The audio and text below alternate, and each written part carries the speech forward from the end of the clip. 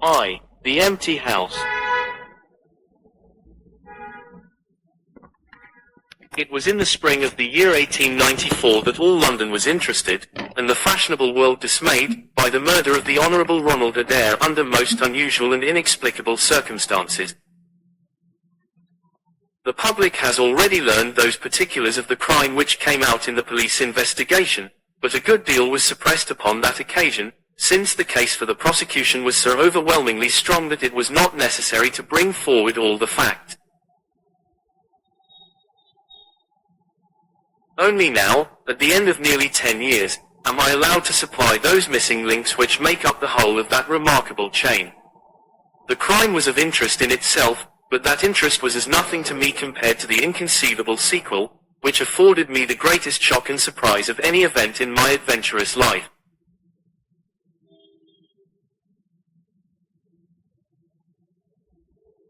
Even now, after this long interval, I find myself thrilling as I think of it, and feeling once more that sudden flood of joy, amazement, and incredulity which utterly submerged my mind.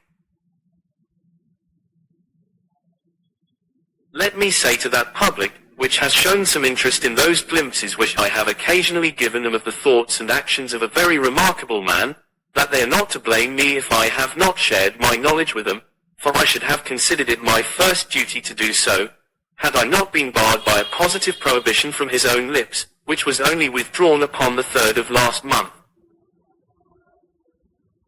It can be imagined that my close intimacy with Sherlock Holmes had interested me deeply in crime, and that after his disappearance I never failed to read with care the various problems which came before the public. And I even attempted, more than once, for my own private satisfaction, to employ his methods in their solution, though with indifferent success. There was none, however, which appealed to me like this tragedy of Ronald Adair. As I read the evidence at the inquest, which led up to a verdict of willful murder against some person or persons unknown, I realized more clearly than I had ever done the loss which the community had sustained by the death of Sherlock Holmes. There were points about this strange business which would, I was sure, have specially appealed to him, and the efforts of the police would have been supplemented, or more probably anticipated, by the trained observation and the alert mind of the first criminal agent in Europe. All day, as I drove upon my round, I turned over the case in my mind and found no explanation which appeared to me to be adequate. At the risk of telling a twice-told tale, I will recapitulate the facts as they were known to the public at the conclusion of the inquest. The Honourable Ronald Adair was the second son of the Earl of Maynooth, at that time governor of one of the Australian colonies. Adair's mother had returned from Australia to undergo the operation for cataract, and she, her son Ronald, and her daughter Hilda were living together at 427 Park Lane. The youth moved in the best society, had, so far as was known, no enemies and no particular vices.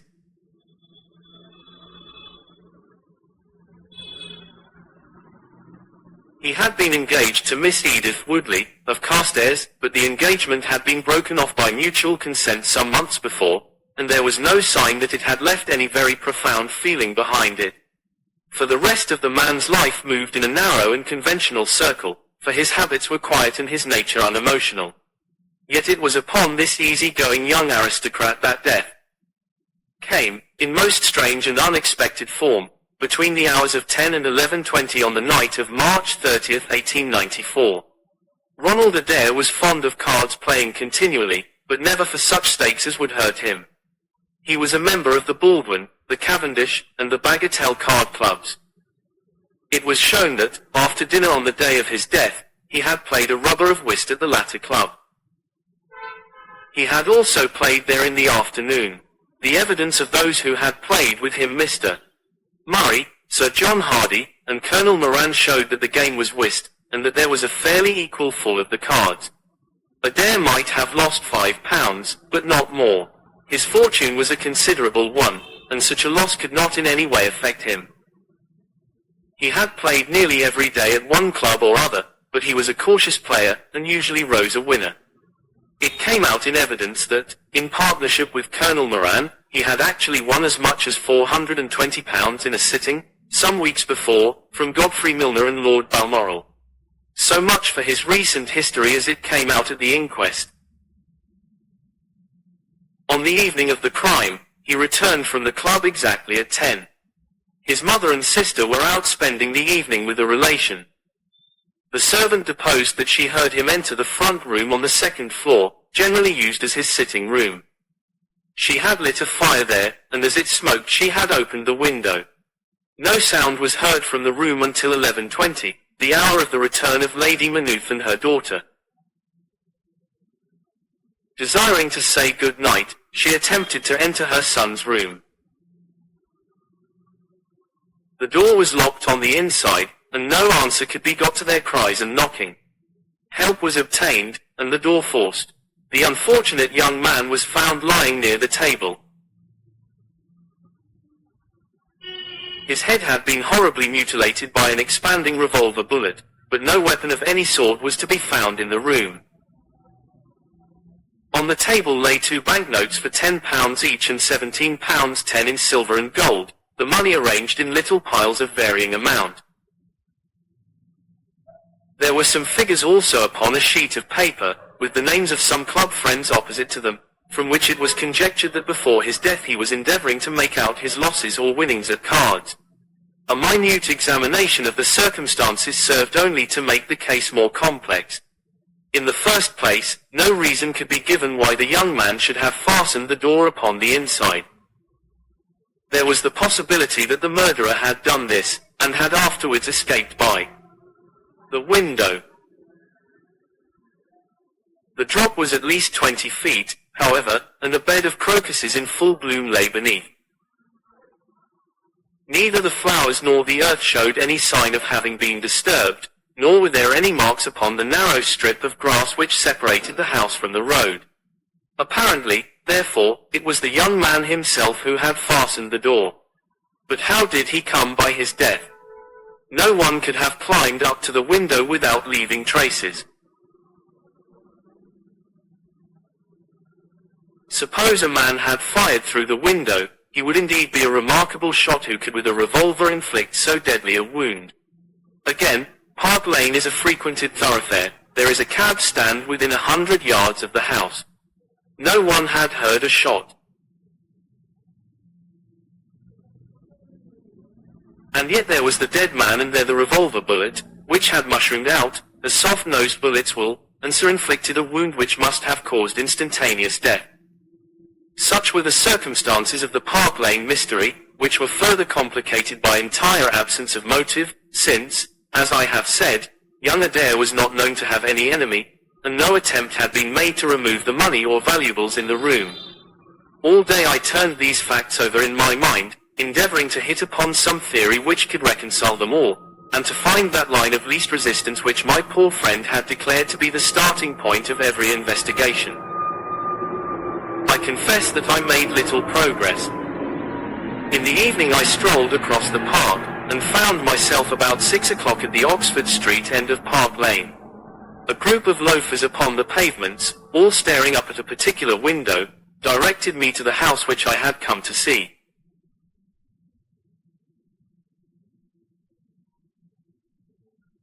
A tall, thin man with coloured glasses, whom I strongly suspected of being a plainclothes detective, was pointing out some theory of his own, while the others crowded round to listen to what he said. I got as near him as I could, but his observations seemed to me to be absurd, so I withdrew again in some disgust. As I did so I struck against an elderly, deformed man, who had been behind me, and I knocked down several books which he was carrying.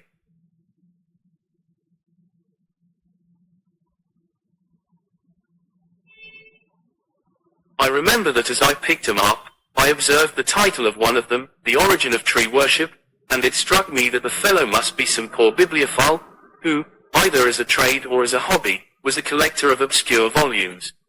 I endeavoured to apologize for the accident, but it was evident that these books which I had so unfortunately maltreated were very precious objects in the eyes of their owner. With a snarl of contempt he turned upon his heel, and I saw his curved back and white side whiskers disappear among the throng.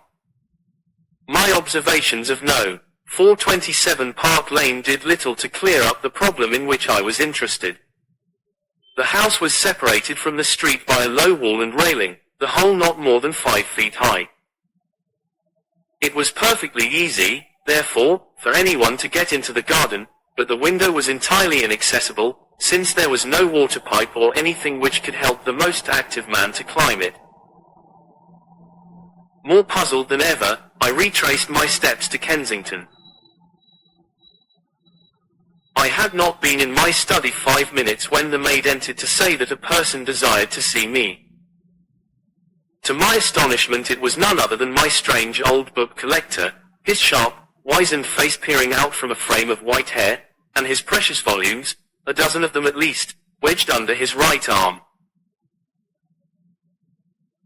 "You're surprised to see me, sir," said he, in a strange, croaking voice. I acknowledged that I was.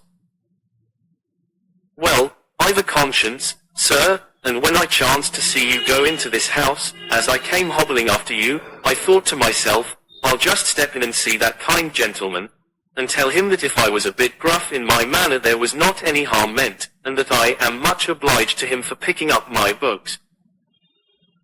"You make too much of a trifle," said I. "May I ask how you knew who I was?"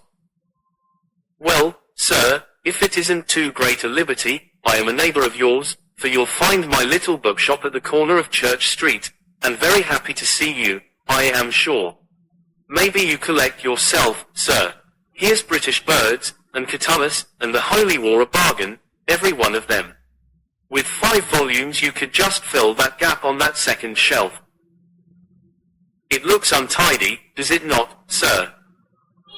I moved my head to look at the cabinet behind me. When I turned again, Sherlock Holmes was standing smiling at me across my study table. I rose to my feet, stared at him for some seconds in utter amazement, and then it appears that I must have fainted for the first and the last time in my life. Certainly a grey mist swirled before my eyes, and when it cleared I found my collar ends undone and the tingling aftertaste of brandy upon my lips. Holmes was bending over my chair, his flask in his hand. "My dear Watson," said the well-remembered voice, "I owe you 1,000 apologies. I had no idea that you would be so affected." I gripped him by the arms. "Holmes," I cried, "is it really you? Can it indeed be that you are alive? Is it possible that you succeeded in climbing out of that awful abyss?" "Wait a moment," said he. "Are you sure that you are really fit to discuss things? I have given you a serious shock by my unnecessarily dramatic reappearance. I am all right, but indeed, Holmes, I can hardly believe my eyes. Good heavens, to think that you of all men should be standing in my study." Again I gripped him by the sleeve, and felt the thin, sinewy arm beneath it. "Well, you're not a spirit anyhow," said I. "My dear chap, I'm overjoyed to see you. Sit down, and tell me how you came alive out of that dreadful chasm." He sat opposite to me, and lit a cigarette in his old, nonchalant manner. He was dressed in the seedy frock coat of the book merchant, but the rest of that individual lay in a pile of white hair and old books upon the table.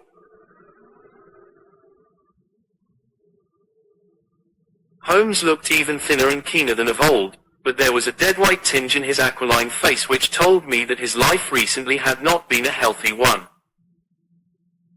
"I am glad to stretch myself, Watson," said he. "It is no joke when a tall man has to take a foot off his stature for several hours on end.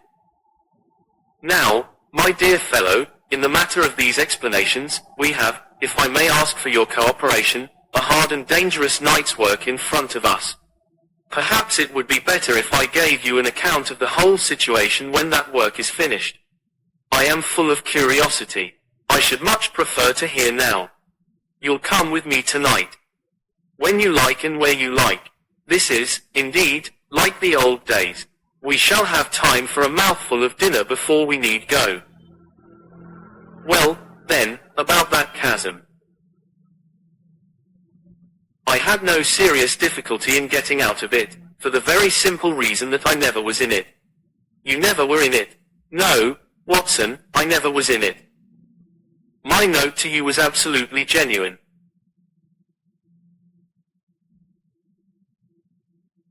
I had little doubt that I had come to the end of my career when I perceived the somewhat sinister figure of the late Professor Moriarty standing upon the narrow pathway which led to safety.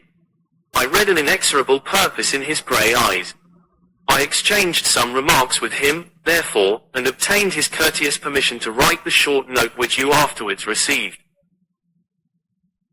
I left it with my cigarette box and my stick, and I walked along the pathway, Moriarty still at my heels.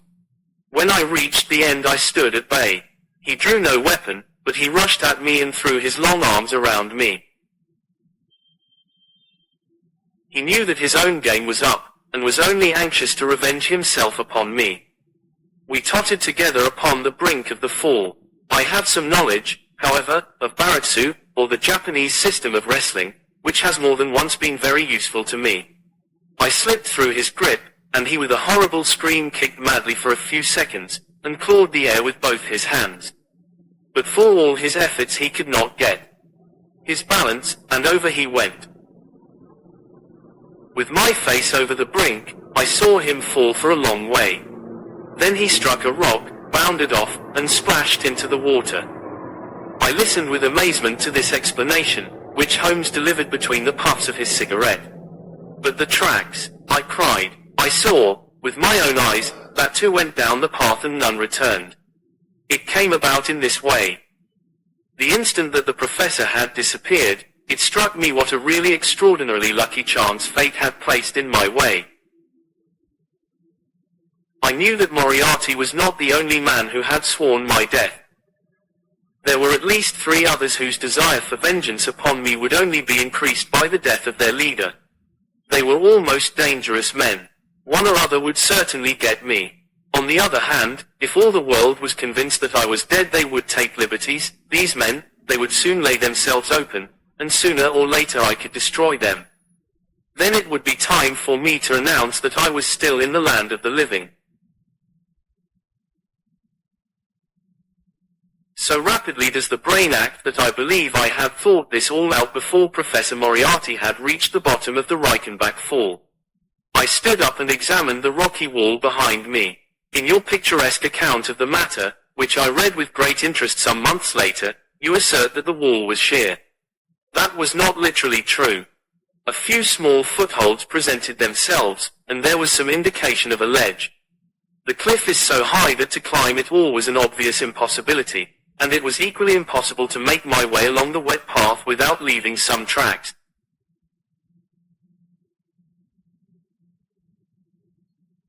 I might, it is true, have reversed my boots, as I have done on similar occasions, but the sight of 3 sets of tracks in one direction would certainly have suggested a deception. On the whole, then, it was best that I should risk the climb. It was not a pleasant business, Watson. The fall roared beneath me. I am not a fanciful person, but I give you my word that I seemed to hear Moriarty's voice screaming at me out of the abyss. A mistake would have been fatal. More than once, as tufts of grass came out in my hand or my foot slipped in the wet notches of the rock, I thought that I was gone. But I struggled upward, and at last I reached a ledge several feet deep and covered with soft green moss, where I could lie unseen, in the most perfect comfort. There I was stretched, when you, my dear Watson, and all your following were investigating in the most sympathetic and inefficient manner the circumstances of my death. At last, when you had all formed your inevitable and totally erroneous conclusions, you departed for the hotel, and I was left alone. I had imagined that I had reached the end of my adventures, but a very unexpected occurrence showed me that there were surprises still in store for me.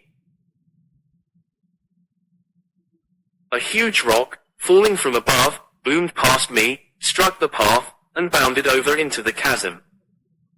For an instant I thought that it was an accident, but a moment later, looking up, I saw a man's head against the darkening sky, and another stone struck the very ledge upon which I was stretched, within a foot of my head.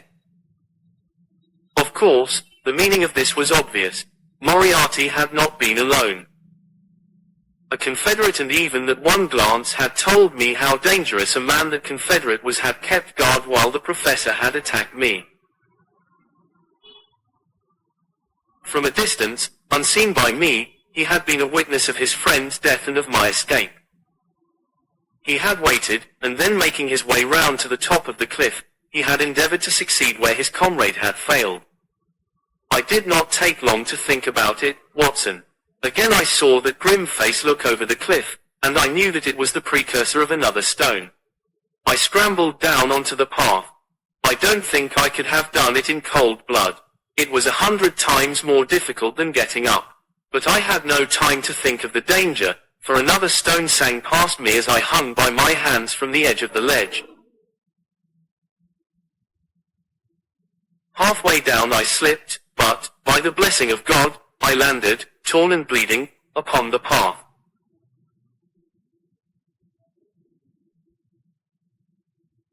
I took to my heels, did 10 miles over the mountains in the darkness, and a week later I found myself in Florence, with the certainty that no one in the world knew what had become of me. I had only one confidant, my brother Mycroft. I owe you many apologies, my dear Watson, but it was all important that it should be thought I was dead, and it is quite certain that you would not have written so convincing an account of my unhappy end had you not yourself thought that it was true. Several times during the last 3 years I have taken up my pen to write to you, but always I feared lest your affectionate regard for me should tempt you to some indiscretion which would betray my secret.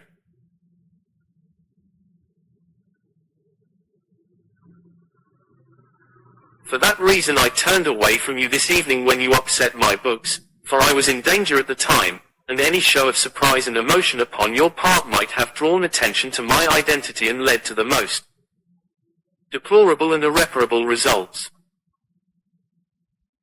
As to Mycroft, I had to confide in him in order to obtain the money which I needed. The course of events in London did not run so well as I had hoped, for the trial of the Moriarty gang left 2 of its most dangerous members, my own most vindictive enemies, at liberty. I travelled for 2 years in Tibet, therefore, and amused myself by visiting Lhasa, and spending some days with the head lama. You may have read of the remarkable explorations of a Norwegian named Sigerson, but I am sure that it never occurred to you that you were receiving news of your friend. I then passed through Persia, looked in at Mecca, and paid a short but interesting visit to the Khalifa at Khartoum, the results of which I have communicated to the Foreign Office.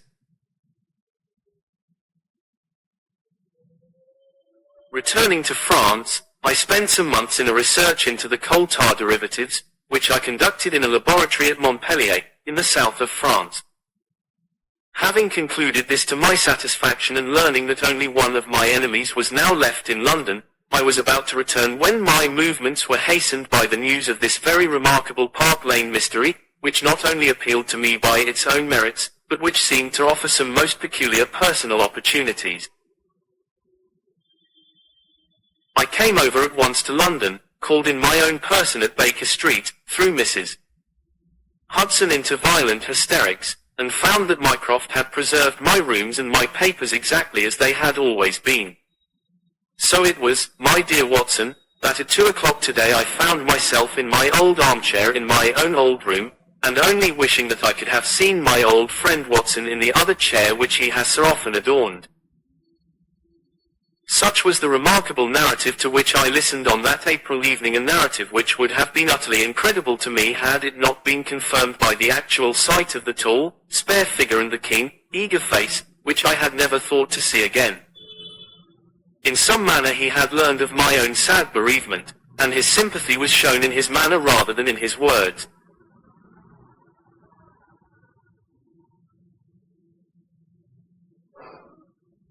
Work is the best antidote to sorrow, my dear Watson, said he, and I have a piece of work for us both tonight which, if we can bring it to a successful conclusion, will in itself justify a man's life on this planet.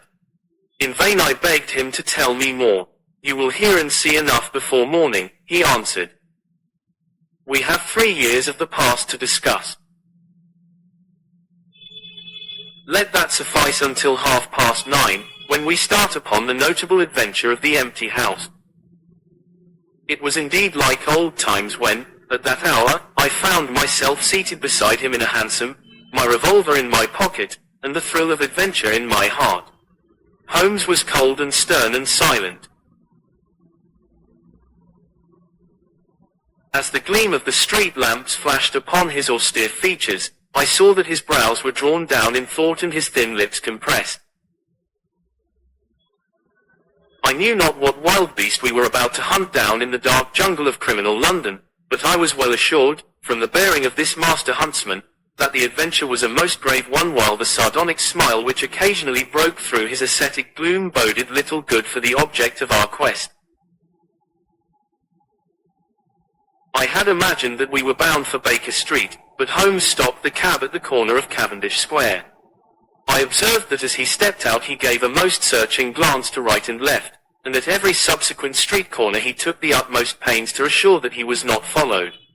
Our route was certainly a singular one.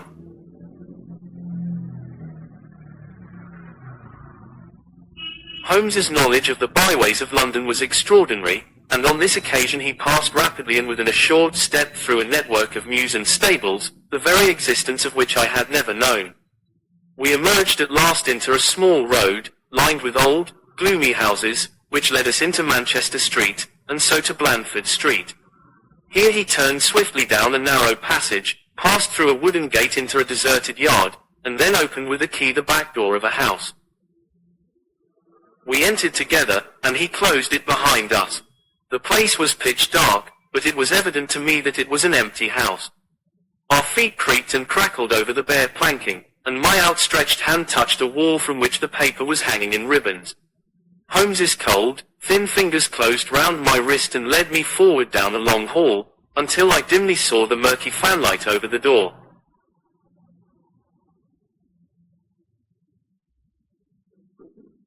Here Holmes turned suddenly to the right and we found ourselves in a large, square, empty room, heavily shadowed in the corners, but faintly lit in the centre from the lights of the street beyond.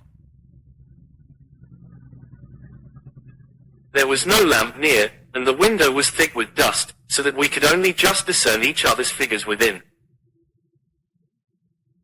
My companion put his hand upon my shoulder and his lips close to my ear. "Do you know where we are?" he whispered. "Surely that is Baker Street," I answered, staring through the dim window. "Exactly. We are in Camden House, which stands opposite to our own old quarters. But why are we here?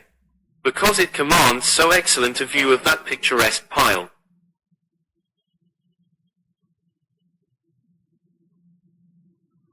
Might I trouble you, my dear Watson, to draw a little nearer to the window, taking every precaution not to show yourself, and then to look up at our old rooms, the starting point of so many of your little fairy tales?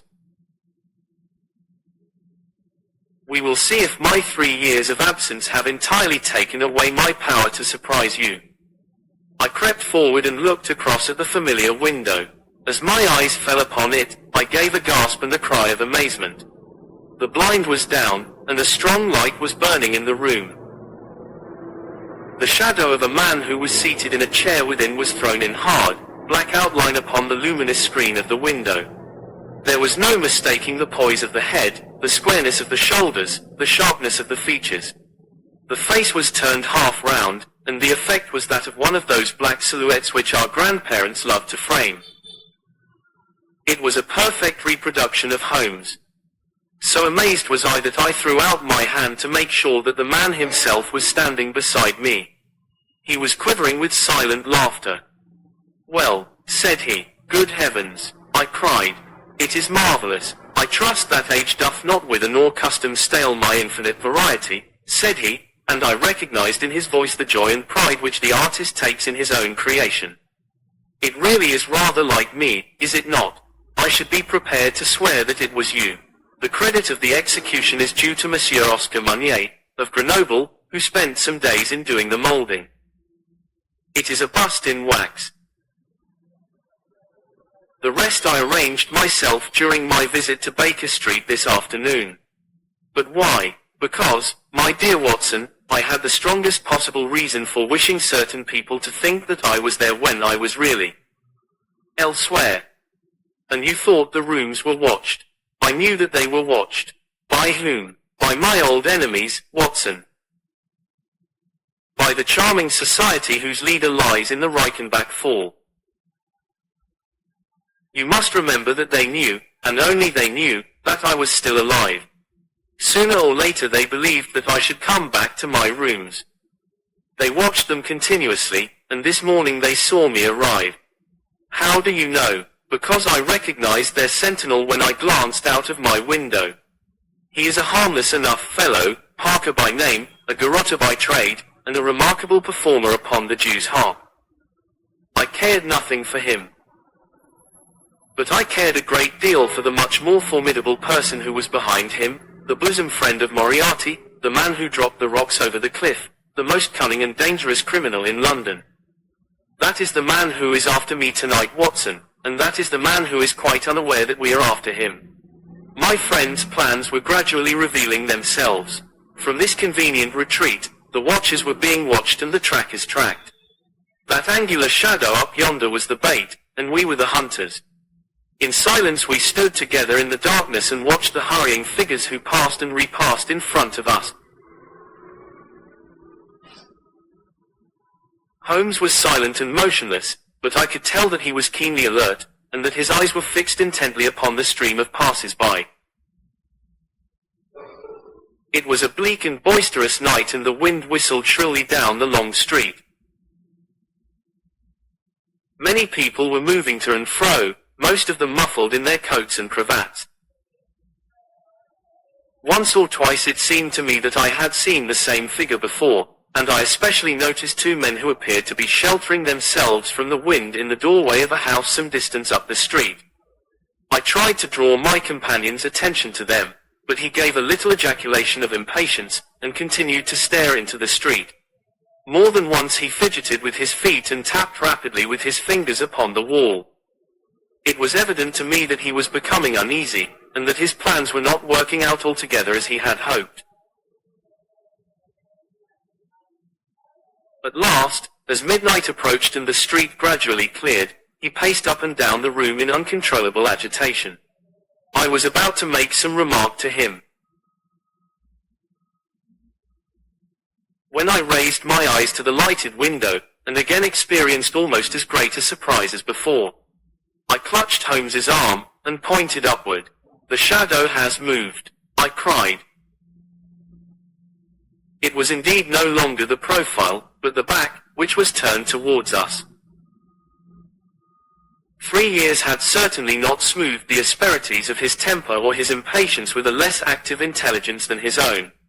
"Of course it has moved," said he.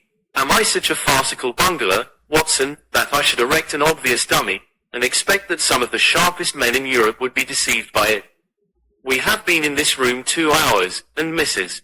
Hudson has made some change in that figure 8 times, or once in every quarter of an hour. She works it from the front, so that her shadow may never be seen." Ah, he drew in his breath with a shrill, excited intake. In the dim light I saw his head thrown forward, his whole attitude rigid with attention. Outside the street was absolutely deserted. Those 2 men might still be crouching in the doorway, but I could no longer see them. All was still and dark, save only that brilliant yellow screen in front of us with the black figure outlined upon its center. Again in the utter silence I heard that thin, sibilant note which spoke of intense suppressed excitement. An instant later he pulled me back into the blackest corner of the room, and I felt his warning hand upon my lips. The fingers which clutched me were quivering. Never had I known my friend more moved, and yet the dark street still stretched lonely and motionless before us. But suddenly I was aware of that which his keener senses had already distinguished. A low, stealthy sound came to my ears, not from the direction of Baker Street, but from the back of the very house in which we lay concealed. A door opened and shut. An instant later steps crept down the passage steps which were meant to be silent, but which reverberated harshly through the empty house. Holmes crouched back against the wall, and I did the same, my my hand closing upon the handle of my revolver. Peering through the gloom, I saw the vague outline of a man, a shade blacker than the blackness of the open door. He stood for an instant, and then he crept forward, crouching, menacing, into the room. He was within 3 yards of us, this sinister figure, and I had braced myself to meet his spring, before I realized that he had no idea of our presence. He passed close beside us, stole over to the window, and very softly and noiselessly raised it for half a foot. As he sank to the level of this opening, the light of the street, no longer dimmed by the dusty glass, fell full upon his face. The man seemed to be beside himself with excitement. His 2 eyes shone like stars, and his features were working convulsively. He was an elderly man, with a thin, projecting nose, a high, bald forehead, and a huge grizzled moustache. An opera hat was pushed to the back of his head, and an evening dress shirt front gleamed out through his open overcoat. His face was gaunt and swarthy, scored with deep, savage lines. In his hand he carried what appeared to be a stick, but as he laid it down upon the floor it gave a metallic clang. Then from the pocket of his overcoat he drew a bulky object, and he busied himself in some task which ended with a loud, sharp click, as if a spring or bolt had fallen into its place. Still kneeling upon the floor he bent forward and threw all his weight and strength upon some lever, with the result that there came a long, whirling, grinding noise, ending once more in a powerful click. He straightened himself then, and I saw that what he held in his hand was a sort of gun, with a curiously misshapen butt. He opened it at the breech, put something in, and snapped the breech lock. Then, crouching down, he rested the end of the barrel upon the ledge of the open window, and I saw his long moustache droop over the stock and his eye gleam as it peered along the sight. I heard a little sigh of satisfaction as he cuddled the butt into his shoulder, and saw that amazing target, the black man on the yellow ground, standing clear at the end of his foresight. For an instant he was rigid and motionless. Then his finger tightened on the trigger. There was a strange, loud whiz and a long, silvery tinkle of broken glass. At that instant Holmes sprang like a tiger onto the marksman's back, and hurled him flat upon his face. He was up again in a moment, and with convulsive strength he seized Holmes by the throat, but I struck him on the head with the butt of my revolver, and he dropped again upon the floor. I fell upon him, and as I held him my comrade blew a shrill call upon a whistle. There was the clatter of running feet upon the pavement, and 2 policemen in uniform, with 1 plainclothes detective, rushed through the front entrance and into the room. "That you, Lestrade?" said Holmes. "Yes, Mr. Holmes. I took the job myself. It's good to see you back in London, sir. I think you want a little unofficial help. 3 undetected murders in 1 year won't do, Lestrade. But you handled the Molesey mystery with less than your usual, that's to say, you handled it fairly well. We had all risen to our feet, our prisoner breathing hard, with a stalwart constable on each side of him. Already a few loiterers had begun to collect in the street. Holmes stepped up to the window, closed it, and dropped the blinds. Lestrade had produced 2 candles, and the policemen had uncovered their lanterns. I was able at last to have a good look at our prisoner. It was a tremendously virile and yet sinister face which was turned towards us. With the brow of a philosopher above and the jaw of a sensualist below, the man must have started with great capacities for good or for evil. But one could not look upon his cruel blue eyes, with the drooping, cynical lids, or upon the fierce, aggressive nose and the threatening, deep-lined brow, without reading nature's plainest danger signals. He took no heed of any of us, but his eyes were fixed upon Holmes's face with an expression in which hatred and amazement were equally blended. "You fiend," he kept on muttering. "You clever, clever fiend." "Ah, Colonel," said Holmes, arranging his rumpled collar. "Journeys end in lovers' meetings, as the old play says. I don't think I have had the pleasure of seeing you since you favored me with those attentions as I lay on the ledge above the Reichenbach Fall." The Colonel still stared at my friend like a man in a trance. "You cunning, cunning fiend," was all that he could say. "I have not introduced you yet," said Holmes. "This, gentleman, is Colonel Sebastian Moran, once of Her Majesty's Indian Army, and the best heavy game shot that our Eastern Empire has ever produced. I believe I am correct, Colonel, in saying that your bag of tigers still remains unrivaled. The fierce old man said nothing, but still glared at my companion. With his savage eyes and bristling moustache he was wonderfully like a tiger himself. I wonder that my very simple stratagem could deceive so old a shikari, said Holmes. It must be very familiar to you. Have you not tethered a young kid under a tree, lain above it with your rifle, and waited for the bait to bring up your tiger? This empty house is my tree, and you are my tiger. You have possibly had other guns in reserve in case there should be several tigers, or in the unlikely supposition of your own aim failing you. These, he pointed around, are my other guns. The parallel is exact. Colonel Moran sprang forward with a snarl of rage, but the constables dragged him back. The fury upon his face was terrible to look at. I confess that you have one small surprise for me, said Holmes. I did not anticipate that you would yourself make use of this empty house and this convenient front window. I had imagined you as operating from the street, where my friend, Lestrade and his merry men were awaiting you. With that exception, all has gone as I expected. Colonel Moran turned to the official detective. You may or may not have just cause for arresting me, said he, but at least there can be no reason why I should submit to the gibes of this person. If I am in the hands of the law, let things be done in a legal way. Well, that's reasonable enough, said Lestrade. Nothing further you have to say, Mr. Holmes, before we go. Holmes had picked up the powerful air gun from the floor, and was examining its mechanism. An admirable and unique weapon, said he, noiseless and of tremendous power. I knew von Herder, the blind German mechanic, who constructed it to the order of the late Professor Moriarty. For years I have been aware of its existence, though I have never before had the opportunity of handling it. I commend it very specially to your attention, Lestrade, and also the bullets which fit it. You can trust us to look after that, Mr. Holmes, said Lestrade, as the whole party moved towards the door. Anything further to say? Only to ask what charge you intend to prefer.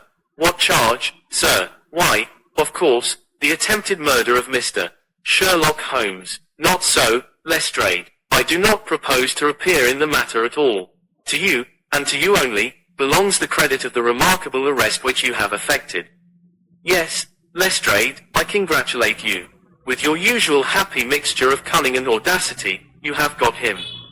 Got him. Got whom, Mr. Holmes? The man that the whole force has been seeking in vain, Colonel Sebastian Moran, who shot the Honourable Ronald Adair with an expanding bullet from an air gun through the open window of the second-floor front of No. 427 Park Lane, upon the 30th of last month. That's the charge, Lestrade. And now, Watson, if you can endure the draught from a broken window, I think that half an hour in my study over a cigar may afford you some profitable amusement. Our old chambers had been left unchanged through the supervision of Mycroft Holmes and the immediate care of Mrs. Hudson. As I entered I saw, it is true, an unwanted tidiness, but the old landmarks were all in their place. There were the chemical corner and the acid-stained, deal-top table. There upon a shelf was the row of formidable scrapbooks and books of reference which many of our fellow citizens would have been so glad to burn. The diagrams, the violin case, and the pipe rack, even the Persian slipper which contained the tobacco, all met my eyes as I glanced round me. There were two occupants of the room, one, Mrs. Hudson, who beamed upon us both as we entered, the other, the strange dummy which had played so important a part in the evening's adventures.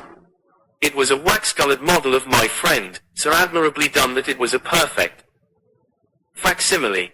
It stood on a small pedestal table with an old dressing gown of Holmes's so draped round it that the illusion from the street was absolutely perfect. I hope you observed all precautions, Mrs. Hudson, said Holmes. I went to it on my knees, sir, just as you told me. Excellent. You carried the thing out very well. Did you observe where the bullet went? Yes, sir. I'm afraid it has spoiled your beautiful bust, for it passed right through the head and flattened itself on the wall. I picked it up from the carpet. Here it is. Holmes held it out to me. A soft revolver bullet, as you perceive, Watson. There's genius in that, for who would expect to find such a thing fired from an air gun? All right, Mrs. Hudson. I am much obliged for your assistance. And now, Watson, let me see you in your old seat once more, for there are several points which I should like to discuss with you. He had thrown off the seedy frock coat, and now he was the Holmes of old in the mouse-coloured dressing gown which he took from his effigy. The old shikari's nerves have not lost their steadiness, nor his eyes their keenness, said he, with a laugh, as he inspected the shattered forehead of his bust. Plumb in the middle of the back of the head and smack through the brain. He was the best shot in India, and I expect that there are few better in London. Have you heard the name? No, I have not. Well, such is fame. But, then, if I remember right, you had not heard the name of Professor James Moriarty, who had one of the great brains of the century. Just give me down my index of biographies from the shelf. He turned over the pages lazily, leaning back in his chair and blowing great clouds of smoke from his cigar. My collection of M's is a fine one, said he. Moriarty himself is enough to make any letter illustrious, and here's Morgan the poisoner, and Merridew of abominable memory, and Matthews, who knocked out my left canine in the waiting room at Charing Cross, and, finally, here is our friend of tonight. He handed over the book, and I read. Moran, Sebastian, Colonel. Unemployed. Formerly 1st Bangalore Pioneers. Born London, 1840. Son of Sir Augustus Moran, C.B. Once British Minister to Persia. Educated Eton and Oxford. Served in Jawaki Campaign, Afghan Campaign, Charasiab, Dispatches, Shapur, and Kabul. Author of Heavy Game of the Western Himalayas, 1881, 3 Months in the Jungle, 1884. Address, Conduit Street, Clubs, the Anglo-Indian, the Tankerville, the Bagatelle Card Club. On the margin was written, in Holmes's precise hand, the second most dangerous man in London. This is astonishing, said I, as I handed back the volume. The man's career is that of an honourable soldier. It is true, Holmes answered. Up to a certain point he did well. He was always a man of iron nerve, and the story is still told in India how he crawled down a drain after a wounded man-eating tiger. There are some trees, Watson, which grow to a certain height, and then suddenly develop some unsightly eccentricity. You will see it often in humans. I have a theory that the individual represents in his development the whole procession of his ancestors, and that such a sudden turn to good or evil stands for some strong influence which came into the line of his pedigree. The person becomes, as it were, the epitome of the history of his own family. It is surely rather fanciful. Well, I don't insist upon it. Whatever the cause, Colonel Moran began to go wrong. Without any open scandal, he still made India too hot to hold him. He retired, came to London, and again acquired an evil name. It was at this time that he was sought out by Professor Moriarty, to whom for a time he was chief of the staff. Moriarty supplied him liberally with money, and used him only in 1 or 2 very high-class jobs, which no ordinary criminal could have undertaken. You may have some recollection of the death of Mrs. Stewart, of Lauder, in 1887. Not, well, I am sure Moran was at the bottom of it, but nothing could be proved. So cleverly was the colonel concealed that, even when the Moriarty gang was broken up, we could not incriminate him. You remember at that date, when I called upon you in your rooms, how I put up the shutters for fear of air guns. No doubt you thought me fanciful. I knew exactly what I was doing, for I knew of the existence of this remarkable gun, and I knew also that one of the best shots in the world would be behind it. When we were in Switzerland he followed us with Moriarty, and it was undoubtedly he who gave me that evil 5 minutes on the Reichenbach ledge. You may think that I read the papers with some attention during my sojourn in France, on the lookout for any chance of laying him by the heels. So long as he was free in London, my life would really not have been worth living. Night and day the shadow would have been over me, and sooner or later his chance must have come. What could I do? I could not shoot him at sight, or I should myself be in the dock.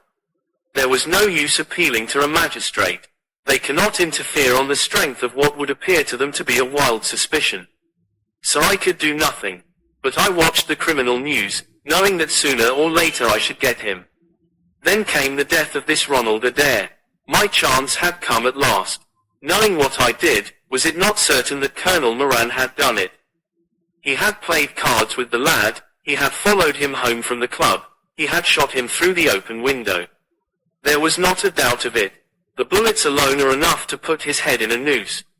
I came over at once. I was seen by the sentinel, who would, I knew, direct the colonel's attention to my presence. He could not fail to connect my sudden return with his crime, and to be terribly alarmed. I was sure that he would make an attempt to get me out of the way at once, and would bring round his murderous weapon for that purpose. I left him an excellent mark in the window, and, having warned the police that they might be needed by the way, Watson, you spotted their presence in that doorway with unerring accuracy. I took up what seemed to me to be a judicious post for observation, never dreaming that he would choose the same spot for his attack. Now, my dear Watson, does anything remain for me to explain? Yes, said I, you have not made it clear what was Colonel Moran's motive in murdering the Honourable Ronald Adair. Ah, my dear Watson, there we come into those realms of conjecture, where the most logical mind may be at fault. Each may form his own hypothesis upon the present evidence, and yours is as likely to be correct as mine. You have formed one, then. I think that it is not difficult to explain the facts. It came out in evidence that Colonel Moran and young Adair had, between them, won a considerable amount of money. Now, Moran undoubtedly played foul of that. I have long been aware. I believe that on the day of the murder Adair had discovered that Moran was cheating. Very likely he had spoken to him privately, and had threatened to expose him unless he voluntarily resigned his membership of the club, and promised not to play cards again. It is unlikely that a youngster like Adair would at once make a hideous scandal by exposing a well-known man so much older than himself. Probably he acted as I suggest. The exclusion from his clubs would mean ruin to Moran, who lived by his ill-gotten card gains. He therefore murdered Adair, who at the time was endeavouring to work out how much money he should himself return, since he could not profit by his partner's foul play. He locked the door lest the ladies should surprise him and insist upon knowing what he was doing with these names and coins. Will it pass? I have no doubt that you have hit upon the truth. It will be verified or disproved at the trial. Meanwhile, come what may, Colonel Moran will trouble us no more. The famous air gun of von Herder will embellish the Scotland Yard Museum, and once again Mr. Sherlock Holmes is free to devote his life to examining those interesting little problems which the complex life of London so plentifully presents. 2. The Norwood Builder. From the point of view of the criminal expert, said Mr. Sherlock Holmes, London has become a singularly uninteresting city since the death of the late lamented Professor Moriarty. I can hardly think that you would find many decent citizens to agree with you, I answered. Well, I must not be selfish, said he, with a smile, as he pushed back his chair from the breakfast table. The community is certainly the gainer, and no one the loser, save the poor out-of-work specialist, whose occupation has gone. With that man in the field, one's morning paper presented infinite possibilities. Often it was only the smallest trace, Watson, the faintest indication, and yet it was enough to tell me that the great malignant brain was there, as the gentlest tremors of the edges of the web remind one of the foul spider which lurks in the center. Petty thefts, wanton assaults, purposeless outrage to the man who held the clue, all could be worked into one connected whole. To the scientific student of the higher criminal world, no capital in Europe offered the advantages which London then possessed. But now, he shrugged his shoulders in humorous deprecation of the state of things which he had himself done so much to produce. At the time of which I speak, Holmes had been back for some months, and I at his request had sold my practice and returned to share the old quarters in Baker Street. A young doctor, named Werner, had purchased my small Kensington practice, and given with astonishingly little demur the highest price that I ventured to ask, an incident which only explained itself some years later, when I found that Werner was a distant relation of Holmes, and that it was my friend who had really found the money. Our months of partnership had not been so uneventful as he had stated, for I find, on looking over my notes, that this period includes the case of the papers of ex-President Murillo, and also the shocking affair of the Dutch steamship Friesland, which so nearly cost us both our lives. His cold and proud nature was always averse, however, from anything in the shape of public applause, and he bound me in the most stringent terms to say no further word of himself, his methods, or his successors, a prohibition which, as I have explained, has only now been removed. Mr. Sherlock Holmes was leaning back in his chair after his whimsical protest, and was unfolding his morning paper in a leisurely fashion, when our attention was arrested by a tremendous ring at the bell, followed immediately by a hollow drumming sound, as if someone were beating on the outer door with his fist. As it opened there came a tumultuous rush into the hall, rapid feet clattered up the stair, and an instant later a wild-eyed and frantic young man, pale, disheveled, and palpitating, burst into the room. He looked from one to the other of us, and under our gaze of inquiry he became conscious that some apology was needed for this unceremonious entry. "I'm sorry, Mr. Holmes," he cried. "You mustn't blame me. I am nearly mad. Mr. Holmes, I am the unhappy John Hector MacFarlane." He made the announcement as if the name alone would explain both his visit and its manner, but I could see, by my companion's unresponsive face, that it meant no more to him than to me. "Have a cigarette, Mr. MacFarlane," said he, pushing his case across. "I am sure that, with your symptoms, my friend Drive Watson here would prescribe a sedative. The weather has been so very warm these last few days. Now, if you feel a little more composed, I should be glad if you would sit down in that chair, and tell us very slowly and quietly who you are, and what it is that you want. You mentioned your name, as if I should recognize it, but I assure you that, beyond the obvious facts that you're a bachelor, a solicitor, a Freemason, and an asthmatic, I know nothing whatever about you." Familiar as I was with my friend's methods, it was not difficult for me to follow his deductions, and to observe the untidiness of attire, the sheaf of legal papers, the watch charm, and the breathing which had prompted them. Our client, however, stared in amazement. "Yes, I am all that, Mr. Holmes, and, in addition, I am the most unfortunate man at this moment in London. For heaven's sake, don't abandon me, Mr. Holmes. If they come to arrest me before I have finished my story, make them give me time, so that I may tell you the whole truth. I could go to jail happy if I knew that you were working for me outside." "Arrest you," said Holmes. "This is really most interesting. On what charge do you expect to be arrested?" "Upon the charge of murdering Mr. Jonas Oldacre, of Lower Norwood." My companion's expressive face showed a sympathy which was not, I am afraid, entirely unmixed with satisfaction. "Dear me," said he, "it was only this moment at breakfast that I was saying to my friend, Drive Watson, that sensational cases had disappeared out of our papers." Our visitor stretched forward a quivering hand and picked up the Daily Telegraph, which still lay upon Holmes's knee. "If you had looked at it, sir, you would have seen at a glance what the errand is on which I have come to you this morning. I feel as if my name and my misfortune must be in every man's mouth." He turned it over to expose the central page. "Here it is, and with your permission I will read it to you. Listen to this, Mr. Holmes. The headlines are, 'Mysterious Affair at Lower Norwood. Disappearance of a well-known builder. Suspicion of murder and arson. A clue to the criminal.' That is the clue which they are already following, Mr. Holmes, and I know that it leads infallibly to me. I have been followed from London Bridge Station, and I am sure that they are only waiting for the warrant to arrest me. It will break my mother's heart, it will break her heart." He wrung his hands in an agony of apprehension, and swayed backward and forward in his chair. I looked with interest upon this man, who was accused of being the perpetrator of a crime of violence. He was flaxen-haired and handsome, in a washed-out negative fashion, with frightened blue eyes, and a clean-shaven face, with a weak, sensitive mouth. His age may have been about 27, his dress and bearing that of a gentleman.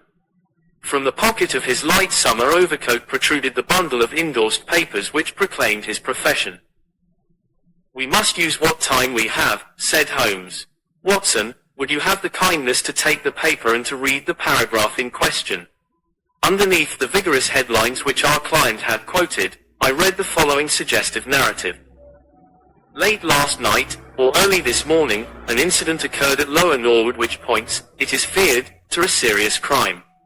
Mr. Jonas Oldacre is a well-known resident of that suburb, where he has carried on his business as a builder for many years.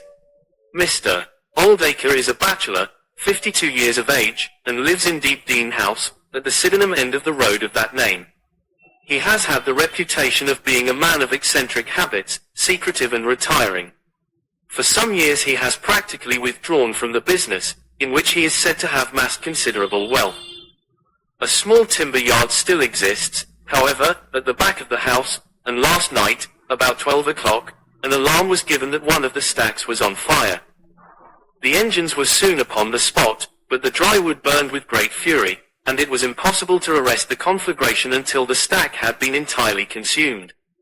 Up to this point the incident bore the appearance of an ordinary accident, but fresh indications seemed to point to serious crime. Surprise was expressed at the absence of the master of the establishment from the scene of the fire, and an inquiry followed, which showed that he had disappeared from the house.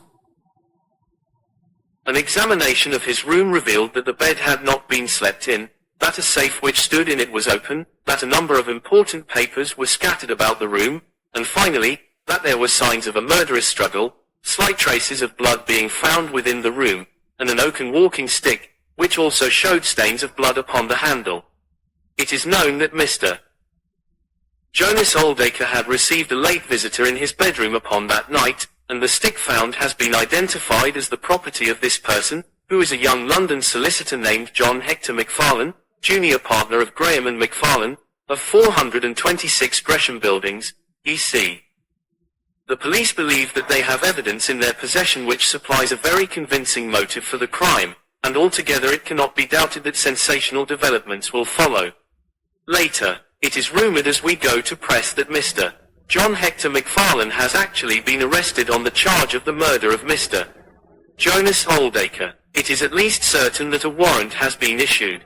There have been further and sinister developments in the investigation at Norwood.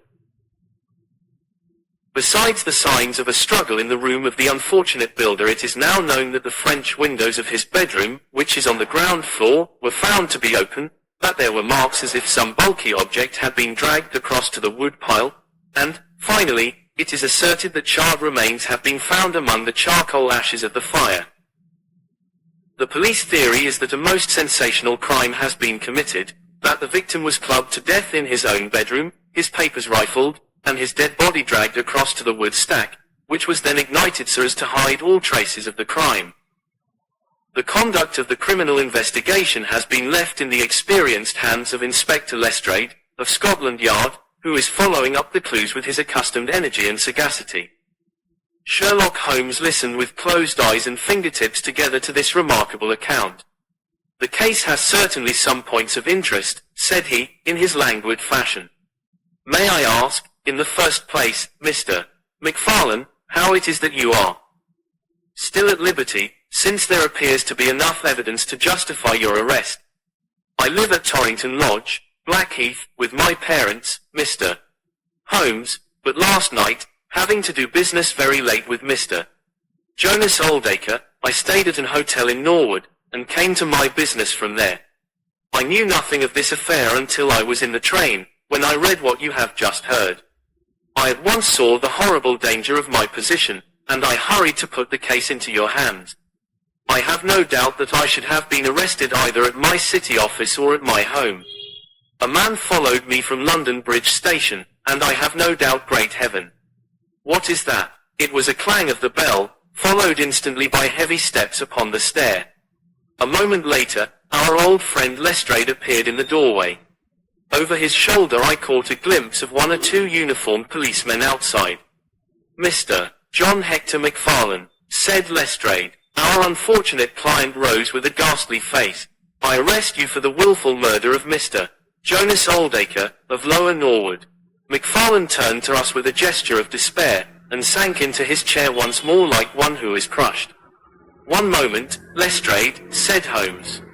"Half an hour more or less can make no difference to you," and the gentleman was about to give us an account of this very interesting affair, which might aid us in clearing it up. "I think there will be no difficulty in clearing it up," said Lestrade, grimly. "Nonetheless, with your permission, I should be much interested to hear his account."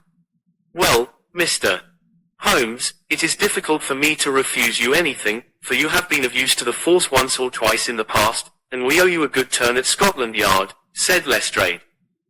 At the same time I must remain with my prisoner, and I am bound to warn him that anything he may say will appear in evidence against him. I wish nothing better, said our client. All I ask is that you should hear and recognize the absolute truth. Lestrade looked at his watch. I'll give you half an hour, said he. I must explain first, said MacFarlane, that I knew nothing of Mr. Jonas Oldacre. His name was familiar to me, for many years ago my parents were acquainted with him, but they drifted apart. I was very much surprised.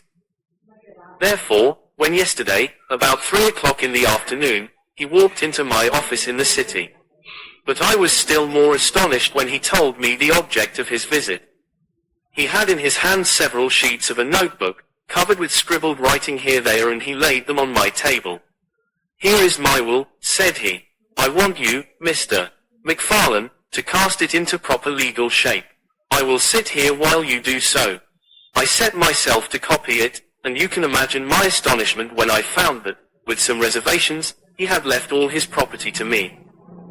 He was a strange little ferret-like man, with white eyelashes, and when I looked up at him I found his keen grey eyes fixed upon me with an amused expression.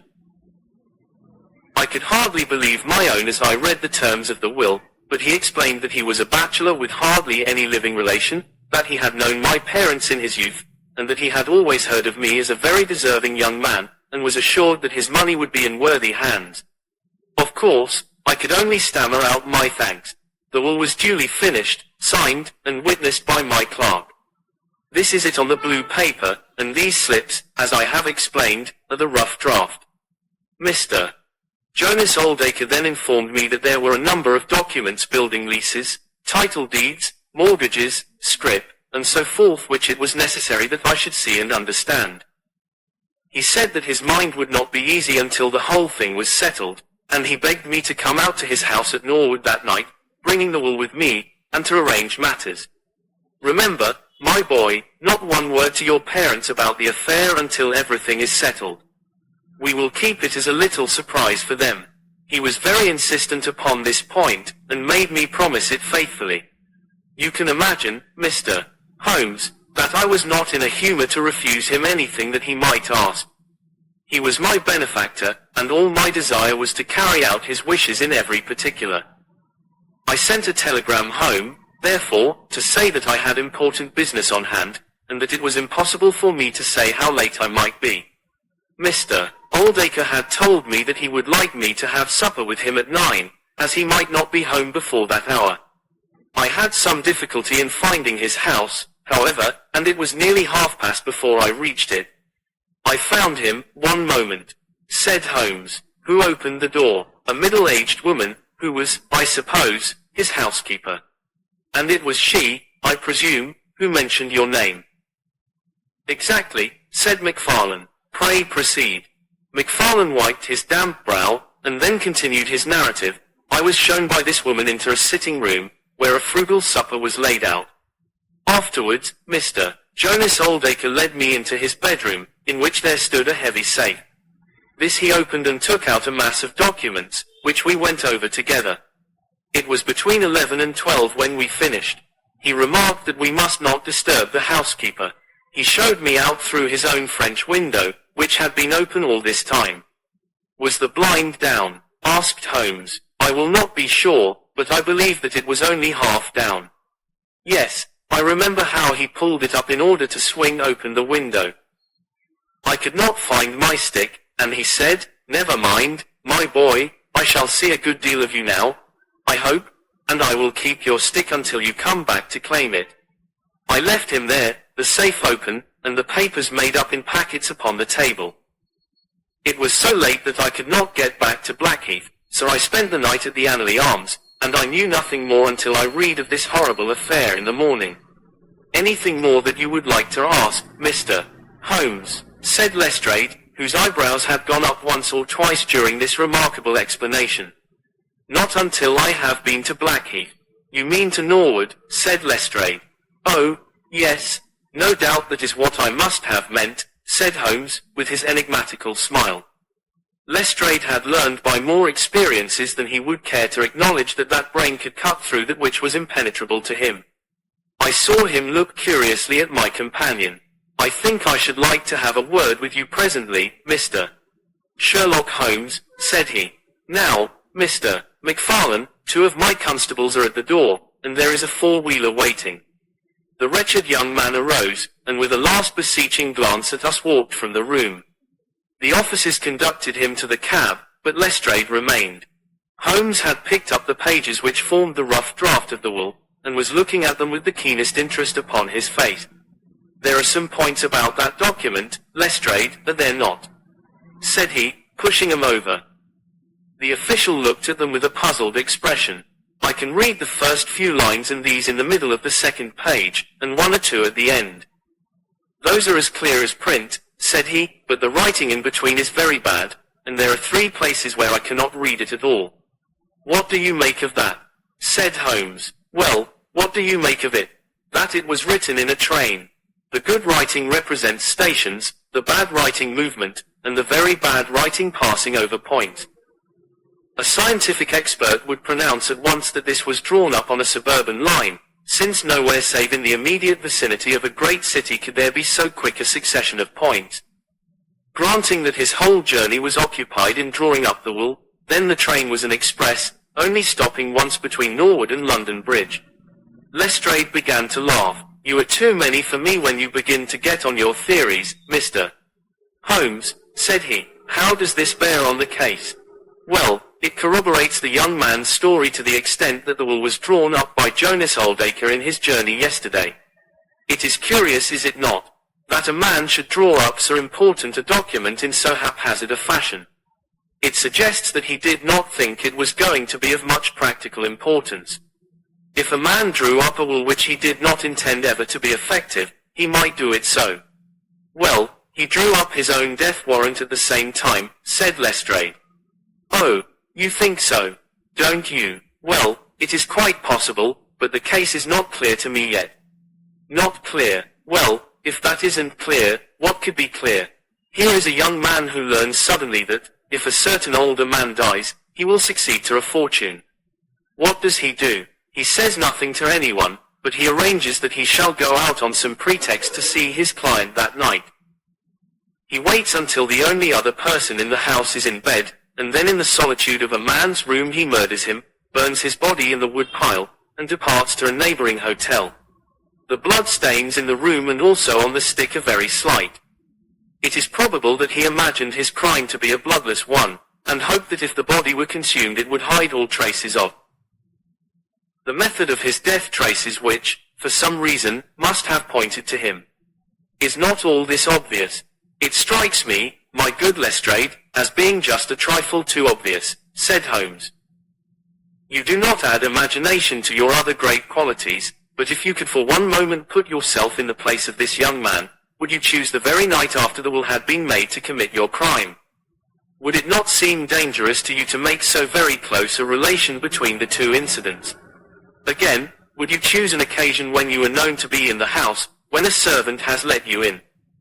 And, finally, would you take the great pains to conceal the body, and yet leave your own stick as a sign that you were the criminal? Confess, Lestrade, that all this is very unlikely. As to the stick, Mr. Holmes, you know as well as I do that a criminal is often flurried, and does such things, which a cool man would avoid. He was very likely afraid to go back to the room. Give me another theory that would fit the facts. I could very easily give you half a dozen, said Holmes. Here, for example, is a very possible and even probable one. I make you a free present of it. The older man is showing documents which are of evident value. A passing tramp sees them through the window, the blind of which is only half down. Exit the solicitor, enter the tramp. He seizes a stick, which he observes there, kills Oldacre, and departs after burning the body. Why should the tramp burn the body? For the matter of that, why should McFarlane? To hide some evidence. Possibly the tramp wanted to hide that any murder at all had been committed. And why did the tramp take nothing? Because they were papers that he could not negotiate. Lestrade shook his head, though it seemed to me that his manner was less absolutely assured than before. Well, Mr. Sherlock Holmes, you may look for your tramp, and while you are finding him we will hold on to our man. The future will show which is right. Just notice this point, Mr. Holmes, that so far as we know, none of the papers were removed, and that the prisoner is the one man in the world who had no reason for removing them, since he was heir at law, and would come into them in any case. My friend seemed struck by this remark. I don't mean to deny that the evidence is in some ways very strongly in favor of your theory, said he. I only wish to point out that there are other theories possible. As you say, the future will decide.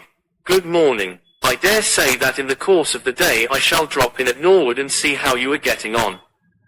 When the detective departed, my friend rose and made his preparations for the day's work with the alert air of a man who has a congenial task before him. My first movement, Watson, said he, as he bustled into his frock coat, must, as I said, be in the direction of Blackheath. And why not Norwood? Because we have in this case one singular incident coming close to the heels of another singular incident. The police are making the mistake of concentrating their attention upon the second, because it happens to be the one which is actually criminal. But it is evident to me that the logical way to approach the case is to begin by trying to throw some light upon the first incident the curious will, so suddenly made, and to so unexpected an air. It may do something to simplify what followed. No, my dear fellow, I don't think you can help me. There is no prospect of danger, or I should not dream of stirring out without you. I trust that when I see you in the evening, I will be able to report that I have been able to do something for this unfortunate youngster, who has thrown himself upon my protection. It was late when my friend returned, and I could see, by a glance at his haggard and anxious face, that the high hopes with which he had started had not been fulfilled. For an hour he droned away upon his violin, endeavoring to soothe his own ruffled spirit. At last he flung down the instrument, and plunged into a detailed account of his misadventures. It's all going wrong, Watson, all as wrong as it can go. I kept a bold face before Lestrade, but, upon my soul, I believe that for once the fellow is on the right track and we are on the wrong. All my instincts are one way, and all the facts are the other, and I much fear that British juries have not yet attained that pitch of intelligence when they will give the preference to my theories over Lestrade's facts. Did you go to Blackheath? Yes, Watson, I went there, and I found very quickly that the late lamented Oldacre was a pretty considerable blackguard. The father was away in search of his son. The mother was at home, a little, fluffy, blue-eyed person, in a tremor of fear and indignation. Of course, she would not admit even the possibility of his guilt. But she would not express either surprise or regret over the fate of Oldacre. On the contrary, she spoke of him with such bitterness that she was unconsciously considerably strengthening the case of the police, for, of course, if her son had heard her speak of the man in this fashion, it would predispose him towards hatred and violence. He was more like a malignant and cunning ape than a human being, said she, and he always was, ever since he was a young man. You knew him at that time? Said I. Yes, I knew him well, in fact, he was an old suitor of mine. Thank heaven that I had the sense to turn away from him and to marry a better, if poorer, man. I was engaged to him, Mr. Holmes, when I heard a shocking story of how he had turned a cat loose in an aviary, and I was so horrified at his brutal cruelty that I would have nothing more to do with him. She rummaged in a bureau, and presently she produced a photograph of a woman, shamefully defaced and mutilated with a knife. That is my own photograph, she said. He sent it to me in that state, with his curse, upon my wedding morning. Well, said I, at least he has forgiven you now, since he has left all his property to your son. Neither my son nor I want anything from Jonas Oldacre, dead or alive. She cried, with a proper spirit. There is a God in heaven, Mr. Holmes, and that same God who has punished that wicked man will show, in his own good time, that my son's hands are guiltless of his blood. Well, I tried one or two leads, but could get at nothing which would help our hypothesis, and several points which would make against it. I gave it up at last and off I went to Norwood. This place, Deep Dean House, is a big modern villa of staring brick, standing back in its own grounds, with a laurel clump lawn in front of it. To the right and some distance back from the road was the timber yard which had been the scene of the fire. Here's a rough plan on a leaf of my notebook. This window on the left is the one which opens into Oldacre's room. You can look into it from the road, you see. That is about the only bit of consolation I have had today. Lestrade was not there, but his head constable did the honours. They had just found a great treasure trove. They had spent the morning raking among the ashes of the burned wood pile, and besides the charred organic remains they had secured several discoloured metal discs. I examined them with care, and there was no doubt that they were trouser buttons. I even distinguished that one of them was marked with the name of Hyams, who was Oldacre's tailor. I then worked the lawn very carefully for signs and traces, but this drought has made everything as hard as iron. Nothing was to be seen save that some body or bundle had been dragged through a low privet hedge which is in a line with the wood pile. All that, of course, fits in with the official theory. I crawled about the lawn with an August sun on my back, but I got up at the end of an hour no wiser than before.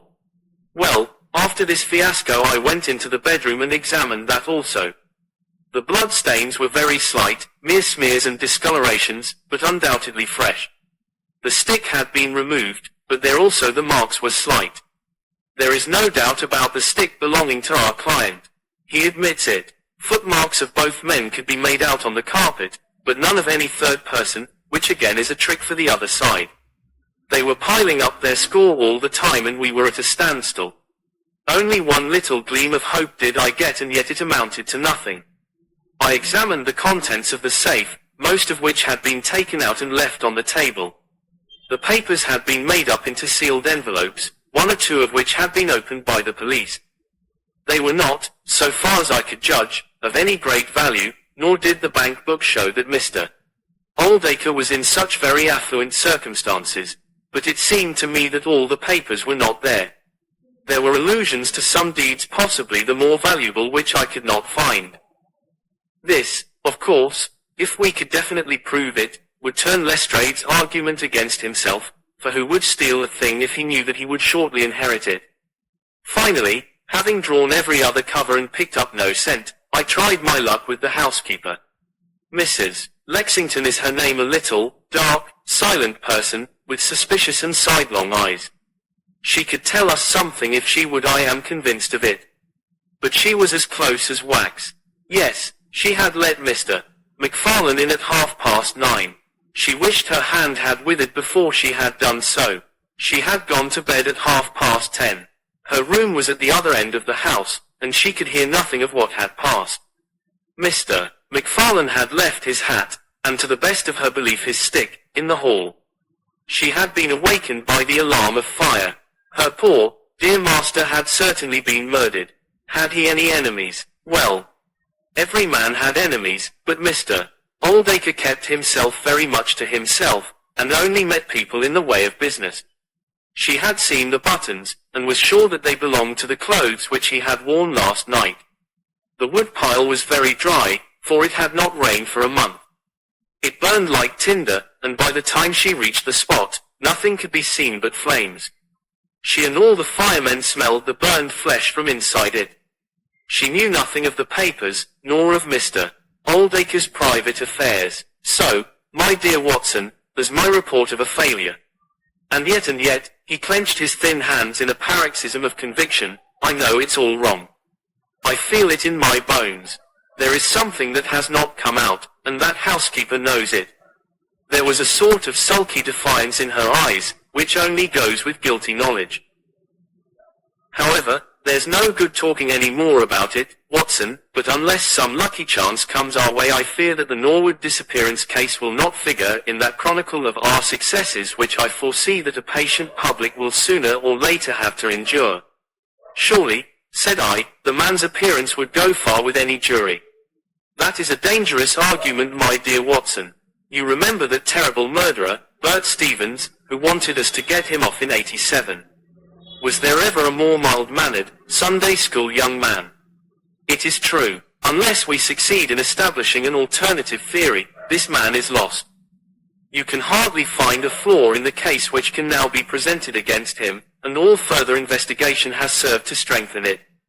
By the way, there is one curious little point about those papers which may serve us as the starting point for an inquiry. On looking over the bank book, I found that the low state of the balance was principally due to large checks which have been made out during the last year to Mr. Cornelius. I confess that I should be interested to know who this Mr. Cornelius may be, with whom a retired builder has such very large transactions. Is it possible that he has had a hand in the affair? Cornelius might be a broker, but we have found no script to correspond with these large payments. Failing any other indication, my researches must now take the direction of an inquiry at the bank for the gentleman who has cashed these checks. But I fear, my dear fellow, that our case will end ingloriously by Lestrade hanging our client, which will certainly be a triumph for Scotland Yard. I do not know how far Sherlock Holmes took any sleep that night, but when I came down to breakfast I found him pale and harassed, his bright eyes the brighter for the dark shadows round them. The carpet round his chair was littered with cigarette ends and with the early editions of the morning papers. An open telegram lay upon the table. "What do you think of this, Watson?" he asked, tossing it across. It was from Norwood, and ran as follows. "Important fresh evidence to hand. McFarlane's guilt definitely established. Advise you to abandon case. Lestrade. This sounds serious," said I. "It is Lestrade's little cock-a-doodle of victory," Holmes answered, with a bitter smile. "And yet it may be premature to abandon the case. After all, important fresh evidence is a two-edged thing, and may possibly cut in a very different direction to that which Lestrade imagines. Take your breakfast, Watson, and we will go out together and see what we can do. I feel as if I shall need your company and your moral support today." My friend had no breakfast himself, for it was one of his peculiarities that in his more intense moments he would permit himself no food, and I have known him presume upon his iron strength until he has fainted from pure inanition. "At present I cannot spare energy and nerve force for digestion," he would say in answer to my medical remonstrances. I was not surprised, therefore, when this morning he left his untouched meal behind him, and started with me for Norwood. A crowd of morbid sightseers was still gathered round Deepdene House, which was just such a suburban villa as I had pictured. Within the gates Lestrade met us, his face flushed with victory, his manner grossly triumphant. "Well, Mr. Holmes, have you proved us to be wrong yet? Have you found your tramp?" he cried. "I have formed no conclusion whatever," my companion answered. "But we formed ours yesterday, and now it proves to be correct, so you must acknowledge that we have been a little in front of you this time, Mr. Holmes. "You certainly have the air of something unusual having occurred," said Holmes. Lestrade laughed loudly. "You don't like being beaten any more than the rest of us do," said he. "A man can't expect always to have it his own way, can he, Drive? Watson, step this way, if you please, gentlemen, and I think I can convince you once for all that it was John McFarlane who did this crime." He led us through the passage and out into a dark hall beyond. "This is where young McFarlane must have come out to get his hat after the crime was done," said he. "Now look at this." With dramatic suddenness he struck a match, and by its light exposed a stain of blood upon the whitewashed wall. As he held the match nearer, I saw that it was more than a stain. It was the well-marked print of a thumb. "Look at that with your magnifying glass, Mr. Holmes." "Yes, I am doing so. You are aware that no two thumb marks are alike." "I have heard something of the kind." "Well, then, will you please compare that print with this wax impression of young McFarlane's right thumb, taken by my orders this morning?" As he held the waxen print close to the blood stain, it did not take a magnifying glass to see that the two were undoubtedly from the same thumb. It was evident to me that our unfortunate client was lost. "That is final," said Lestrade. "Yes, that is final," I involuntarily echoed. "It is final," said Holmes. Something in his tone caught my ear, and I turned to look at him. An extraordinary change had come over his face. It was writhing with inward merriment. His two eyes were shining like stars. It seemed to me that he was making desperate efforts to restrain a convulsive attack of laughter. Dear me, he said at last. "Well, now, who would have thought it? And how deceptive appearances may be, to be sure. Such a nice young man to look at. It is a lesson to us not to trust our own judgment, is it not, Lestrade? Yes, some of us are a little too much inclined to be cocksure, Mr. Holmes, said Lestrade. The man's insolence was maddening, but we could not resent it. What a providential thing that this young man should press his right thumb against the wall in taking his hat from the peg. Such a very natural action, too, if you come to think of it. Holmes was outwardly calm, but his whole body gave a wriggle of suppressed excitement as he spoke. By the way, Lestrade, who made this remarkable discovery? It was the housekeeper, Mrs. Lexington, who drew the night constable's attention to it. Where was the night constable? He remained on guard in the bedroom where the crime was committed, so as to see that nothing was touched.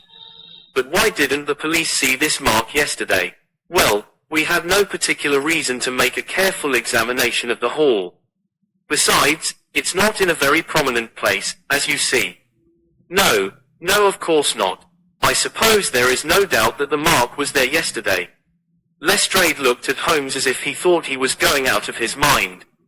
I confess that I was myself surprised both at his hilarious manner and at his rather wild observation. I don't know whether you think that McFarlane came out of jail in the dead of the night in order to strengthen the evidence against himself, said Lestrade. I leave it to any expert in the world whether that is not the mark of his thumb. It is unquestionably the mark of his thumb. There, that's enough, said Lestrade. I am a practical man, Mr. Holmes, and when I have got my evidence I come to my conclusions. If you have anything to say, you will find me writing my report in the sitting room. Holmes had recovered his equanimity, though I still seemed to detect gleams of amusement in his expression. Dear me, this is a very sad development, Watson, is it not? Said he, and yet there are singular points about it which hold out some hopes for our client. I am delighted to hear it, said I, heartily. I was afraid it was all up with him. I would hardly go so far as to say that, my dear Watson. The fact is that there is one really serious flaw in this evidence to which our friend attaches so much importance. Indeed, Holmes, what is it? Only this, that I know that that mark was not there when I examined the hall yesterday. And now, Watson, let us have a little stroll round in the sunshine. With a confused brain, but with a heart into which some warmth of hope was returning, I accompanied my friend in a walk round the garden. Holmes took each face of the house in turn, and examined it with great interest. He then led the way inside, and went over the whole building from basement to attic. Most of the rooms were unfurnished, but nonetheless Holmes inspected them all minutely. Finally, on the top corridor, which ran outside 3 untenanted bedrooms, he again was seized with a spasm of merriment. There are really some very unique features about this case, Watson, said he. I think it is time now that we took our friend Lestrade into our confidence. He has had his little smile at our expense, and perhaps we may do as much by him, if my reading of this problem proves to be correct. Yes, I think I see how we should approach it. The Scotland Yard inspector was still writing in the parlour when Holmes interrupted him. I understood that you were writing a report of this case, said he. So I am. Don't you think it may be a little premature? I can't help thinking that your evidence is not complete. Lestrade knew my friend too well to disregard his words. He laid down his pen and looked curiously at him. What do you mean, Mr. Holmes? Only that there is an important witness whom you have not seen. Can you produce him? I think I can. Then do so. I will do my best. How many constables have you? There are 3 within call. Excellent, said Holmes. May I ask if they are all large, able-bodied men with powerful voices? I have no doubt they are, though I fail to see what their voices have to do with it. Perhaps I can help you to see that and 1 or 2 other things as well, said Holmes. Kindly summon your men, and I will try. 5 minutes later, 3 policemen had assembled in the hall. In the outhouse you will find a considerable quantity of straw, said Holmes. I will ask you to carry in 2 bundles of it. I think it will be of the greatest assistance in producing the witness whom I require. Thank you very much. I believe you have some matches in your pocket, Watson. Now, Mr. Lestrade, I will ask you all to accompany me to the top landing. As I have said, there was a broad corridor there, which ran outside 3 empty bedrooms. At one end of the corridor we were all marshalled by Sherlock Holmes, the constables grinning and Lestrade staring at my friend with amazement, expectation, and derision chasing each other across his features. Holmes stood before us with the air of a conjurer who is performing a trick. "Would you kindly send one of your constables for 2 buckets of water? Put the straw on the floor here, free from the wall on either side. Now I think that we are all ready." Lestrade's face had begun to grow red and angry. "I don't know whether you are playing a game with us, Mr. Sherlock Holmes," said he. "If you know anything, you can surely say it without all this tomfoolery. I assure you, my good Lestrade, that I have an excellent reason for everything that I do. You may possibly remember that you chaffed me a little, some hours ago, when the sun seemed on your side of the hedge, so you must not grudge me a little pomp and ceremony now. Might I ask you, Watson, to open that window, and then to put a match to the edge of the straw?" I did so, and driven by the draught a coil of grey smoke swirled down the corridor, while the dry straw crackled and flamed. "Now we must see if we can find this witness for you, Lestrade. Might I ask you all to join in the cry of fire? Now then, 1, 2, 3, fire." We all yelled. "Thank you. I will trouble you once again. Fire. Just once more, gentlemen, and all together. Fire." The shout must have rung over Norwood. It had hardly died away when an amazing thing happened. A door suddenly flew open out of what appeared to be solid wall at the end of the corridor, and a little, wizened man darted out of it, like a rabbit out of its burrow. "Capital," said Holmes, calmly. "Watson, a bucket of water over the straw. That will do. Lestrade, allow me to present you with your principal missing witness, Mr. Jonas Oldacre." The detective stared at the newcomer with blank amazement. The latter was blinking in the bright light of the corridor, and peering at us and at the smouldering fire. It was an odious face, crafty, vicious, malignant, with shifty, light grey eyes and white lashes. "What's this, then?" said Lestrade, at last. "What have you been doing all this time, eh?" Oldacre gave an uneasy laugh, shrinking back from the furious red face of the angry detective. "I have done no harm. No harm. You have done your best to get an innocent man hanged. If it wasn't for this gentleman here, I am not sure that you would not have succeeded." The wretched creature began to whimper. "I am sure, sir, it was only my practical joke." "Oh, a joke, was it? You won't find the laugh on your side, I promise you. Take him down, and keep him in the sitting room until I come. Mr. Holmes," he continued, when they had gone, "I could not speak before the constables, but I don't mind saying, in the presence of Dr. Watson, that this is the brightest thing that you have done yet, though it is a mystery to me how you did it. You have saved an innocent man's life, and you have prevented a very grave scandal, which would have ruined my reputation in the force." Holmes smiled, and clapped Lestrade upon the shoulder. "Instead of being ruined, my good sir, you will find that your reputation has been enormously enhanced. Just make a few alterations in that report which you were writing, and they will understand how hard it is to throw dust in the eyes of Inspector Lestrade. And you don't want your name to appear. Not at all. The work is its own reward. Perhaps I shall get the credit also at some distant day, when I permit my zealous historian to lay out his foolscap once more, eh, Watson? Well, now, let us see where this rat has been lurking." A lath and plaster partition had been run across the passage 6 feet from the end, with a door cunningly concealed in it. It was lit within by slits under the eaves. A few articles of furniture and a supply of food and water were within, together with a number of books and papers. "There's the advantage of being a builder," said Holmes, as we came out. He was able to fix up his own little hiding place without any Confederate save, of course, that precious housekeeper of his, whom I should lose no time in adding to your bag, Lestrade. "I'll take your advice, but how did you know of this place, Mr. Holmes?" "I made up my mind that the fellow was in hiding in the house. When I paced one corridor and found it 6 feet shorter than the corresponding one below, it was pretty clear where he was. I thought he had not the nerve to lie quiet before an alarm of fire. We could, of course, have gone in and taken him, but it amused me to make him reveal himself. Besides, I owed you a little mystification, Lestrade, for your chaff in the morning. Well, sir, you certainly got equal with me on that. But how in the world did you know that he was in the house at all? The thumb mark, Lestrade. You said it was final, and so it was, in a very different sense. I knew it had not been there the day before. I pay a good deal of attention to matters of detail, as you may have observed, and I had examined the hall, and was sure that the wall was clear. Therefore, it had been put on during the night. But how? Very simply.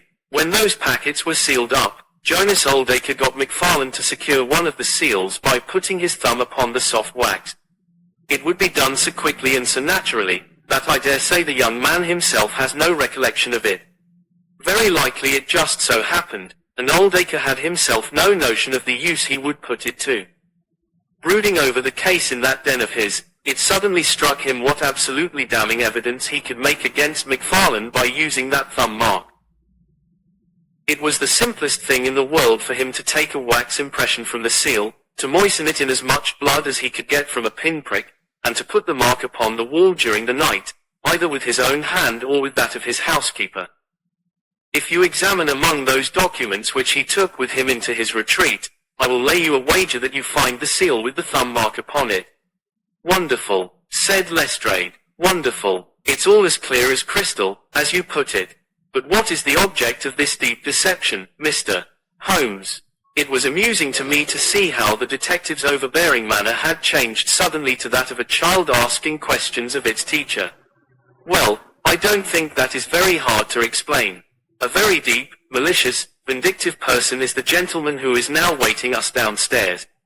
You know that he was once refused by McFarlane's mother. You don't. I told you that you should go to Blackheath first and Norwood afterwards.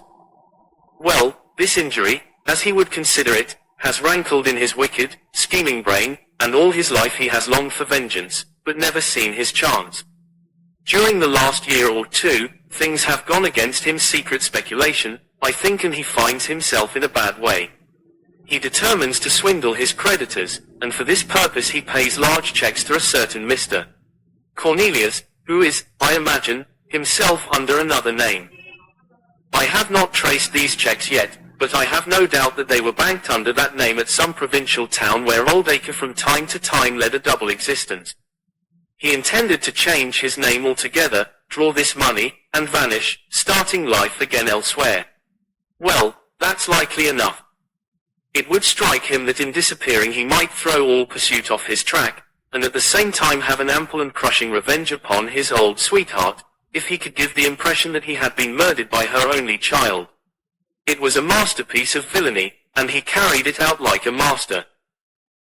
The idea of the will, which would give an obvious motive for the crime, the secret visit unknown to his own parents, the retention of the stick, the blood, and the animal remains and buttons in the wood pile, all were admirable.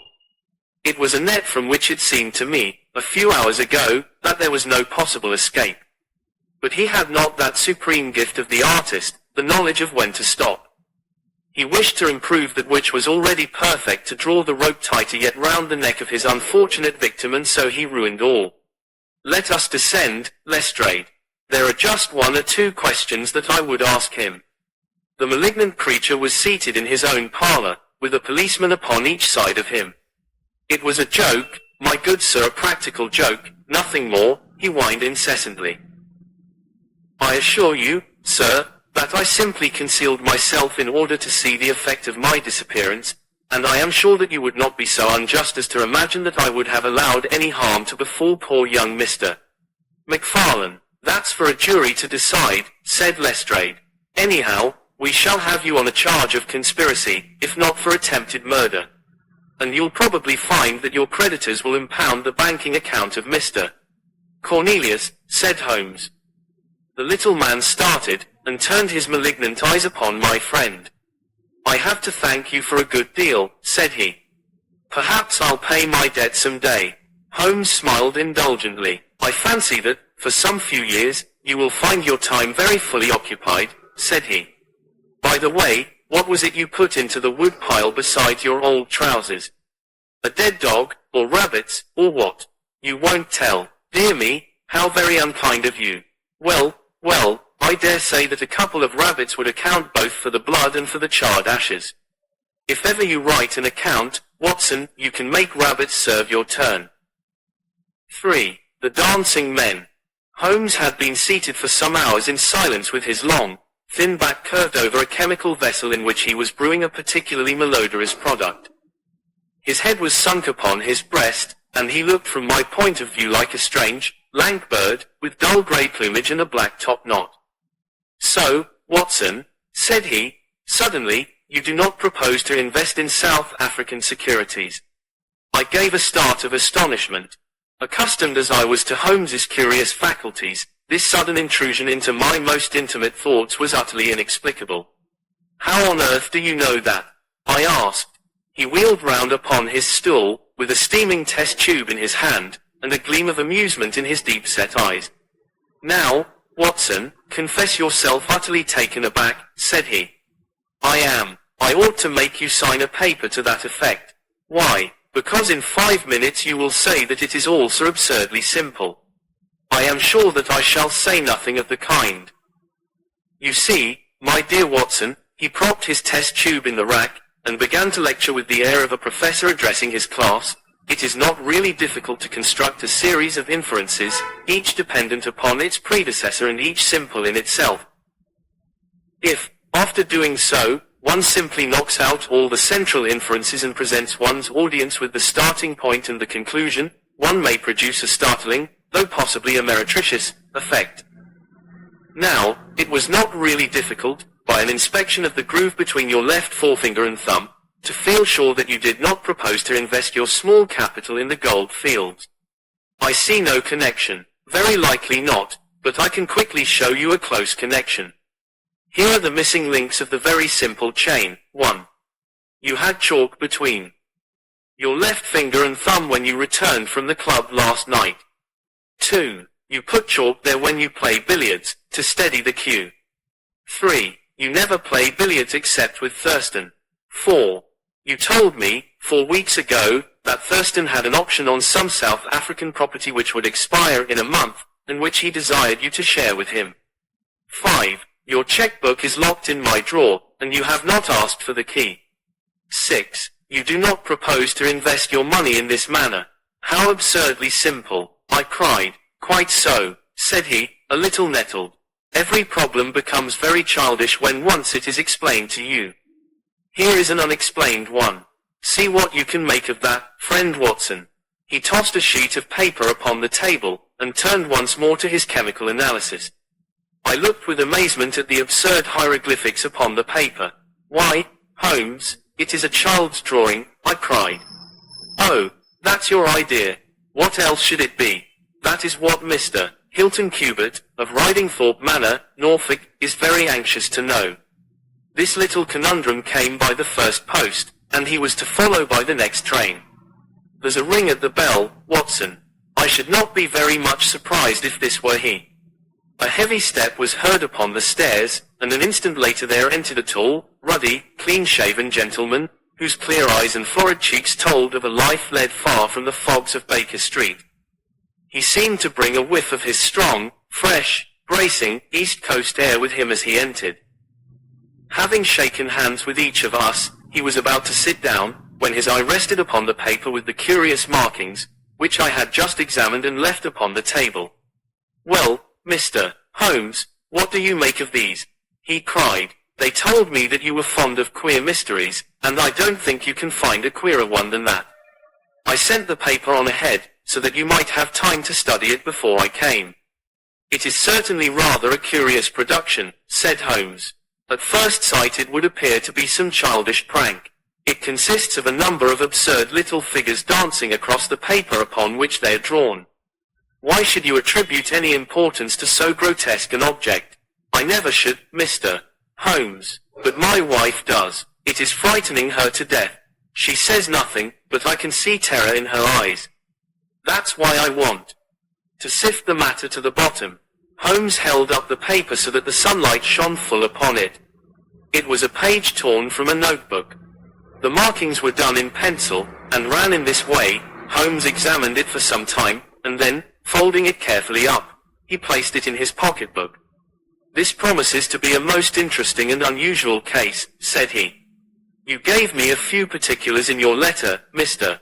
Hilton Cubitt, but I should be very much obliged if you would kindly go over it all again for the benefit of my friend, Drive Watson." "I'm not much of a storyteller," said our visitor, nervously clasping and unclasping his great, strong hands.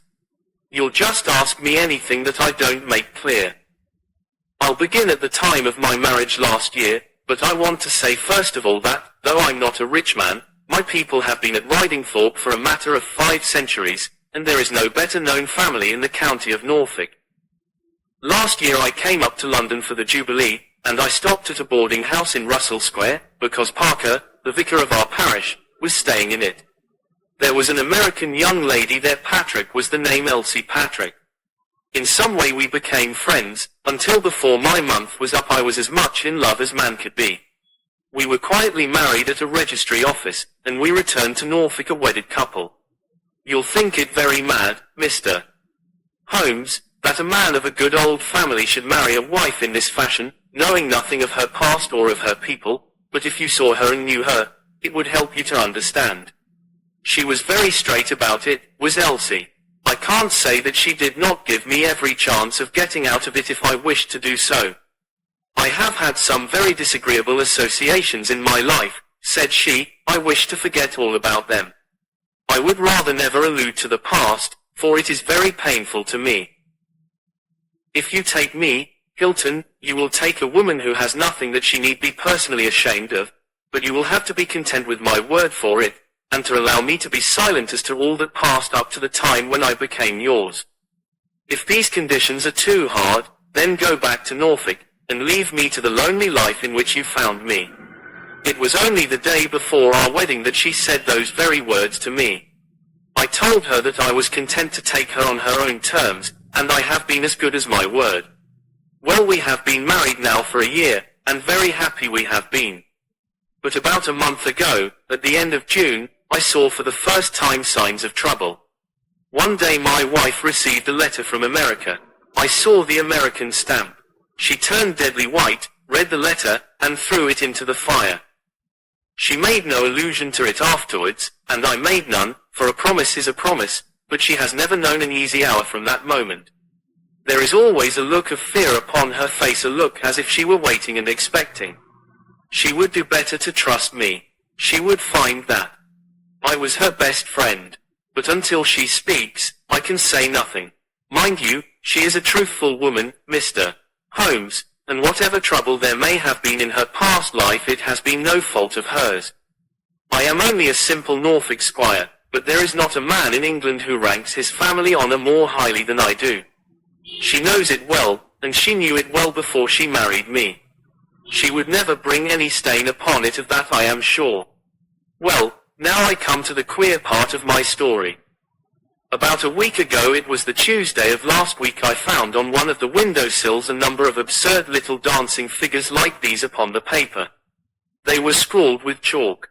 I thought that it was the stable boy who had drawn them, but the lad swore he knew nothing about it. Anyhow, they had come there during the night. I had them washed out, and I only mentioned the matter to my wife afterwards. To my surprise, she took it very seriously, and begged me if any more came to let her see them. None did come for a week, and then yesterday morning I found this paper lying on the sundial in the garden. I showed it to Elsie, and down she dropped in a dead faint. Since then she has looked like a woman in a dream, half dazed, and with terror always lurking in her eyes. It was then that I wrote and sent the paper to you, Mr. Holmes. It was not a thing that I could take to the police, for they would have laughed at me, but you will tell me what to do.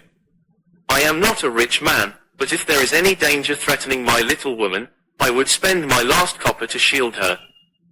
He was a fine creature, this man of the old English soil, simple, straight, and gentle, with his great, earnest blue eyes and broad, comely face. His love for his wife and his trust in her shone in his features. Holmes had listened to his story with the utmost attention, and now he sat for some time in silent thought. "Don't you think, Mr. Cubitt," said he, at last, That your best plan would be to make a direct appeal to your wife, and to ask her to share her secret with you. Hilton Cubitt shook his massive head. A promise is a promise, Mr. Holmes. If Elsie wished to tell me she would. If not, it is not for me to force her confidence. But I am justified in taking my own line, and I will. Then I will help you with all my heart. In the first place, have you heard of any strangers being seen in your neighborhood? No. I presume that it is a very quiet place. Any fresh face would cause comment. In the immediate neighborhood, yes. But we have several small watering places not very far away. And the farmers take in lodges. These hieroglyphics have evidently a meaning. If it is a purely arbitrary one, it may be impossible for us to solve it. If, on the other hand, it is systematic, I have no doubt that we shall get to the bottom of it. But this particular sample is so short that I can do nothing, and the facts which you have brought me are so indefinite that we have no basis for an investigation. I would suggest that you return to Norfolk, that you keep a keen lookout, and that you take an exact copy of any fresh dancing men which may appear. It is 1,000 pities that we have not a reproduction of those which were done in chalk upon the window sill. Make a discreet inquiry also as to any strangers in the neighborhood. When you have collected some fresh evidence, come to me again. That is the best advice which I can give you, Mr. Hilton Cubitt. If there are any pressing fresh developments, I shall be always ready to run down and see you in your Norfolk home. The interview left Sherlock Holmes very thoughtful, and several times in the next few days I saw him take his slip of paper from his notebook and look long and earnestly at the curious figures inscribed upon it. He made no allusion to the affair, however, until one afternoon a fortnight or so later. I was going out when he called me back. You had better stay here, Watson. Why? Because I had a wire from Hilton Cubitt this morning. You remember Hilton Cubitt, of the dancing men. He was to reach Liverpool Street at on 20. He may be here at any moment. I gather from his wire that there have been some new incidents of importance. We had not long to wait, for our Norfolk squire came straight from the station as fast as a hansom could bring him. He was looking worried and depressed, with tired eyes and a lined forehead. It's getting on my nerves, this business, Mr. Holmes, said he, as he sank, like a wearied man, into an armchair. It's bad enough to feel that you are surrounded by unseen, unknown folk, who have some kind of design upon you, but when, in addition to that, you know that it is just killing your wife by inches, then it becomes as much as flesh and blood can endure. She's wearing away under it, just wearing away before my eyes. Has she said anything yet? No, Mr. Holmes, she has not. And yet there have been times when the poor girl has wanted to speak, and yet could not quite bring herself to take the plunge. I have tried to help her, but I dare say I did it clumsily, and scared her from it. She has spoken about my old family, and our reputation in the county, and our pride in our unsullied honor, and I always felt it was leading to the point, but somehow it turned off before we got there. But you have found out something for yourself. A good deal, Mr. Holmes. I have several fresh dancing men pictures for you to examine, and, what is more important, I have seen the fellow. What, the man who draws them? Yes, I saw him at his work. But I will tell you everything in order.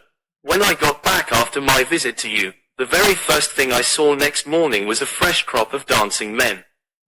They had been drawn in chalk upon the black wooden door of the tool house, which stands beside the lawn in full view of the front windows. I took an exact copy, and here it is. He unfolded a paper and laid it upon the table. Here is a copy of the hieroglyphics. Excellent, said Holmes. Excellent. Pray continue. When I had taken the copy, I rubbed out the marks, but, 2 mornings later, a fresh inscription had appeared. I have a copy of it here. Holmes rubbed his hands and chuckled with delight. Our material is rapidly accumulating, said he. 3 days later a message was left scrawled upon paper, and placed under a pebble upon the sundial. Here it is. The characters are, as you see, exactly the same as the last one. After that I determined to lie in wait, so I got out my revolver and I sat up in my study, which overlooks the lawn and garden.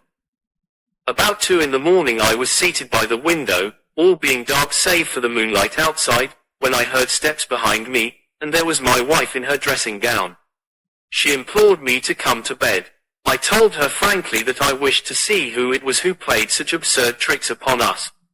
She answered that it was some senseless practical joke, and that I should not take any notice of it. If it really annoys you, Hilton, we might go and travel, you and I, and so avoid this nuisance. What, be driven out of our own house by a practical joker? Said I. Why, we should have the whole county laughing at us. Well, come to bed, said she, and we can discuss it in the morning. Suddenly, as she spoke, I saw her white face grow whiter yet in the moonlight, and her hand tightened upon my shoulder. Something was moving in the shadow of the tall house. I saw a dark, creeping figure which crawled round the corner and squatted in front of the door. Seizing my pistol, I was rushing out, when my wife threw her arms round me and held me with convulsive strength. I tried to throw her off, but she clung to me most desperately. At last I got clear, but by the time I had opened the door and reached the house the creature was gone. He had left a trace of his presence, however, for there on the door was the very same arrangement of dancing men which had already twice appeared, and which I have copied on that paper. There was no other sign of the fellow anywhere, though I ran all over the grounds. And yet the amazing thing is that he must have been there all the time, for when I examined the door again in the morning, he had scrawled some more of his pictures under the line which I had already seen. Have you that fresh drawing? Yes, it is very short, but I made a copy of it, and here it is. Again he produced a paper. The new dance was in this form. Tell me, said Holmes, and I could see by his eyes that he was much excited, was this a mere addition to the first, or did it appear to be entirely separate? It was on a different panel of the door. Excellent. This is far the most important of all for our purpose. It fills me with hopes. Now, Mr. Hilton Cubitt, please continue your most interesting statement. I have nothing more to say, Mr.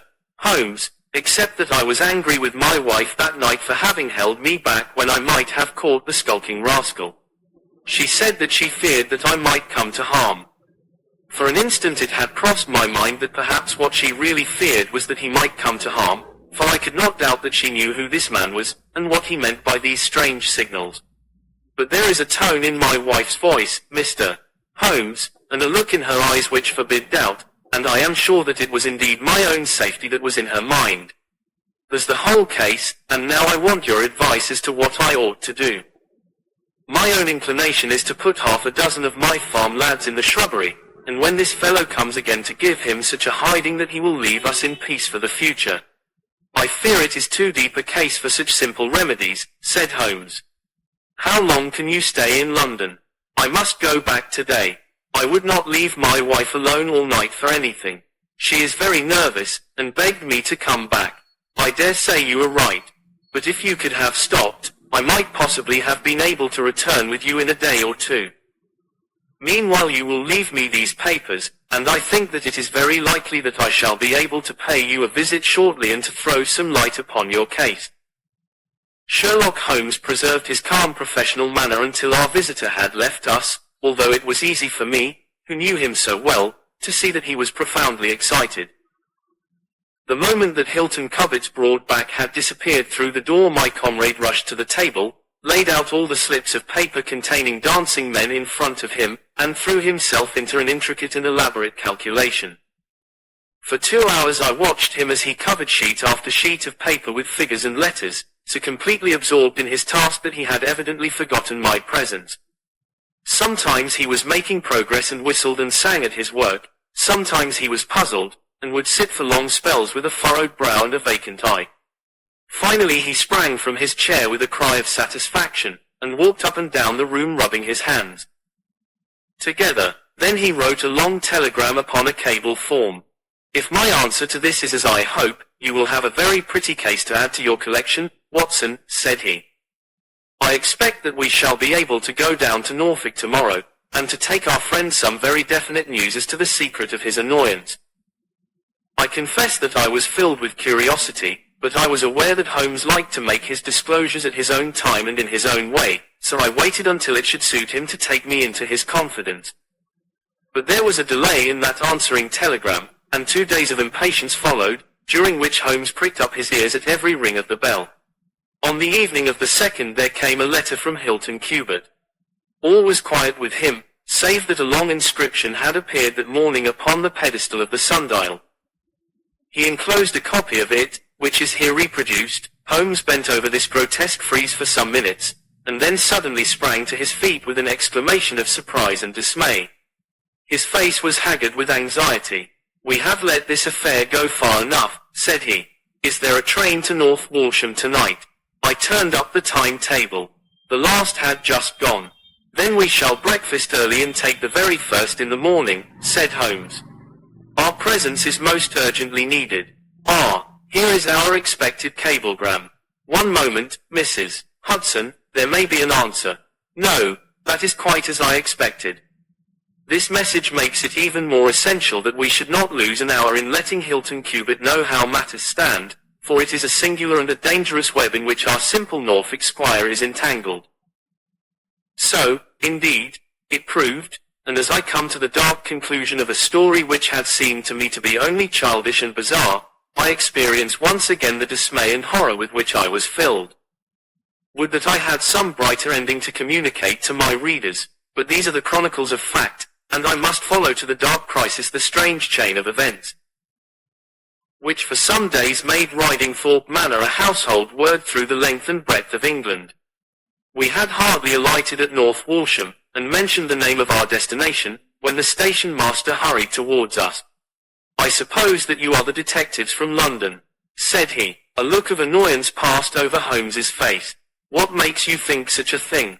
"Because Inspector Martin from Norwich has just passed through. But maybe you are the surgeons. She's not dead or wasn't by last accounts. You may be in time to save her yet though it be for the gallows." Holmes's brow was dark with anxiety. "We are going to Ridingthorpe Manor," said he, "but we have heard nothing of what has passed there." "It's a terrible business," said the station master. "They are shot, both Mr. Hilton Cubitt and his wife. She shot him and then herself, so the servants say. He's dead and her life is despaired of. Dear, dear, one of the oldest families in the county of Norfolk, and one of the most honoured." Without a word Holmes hurried to a carriage, and during the long 7 miles drive he never opened his mouth. Seldom have I seen him so utterly despondent. He had been uneasy during all our journey from town, and I had observed that he had turned over the morning papers with anxious attention, but now this sudden realization of his worst fears left him in a blank melancholy. He leaned back in his seat, lost in gloomy speculation. Yet there was much around to interest us, for we were passing through as singular a countryside as any in England, where a few scattered cottages represented the population of today, while on every hand enormous square-towered churches bristled up from the flat green landscape and told of the glory and prosperity of old East Anglia. At last the violet rim of the German Ocean appeared over the green edge of the Norfolk coast, and the driver pointed with his whip to 2 old brick and timber gables which projected from a grove of trees. "That's Ridingthorpe Manor," said he. As we drove up to the porticoed front door, I observed in front of it, beside the tennis lawn, the black tool house and the pedestaled sundial with which we had such strange associations. A dapper little man, with a quick, alert manner and a waxed moustache, had just descended from a high dog cart. He introduced himself as Inspector Martin, of the Norfolk Constabulary, and he was considerably astonished when he heard the name of my companion. "Why, Mr. Holmes, the crime was only committed at 3 this morning. How could you hear of it in London and get to the spot as soon as I anticipated it. I came in the hope of preventing it." "Then you must have important evidence, of which we are ignorant, for they were said to be a most united couple." "I have only the evidence of the dancing men," said Holmes. "I will explain the matter to you later. Meanwhile, since it is too late to prevent this tragedy, I am very anxious that I should use the knowledge which I possess in order to ensure that justice be done. Will you associate me in your investigation, or will you prefer that I should act independently?" "I should be proud to feel that we were acting together, Mr. Holmes," said the inspector, earnestly. "In that case I should be glad to hear the evidence and to examine the premises without an instant of unnecessary delay." Inspector Martin had the good sense to allow my friend to do things in his own fashion, and contented himself with carefully noting the result. The local surgeon, an old, white-haired man, had just come down from Mrs. Hilton Cubbett's room, and he reported that her injuries were serious, but not necessarily fatal. The bullet had passed through the front of her brain, and it would probably be some time before she could regain consciousness. On the question of whether she had been shot or had shot herself, he would not venture to express any decided opinion. Certainly the bullet had been discharged at very close quarters. There was only the one pistol found in the room, 2 barrels of which had been emptied. Mr. Hilton Cubitt had been shot through the heart. It was equally conceivable that he had shot her and then himself, or that she had been the criminal, for the revolver lay upon the floor midway between them. "Has he been moved?" asked Holmes. "We have moved nothing except the lady. We could not leave her lying wounded upon the floor." "How long have you been here, doctor?" "Since 4 o'clock. Anyone else?" "Yes, the constable here." "And you have touched nothing?" "Nothing. You have acted with great discretion." "Who sent for you?" "The housemaid, Saunders." "Was it she who gave the alarm?" "She and Mrs. King, the cook." "Where are they now?" "In the kitchen, I believe." "Then I think we had better hear their story at once." The old hall, oak-paneled and high-windowed, had been turned into a court of investigation. Holmes sat in a great, old-fashioned chair, his inexorable eyes gleaming out of his haggard face. I could read in him a set purpose to devote his life to this quest until the client whom he had failed to save should at last be avenged. The trim Inspector Martin, the old, grey-headed country doctor, myself, and a stolid village policeman made up the rest of that strange company. The 2 women told their story clearly enough. They had been aroused from their sleep by the sound of an explosion, which had been followed a minute later by a second one. They slept in adjoining rooms, and Mrs. King had rushed into Saunders. Together they had descended the stairs. The door of the study was open, and a candle was burning upon the table. Their master lay upon his face in the center of the room. He was quite dead. Near the window his wife was crouching, her head leaning against the wall. She was horribly wounded, and the side of her face was red with blood. She breathed heavily, but was incapable of saying anything. The passage, as well as the room, was full of smoke and the smell of powder.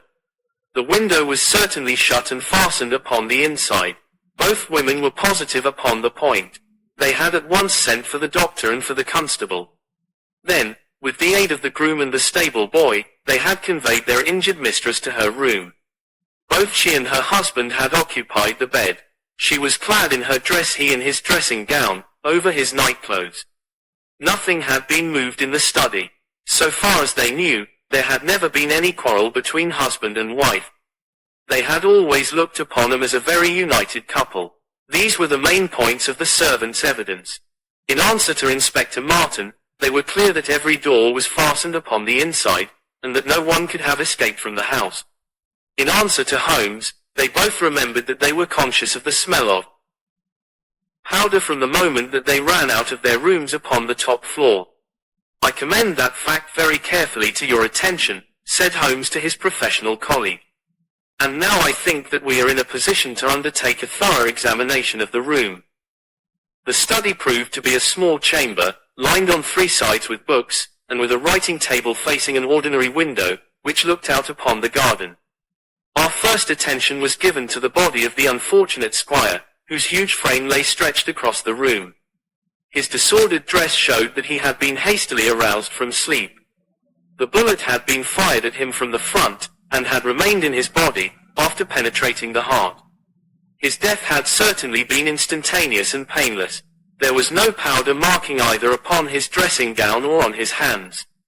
According to the country surgeon, the lady had stains upon her face, but none upon her hand. The absence of the latter means nothing, though its presence may mean everything, said Holmes. Unless the powder from a badly fitting cartridge happens to spurt backward, one may fire many shots without leaving a sign. I would suggest that Mr. Cubbett's body may now be removed. I suppose, Doctor, you have not recovered the bullet which wounded the lady. A serious operation will be necessary before that can be done. But there are still 4 cartridges in the revolver. 2 have been fired and 2 wounds inflicted, so that each bullet can be accounted for. So it would seem, said Holmes. Perhaps you can account also for the bullet which has so obviously struck the edge of the window.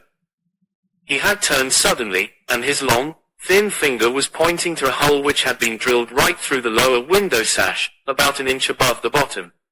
By George, cried the inspector, however did you see that? Because I looked for it.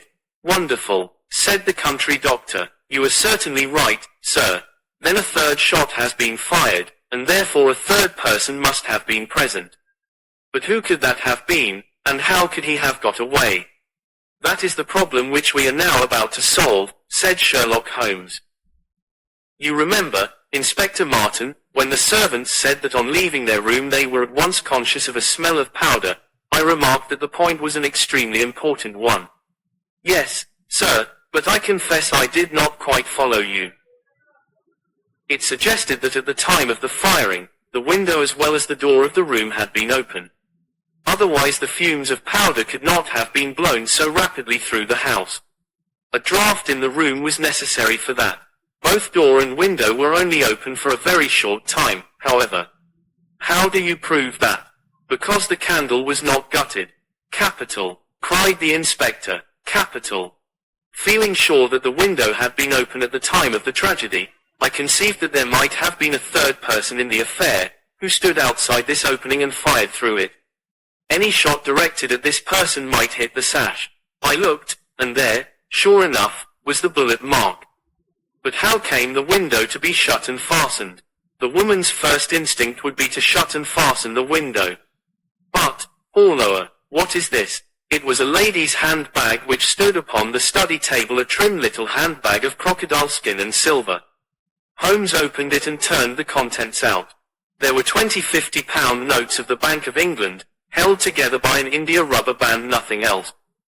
This must be preserved, for it will figure in the trial, said Holmes, as he handed the bag with its contents to the inspector. It is now necessary that we should try to throw some light upon this third bullet, which has clearly, from the splintering of the wood, been fired from inside the room. I should like to see Mrs. King, the cook, again. You said, Mrs. King, that you were awakened by a loud explosion. When you said that, did you mean that it seemed to you to be louder than the second one? Well, sir, it wakened me from my sleep, so it is hard to judge. But it did seem very loud. You don't think that it might have been two shots fired almost at the same instant? I am sure I couldn't say, sir. I believe that it was undoubtedly so. I rather think, Inspector Martin, that we have now exhausted all that this room can teach us. If you will kindly step round with me, we shall see what fresh evidence the garden has to offer. A flower bed extended up to the study window, and we all broke into an exclamation as we approached it. The flowers were trampled down, and the soft soil was imprinted all over with footmarks. Large, masculine feet they were, with peculiarly long, sharp toes. Holmes hunted about among the grass and leaves like a retriever after a wounded bird. Then, with a cry of satisfaction, he bent forward and picked up a little brazen cylinder. I thought so, said he. The revolver had an ejector, and here is the third cartridge. I really think, Inspector Martin, that our case is almost complete. The country inspector's face had shown his intense amazement at the rapid and masterful progress of Holmes's investigation.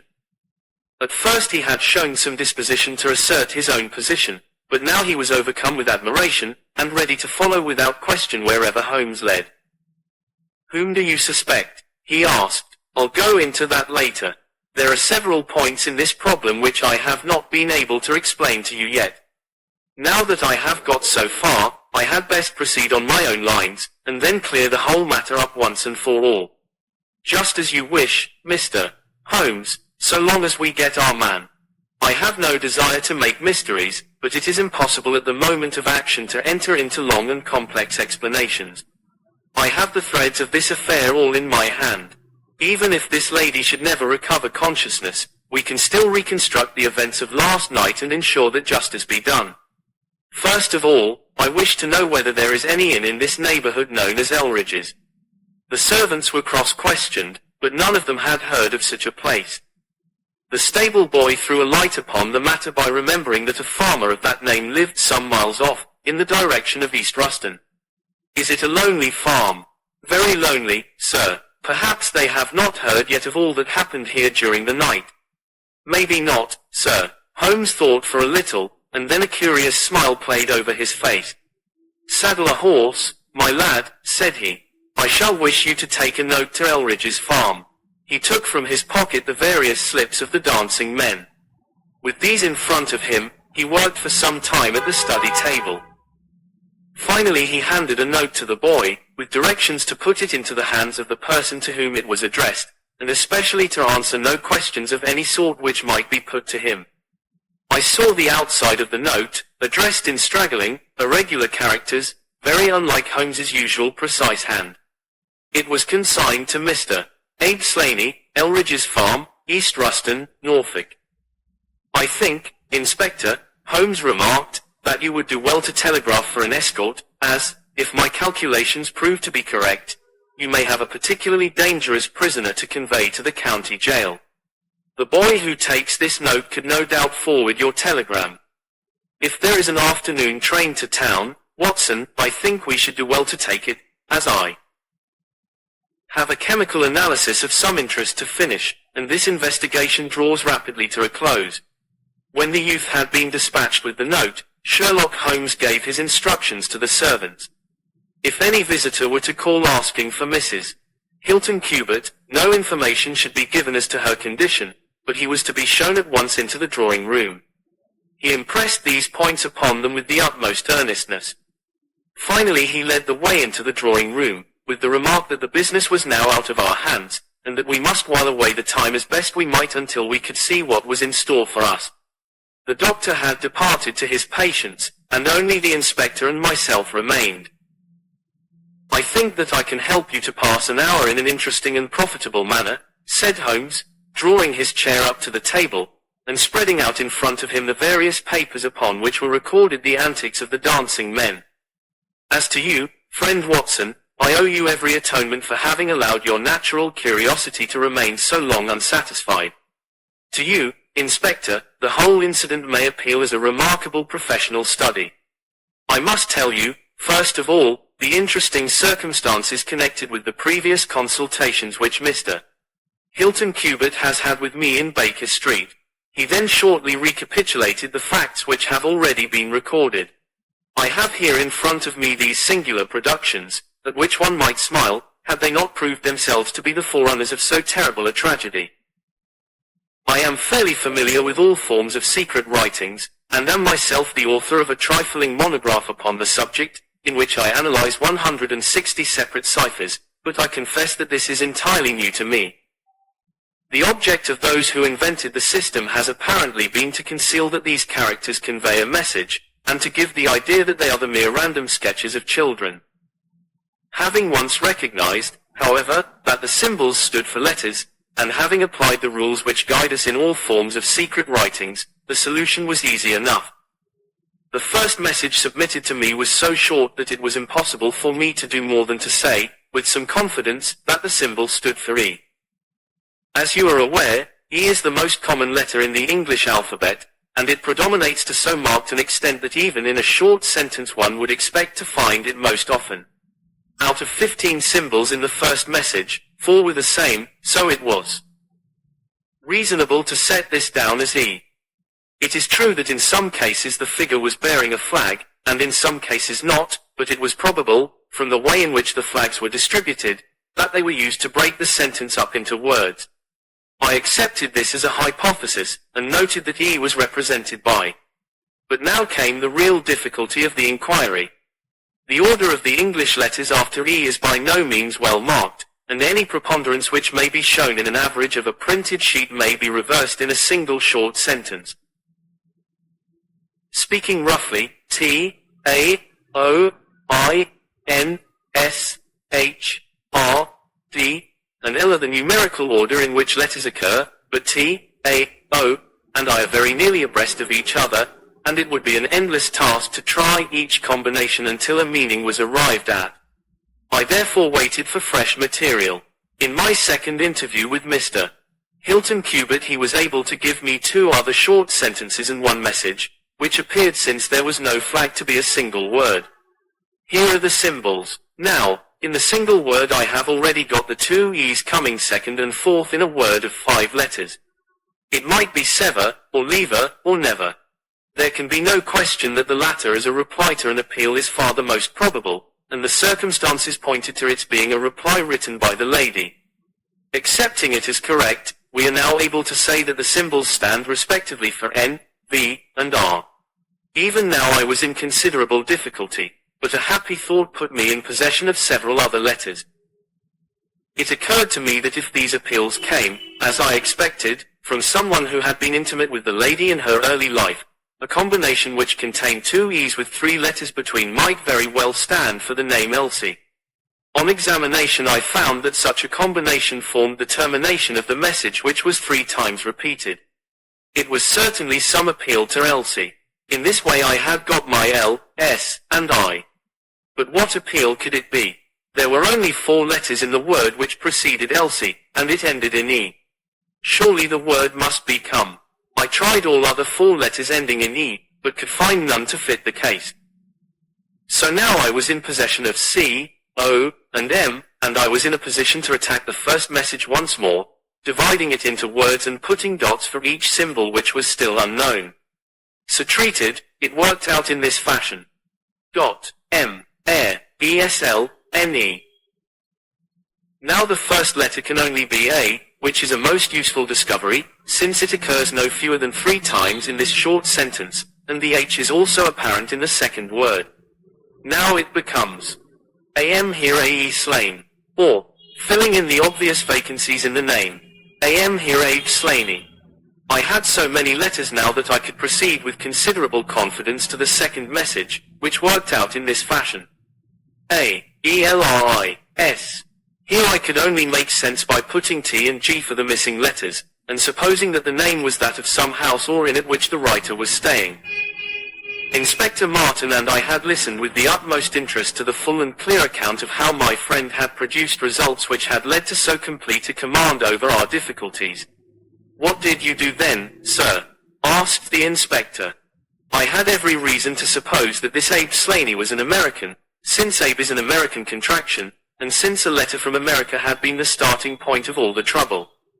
I had also every cause to think that there was some criminal secret in the matter. The lady's allusions to her past, and her refusal to take her husband into her confidence, both pointed in that direction. I therefore cabled to my friend, Wilson Hargreave, of the New York Police Bureau, who has more than once made use of my knowledge of London crime. I asked him whether the name of Abe Slaney was known to him. Here is his reply: "The most dangerous crook in Chicago." On the very evening upon which I had his answer, Hilton Cubitt sent me the last message from Slaney. Working with known letters, it took this form: Elsie, re, are to meet thy go. The addition of AP and AD completed a message which showed me that the rascal was proceeding from persuasion to threats, and my knowledge of the crooks of Chicago prepared me to find that he might very rapidly put his words into action. I at once came to Norfolk with my friend and colleague, Drive Watson, but, unhappily, only in time to find that the worst had already occurred. "It is a privilege to be associated with you in the handling of a case," said the inspector, warmly. "You will excuse me, however, if I speak frankly to you. You are only answerable to yourself, but I have to answer to my superiors. If this Abe Slaney, living at Elridge's, is indeed the murderer, and if he has made his escape while I am seated here, I should certainly get into serious trouble. You need not be uneasy. He will not try to escape. How do you know? To fly would be a confession of guilt. Then let us go arrest him. I expect him here every instant. But why should he come? Because I have written and asked him. But this is incredible, Mr. Holmes. Why should he come because you have asked him? Would not such a request rather rouse his suspicions and cause him to fly?" "I think I have known how to frame the letter," said Sherlock Holmes. "In fact, if I am not very much mistaken, here is the gentleman himself coming up the drive." A man was striding up the path which led to the door. He was a tall, handsome, swarthy fellow, clad in a suit of grey flannel, with a Panama hat, a bristling black beard, and a great, aggressive hooked nose, and flourishing a cane as he walked. He swaggered up a path as if the place belonged to him, and we heard his loud, confident peal at the bell. "I think, gentlemen," said Holmes, quietly, "that we had best take up our position behind the door.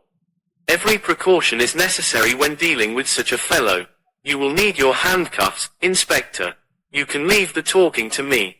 We waited in silence for a minute, one of those minutes which one can never forget. Then the door opened and the man stepped in.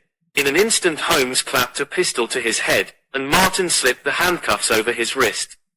It was all done so swiftly and deftly that the fellow was helpless before he knew that he was attacked.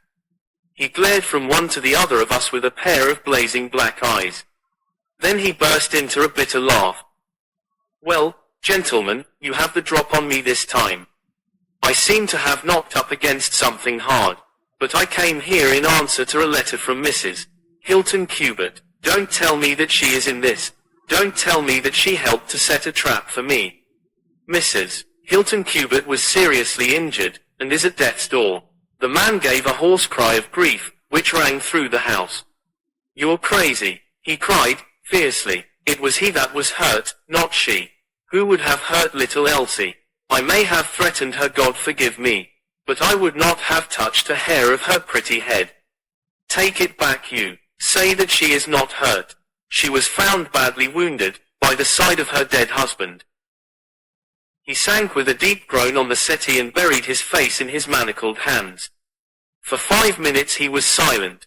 Then he raised his face once more, and spoke with the cold composure of despair. "I have nothing to hide from you, gentlemen," said he. "If I shot the man he had his shot at me, and there's no murder in that. But if you think I could have hurt that woman, then you don't know either me or her. I tell you, there was never a man in this world loved a woman more than I loved her. I had a right to her. She was pledged to me years ago. Who was this Englishman that he should come between us? I tell you that I had the first right to her, and that I was only claiming my own." "She broke away from your influence when she found the man that you are," said Holmes, sternly. "She fled from America to avoid you, and she married an honorable gentleman in England. You dogged her and followed her and made her life a misery to her, in order to induce her to abandon the husband whom she loved and respected in order to fly with you, whom she feared and hated. You have ended by bringing about the death of a noble man and driving his wife to suicide. That is your record in this business, Mr. Abe Slaney, and you will answer for it to the law. If Elsie dies, I care nothing what becomes of me," said the American. He opened one of his hands, and looked at a note crumpled up in his palm. "See here, mister," he cried, with a gleam of suspicion in his eyes, "you're not trying to scare me over this, are you? If the lady is hurt as bad as you say, who was it that wrote this note?" He tossed it forward onto the table. "I wrote it, to bring you here. You wrote it. There was no one on earth outside the joint who knew the secret of the dancing men. How came you to write it?" "What one man can invent another can discover," said Holmes. "There is a cab coming to convey you to Norwich, Mr. Slaney, but meanwhile, you have time to make some small reparation for the injury you have wrought. Are you aware that Mrs. Hilton Cubitt has herself lain under grave suspicion of the murder of her husband, and that it was only my presence here, and the knowledge which I happen to possess, which has saved her from the accusation?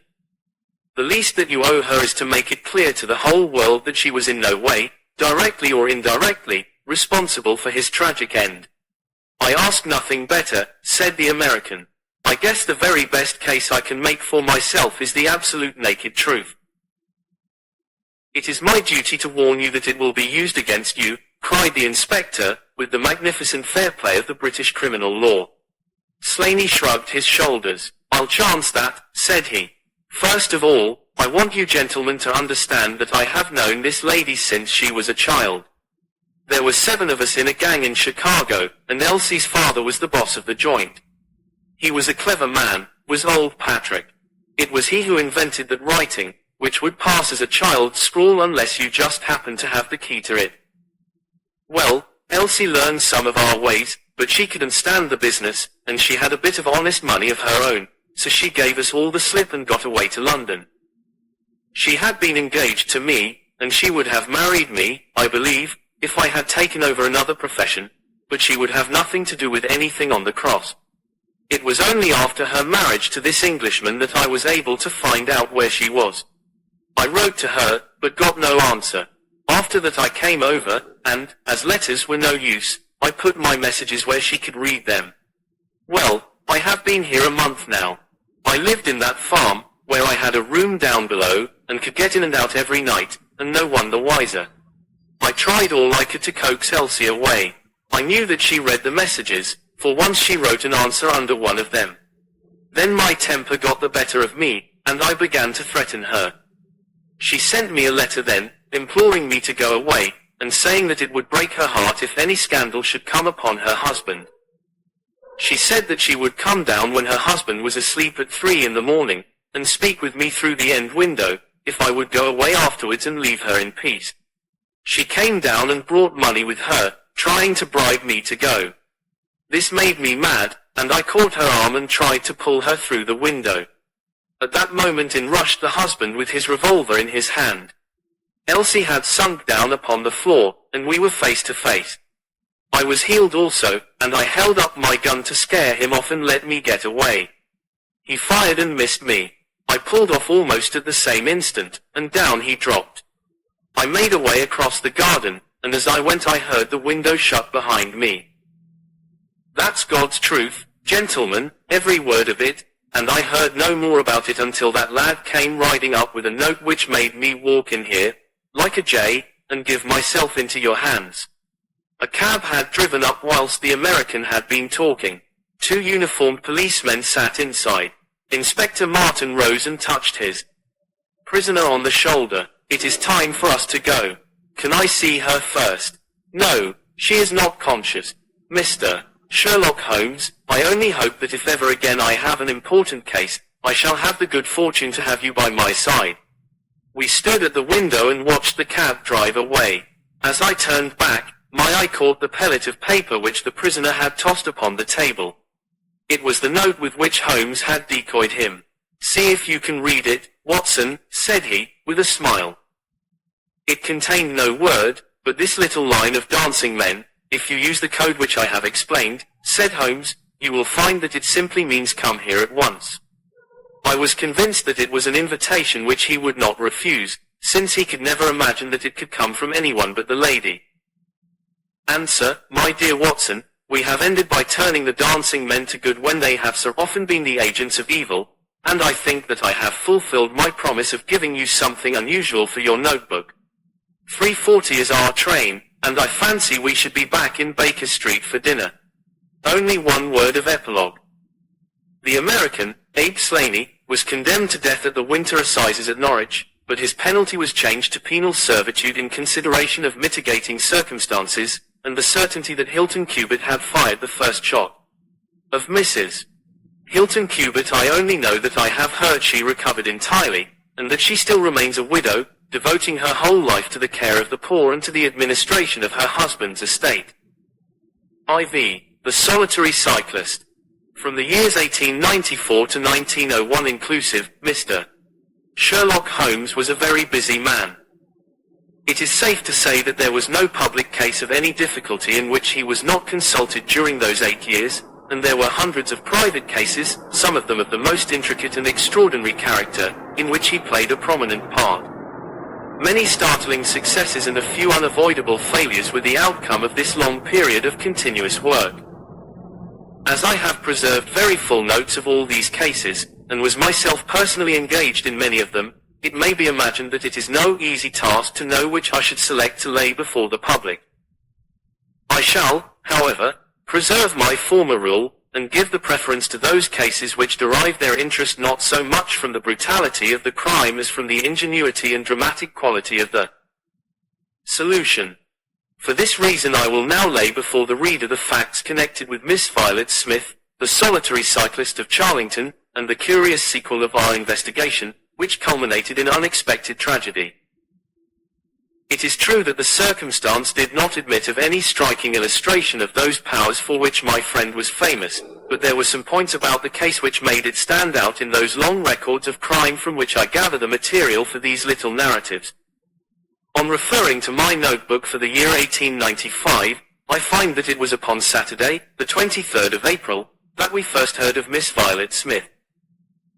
Her visit was, I remember, extremely unwelcome to Holmes, for he was immersed at the moment in a very abstruse and complicated problem concerning the peculiar persecution to which John Vincent Harden, the well-known tobacco millionaire, had been subjected. My friend, who loved above all things precision and concentration of thought, resented anything which distracted his attention from the matter in hand. And yet, without a harshness which was foreign to his nature, it was impossible to refuse to listen to the story of the young and beautiful woman, tall, graceful, and queenly, who presented herself at Baker Street late in the evening, and implored his assistance and advice. It was vain to urge that his time was already fully occupied, for the young lady had come with the determination to tell her story, and it was evident that nothing short of force could get her out of the room until she had done so. With a resigned air and a somewhat weary smile, Holmes begged the beautiful intruder to take a seat, and to inform us what it was that was troubling her. "At least it cannot be your health," said he, as his keen eyes darted over her, "so ardent a bicyclist must be full of energy." She glanced down in surprise at her own feet, and I observed the slight roughening of the side of the sole caused by the friction of the edge of the pedal. "Yes, I bicycle a good deal, Mr. Holmes, and that has something to do with my visit to you today." My friend took the lady's ungloved hand, and examined it with as close an attention and as little sentiment as a scientist would show to a specimen. "You will excuse me, I am sure. It is my business," said he, as he dropped it. "I nearly fell into the error of supposing that you were typewriting. Of course, it is obvious that it is music. You observe the spatulate finger ends, Watson, which is common to both professions. There is a spirituality about the face, however." She gently turned it towards the light, which the typewriter does not generate. "This lady is a musician." "Yes, Mr. Holmes, I teach music. In the country, I presume, from your complexion." "Yes, sir, near Farnham, on the borders of Surrey. A beautiful neighborhood, and full of the most interesting associations.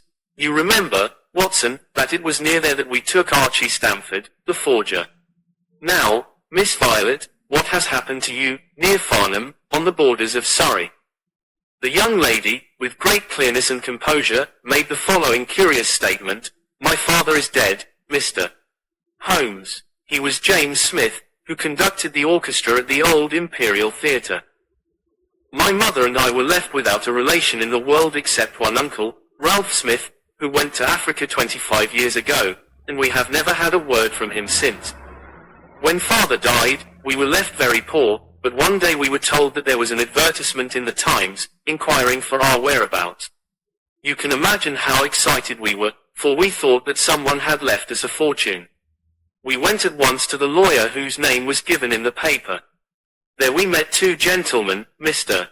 Carruthers and Mr. Woodley, who were home on a visit from South Africa. They said that my uncle was a friend of theirs, that he had died some months before in great poverty in Johannesburg, and that he had asked them with his last breath to hunt up his relations, and see that they were in no want. It seemed strange to us that Uncle Ralph, who took no notice of us when he was alive, should be so careful to look after us when he was dead, but Mr. Carruthers explained that the reason was that my uncle had just heard of the death of his brother, and so felt responsible for our fate." "Excuse me," said Holmes. "When was this interview?" "Last December, 4 months ago." "Pray proceed." "Mr. Woodley seemed to me to be a most odious person. He was forever making eyes at me, a coarse, puffy-faced, red-moustached young man, with his hair plastered down on each side of his forehead. I thought that he was perfectly hateful, and I was sure that Cyril would not wish me to know such a person." "Oh, Cyril is his name," said Holmes, smiling. The young lady blushed and laughed. "Yes, Mr. Holmes, Cyril Morton, an electrical engineer, and we hope to be married at the end of the summer." Dear me, how did I get talking about him? What I wished to say was that Mr. Woodley was perfectly odious, but that Mr. Carruthers, who was a much older man, was more agreeable. He was a dark, sallow, clean-shaven, silent person, but he had polite manners and a pleasant smile. He inquired how we were left, and on finding that we were very poor, he suggested that I should come and teach music to his only daughter, aged 10. I said that I did not like to leave my mother, on which he suggested that I should go home to her every weekend, and he offered me 100 a year, which was certainly splendid pay. So it ended by my accepting, and I went down to Chiltern Grange, about 6 miles from Farnham. Mr. Carruthers was a widower, but he had engaged a lady housekeeper, a very respectable, elderly person, called Mrs. Dixon, to look after his establishment. The child was a dear, and everything promised well. Mr. Carruthers was very kind and very musical, and we had most pleasant evenings together. Every weekend I went home to my mother in town. The first flaw in my happiness was the arrival of the red-moustached Mr. Woodley. He came for a visit of a week, and oh, it seemed 3 months to me. He was a dreadful person, a bully to everyone else, but to me something infinitely worse. He made odious love to me, boasted of his wealth, said that if I married him I could have the finest diamonds in London, and finally, when I would have nothing to do with him, he seized me in his arms one day after dinner. He was hideously strong and swore that he would not let me go until I had kissed him. Mr. Carruthers came in and tore him from me, on which he turned upon his own host, knocking him down and cutting his face open. That was the end of his visit, as you can imagine. Mr. Carruthers apologized to me next day, and assured me that I should never be exposed to such an insult again. I have not seen Mr. Woodley since, and now, Mr. Holmes, I come at last to the special thing which has caused me to ask your advice today. You must know that every Saturday forenoon I ride on my bicycle to Farnham Station, in order to get the 12:22 to town. The road from Chiltern Grange is a lonely one, and at one spot it is particularly so, for it lies for over a mile between Charlington Heath upon one side and the woods which lie round Charlington Hall upon the other. You could not find a more lonely tract of road anywhere, and it is quite rare to meet so much as a cart, or a peasant, until you reach the high road near Crooksbury Hill. 2 weeks ago I was passing this place, when I chanced to look back over my shoulder, and about 200 yards behind me I saw a man, also on a bicycle. He seemed to be a middle-aged man, with a short, dark beard. I looked back before I reached Farnham, but the man was gone, so I thought no more about it. But you can imagine how surprised I was, Mr. Holmes, when, on my return on the Monday, I saw the same man on the same stretch of road. My astonishment was increased when the incident occurred again, exactly as before, on the following Saturday and Monday. He always kept his distance and did not molest me in any way, but still it certainly was very odd. I mentioned it to Mr. Carruthers, who seemed interested in what I said, and told me that he had ordered a horse and trap, so that in future I should not pass over these lonely roads without some companion. The horse and trap were to have come this week, but for some reason they were not delivered, and again I had to cycle to the station. That was this morning.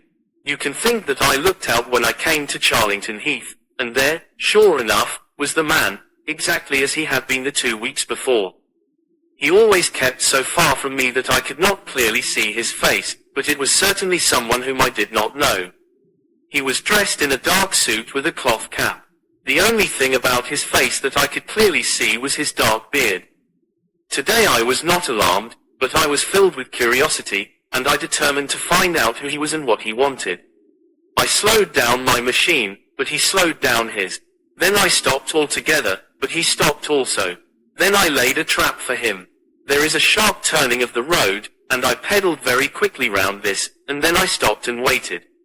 I expected him to shoot round and pass me before he could stop. But he never appeared. Then I went back and looked round the corner. I could see a mile of road, but he was not on it. To make it the more extraordinary, there was no side road at this point down which he could have gone. Holmes chuckled and rubbed his hands. This case certainly presents some features of its own, said he. How much time elapsed between your turning the corner and your discovery that the road was clear? 2 or 3 minutes. Then he could not have retreated down the road, and you say that there are no side roads? None. Then he certainly took a footpath on one side or the other. It could not have been on the side of the heath, or I should have seen him. So, by By the process of exclusion, we arrive at the fact that he made his way toward Charlington Hall, which, as I understand, is situated in its own grounds on one side of the road. Anything else? Nothing, Mr. Holmes, save that I was so perplexed that I felt I should not be happy until I had seen you and had your advice. Holmes sat in silence for some little time. Where is the gentleman to whom you are engaged? He asked at last. He is in the Midland Electrical Company, at Coventry. He would not pay you a surprise visit. Oh, Mr. Holmes, as if I should not know him. Have you had any other admirers? Several before I knew Cyril. And since, there was this dreadful man, Woodley, if you can call him an admirer. No one else. Our fair client seemed a little confused. Who was he? Asked Holmes. Oh, it may be a mere fancy of mine, but it had seemed to me sometimes that my employer, Mr. Carruthers, takes a great deal of interest in me. We are thrown rather together. I play his accompaniments in the evening. He has never said anything. He is a perfect gentleman. But a girl always knows. Ha! Holmes looked grave. What does he do for a living? He is a rich man. No carriages or horses. Well, at least he is fairly well to do. But he goes into the city 2 or 3 times a week. He is deeply interested in South African gold shares. You will let me know any fresh development, Miss Smith. I am very busy just now, but I will find time to make some inquiries into your case. In the meantime, take no step without letting me know.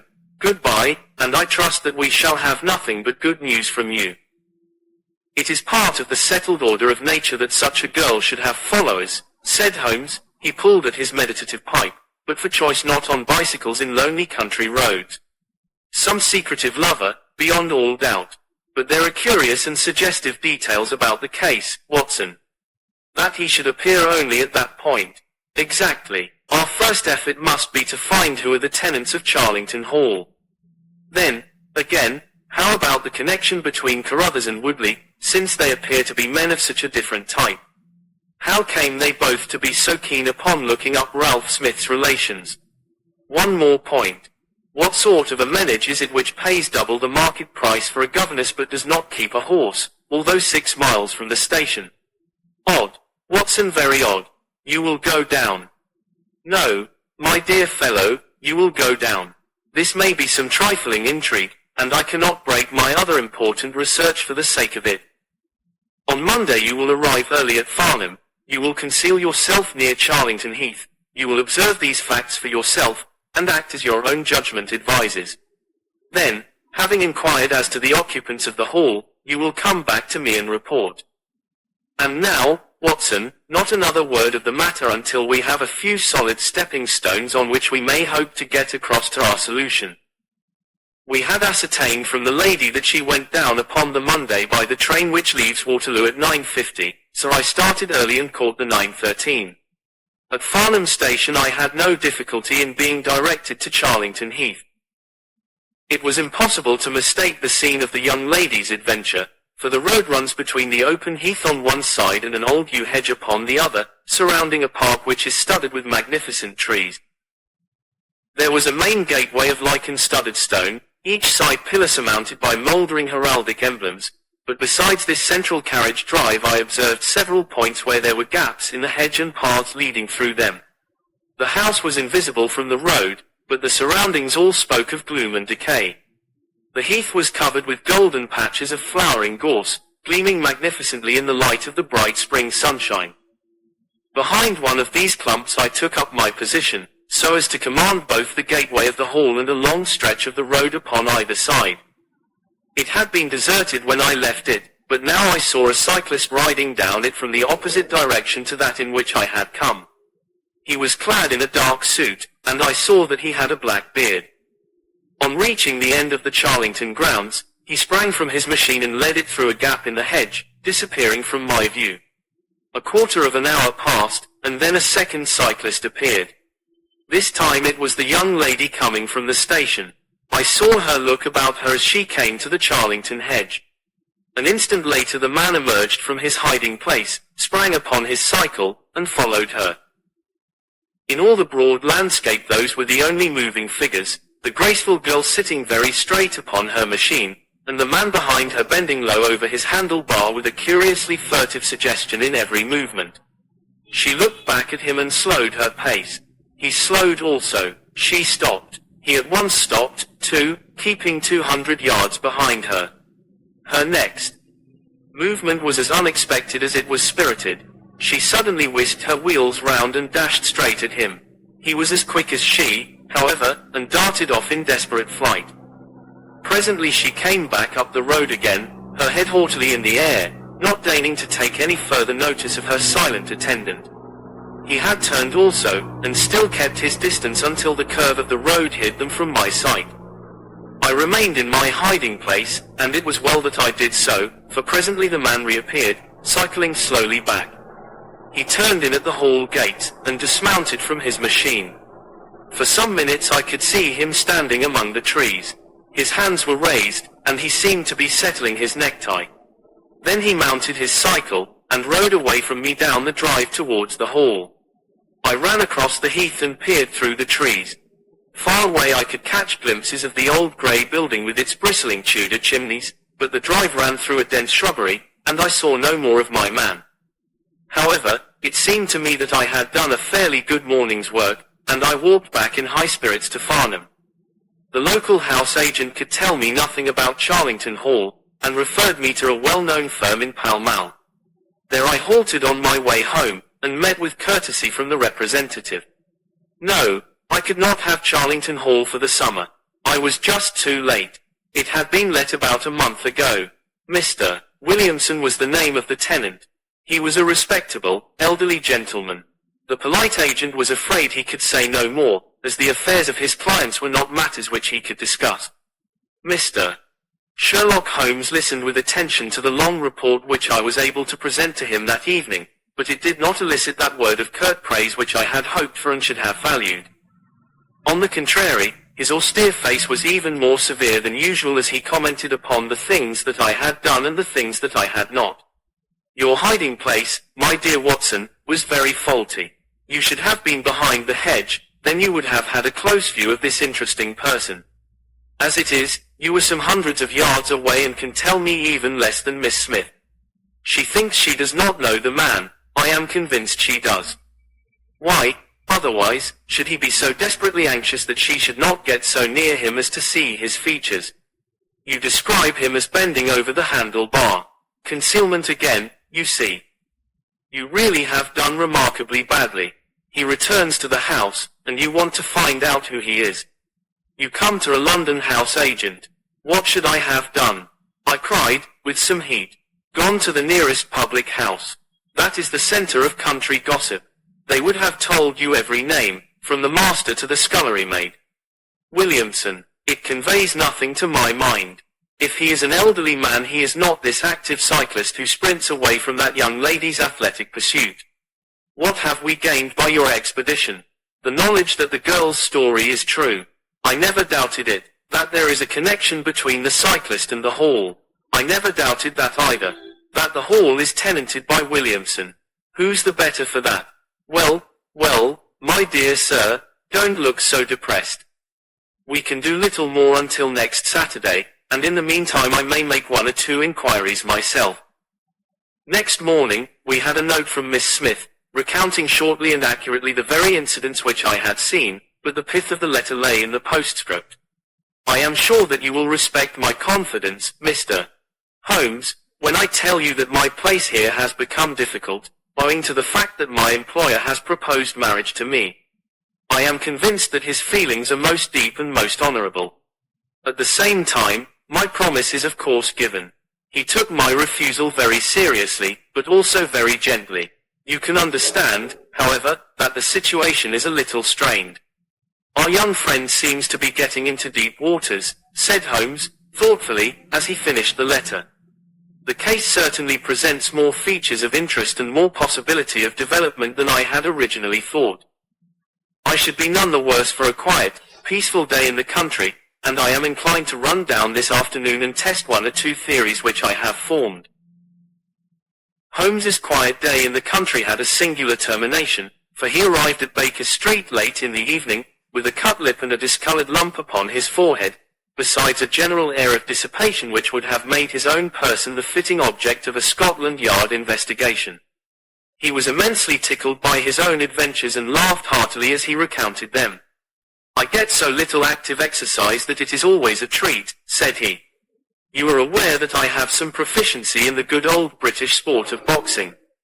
Occasionally, it is of service. Today, for example, I should have come to very ignominious grief without it." I begged him to tell me what had occurred. I found that country pub which I had already recommended to your notice, and there I made my discreet inquiries. I was in the bar, and the garrulous landlord was giving me all that I wanted.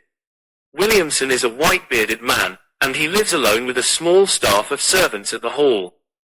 There is some rumour that he is or has been a clergyman, but one or two incidents of his short residence at the Hall struck me as peculiarly unecclesiastical. I have already made some inquiries at a clerical agency, and they tell me that there was a man of that name in orders, whose career has been a singularly dark one. The landlord further informed me that there are usually weekend visitors, a warm lot, sir, at the Hall, and especially one gentleman with a red moustache, Mr. Woodley by name, who was always there.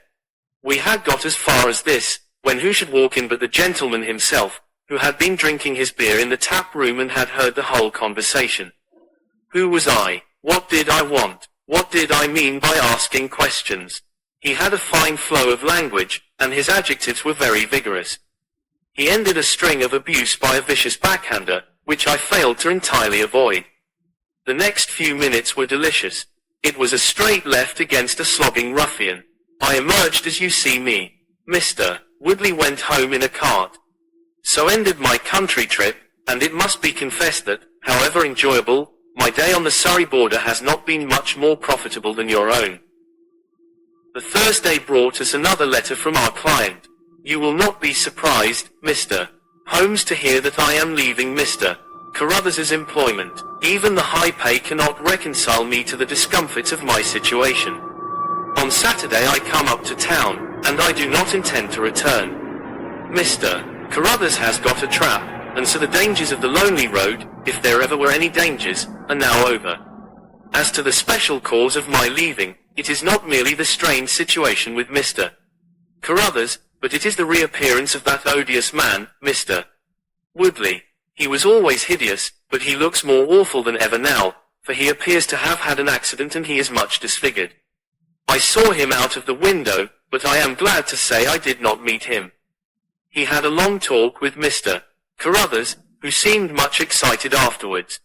Woodley must be staying in the neighbourhood, for he did not sleep here, and yet I caught a glimpse of him again this morning, slinking about in the shrubbery. I would sooner have a savage wild animal loose about the place.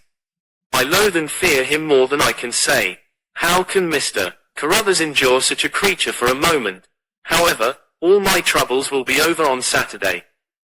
Sir, I trust, Watson, sir, I trust, said Holmes, gravely.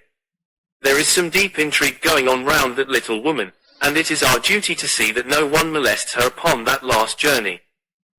I think, Watson, that we must spare time to run down together on Saturday morning and make sure that this curious and inclusive investigation has no untoward ending. I confess that I had not up to now taken a very serious view of the case, which had seemed to me rather grotesque and bizarre than dangerous. That a man should lie in wait for and follow a very handsome woman is no unheard of thing, and if he has so little audacity that he not only dared not address her, but even fled from her approach, he was not a very formidable assailant.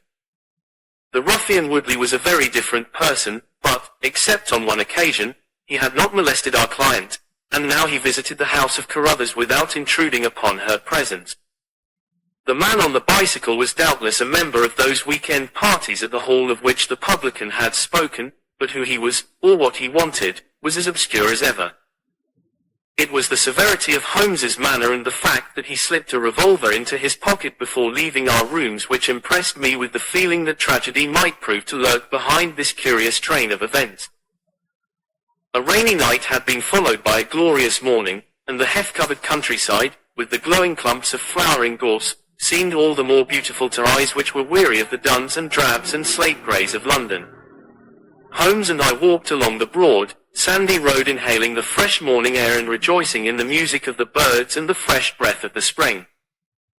From a rise of the road on the shoulder of Crooksbury Hill, we could see the grim hall bristling out from amidst the ancient oaks, which, old as they were still younger than the building which they surrounded.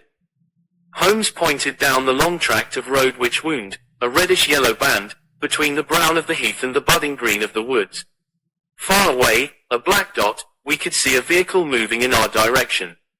Holmes gave an exclamation of impatience. "I have given a margin of half an hour," said he. "If that is her trap, she must be making for the earlier train. I fear, Watson, that she will be past Charlington before we can possibly meet her." From the instant that we passed the rise, we could no longer see the vehicle, but we hastened onward at such a pace that my sedentary life began to tell upon me, and I was compelled to fall behind. Holmes, however, was always in training, for he had inexhaustible stores of nervous energy upon which to draw. His springy step never slowed until suddenly, when he was 100 yards in front of me, he halted, and I saw him throw up his hand with a gesture of grief and despair. At the same instant an empty dog-cart, the horse cantering, the reins trailing, appeared round the curve of the road and rattled swiftly towards us. "Too late, Watson, too late," cried Holmes, as I ran panting to his side. "Fool that I was not to allow for that earlier train. It's abduction, Watson, abduction. Murder, heaven knows what. Block the road, stop the horse. That's right. Now, jump in, and let us see if I can repair the consequences of my own blunder." We had sprung into the dog-cart, and Holmes, after turning the horse, gave it a sharp cut with the whip, and we flew back along the road. As we turned the curve, the whole stretch of road between the hall and the heath was opened up. I grasped Holmes's arm. "That's the man," I gasped. A solitary cyclist was coming towards us. His head was down and his shoulders rounded, as he put every ounce of energy that he possessed onto the pedals. He was flying like a racer. Suddenly he raised his bearded face, saw us close to him, and pulled up, springing from his machine. That coal-black beard was in singular contrast to the pallor of his face, and his eyes were as bright as if he had a fever. He stared at us and at the dog-cart. Then a look of amazement came over his face. "Holloa, stop there," he shouted, holding his bicycle to block our road. "Where did you get that dog-cart? Pull up, man," he yelled, drawing a pistol from his side pocket. "Pull up, I say, or, by George, I'll put a bullet into your horse." Holmes threw the reins into my lap and sprang down from the cart. "You're the man we want to see. Where is Miss Violet Smith?" he said, in his quick, clear way. "That's what I'm asking you. You're in her dog-cart. You ought to know where she is. We met the dog-cart on the road. There was no one in it. We drove back to help the young lady. Good Lord, what shall I do?" cried the stranger, in an ecstasy of despair. "They've got her, that hellhound Woodley and the blackguard parson. Come, man, come, if you really are her friend. Stand by me and we'll save her, if I have to leave my carcass in Charlington Wood." He ran distractedly, his pistol in his hand, towards a gap in the hedge. Holmes followed him, and I, leaving the horse grazing beside the road, followed Holmes. "This is where they came through," said he, pointing to the marks of several feet upon the muddy path. "Holloa, stop a minute. Who's this in the bush?" It was a young fellow about 17, dressed like an ostler, with leather cords and gaiters. He lay upon his back, his knees drawn up, a terrible cut upon his head. He was insensible, but alive. A glance at his wound told me that it had not penetrated the bone. "That's Peter, the groom," cried the stranger. "He drove her. The beasts have pulled him off and clubbed him. Let him lie. We can't do him any good, but we may save her from the worst fate that can befall a woman." We ran frantically down the path, which wound among the trees. We had reached the shrubbery which surrounded the house when Holmes pulled up. "They didn't go to the house. Here are their marks on the left here, beside the laurel bushes." "Ah, I said so." As he spoke, a woman's shrill scream, a scream which vibrated with a frenzy of horror, burst from the thick, green clump of bushes in front of us. It ended suddenly on its highest note with a choke and a gurgle. "This way, This way. They are in the bowling alley, cried the stranger, darting through the bushes. Ah, the cowardly dogs. Follow me, gentlemen. Too late, too late. By the living Jingo, we had broken suddenly into a lovely glade of greensward surrounded by ancient trees. On the farther side of it, under the shadow of a mighty oak, there stood a singular group of 3 people. One was a woman, our client, drooping and faint, a handkerchief round her mouth. Opposite her stood a brutal, heavy-faced, red-moustached young man, his gaited legs parted wide, one arm akimbo, the other waving a riding crop, his whole attitude suggestive of triumphant bravado. Between them an elderly, grey-bearded man, wearing a short surplice over a light tweed suit, had evidently just completed the wedding service, for he pocketed his prayer book as we appeared, and slapped the sinister bridegroom upon the back in jovial congratulation. They're married, I gasped. Come on, cried our guide, come on. He rushed across the glade, Holmes and I at his heels. As we approached, the lady staggered against the trunk of the tree for support. Williamson, the ex-clergyman, bowed to us with mock politeness, and the bully, Woodley, advanced with a shout of brutal and exultant laughter. You can take your beard off, Bob, said he. I know you, right enough. Well, you and your pals have just come in time for me to be able to introduce you to Mrs. Woodley. Our guide's answer was a singular one. He snatched off the dark beard which had disguised him and threw it on the ground, disclosing a long, sallow, clean-shaven face below it. Then he raised his revolver and covered the young ruffian, who was advancing upon him with his dangerous riding crop swinging in his hand. Yes, said our ally, I am Bob Carruthers, and I'll see this woman righted, if I have to swing for it. I told you what I'd do if you molested her, and, by the Lord, I'll be as good as my word. You're too late. She's my wife. No, she's your widow. His revolver cracked, and I saw the blood spurt from the front of Woodley's waistcoat. He spun round with a scream and fell upon his back, his hideous red face turning suddenly to a dreadful mottled pallor. The old man, still clad in his surplice, burst into such a string of foul oaths as I have never heard, and called out a revolver of his own, but, before he could raise it, he was looking down the barrel of Holmes's weapon. Enough of this, said my friend, coldly. Drop that pistol, Watson, pick it up. Hold it to his head. Thank you. You, Carruthers, give me that revolver. We'll have no more violence. Come, hand it over. Who are you, then? My name is Sherlock Holmes. Good Lord, you have heard of me, I see. I will represent the official police until their arrival. Here, you, he shouted to a frightened groom, who had appeared at the edge of the glade. Come here, take this note as hard as you can write to Farnham. He scribbled a few words upon a leaf from his notebook. Give it to the superintendent at the police station. Until he comes, I must detain you all under my personal custody. The strong, masterful personality of Holmes dominated the tragic scene, and all were equally puppets in his hands. Williamson and Carruthers found themselves carrying the wounded Woodley into the house, and I gave my arm to the frightened girl. The injured man was laid on his bed, and at Holmes's request I examined him. I carried my report to where he sat in the old tapestry-hung dining room with his 2 prisoners before him. He will live, said I. What? Cried Carruthers, springing out of his chair. I'll go upstairs and finish him first. Do you tell me that that angel is to be tied to Roaring Jack Woodley for life? You need not concern yourself about that, said Holmes. There are 2 very good reasons why she should, under no circumstances, be his wife. In the first place, we are very safe in questioning Mr. Williamson's right to solemnize a marriage.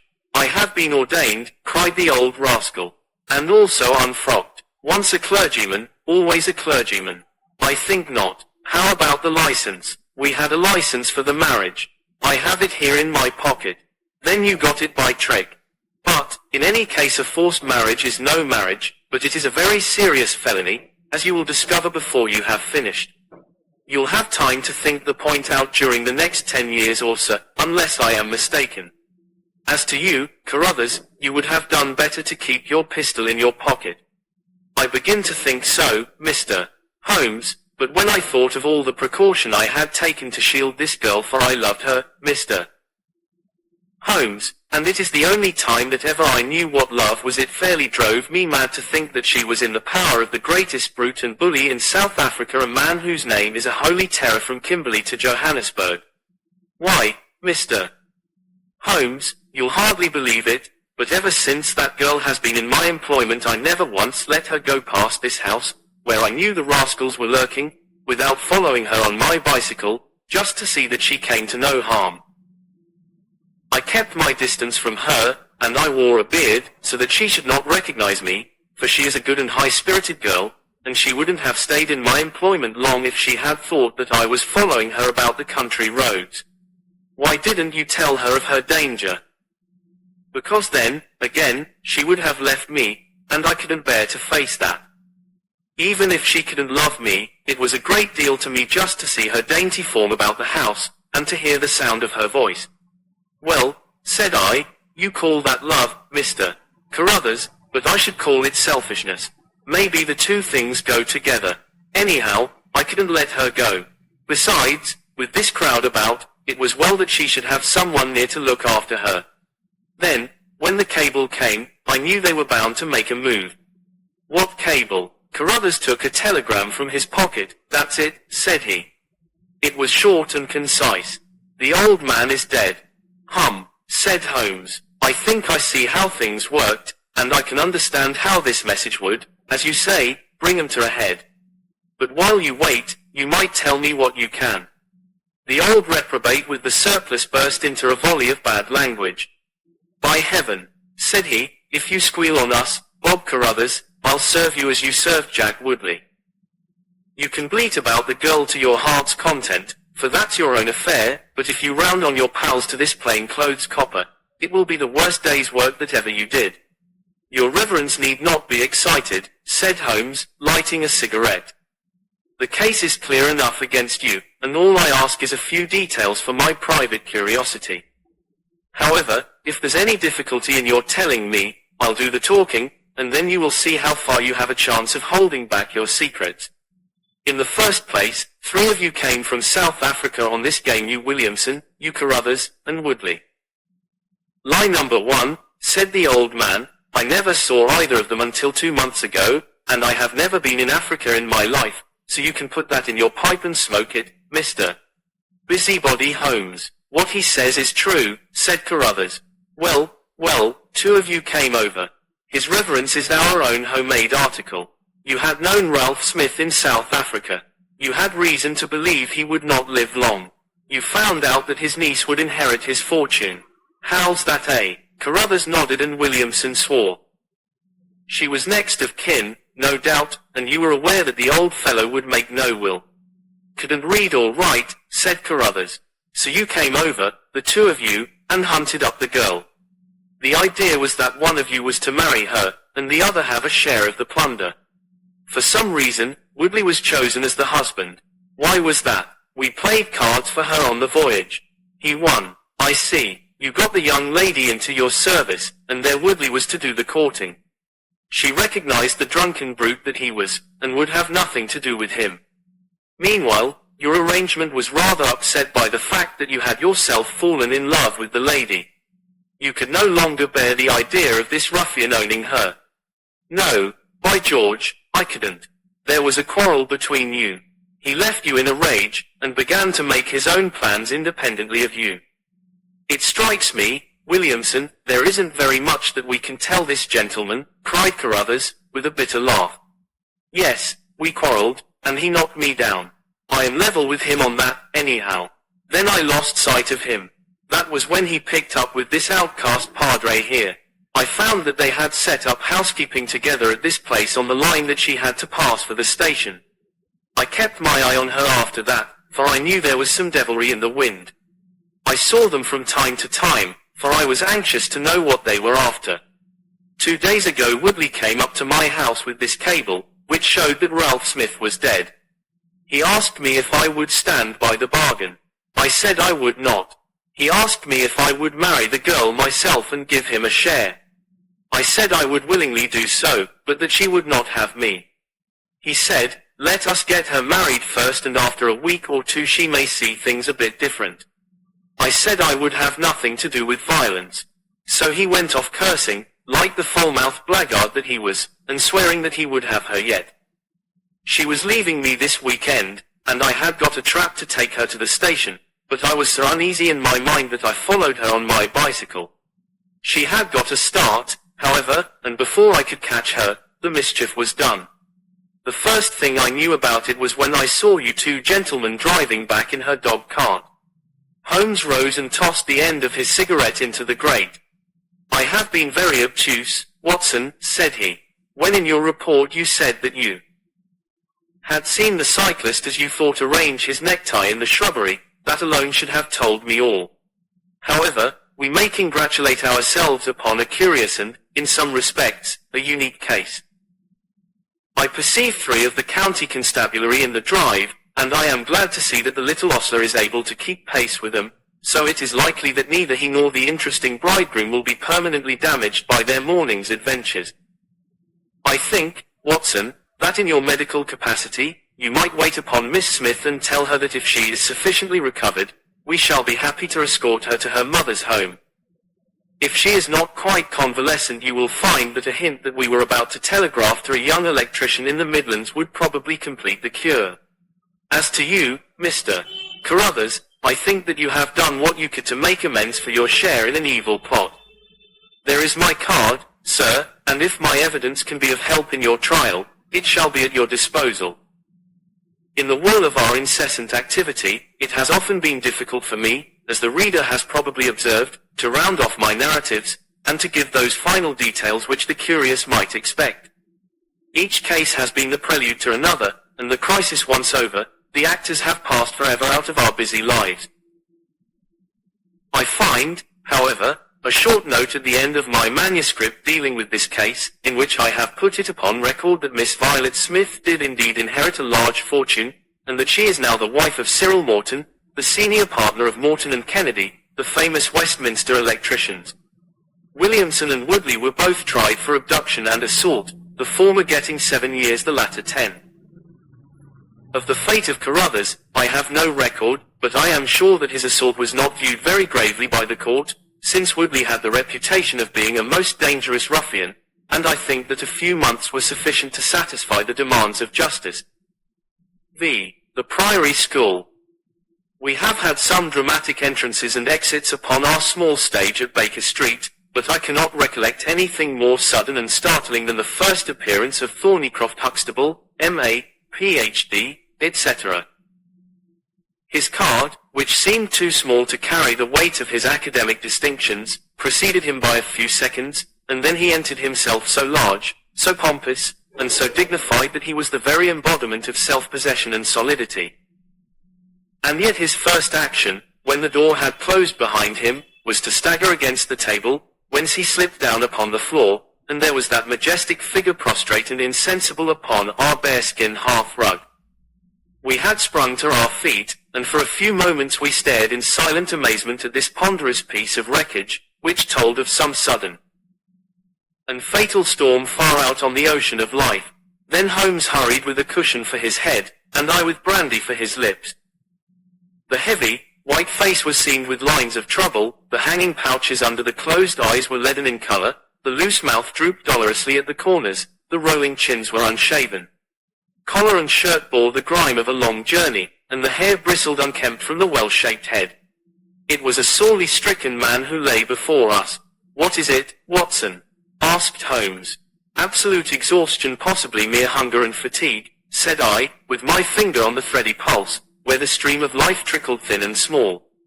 "Return ticket from Mackleton, in the north of England," said Holmes, drawing it from the watch pocket. "It is not 12 o'clock yet. He has certainly been an early starter." The puckered eyelids had begun to quiver, and now a pair of vacant grey eyes looked up at us. An instant later the man had scrambled onto his feet, his face crimson with shame. "Forgive this weakness, Mr. Holmes. I have been a little overwrought.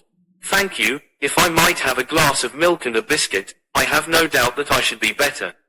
I came personally, Mr. Holmes, in order to ensure that you would return with me. I feared that no telegram would convince you of the absolute urgency of the case. When you are quite restored, I am quite well again. I cannot imagine how I came to be so weak.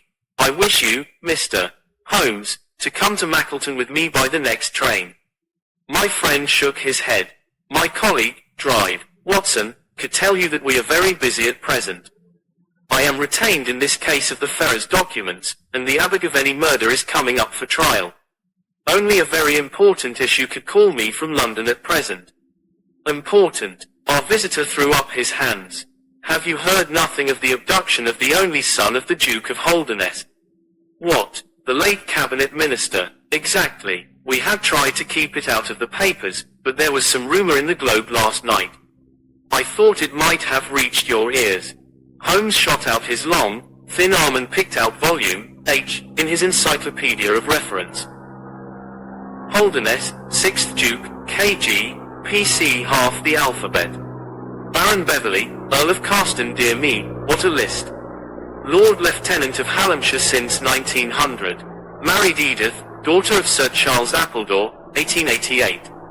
Heir and only child, Lord Saltire. Owns about 250,000 acres. Minerals in Lancashire and Wales. Address, Carlton House Terrace, Holderness Hall, Hallamshire, Carston Castle, Bangor, Wales. Lord of the Admiralty, 1872, Chief Secretary of State for well, this man is certainly one of the greatest subjects of the Crown. The greatest and perhaps the wealthiest. I am aware, Mr. Holmes, that you take a very high line in professional matters, and that you are prepared to work for the works Sake. I may tell you, however, that His Grace has already intimated that a cheque for £5,000 will be handed over to the person who can tell him where his son is, and another 1,000 to him who can name the man or men who have taken him. It is a princely offer, said Holmes. Watson, I think that we shall accompany Drive, Huxtable back to the north of England.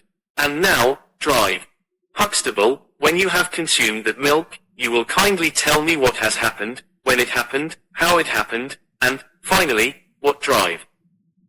Thornycroft Huxtable, of the Priory School, near Mackleton, has to do with the matter, and why he comes 3 days after an event the state of your chin gives the date to ask for my humble services. Our visitor had consumed his milk and biscuits. The light had come back to his eyes and the colour to his cheeks, as he set himself with great vigour and lucidity to explain the situation. I must inform you, gentlemen, that the Priory is a preparatory school, of which I am the founder and principal. Huxtable's sidelights on Horace may possibly recall my name to your memories.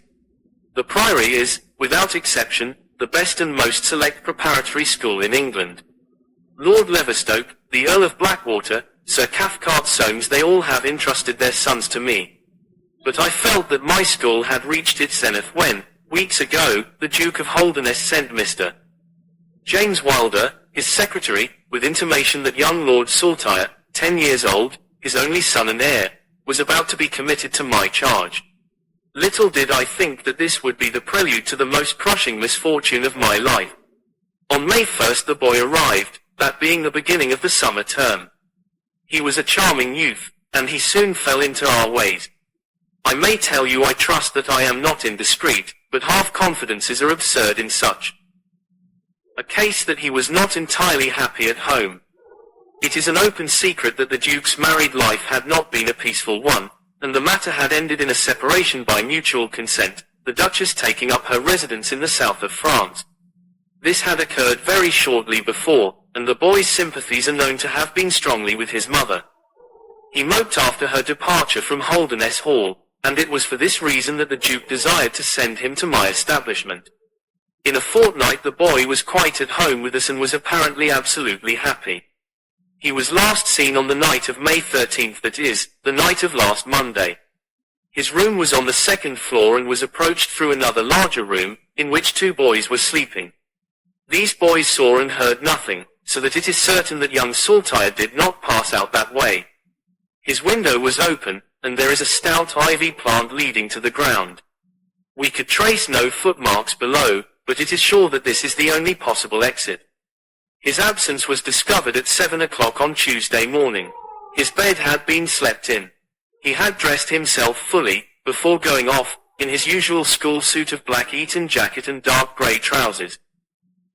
There were no signs that anyone had entered the room, and it is quite certain that anything in the nature of cries or a struggle would have been heard, since Caunter, the elder boy in the inner room, is a very light sleeper.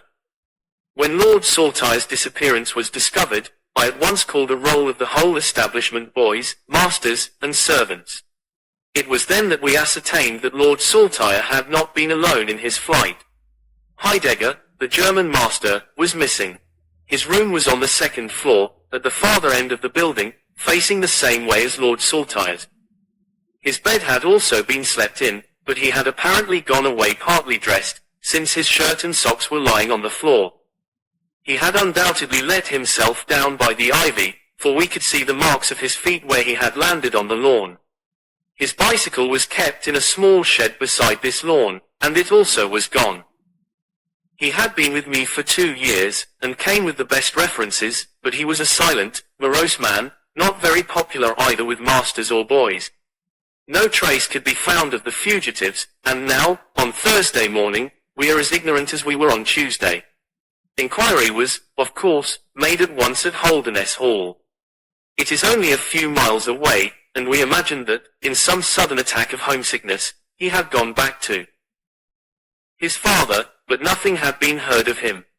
The Duke is greatly agitated, and, as to me, you have seen yourselves the state of nervous prostration to which the suspense and the responsibility have reduced me. Mr. Holmes, if ever you put forward your full powers, I implore you to do so now, for never in your life could you have a case which is more worthy of them.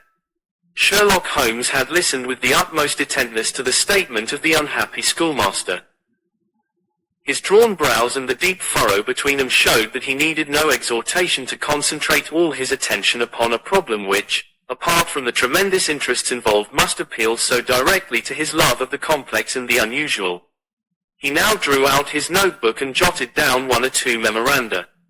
"You have been very remiss in not coming to me sooner," said he, severely. "You start me on my investigation with a very serious handicap. It is inconceivable, for example, that this ivy and this lawn would have yielded nothing to an expert observer. I am not to blame, Mr. Holmes. His Grace was extremely desirous to avoid all public scandal. He was afraid of his family unhappiness being dragged before the world. He has a deep horror of anything of the kind. But there has been some official investigation." "Yes, sir, and it has proved most disappointing. An apparent clue was at once obtained, since a boy and a young man were reported to have been seen leaving a neighboring station by an early train. Only last night we had news that the couple had been hunted down in Liverpool, and they proved to have no connection whatever with the matter in hand. Then it was that in my despair and disappointment, after a sleepless night, I came straight to you by the early train. I suppose the local investigation was relaxed while this false clue was being followed up. It was entirely dropped, so that 3 days have been wasted. The affair has been most deplorably handled. I feel it and admit it, and yet the problem should be capable of ultimate solution. I shall be very happy to look into it. Have you been able to trace any connection between the missing boy and this German master?" "None at all. Was he in the master's class?" "No. He never exchanged a word with him, so far as I know." "That is certainly very singular. Had the boy a bicycle?" "No." "Was any other bicycle missing?" "No." "Is that certain?" "Quite." "Well, now, you do not mean to seriously suggest that this German rode off upon a bicycle in the dead of the night, bearing the boy in his arms?" "Certainly not." "Then what is the theory in your mind?" "The bicycle may have been a blind. It may have been hidden somewhere, and the pair gone off on foot." "Quite so, but it seems rather an absurd blind, does it not?" "Were there other bicycles in this shed?" "Several." "Would he not have hidden a couple, had he desired to give the idea that they had gone off upon them?" "I suppose he would." "Of course he would. The blind theory won't do. But the incident is an admirable starting point for an investigation. After all, a bicycle is not an easy thing to conceal or to destroy. One other question. Did anyone call to see the boy on the day before he disappeared?" "No." "Did he get any letters?" "Yes, 1 letter." "From whom?" "From his father." Do you open the boy's letters? No. How do you know it was from the father? The coat of arms was on the envelope, and it was addressed in the Duke's peculiar stiff hand. Besides, the Duke remembers having written. When had he a letter before that? Not for several days. Had he ever one from France? No, never. You see the point of my questions, of course. Either the boy was carried off by force or he went of his own free will. In the latter case, you would expect that some prompting from outside would be needed to make so young a lad do such a thing. If he has had no visitors, that prompting must have come in letters, hence I try to find out who were his correspondents. I fear I cannot help you much. His only correspondent, so far as I know, was his own father, who wrote to him on the very day of his disappearance. Were the relations between father and son very friendly? His Grace is never very friendly with anyone. He is completely immersed in large public questions, and is rather inaccessible to all ordinary emotions. But he was always kind to the boy in his own way. But the sympathies of the latter were with the mother. Yes. Did he say so? No. The Duke, then? Good heaven, no. Then how could you know? I have had some confidential talks with Mr. James Wilder, his Grace's secretary. It was he who gave me the information about Lord Saltire's feelings. I see. By the way, that last letter of the Duke's, was it found in the boy's room after he was gone? No, he had taken it with him. I think, Mr. Holmes, it is time that we were leaving for Euston. I will order a four-wheeler. In a quarter of an hour, we shall be at your service. If you are telegraphing home, Mr. Huxtable, it would be well to allow the people in your neighbourhood to imagine that the inquiry is still going on in Liverpool, or wherever else that red herring led your pack. In the meantime I will do a little quiet work at your own doors, and perhaps the scent is not so cold but the two old hounds like Watson and myself may get a sniff of it. Section. That evening found us in the cold, bracing atmosphere of the Peak Country, in which Dr. Huxtable's famous school is situated. It was already dark when we reached it. A card was lying on the hall table, and the butler whispered something to his master, who turned to us with agitation in every heavy feature. The Duke is here, said he. The Duke and Mr. Wilder are in the study. Come, gentlemen, and I will introduce you. I was, of course, familiar with the pictures of the famous statesman, but the man himself was very different from his representation. He was a tall and stately person, scrupulously dressed, with a drawn, thin face, and a nose which was grotesquely curved and long. His complexion was of a dead pallor, which was more startling by contrast with a long, dwindling beard of vivid red, which flowed down over his white waistcoat with his watch chain gleaming through its fringe. Such was the stately presence who looked stonily at us from the centre of Dr. Huxtable's hearthrug. Beside him stood a very young man, whom I understood to be Wilder, the private secretary. He was small, nervous, alert with intelligent light blue eyes and mobile features. It was he who at once, in an incisive and positive tone, opened the conversation. I called this morning, drive. Huxtable, too late to prevent you from starting for London. I learned that your object was to invite Mr. Sherlock Holmes to undertake the conduct of this case. His Grace is surprised, drive. Huxtable, that you should have taken such a step without consulting him. When I learned that the police had failed, His Grace is by no means convinced that the police have failed. But surely, Mr. Wilder, you are well aware, drive. Huxtable, that His Grace is particularly anxious to avoid all public scandal. He prefers to take as few people as possible into his confidence. The matter can be easily remedied, said the browbeaten doctor. Mr. Sherlock Holmes can return to London by the morning train. Hardly that, doctor, hardly that, said Holmes, in his blandest voice. This northern air is invigorating and pleasant, so I propose to spend a few days upon your moors, and to occupy my mind as best I may. Whether I have the shelter of your roof or of the village inn is, of course, for you to decide.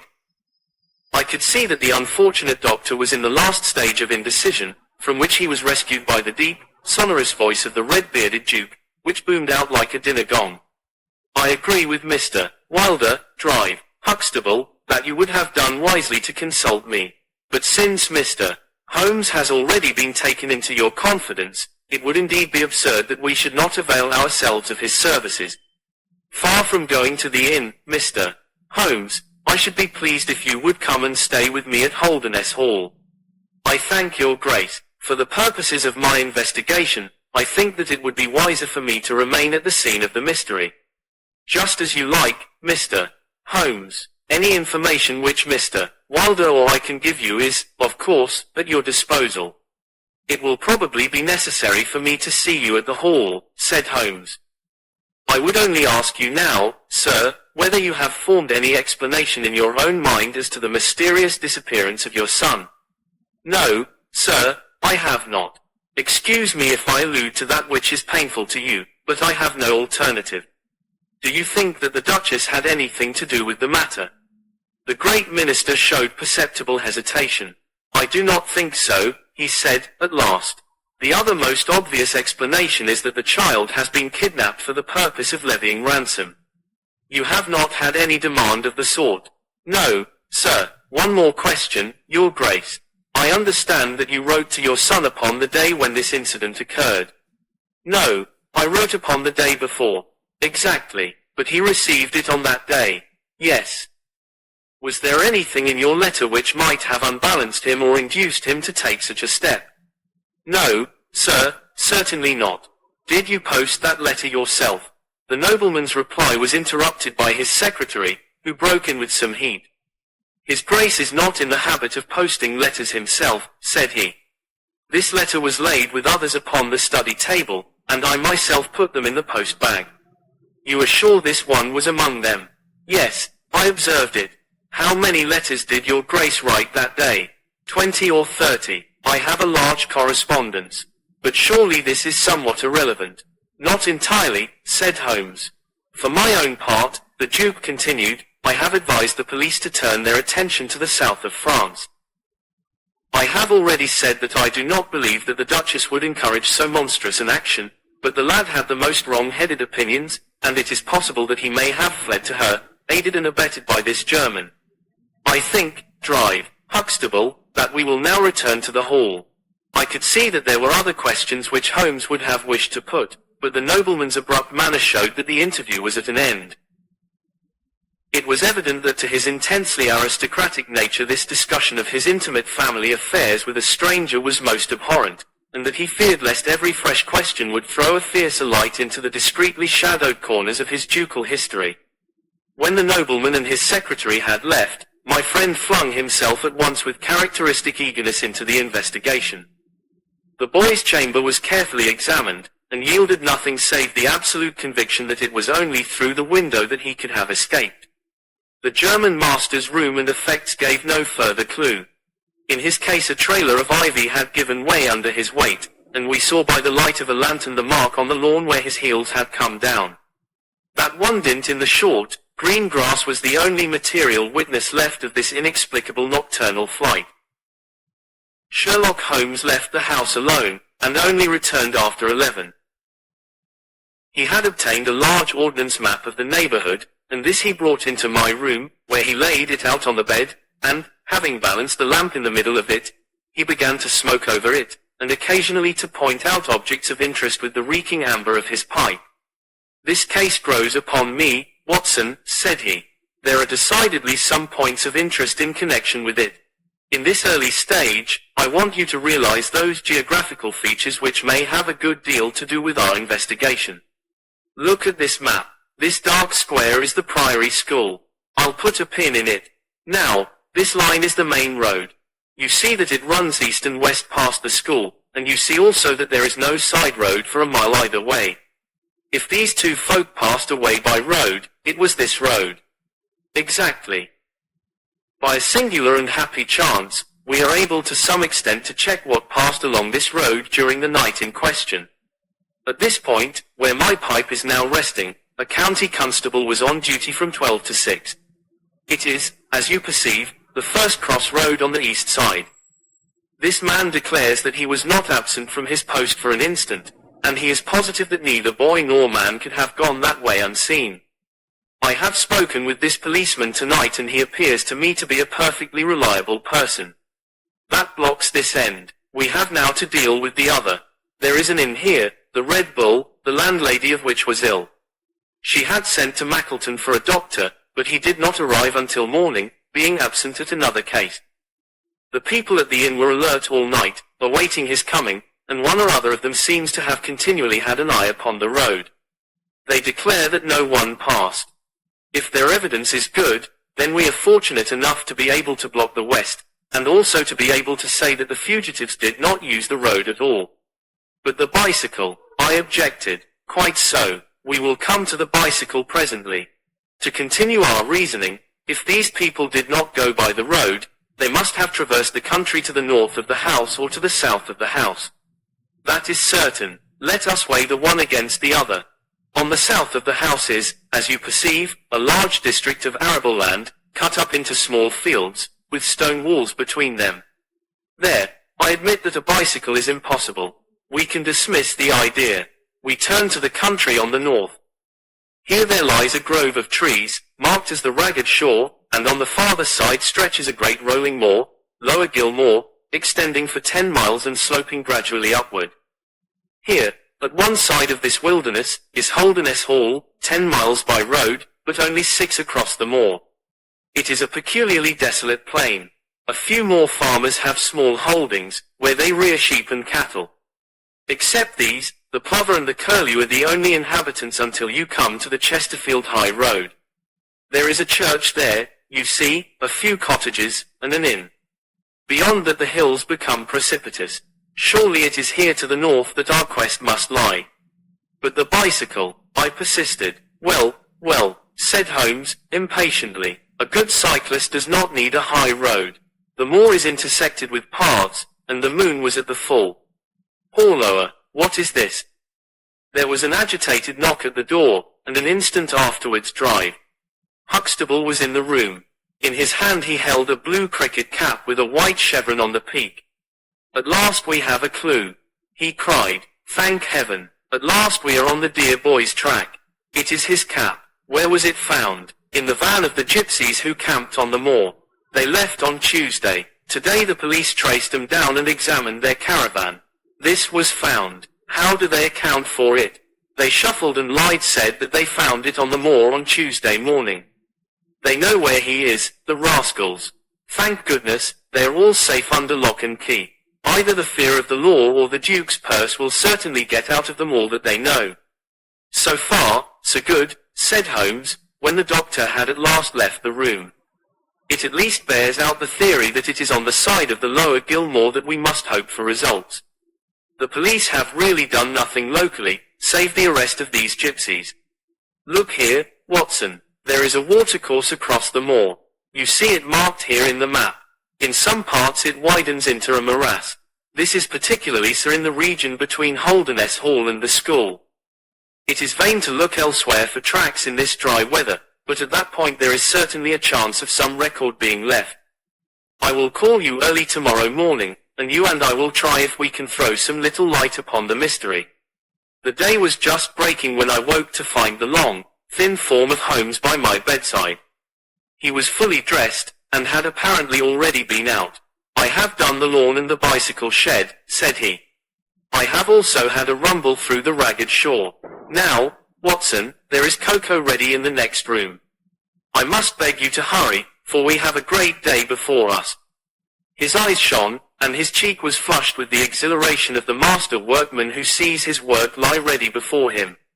A very different Holmes, this active, alert man, from the introspective and pallid dreamer of Baker Street. I felt, as I looked upon that supple figure, alive with nervous energy, that it was indeed a strenuous day that awaited us. And yet it opened in the blackest disappointment. With high hopes we struck across the peaty, russet moor, intersected with 1,000 sheep paths, until we came to the broad, light green belt which marked the morass between us and Holderness. Certainly, if the lad had gone homeward, he must have passed this, and he could not pass it without leaving his traces. But no sign of him or the German could be seen. With a darkening face my friend strode along the margin, eagerly observant of every muddy stain upon the mossy surface. Sheep marks there were in profusion, and at one place, some miles down, cows had left the tracks. Nothing more. Check number 1, said Holmes, looking gloomily over the rolling expanse of the moor. There is another morass down yonder, and a narrow neck between. Haul lower, haul lower, haul lower. What have we here? We had come on a small black ribbon of pathway. In the middle of it, clearly marked on the sodden soil, was the track of a bicycle. Hurrah! I cried. We have it. But Holmes was shaking his head, and his face was puzzled and expectant rather than joyous. A bicycle, certainly, but not the bicycle, said he. I am familiar with 42 different impressions left by tires.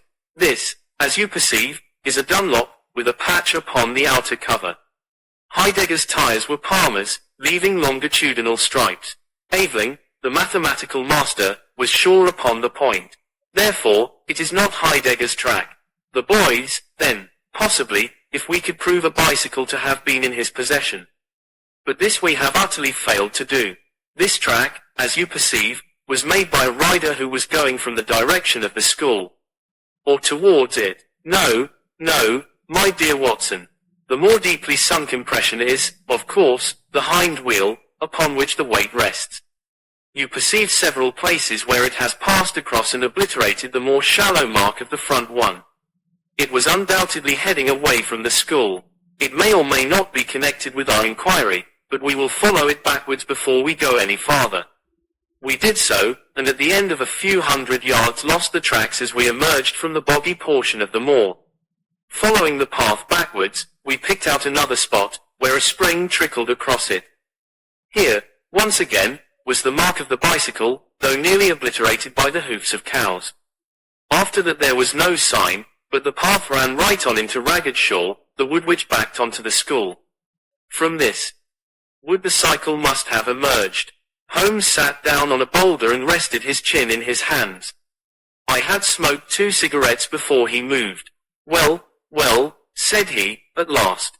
It is, of course, possible that a cunning man might change the tires of his bicycle in order to leave unfamiliar tracks.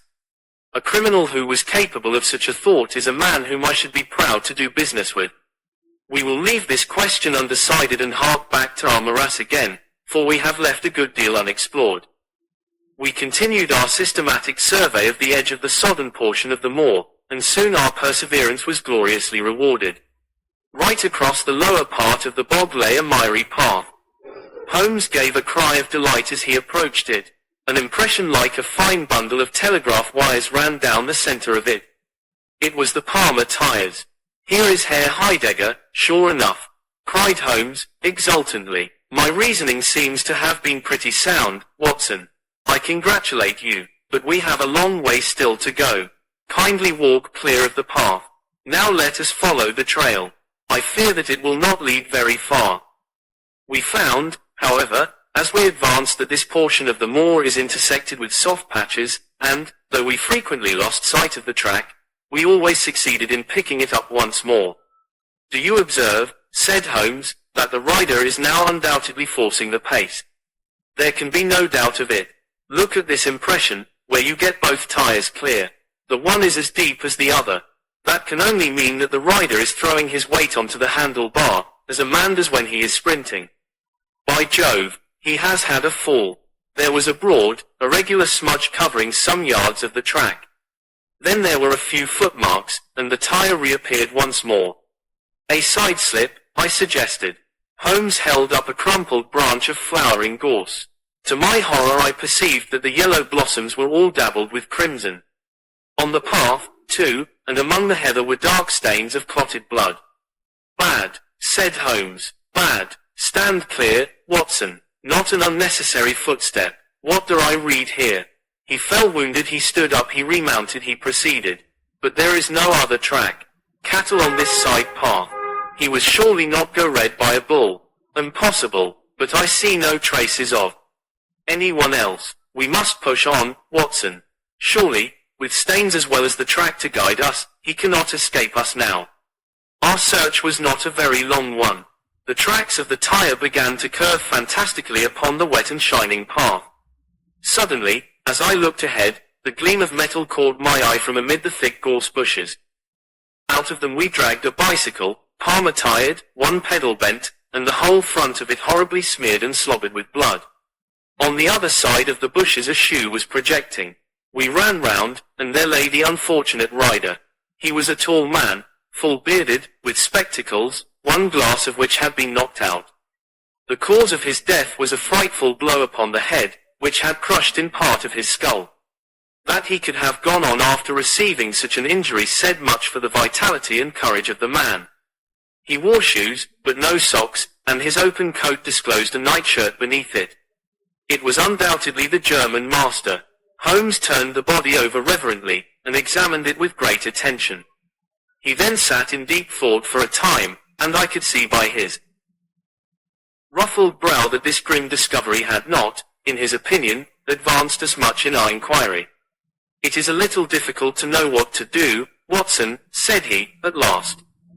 "My own inclinations are to push this inquiry on, for we have already lost so much time that we cannot afford to waste another hour. On the other hand, we are bound to inform the police of the discovery, and to see that this poor fellow's body is looked after. I could take a note back, but I need your company and assistance. Wait a bit, there is a fellow cutting peat up yonder. Bring him over here, and he will guide the police." I brought the peasant across, and Holmes dispatched the frightened man with a note to Dr. Huxtable. "Now, Watson," said he, "we have picked up 2 clues this morning. One is the bicycle with the Palmer tire, and we see what that has led to. The other is the bicycle with the patched Dunlop. Before we start to investigate that, let us try to realize what we do know, so as to make the most of it, and to separate the essential from the accidental. First of all, I wish to impress upon you that the boy certainly left of his own free will. He got down from his window and he went off, either alone or with someone." "That is sure," I assented. "Well, now, let us turn to this unfortunate German master. The boy was fully dressed when he fled. Therefore, he foresaw what he would do. But the German went without his socks. He certainly acted on very short notice. Undoubtedly. Why did he go? Because, from his bedroom window, he saw the flight of the boy, because he wished to overtake him and bring him back. He seized his bicycle, pursued the lad, and in pursuing him met his death. So it would seem. Now I come to the critical part of my argument. The natural action of a man in pursuing a little boy would be to run after him. He would know that he could overtake him. But the German does not do so. He turns to his bicycle. I am told that he was an excellent cyclist. He would not do this, if he did not see that the boy had some swift means of escape.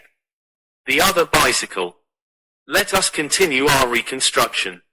He meets his death 5 miles from the school, not by a bullet, mark you, which even a lad might conceivably discharge, but by a savage blow dealt by a vigorous arm. The lad, then, had a companion in his flight, and the flight was a swift one, since it took 5 miles before an expert cyclist could overtake them. Yet we survey the ground round the scene of the tragedy. What do we find? A few cattle tracks, nothing more. I took a wide sweep round, and there is no path within 50 yards. Another cyclist could have had nothing to do with the actual murder, nor were there any human footmarks. Holmes, I cried, this is impossible. Admirable, he said, a most illuminating remark. It is impossible as I stated, and therefore I must in some respect have stated it wrong. Yet you saw for yourself. Can you suggest any fallacy? He could not have fractured his skull in a fall. In a morass, Watson. I am at my wit's end. Tut, tut, we have solved some worse problems. At least we have plenty of material, if we can only use it. Come, then, and, having exhausted the Palmer, let us see what the Dunlop with the patched cover has to offer us. We picked up the track and followed it onward for some distance, but soon the moor rose into a long, heather-tufted curve, and we left the watercourse behind us. No further help from tracks could be hoped for. At the spot where we saw the last of the Dunlop tire it might equally have led to Holderness Hall, the stately towers of which rose some miles to our left, or to a low, grey village which lay in front of us and marked the position of the Chesterfield High Road. As we approached the forbidding and squalid inn, with the sign of a game cock above the door, Holmes gave a sudden groan, and clutched me by the shoulder to save himself from falling. He had had one of those violent strains of the ankle which leave a man helpless. With difficulty he limped up to the door, where a squat, dark, elderly man was smoking a black clay pipe. "How are you, Mr. Reuben Hayes?" said Holmes. "Who are you, and how do you get my name so pat?" The countryman answered, with a suspicious flash of a pair of cunning eyes. "Well, it's printed on the board above your head. It's easy to see a man who is master of his own house. I suppose you haven't such a thing as a carriage in your stables?" "No, I have not. I can hardly put my foot to the ground." "Don't put it to the ground." "But I can't walk." "Well, then hop." Mr. Reuben Hayes's manner was far from gracious, but Holmes took it with admirable good humor. "Look here, my man," said he. "This is really rather an awkward fix for me. I don't mind how I get on." "Neither do I," said the morose landlord. "The matter is very important. I would offer you a sovereign for the use of a bicycle." The landlord pricked up his ears. "Where do you want to go?" "To Holderness Hall. Pals of the Duke, I suppose," said the landlord, surveying our mud-stained garments with ironical eyes. Holmes laughed good-naturedly. "He'll be glad to see us, anyhow." "Why?" "Because we bring him news of his lost son." The landlord gave a very visible start. "What? You're on his track?" "He has been heard of in Liverpool. They expect to get him every hour." Again a swift change passed over the heavy, unshaven face. His manner was suddenly genial. "I've less reason to wish the Duke well than most men," said he, "for I was head coachman once, and cruel bad he treated me. It was him that sacked me without a character on the word of a lying corn chandler. But I'm glad to hear that the young lord was heard of in Liverpool, and I'll help you to take the news to the hall." "Thank you," said Holmes. "We'll have some food first. Then you can bring round the bicycle." "I haven't got a bicycle." Holmes held up a sovereign. "I tell you, man, that I haven't got one. I'll let you have 2 horses as far as the hall." Well, said Holmes, "we'll talk about it when we've had something to eat." When we were left alone in the stone-flagged kitchen, it was astonishing how rapidly that sprained ankle recovered. It was nearly nightfall, and we had eaten nothing since early morning, so that we spent some time over our meal. Holmes was lost in thought, and once or twice he walked over to the window and stared earnestly out. It opened onto a squalid courtyard. In the far corner was a smithy, where a grimy lad was at work. On the other side were the stables. Holmes had sat down again after one of these excursions, when he suddenly sprang out of his chair with a loud exclamation. "By heaven, Watson, I believe that I've got it," he cried. Yes, it must be so. Watson, do you remember seeing any cow tracks today?" "Yes, several." "Where?" "Well, everywhere. They were at the morass, and again on the path, and again near where poor Heidegger met his death." "Exactly. Well, now, Watson, how many cows did you see on the moor?" "I don't remember seeing any." "Strange, Watson, that we should see tracks all along our line, but never a cow on the whole moor." "Very strange, Watson, eh?" "Yes, it is strange.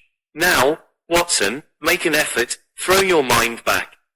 Can you see those tracks upon the path?" "Yes, I can." "Can you recall that the tracks were sometimes like that, Watson?" He arranged a number of breadcrumbs in this fashion, "and sometimes like this, and occasionally like this. Can you remember that?" "No, I cannot, but I can. I could swear to it. However, we will go back at our leisure and verify it. What a blind beetle I have been, not to draw my conclusion." "And what is your conclusion?" "Only that it is a remarkable cow which walks, canters, and gallops." "By George, Watson, it was no brain of a country publican that thought out such a blind as that. The coast seems to be clear, save for that lad in the smithy. Let us slip out and see what we can see." There were 2 rough-haired, unkempt horses in the tumble-down stable. Holmes raised the hind leg of one of them and laughed aloud. "Old shoes, but newly shod old shoes, but new nails. This case deserves to be a classic. Let us go across to the smithy." The lad continued his work without regarding us. I saw Holmes's eye darting to right and left among the litter of iron and wood which was scattered about the floor. Suddenly, however, we heard a step behind us, and there was the landlord, his heavy eyebrows drawn over his savage eyes, his swarthy features convulsed with passion. He held a short, metal-headed stick in his hand, and he advanced in so menacing a fashion that I was right glad to feel the revolver in my pocket. "You infernal spies!" the man cried. "What are you doing there?" "Why, Mr. Reuben Hayes," said Holmes, coolly, "one might think that you were afraid of our finding something out." The man mastered himself with a violent effort, and his grim mouth loosened into a false laugh, which was more menacing than his frown. "You're welcome to all you can find out in my smithy," said he. "But look here, mister, I don't care for folk poking about my place without my leave, so the sooner you pay your score and get out of this the better I shall be pleased." "All right, Mr. Hayes, no harm meant," said Holmes. "We have been having a look at your horses, but I think I'll walk, after all. It's not far, I believe. Not more than 2 miles to the hall gates. That's the road to the left." He watched us with sullen eyes until we had left his premises. We did not go very far along the road, for Holmes stopped the instant that the curve hid us from the landlord's view. "We were warm, as the children say, at that inn," said he. "I seem to grow colder every step that I take away from it. No, I can't possibly leave it. I am convinced," said I, "that this Reuben Hayes knows all about it. A more self-evident villain I never saw." "Oh, he impressed you in that way, did he? There are the horses, there is the smithy. Yes, it is an interesting place, this Fighting Cock. I think we shall have another look at it in an unobtrusive way." A long, sloping hillside, dotted with grey limestone boulders, stretched behind us. We had turned off the road, and were making our way up the hill, when, looking in the direction of Holderness Hall, I saw a cyclist coming swiftly along. "Get down, Watson," cried Holmes, with a heavy hand upon my shoulder. We had hardly sunk from view when the man flew past us on the road. Amid a rolling cloud of dust, I caught a glimpse of a pale, agitated face, a face with horror in every lineament, the mouth open, the eyes staring wildly in front. It was like some strange caricature of the dapper James Wilder whom we had seen the night before. "The Duke's secretary," cried Holmes. "Come, Watson, let us see what he does." We scrambled from rock to rock, until in a few moments we had made our way to a point from which we could see the front door of the inn. Wilder's bicycle was leaning against the wall beside it. No one was moving about the house, nor could we catch a glimpse of any faces at the windows.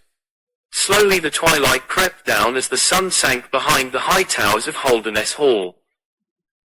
Then, in the gloom, we saw the 2 side lamps of a trap light up in the stable yard of the inn, and shortly afterwards heard the rattle of hoofs, as it wheeled out into the road and tore off at a furious pace in the direction of Chesterfield. "What do you make of that, Watson?" Holmes whispered. "It looks like a flight. A single man in a dog cart, so far as I could see." "Well, it certainly was not Mr. James Wilder, for there he is at the door." A red square of light had sprung out of the darkness. In the middle of it was the black figure of the secretary, his head advanced, peering out into the night. It was evident that he was expecting someone. Then at last there were steps in the road, a second figure was visible for an instant against the light, the door shut, and all was black once more. 5 minutes later a lamp was lit in a room upon the first floor. "It seems to be a curious class of custom that is done by the Fighting Cock," said Holmes. "The bar is on the other side." "Quite so. These are what one may call the private guests. Now, what in the world is Mr. James Wilder doing in that den at this hour of night, and who is the companion who comes to meet him there? Come, Watson, we must really take a risk and try to investigate this a little more closely." Together we stole down to the road and crept across to the door of the inn. The bicycle still leaned against the wall. Holmes struck a match and held it to the back wheel, and I heard him chuckle as the light fell upon a patched Dunlop tire. Up above us was the lighted window. "I must have a peep through that, Watson. If you bend your back and support yourself upon the wall, I think that I can manage." An instant later, his feet were on my shoulders, but he was hardly up before he was down again. "Come, my friend," said he, "our day's work has been quite long enough. I think that we have gathered all that we can. It's a long walk to the school, and the sooner we get started the better. He hardly opened his lips during that weary trudge across the moor, nor would he enter the school when he reached it, but went on to Mackleton station, whence he could send some telegrams. Late at night I heard him consoling Drive Huxtable, prostrated by the tragedy of his master's death, and later still he entered my room as alert and vigorous as he had been when he started in the morning. "All goes well, my friend," said he.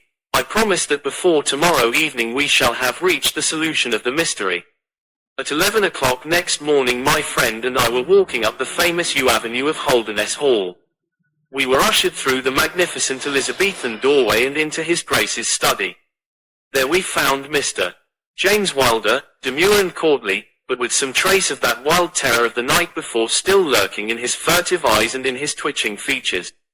"You have come to see his Grace. I am sorry, but the fact is that the Duke is far from well. He has been very much upset by the tragic news. We received a telegram from Dr. Huxtable yesterday afternoon, which told us of your discovery. I must see the Duke, Mr. Wilder, but he is in his room. Then I must go to his room. I believe he is in his bed. I will see him there." Holmes's cold and inexorable manner showed the secretary that it was useless to argue with him. "Very good, Mr. Holmes, I will tell him that you are here." After an hour's delay, the great nobleman appeared. His face was more cadaverous than ever, his shoulders had rounded, and he seemed to me to be an altogether older man than he had been the morning before.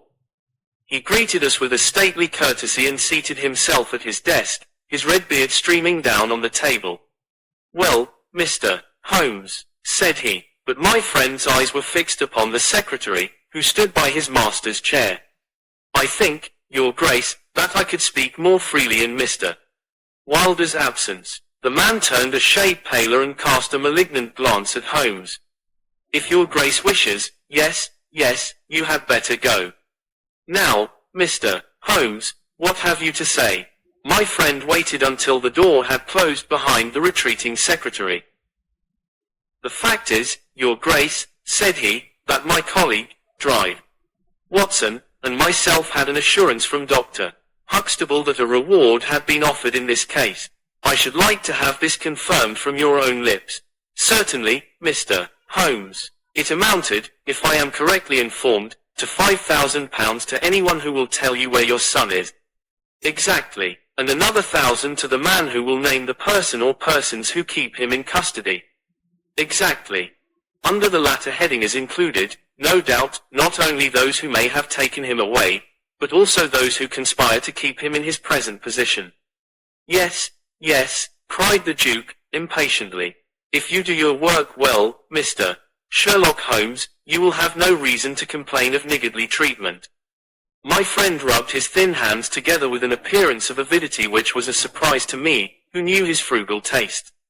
"I fancy that I see your Grace's checkbook upon the table," said he. "I should be glad if you would make me out a check for £6,000. It would be as well, perhaps, for you to cross it. The Capital and Counties Bank, Oxford Street branch are my agents." His Grace sat very stern and upright in his chair and looked stonily at my friend. "Is this a joke, Mr. Holmes?" "It is hardly a subject for pleasantry." "Not at all, Your Grace. I was never more earnest in my life." "What do you mean, then?" "I mean that I have earned the reward. I know where your son is, and I know some, at least, of those who are holding him." The Duke's beard had turned more aggressively red than ever against his ghastly white face. "Where is he?" he gasped. "He is, or was last night, at the Fighting Cock Inn, about 2 miles from your park gate." The Duke fell back in his chair. "And whom do you accuse?" Sherlock Holmes's answer was an astounding one. He stepped swiftly forward and touched the Duke upon the shoulder. "I accuse you," said he. "And now, Your Grace, I'll trouble you for that check." Never shall I forget the Duke's appearance as he sprang up and clawed with his hands, like one who is sinking into an abyss.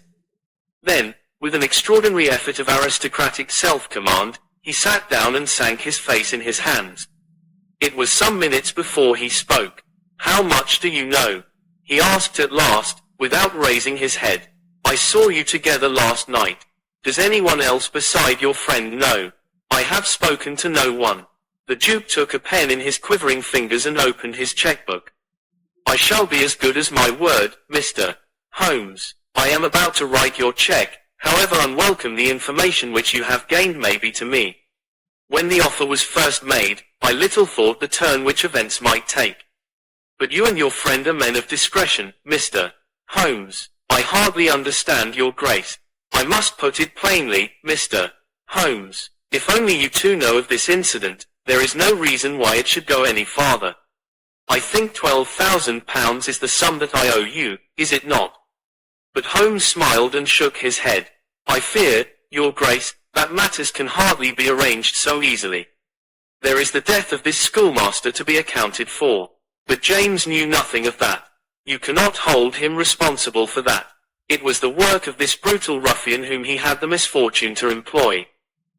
I must take the view, your grace, that when a man embarks upon a crime, he is morally guilty of any other crime which may spring from it. Morally, Mr. Holmes, no doubt you are right, but surely not in the eyes of the law. A man cannot be condemned for a murder at which he was not present, and which he loathes and abhors as much as you do. The instant that he heard of it he made a complete confession to me, so filled was he with horror and remorse. He lost not an hour in breaking entirely with the murderer. Oh, Mr. Holmes, you must save him, you must save him. I tell you that you must save him. The Duke had dropped the last attempt at self-command, and was pacing the room with a convulsed face and with his clenched hands raving in the air. At last he mastered himself and sat down once more at his desk. I appreciate your conduct in coming here before you spoke to anyone else, said he. At least, we may take counsel how far we can minimize this hideous scandal. Exactly, said Holmes. I think, your grace, that this can only be done by absolute frankness between us. I am disposed to help your grace to the best of my ability, but, in order to do so, I must understand to the last detail how the matter stands. I realize that your words apply to Mr. James Wilder, and that he is not the murderer. No, the murderer has escaped. Sherlock Holmes smiled demurely. Your grace can hardly have heard of any small reputation which I possess, or you would not imagine that it is so easy to escape me. Mr. Reuben Hayes was arrested at Chesterfield, on my information, at 11 o'clock last night. I had a telegram from the head of the local police before I left the school this morning. The Duke leaned back in his chair and stared with amazement at my friend. You seem to have powers that are hardly human, said he. So Reuben Hayes is taken. I am right glad to hear it, if it will not react upon the fate of James. Your secretary? No, sir, my son. It was Holmes's turn to look astonished. I confess that this is entirely new to me, your grace. I must beg you to be more explicit. I will conceal nothing from you.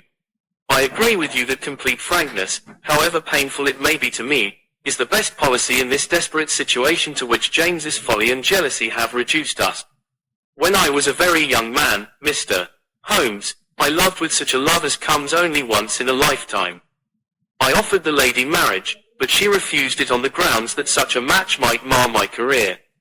Had she lived, I would certainly never have married anyone else. She died, and left this one child, whom for her sake I have cherished and cared for. I could not acknowledge the paternity to the world, but I gave him the best of educations, and since he came to manhood I have kept him near my person.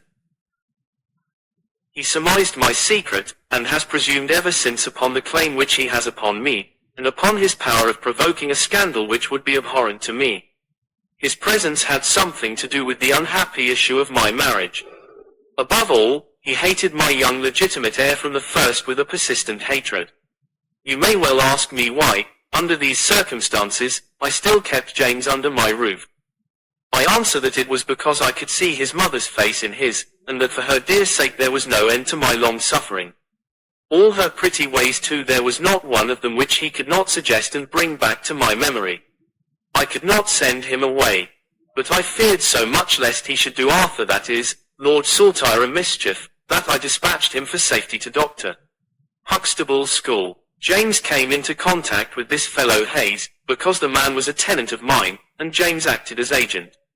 The fellow was a rascal from the beginning, but, In some extraordinary way, James became intimate with him. He had always a taste for low company. When James determined to kidnap Lord Saltire, it was of this man's service that he availed himself. You remember that I wrote to Arthur upon that last day.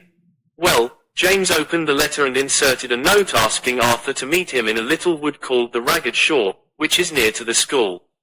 He used the Duchess's name, and in that way got the boy to come.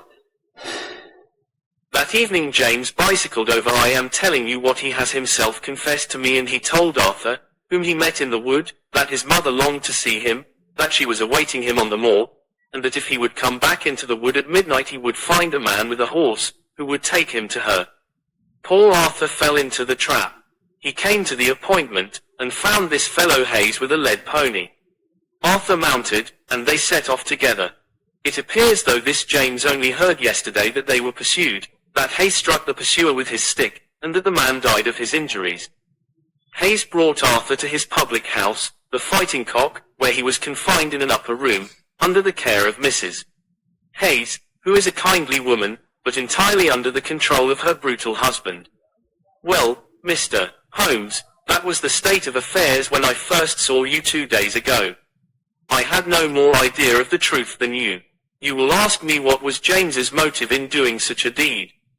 I answer that there was a great deal which was unreasoning and fanatical in the hatred which he bore my heir.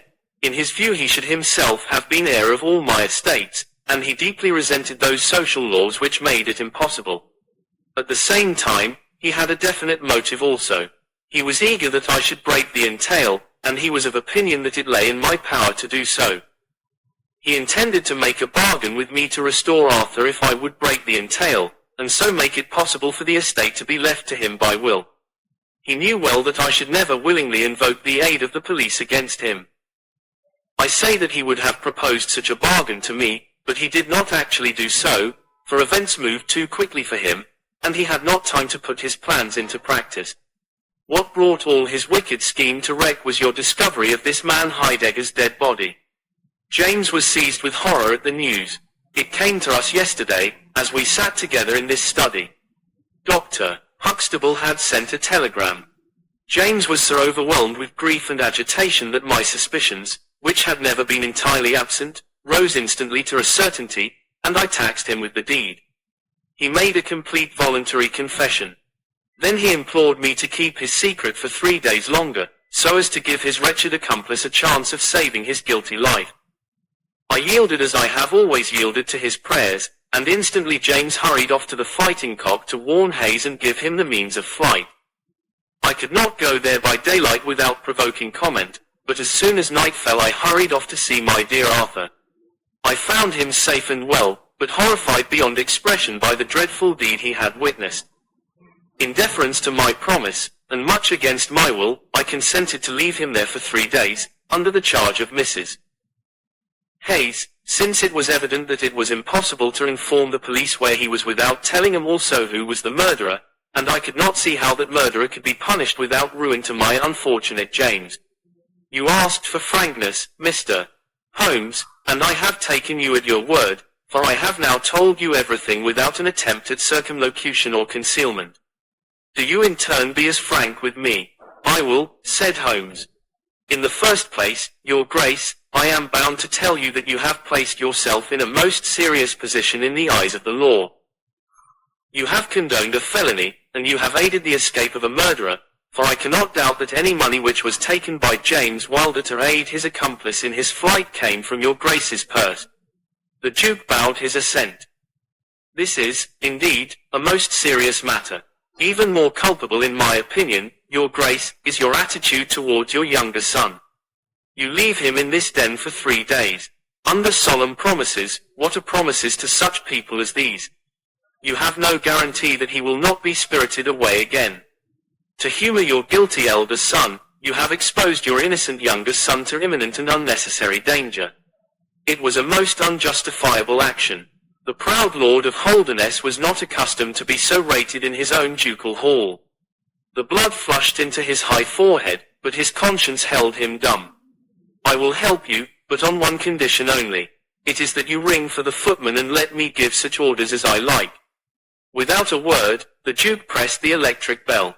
A servant entered. "You will be glad to hear," said Holmes, "that your young master is found. It is the Duke's desire that the carriage shall go at once to the Fighting Cock Inn to bring Lord Saltire home." "Now," said Holmes, when the rejoicing lackey had disappeared, "having secured the future, we can afford to be more lenient with the past. I am not in an official position, and there is no reason, so long as the ends of justice are served, why I should disclose all that I know. As to Hayes, I say nothing. The gallows awaits him, and I would do nothing to save him from it. What he will divulge I cannot tell, but I have no doubt that your Grace could make him understand that it is to his interest to be silent. From the police point of view he will have kidnapped the boy for the purpose of ransom. If they do not themselves find it out, I see no reason why I should prompt them to take a broader point of view. I would warn your Grace, however, that the continued presence of Mr. James Wilder in your household can only lead to misfortune. I understand that, Mr. Holmes, and it is already settled that he shall leave me forever, and go to seek his fortune in Australia. In that case, your Grace, since you have yourself stated that any unhappiness in your married life was caused by his presence, I would suggest that you make such amends as you can to the Duchess, and that you try to resume those relations which have been so unhappily interrupted. That also I have arranged, Mr. Holmes. I wrote to the Duchess this morning." "In that case," said Holmes, rising, "I think that my friend and I can congratulate ourselves upon several most happy results from our little visit to the north. There is one other small point upon which I desire some light. This fellow Hayes had shod his horses with shoes which counterfeited the tracks of cows. Was it from Mr. Wilder that he learned so extraordinary a device?" The Duke stood in thought for a moment, with a look of intense surprise on his face. Then he opened a door and showed us into a large room furnished as a museum. He led the way to a glass case in a corner, and pointed to the inscription. "These shoes," it ran, "were dug up in the moat of Holderness Hall. They are for the use of horses, but they are shaped below with a cloven foot of iron, so as to throw pursuers off the track. They are supposed to have belonged to some of the marauding barons of Holderness in the Middle Ages." Holmes opened the case, and moistening his finger he passed it along the shoe. A thin film of recent mud was left upon his skin. "Thank you," said he, as he replaced the glass. "It is the second most interesting object that I have seen in the north." "And the first?" Holmes folded up his check and placed it carefully in his notebook. "I am a poor man," said he, as he patted it affectionately, and thrust it into the depths of his inner pocket. "By Black Peter, I have never known my friend to be in better form, both mental and physical, than in the year '95.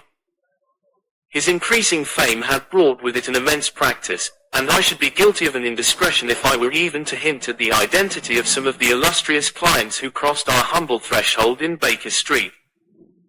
Holmes, however, like all great artists, lived for his art's sake, and, save in the case of the Duke of Holderness, I have seldom known him claim any large reward for his inestimable services. So unworldly was he, or so capricious, that he frequently refused his help to the powerful and wealthy where the problem made no appeal to his sympathies, while he would devote weeks of most intense application to the affairs of some humble client whose case presented those strange and dramatic qualities which appealed to his imagination and challenged his ingenuity. In this memorable year '95, a curious and incongruous succession of cases had engaged his attention, ranging from his famous investigation of the sudden death of Cardinal Tosca, an inquiry which was carried out by him at the express desire of His Holiness the Pope, down to his arrest of Wilson, the notorious canary trainer, which removed a plague spot from the East End of London. Close on the heels of these two famous cases came the tragedy of Woodman's Lee, and the very obscure circumstances which surrounded the death of Captain Peter Carey. No record of the doings of Mr. Sherlock Holmes would be complete which did not include some account of this very unusual affair.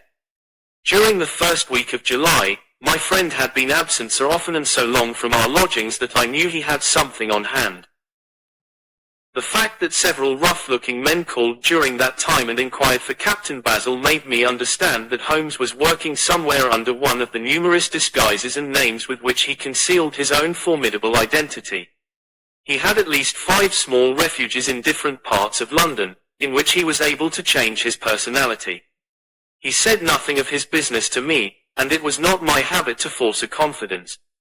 The first positive sign which he gave me of the direction which his investigation was taking was an extraordinary one. He had gone out before breakfast, and I had sat down to mine when he strode into the room, his hat upon his head and a huge barbed-headed spear tucked like an umbrella under his arm. "Good gracious, Holmes," I cried, "you don't mean to say that you have been walking about London with that thing?" I drove to the butcher's and back. The butcher's, and I return with an excellent appetite. There can be no question, my dear Watson, of the value of exercise before breakfast. But I am prepared to bet that you will not guess the form that my exercise has taken. I will not attempt it.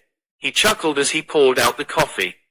If you could have looked into Allardyce's back shop, you would have seen a dead pig swung from a hook in the ceiling, and a gentleman in his shirt sleeves furiously stabbing at it with this weapon.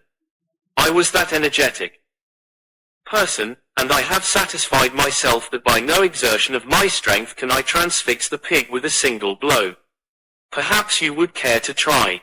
Not for worlds. But why were you doing this? Because it seemed to me to have an indirect bearing upon the mystery of Woodman's Lee. Ah, Hopkins, I got your wire last night, and I have been expecting you. Come and join us.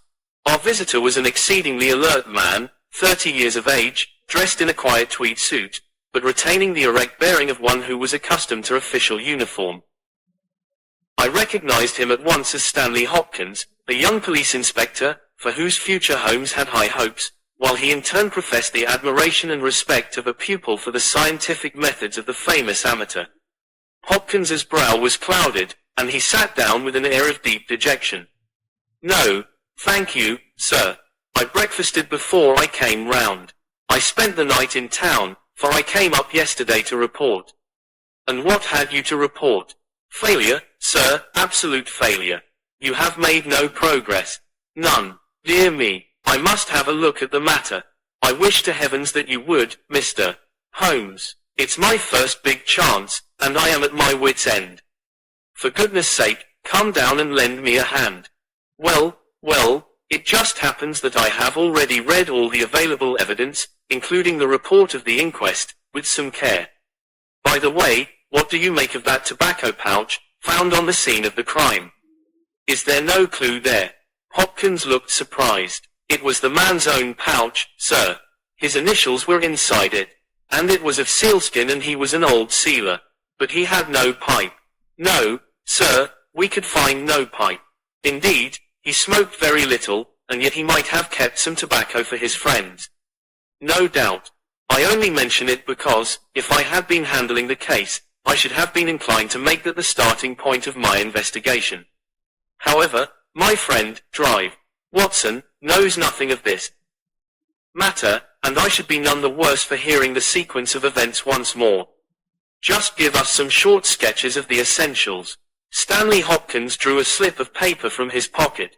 "I have a few dates here which will give you the career of the dead man, Captain Peter Carey. He was born in 45-50 years of age. He was a most daring and successful seal and whale fisher. In 1883 he commanded the steam sealer Sea Unicorn, of Dundee. He had then had several successful voyages in succession, and in the following year, 1884, he retired. After that he travelled for some years, and finally he bought a small place called Woodman's Lee, near Forest Row, in Sussex. There he has lived for 6 years, and there he died just a week ago today.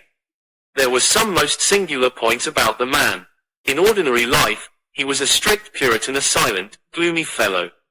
His household consisted of his wife, his daughter, aged 20, and 2 female servants. These last were continually changing, for it was never a very cheery situation, and sometimes it became past all bearing.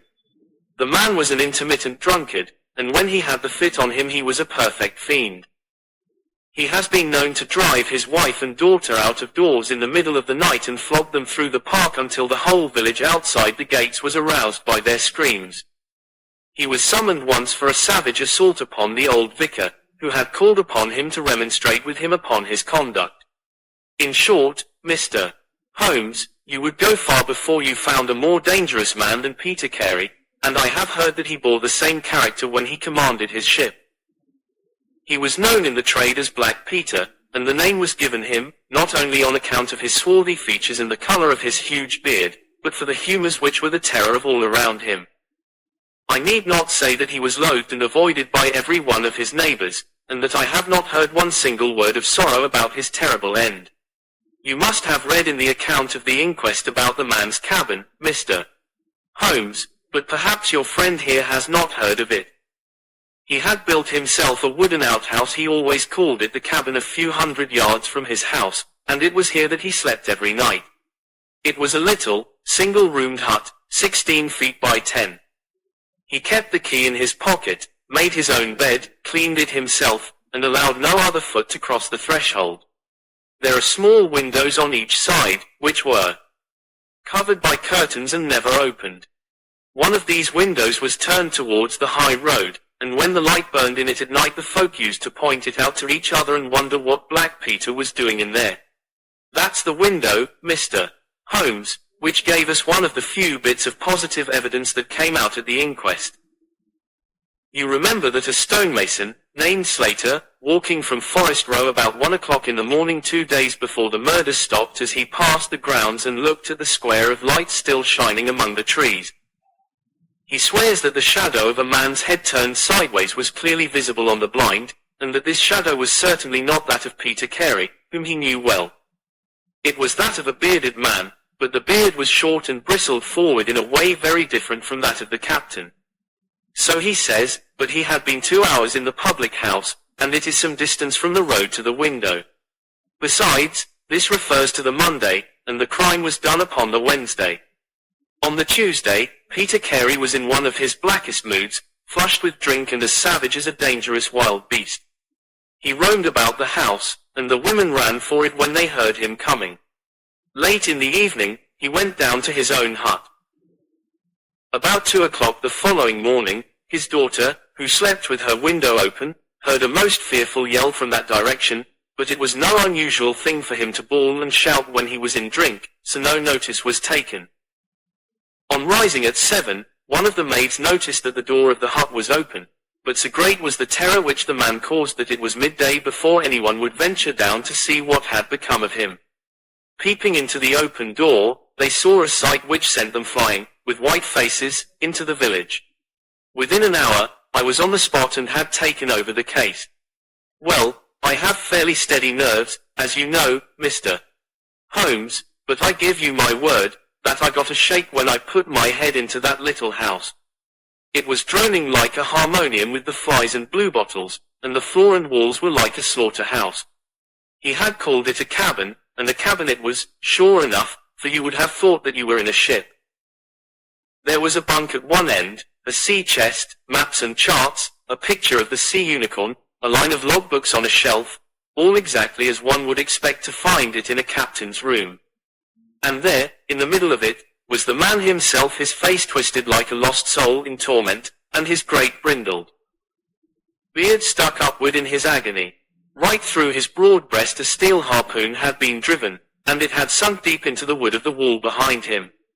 He was pinned like a beetle on a card.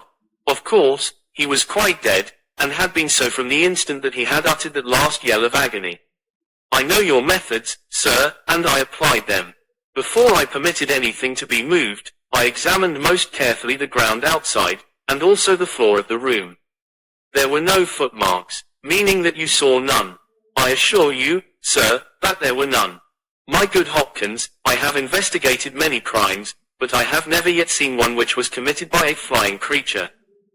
As long as the criminal remains upon 2 legs, so long must there be some indentation, some abrasion, some trifling displacement which can be detected by the scientific searcher. It is incredible that this blood-bespattered room contained no trace which could have aided us. I understand, however, from the inquest that there were some objects which you failed to overlook. The young inspector winced at my companion's ironical comments. I was a fool not to call you in at the time, Mr. Holmes. However, that's past praying for now. Yes, there were several objects in the room which called for special attention. One was the harpoon with which the deed was committed. It had been snatched down from a rack on the wall. 2 others remained there, and there was a vacant place for the third. On the stock was engraved SS. Sea Unicorn, Dundee. This seemed to establish that the crime had been done in a moment of fury, and that the murderer had seized the first weapon which came in his way. The fact that the crime was committed at 2 in the morning, and yet Peter Carey was fully dressed, suggested that he had an appointment with the murderer, which is borne out by the fact that a bottle of rum and 2 dirty glasses stood upon the table. Yes, said Holmes, I think that both inferences are permissible. Was there any other spirit but rum in the room? Yes, there was a tantalus containing brandy and whiskey on the sea chest. It is of no importance to us, however, since the decanters were full, and it had therefore not been used. For all that, its presence has some significance, said Holmes. However, let us hear some more about the objects which do seem to you to bear upon the case. There was this tobacco pouch upon the table. What part of the table? It lay in the middle. It was of course sealskin, the straight-haired skin, with a leather thong to bind it. Inside was PC on the flap. There was half an ounce of strong ship's tobacco in it. Excellent. What more? Stanley Hopkins drew from his pocket a drab-covered notebook. The outside was rough and worn, the leaves discolored. On the first page were written the initials, JHN, and the date, 1883. Holmes laid it on the table and examined it in his minute way, while Hopkins and I gazed over each shoulder. On the second page were the printed letters, CPR, and then came several sheets of numbers. Another heading was, Argentine, another, Costa Rica, and another, San Paulo, each with pages of signs and figures after it. What do you make of these? Asked Holmes. They appear to be lists of stock exchange securities. I thought that JHN were the initials of a broker, and that CPR may have been his client. Try Canadian Pacific Railway, said Holmes. Stanley Hopkins swore between his teeth, and struck his thigh with his clenched hand. What a fool I have been, he cried. Of course, it is as you say. Then JHN are the only initials we have to solve. I have already examined the old stock exchange lists, and I can find no one in 1883, either in the house or among the outside brokers, whose initials correspond with these. Yet I feel that the clue is the most important one that I hold. You will admit, Mr. Holmes, that there is a possibility that these initials are those of the second person who was present, in other words, of the murderer. I would also urge that the introduction into the case of a document relating to large masses of valuable securities gives us for the first time some indication of a motive for the crime. Sherlock Holmes's face showed that he was thoroughly taken aback by this new development. I must admit both your points, said he. I confess that this notebook, which did not appear at the inquest, modifies any views which I may have formed.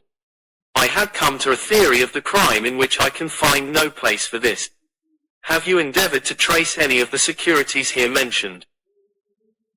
Inquiries are now being made at the offices, but I fear that the complete register of the stockholders of these South American concerns is in South America, and that some weeks must elapse before we can trace the shares. Holmes had been examining the cover of the notebook with his magnifying lens. Surely there is some discoloration here, said he. Yes, sir, it is a bloodstain. I told you that I picked the book off the floor. Was the bloodstain above or below? On the side next the boards. Which proves, of course, that the book was dropped after the crime was committed. Exactly, Mr. Holmes. I appreciated that point, and I conjectured that it was dropped by the murderer in his hurried flight. It lay near the door. I suppose that none of these securities have been found among the property of the dead man. No, sir. Have you any reason to suspect robbery? No, sir. Nothing seemed to have been touched. Dear me, it is certainly a very interesting case. Then there was a knife, was there not? A sheath knife, still in its sheath. It lay at the feet of the dead man. Mrs. Carey has identified it as being her husband's property. Holmes was lost in thought for some time. "Well," said he, "at last, I suppose I shall have to come out and have a look at it." Stanley Hopkins gave a cry of joy. "Thank you, sir. That will, indeed, be a weight off my mind." Holmes shook his finger at the inspector. "It would have been an easier task a week ago," said he. "But even now my visit may not be entirely fruitless. Watson, if you can spare the time, I should be very glad of your company. If you will call a four-wheeler, Hopkins, we shall be ready to start for Forest Row in a quarter of an hour." Section. Alighting at the small wayside station, we drove for some miles through the remains of widespread woods, which were once part of that great forest, which for so long held the Saxon invaders at bay. The impenetrable, wheeled, for 60 years the bulwark of Britain. Vast sections of it have been cleared, for this is the seat of the first ironworks of the country, and the trees have been felled to smelt the ore. Now the richer fields of the north have absorbed the trade, and nothing save these ravaged groves and great scars in the earth show the work of the past. Here, in a clearing upon the green slope of a hill, stood a long, low, stone house, approached by a curving drive running through the fields. Nearer the road, and surrounded on three sides by bushes, was a small outhouse, one window and the door facing in our direction. It was the scene of the murder. Stanley Hopkins led us first to the house, where he introduced us to a haggard, grey-haired woman, the widow of the murdered man, whose gaunt and deep-lined face, with the furtive look of terror in the depths of her red-rimmed eyes, told of the years of hardship and ill usage which she had endured. With her was her daughter, a pale, fair-haired girl, whose eyes blazed defiantly at us as she told us that she was glad that her father was dead, and that she blessed the hand which had struck him down. It was a terrible household that Black Peter Carey had made for himself, and it was with a sense of relief that we found ourselves in the sunlight again and making our way along a path which had been worn across the fields by the feet of the dead man. The outhouse was the simplest of dwellings, wooden-walled, shingle-roofed, one window beside the door and one on the farther side. Stanley Hopkins drew the key from his pocket and had stooped to the lock, when he paused with a look of attention and surprise upon his face. "Someone has been tampering with it," he said. There could be no doubt of the fact. The woodwork was cut, and the scratches showed white through the paint, as if they had been that instant done. Holmes had been examining the window. "Someone has tried to force this also. Whoever it was has failed to make his way in. He must have been a very poor burglar. This is a most extraordinary thing," said the inspector. "I could swear that these marks were not here yesterday evening." "Some curious person from the village, perhaps," I suggested. "Very unlikely. Few of them would dare to set foot in the grounds, far less try to force their way into the cabin. What do you think of it, Mr. Holmes?" "I think that fortune is very kind to us." "You mean that the person will come again?" "It is very probable. He came expecting to find the door open. He tried to get in with the blade of a very small penknife. He could not manage it. What would he do? Come again next night with a more useful tool? So I should say, it will be our fault if we are not there to receive him. Meanwhile, let me see the inside of the cabin." The traces of the tragedy had been removed, but the furniture within the little room still stood as it had been on the night of the crime. For 2 hours, with most intense concentration, Holmes examined every object in turn, but his face showed that his quest was not a successful one. Once only he paused in his patient investigation. "Have you taken anything off this shelf, Hopkins?" "No, I have moved nothing." "Something has been taken. There is less dust in this corner of the shelf than elsewhere." "It may have been a book lying on its side. It may have been a box. Well, I can do nothing more. Let us walk in these beautiful woods, Watson, and give a few hours to the birds and the flowers. We shall meet you here later, Hopkins, and see if we can come to closer quarters with the gentleman who has paid this visit in the night." It was past 11 o'clock when we formed our little ambuscade. Hopkins was for leaving the door of the hut open, but Holmes was of the opinion that this would rouse the suspicions of the stranger. The lock was a perfectly simple one, and only a strong blade was needed to push it back.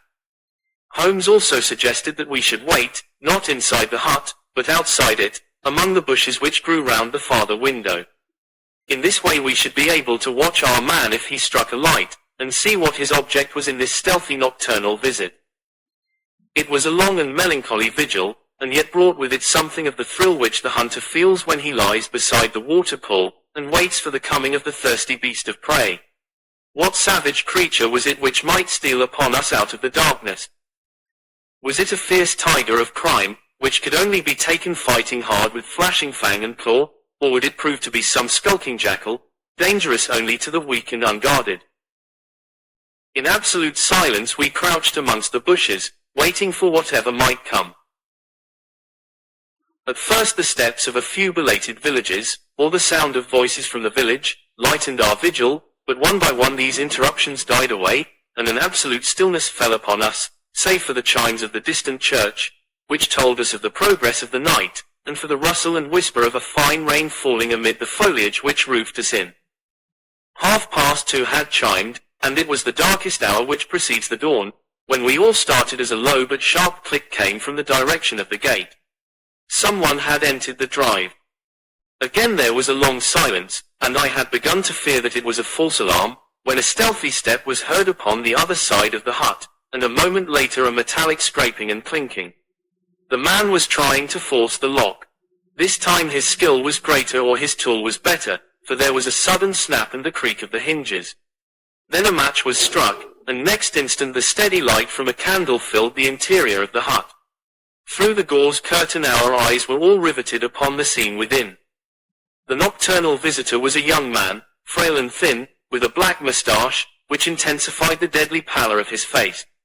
He could not have been much above 20 years of age. I have never seen any human being who appeared to be in such a pitiable fright, for his teeth were visibly chattering, and he was shaking in every limb. He was dressed like a gentleman, in Norfolk jacket and knickerbockers, with a cloth cap upon his head.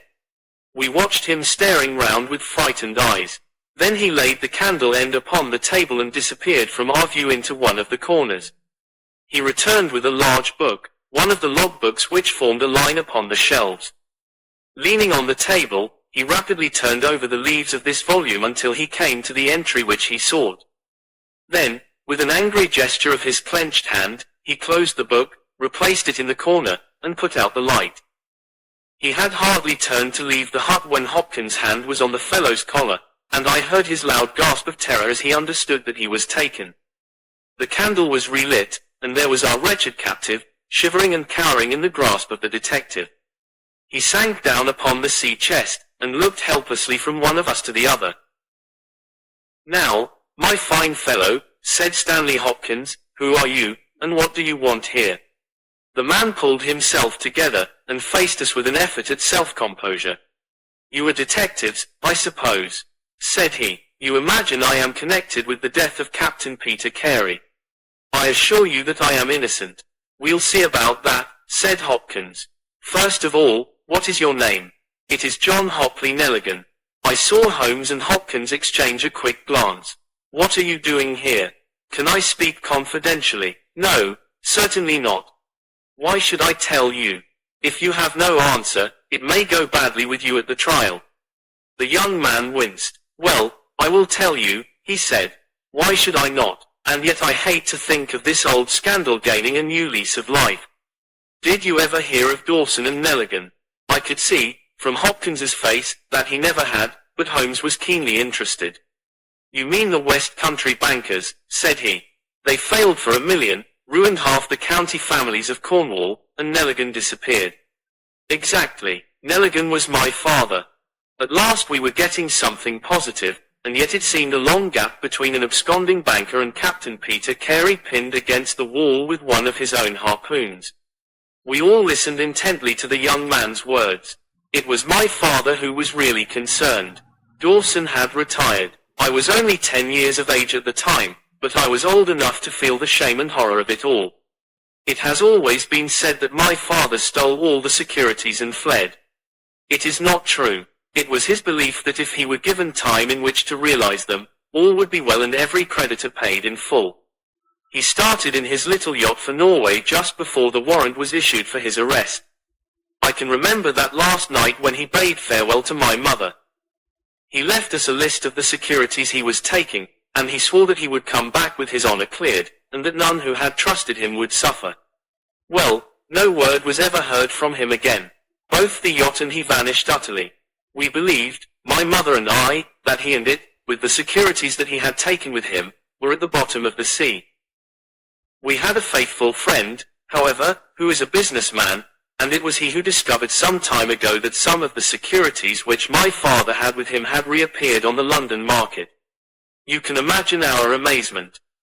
I spent months in trying to trace them, and at last, after many doubtings and difficulties, I discovered that the original seller had been Captain Peter Carey, the owner of this hut. Naturally, I made some inquiries about the man. I found that he had been in command of a whaler which was due to return from the Arctic seas at the very time when my father was crossing to Norway. The autumn of that year was a stormy one, and there was a long succession of southerly gales. My father's yacht may well have been blown to the north, and there met by Captain Peter Carey's ship. If that was so, what had become of my father? In any case, if I could prove from Peter Carey's evidence how these securities came on the market, it would be a proof that my father had not sold them, and that he had no view to personal profit when he took them. I came down to Sussex with the intention of seeing the captain, but it was at this moment that his terrible death occurred. I read at the inquest a description of his cabin, in which it stated that the old logbooks of his vessel were preserved in it. It struck me that if I could see what occurred in the month of August, 1883, on board the Sea Unicorn, I might settle the mystery of my father's fate. I tried last night to get at these logbooks, but was unable to open the door. Tonight I tried again and succeeded, but I find that the pages which deal with that month have been torn from the book. It was at that moment I found myself a prisoner in your hands. Is that all? Asked Hopkins. Yes, that is all. His eyes shifted as he said it. You have nothing else to tell us. He hesitated. No, there is nothing. You have not been here before last night. No, then how do you account for that? Cried Hopkins, as he held up the damning notebook, with the initials of our prisoner on the first leaf and the blood stain on the cover. The wretched man collapsed. He sank his face in his hands, and trembled all over. Where did you get it? He groaned. I did not know. I thought I had lost it at the hotel. That is enough, said Hopkins, sternly. Whatever else you have to say, you must say in court. You will walk down with me now to the Police station. Well, Mr. Holmes, I am very much obliged to you and to your friend for coming down to help me. As it turns out, your presence was unnecessary, and I would have brought the case to this successful issue without you, but, nonetheless, I am grateful. Rooms have been reserved for you at the Brambletie Hotel, so we can all walk down to the village together. Well, Watson, what do you think of it? Asked Holmes, as we travelled back next morning. I can see that you are not satisfied. Oh, yes, my dear Watson, I am perfectly satisfied. At the same time, Stanley Hopkins's methods do not commend themselves to me. I am disappointed in Stanley Hopkins. I had hoped for better things from him. One should always look for a possible alternative, and provide against it. It is the first rule of criminal investigation. What, then, is the alternative? The line of investigation which I have myself been pursuing. It may give us nothing. I cannot tell, but at least I shall follow it to the end. Several letters were waiting for Holmes at Baker Street.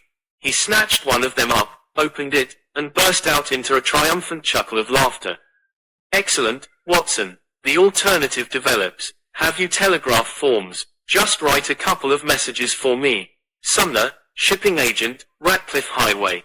Send 3 men on, to arrive 10 tomorrow morning. Basil, that's my name in those parts. The other is, Inspector Stanley Hopkins, 46 Lord Street, Brixton. Come breakfast tomorrow at 9:30. Important. Wire if unable to come. Sherlock Holmes. There, Watson, this infernal case has haunted me for 10 days. I hereby banish it completely from my presence. Tomorrow, I trust that we shall hear the last of it forever. Sharp at the hour named, Inspector Stanley Hopkins appeared, and we sat down together to the excellent breakfast which Mrs. Hudson had prepared. The young detective was in high spirits at his success. You really think that your solution must be correct? Asked Holmes. I I could not imagine a more complete case. It did not seem to me conclusive. You astonish me, Mr. Holmes. What more could one ask for? Does your explanation cover every point? Undoubtedly. I find that young Nelligan arrived at the Brambletie Hotel on the very day of the crime. He came on the pretense of playing golf. His room was on the ground floor, and he could get out when he liked. That very night he went down to Woodman's Lee, saw Peter Carey at the hut, quarrelled with him, and killed him with the harpoon. Then, horrified by what he had done, he fled out of the hut, dropping the notebook which he had brought with him in order to question Peter Carey about these different securities. You may have observed that some of them were marked with ticks, and the others, the great majority, were not. Those which are ticked have been traced on the London market, but the others, presumably, were still in the possession of Carey, and young Nelligan, according to his own account, was anxious to recover them in order to do the right thing by his father's creditors. After his flight he did not dare to approach the hut again for some time, but at last he forced himself to do so in order to obtain the information which he needed. Surely that is all simple and obvious. Holmes smiled and shook his head. It seems to me to have only one drawback, Hopkins, and that is that it is intrinsically impossible. Have you tried to drive a harpoon through a body? No. Tut, my dear sir, you must really pay attention to these details. My friend Watson could tell you that I spent a whole morning in that exercise. It is no easy matter, and requires a strong and practiced arm. But this blow was delivered with such violence that the head of the weapon sank deep into the wall. Do you imagine that this anemic youth was capable of so frightful an assault? Is he the man who hobnobbed in rum and water with Black Peter in the dead of the night? Was it his profile that was seen on the blind 2 nights before? No, Hopkins, it is another and more formidable person for whom we must seek. The detective's face had grown longer and longer during Holmes's speech. His hopes and his ambitions were all crumbling about him. But he would not abandon his position without a struggle. You can't deny that Nelligan was present that night, Mr. Holmes. The book will prove that. I fancy that I have evidence enough to satisfy a jury, even if you are able to pick a hole in it. Besides, Mr. Holmes, I have laid my hand upon my man. As to this terrible person of yours, where is he? I rather fancy that he is on the stair, said Holmes, serenely. I think, Watson, that you would do well to put that revolver where you can reach it. He rose and laid a written paper upon a side table. Now we are ready, said he. There had been some talking in gruff voices outside, and now Mrs. Hudson opened the door to say that there were 3 men inquiring for Captain Basil. Show them in one by one, said Holmes. The first who entered was a little Ribston pippin of a man, with ruddy cheeks and fluffy white side whiskers. Holmes had drawn a letter from his pocket. What name? He asked. James Lancaster. I am sorry, Lancaster, but the berth is full. Here is half a sovereign for your trouble. Just step into this room and wait there for a few minutes. The second man was a long, dried-up creature, with lank hair and sallow cheeks. His name was Hugh Pattens. He also received his dismissal, his half-sovereign, and the order to wait. The third applicant was a man of remarkable appearance. A fierce bulldog face was framed in a tangle of hair and beard, and 2 bold, dark eyes gleamed behind the cover of thick, tufted, overhung eyebrows. He saluted and stood sailor fashion, turning his cap round in his hands. Your name? Asked Holmes. Patrick Cairns. Harpooner. Yes, sir. 26 voyages. Dundee, I suppose. Yes, sir. And ready to start with an exploring ship. Yes, sir. What wages? £8 a month. Could you start at once? As soon as I get my kit. Have you your papers? Yes, sir. He took a sheaf of worn and greasy forms from his pocket. Holmes glanced over them and returned them. You are just the man I want, said he. Here's the agreement on the side table. If you sign it, the whole matter will be settled. The seaman lurched across the room and took up the pen. Shall I sign here? He asked, stooping over the table. Holmes leaned over his shoulder and passed both hands over his neck. This will do, said he. I heard a click of steel and a bellow like an enraged bull. The next instant Holmes and the seaman were rolling on the ground together. He was a man of such gigantic strength that, even with the handcuffs which Holmes had so deftly fastened upon his wrists, he would have very quickly overpowered my friend had Hopkins and I not rushed to his rescue. Only when I pressed the cold muzzle of the revolver to his temple did he at last understand that resistance was vain. We lashed his ankles with cord, and rose breathless from the struggle. "I must really apologize, Hopkins," said Sherlock Holmes. "I fear that the scrambled eggs are cold.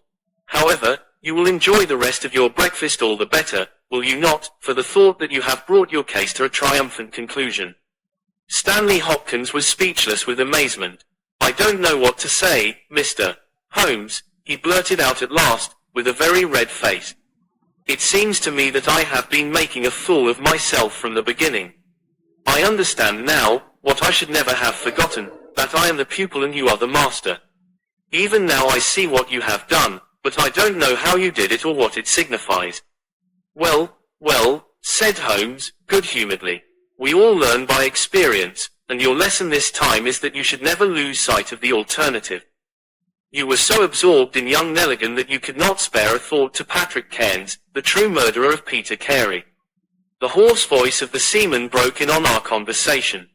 "See here, mister," said he, "I make no complaint of being manhandled in this fashion, but I would have you call things by their right names. You say I murdered Peter Carey, I say I killed Peter Carey, and there's all the difference. Maybe you don't believe what I say. Maybe you think I am just slinging you a yarn." "Not at all," said Holmes. "Let us hear what you have to say. It's soon told, and, by the Lord, every word of it is truth. I knew Black Peter, and when he pulled out his knife I whipped a harpoon through him sharp, for I knew that it was him or me. That's how he died. You can call it murder. Anyhow, I'd as soon die with a rope round my neck as with Black Peter's knife in my heart." "How came you there?" asked Holmes. "I'll tell it you from the beginning. Just sit me up a little, so as I can speak easy. It was in '83 that it happened, August of that year. Peter Carey was master of the Sea Unicorn, and I was spare harpooner. We were coming out of the ice pack on our way home, with headwinds and a weak southerly gale, when we picked up a little craft that had been blown north. There was one man on her, a landsman. The crew had thought she would founder and had made for the Norwegian coast in the dinghy. I guess they were all drowned. Well, we took him on board, this man, and he and the skipper had some long talks in the cabin. All the baggage we took off with him was one tin box. So far as I know, the man's name was never mentioned, and on the second night he disappeared as if he had never been. It was given out that he had either thrown himself overboard or fallen overboard in the heavy weather that we were having. Only one man knew what had happened to him, and that was me, for, with my own eyes, I saw the skipper tip up his heels and put him over the rail in the middle watch of a dark night, 2 days before we sighted the Shetland Lights. Well, I kept my knowledge to myself, and waited to see what would come of it. When we got back to Scotland it was easily hushed up, and nobody asked any questions. A stranger died by accident and it was nobody's business to inquire. Shortly after Peter Carey gave up the sea, and it was long years before I could find where he was. I guessed that he had done the deed for the sake of what was in that tin box, and that he could afford now to pay me well for keeping my mouth shut. I found out where he was through a sailor man that had met him in London, and down I went to squeeze him. The first night he was reasonable enough, and was ready to give me what would make me free of the sea for life. We were to fix it all 2 nights later. When I came, I found him 3 parts drunk and in a vile temper. We sat down and we drank and we yarned about old times, but the more he drank the less I liked the look on his face. I spotted that harpoon upon the wall, and I thought I might need it before I was through. Then at last he broke out at me, spitting and cursing, with murder in his eyes and a great clasp knife in his hand. He had not time to get it from the sheath before I had the harpoon through him. Heavens, what a yell he gave, and his face gets between me and my sleep. I stood there, with his blood splashing round me, and I waited for a bit, but all was quiet, so I took heart once more. I looked round, and there was the tin box on the shelf. I had as much right to it as Peter Carey. Anyhow, so I took it with me and left the hut. Like a fool I left my baccy pouch upon the table. Now I'll tell you the queerest part of the whole story. I had hardly got outside the hut when I heard someone coming, and I hid among the bushes. A man came slinking along, went into the hut, gave a cry as if he had seen a ghost, and legged it as hard as he could run until he was out of sight. Who he was or what he wanted is more than I can tell. For my part, one walked 10 miles, got a train at Tunbridge Wells, and so reached London, and no one the wiser. Well, when I came to examine the box I found there was no money in it, and nothing but papers that I would not dare to sell. I had lost my hold on Black Peter and was stranded in London without a shilling. There was only my trade left. I saw these advertisements about harpooners, and high wages, so I went to the shipping agents, and they sent me here. That's all I know, and I say again that if I killed Black Peter, the law should give me thanks, for I saved him the price of a hempen rope. A very clear statement, said Holmes, rising and lighting his pipe. I think, Hopkins, that you should lose no time in conveying your prisoner to a place of safety. This room is not well adapted for a cell, and Mr. Patrick Cairns occupies too large a proportion of our carpet. Mr. Holmes, said Hopkins, I do not know how to express my gratitude. Even now I do not understand how you attained this result. Simply by having the good fortune to get the right clue from the beginning. It is very possible if I had known about this notebook it might have led away my thoughts, as it did yours. But all I heard pointed in the one direction. The amazing strength, the skill in the use of the harpoon, the rum and water, the sealskin tobacco pouch with the coarse tobacco, all these pointed to a seaman, and one who had been a whaler. I was convinced that the initials PC upon the pouch were a coincidence, and not those of Peter Carey, since he seldom smoked, and no pipe was found in his cabin. You remember that I asked whether whiskey and brandy were in the cabin. You said they were. How many landsmen are there who would drink rum when they could get these other spirits? Yes, I was certain it was a seaman. And how did you find him? My dear sir, the problem had become a very simple one. If it were a seaman, it could only be a seaman who had been with him on the Sea Unicorn. So far as I could learn, he had sailed in no other ship. I spent 3 days in wiring to Dundee, and at the end of that time I had ascertained the names of the crew of the Sea Unicorn in 1883. When I found Patrick Cairns among the harpooners, my research was nearing its end. I argued that the man was probably in London, and that he would desire to leave the country for a time. I therefore spent some days in the East End, devised an Arctic expedition, put forth tempting terms for harpooners who would serve under Captain Basil, and behold the result. Wonderful, cried Hopkins. Wonderful. You must obtain the release of young Nelligan as soon as possible, said Holmes. I confess that I think you owe him some apology. The tin box must be returned to him, but, of course, the securities which Peter Carey has sold are lost forever. There's the cab, Hopkins, and you can remove your man. If you want me for the trial, my address and that of Watson will be somewhere in Norway. I'll send particulars later. 7. Charles Augustus Milverton. It is years since the incidents of which I speak took place, and yet it is with diffidence that I allude to them. For a long time, even with the utmost discretion and reticence, it would have been impossible to make the facts public, but now the principal person concerned is beyond the reach of human law, and with due suppression the story may be told in such fashion as to injure no one. It records an absolutely unique experience in the career both of Mr. Sherlock Holmes and of myself. The reader will excuse me if I conceal the date or any other fact by which he might trace the actual occurrence. We had been out for one of our evening rambles, Holmes and I, and had returned about 6 o'clock on a cold, frosty winter's evening. As Holmes turned up the lamp, the light fell upon a card on the table. He glanced at it, and then, with an ejaculation of disgust, threw it on the floor. I picked it up and read, Charles Augustus Milverton, Appledore Towers, Hampstead. Agent. Who is he? I asked. The worst man in London, Holmes answered, as he sat down and stretched his legs before the fire. Is anything on the back of the card? I turned it over. Will call at 6:30. CAM, I read. He's about due. Do you feel a creeping, shrinking sensation, Watson, when you stand before the serpents in the zoo, and see the slithery, gliding, Venomous creatures, with the deadly eyes and wicked, flattened faces. Well, that's how Milverton impresses me. I've had to do with 50 murderers in my career, but the worst of them never gave me the repulsion which I have for this fellow. And yet I can't get out of doing business with him. Indeed, he is here at my invitation. But who is he? I'll tell you, Watson. He is the king of all the blackmailers.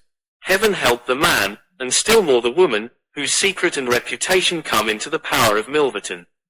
With a smiling face and a heart of marble, he will squeeze and squeeze until he has drained them dry. The fellow is a genius in his way, and would have made his mark in some more savory trade. His method is as follows. He allows it to be known that he is prepared to pay very high sums for letters which compromise people of wealth and position. He receives these wares not only from treacherous valets or maids, but frequently from genteel ruffians, who have gained the confidence and affection of trusting women. He deals with no niggard hand. I happen to know that he paid £700 to a footman for a note 2 lines in length, and that the ruin of a noble family was the result. Everything which is in the market goes to Milverton, and there are hundreds in this great city who turn white at his name. No one knows where his grip may fall, for he is far too rich and far too cunning to work from hand to mouth. He will hold a card back for years in order to play it at the moment when the stake is best worth winning. I have said that he is the worst man in London, and I would ask you how could one compare the ruffian, who in hot blood bludgeons his mate, with this man, who methodically and at his leisure tortures the soul and wrings the nerves in order to add to his already swollen money bags. I had seldom heard my friend speak with such intensity of feeling.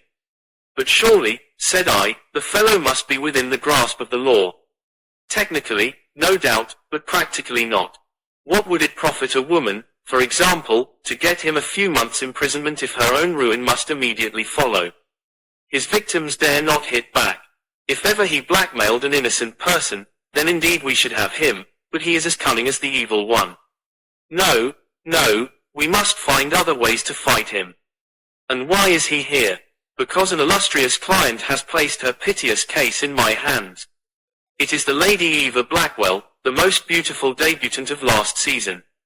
She is to be married in a fortnight to the Earl of Dovercourt. This fiend has several imprudent letters. Imprudent, Watson, nothing worse, which were written to an impecunious young squire in the country. They would suffice to break off the match. Milverton will send the letters to the Earl unless a large sum of money is paid him. I have been commissioned to meet him, and to make the best terms I can. At that instant there was a clatter and a rattle in the street below. Looking down I saw a stately carriage and pair, the brilliant lamps gleaming on the glossy haunches of the noble chestnut. A footman opened the door, and a small, stout man in a shaggy astrakhan overcoat descended. A minute later he was in the room. Charles Augustus Milverton was a man of 50, with a large, intellectual head, a round, plump, hairless face, a perpetual frozen smile, and 2 keen grey eyes, which gleamed brightly from behind broad, gold-rimmed glasses. There was something of Mr. Pickwick's benevolence in his appearance, marred only by the insincerity of the fixed smile and by the hard glitter of those restless and penetrating eyes. His voice was as smooth and suave as his countenance, as he advanced with a plump little hand extended, murmuring his regret for having missed us at his first visit. Holmes disregarded the outstretched hand and looked at him with a face of granite. Milverton's smile broadened, he shrugged his shoulders, removed his overcoat, folded it with great deliberation over the back of a chair, and then took a seat. "This gentleman," said he, with a wave in my direction. "Is it discreet? Is it right, Doctor? Watson is my friend and partner." "Very good, Mr. Holmes. It is only in your client's interests that I protested. The matter is so very delicate. Drive. Watson has already heard of it. Then we can proceed to business. You say that you are acting for Lady Eva. Has she empowered you to accept my terms? What are your terms?" £7,000. "And the alternative?" "My dear sir, it is painful for me to discuss it, but if the money is not paid on the 14th, there certainly will be no marriage on the 18th. His insufferable smile was more complacent than ever. Holmes thought for a little. "You appear to me," he said, at last, "to be taking matters too much for granted." "I am, of course, familiar with the contents of these letters. My client will certainly do what I may advise. I shall counsel her to tell her future husband the whole story and to trust to his generosity." Milverton chuckled. "You evidently do not know the Earl," said he. From the baffled look upon Holmes's face, I could see clearly that he did. "What harm is there in the letters?" he asked. "They are sprightly, very sprightly," Milverton answered. "The lady was a charming correspondent. But I can assure you that the Earl of Dovercourt would fail to appreciate them. However, since you think otherwise, we will let it rest at that. It is purely a matter of business. If you think that it is in the best interests of your client that these letters should be placed in the hands of the Earl, then you would indeed be foolish to pay so large a sum of money to regain them." He rose and seized his astrakhan coat. Holmes was grey with anger and mortification. "Wait a little," he said. "You go too fast. We should certainly make every effort to avoid scandal in so delicate a matter." Milverton relapsed into his chair. "I was sure that you would see it in that light," he purred. "At the same time," Holmes continued, "Lady Eva is not a wealthy woman. I assure you that £2,000 would be a drain upon her resources, and that the sum you name is utterly beyond her power. I beg, therefore, that you will moderate your demands, and that you will return the letters at the price I indicate, which is, I assure you, the highest that you can get." Milverton's smile broadened and his eyes twinkled humorously. "I am aware that what you say is true about the lady's resources," said he.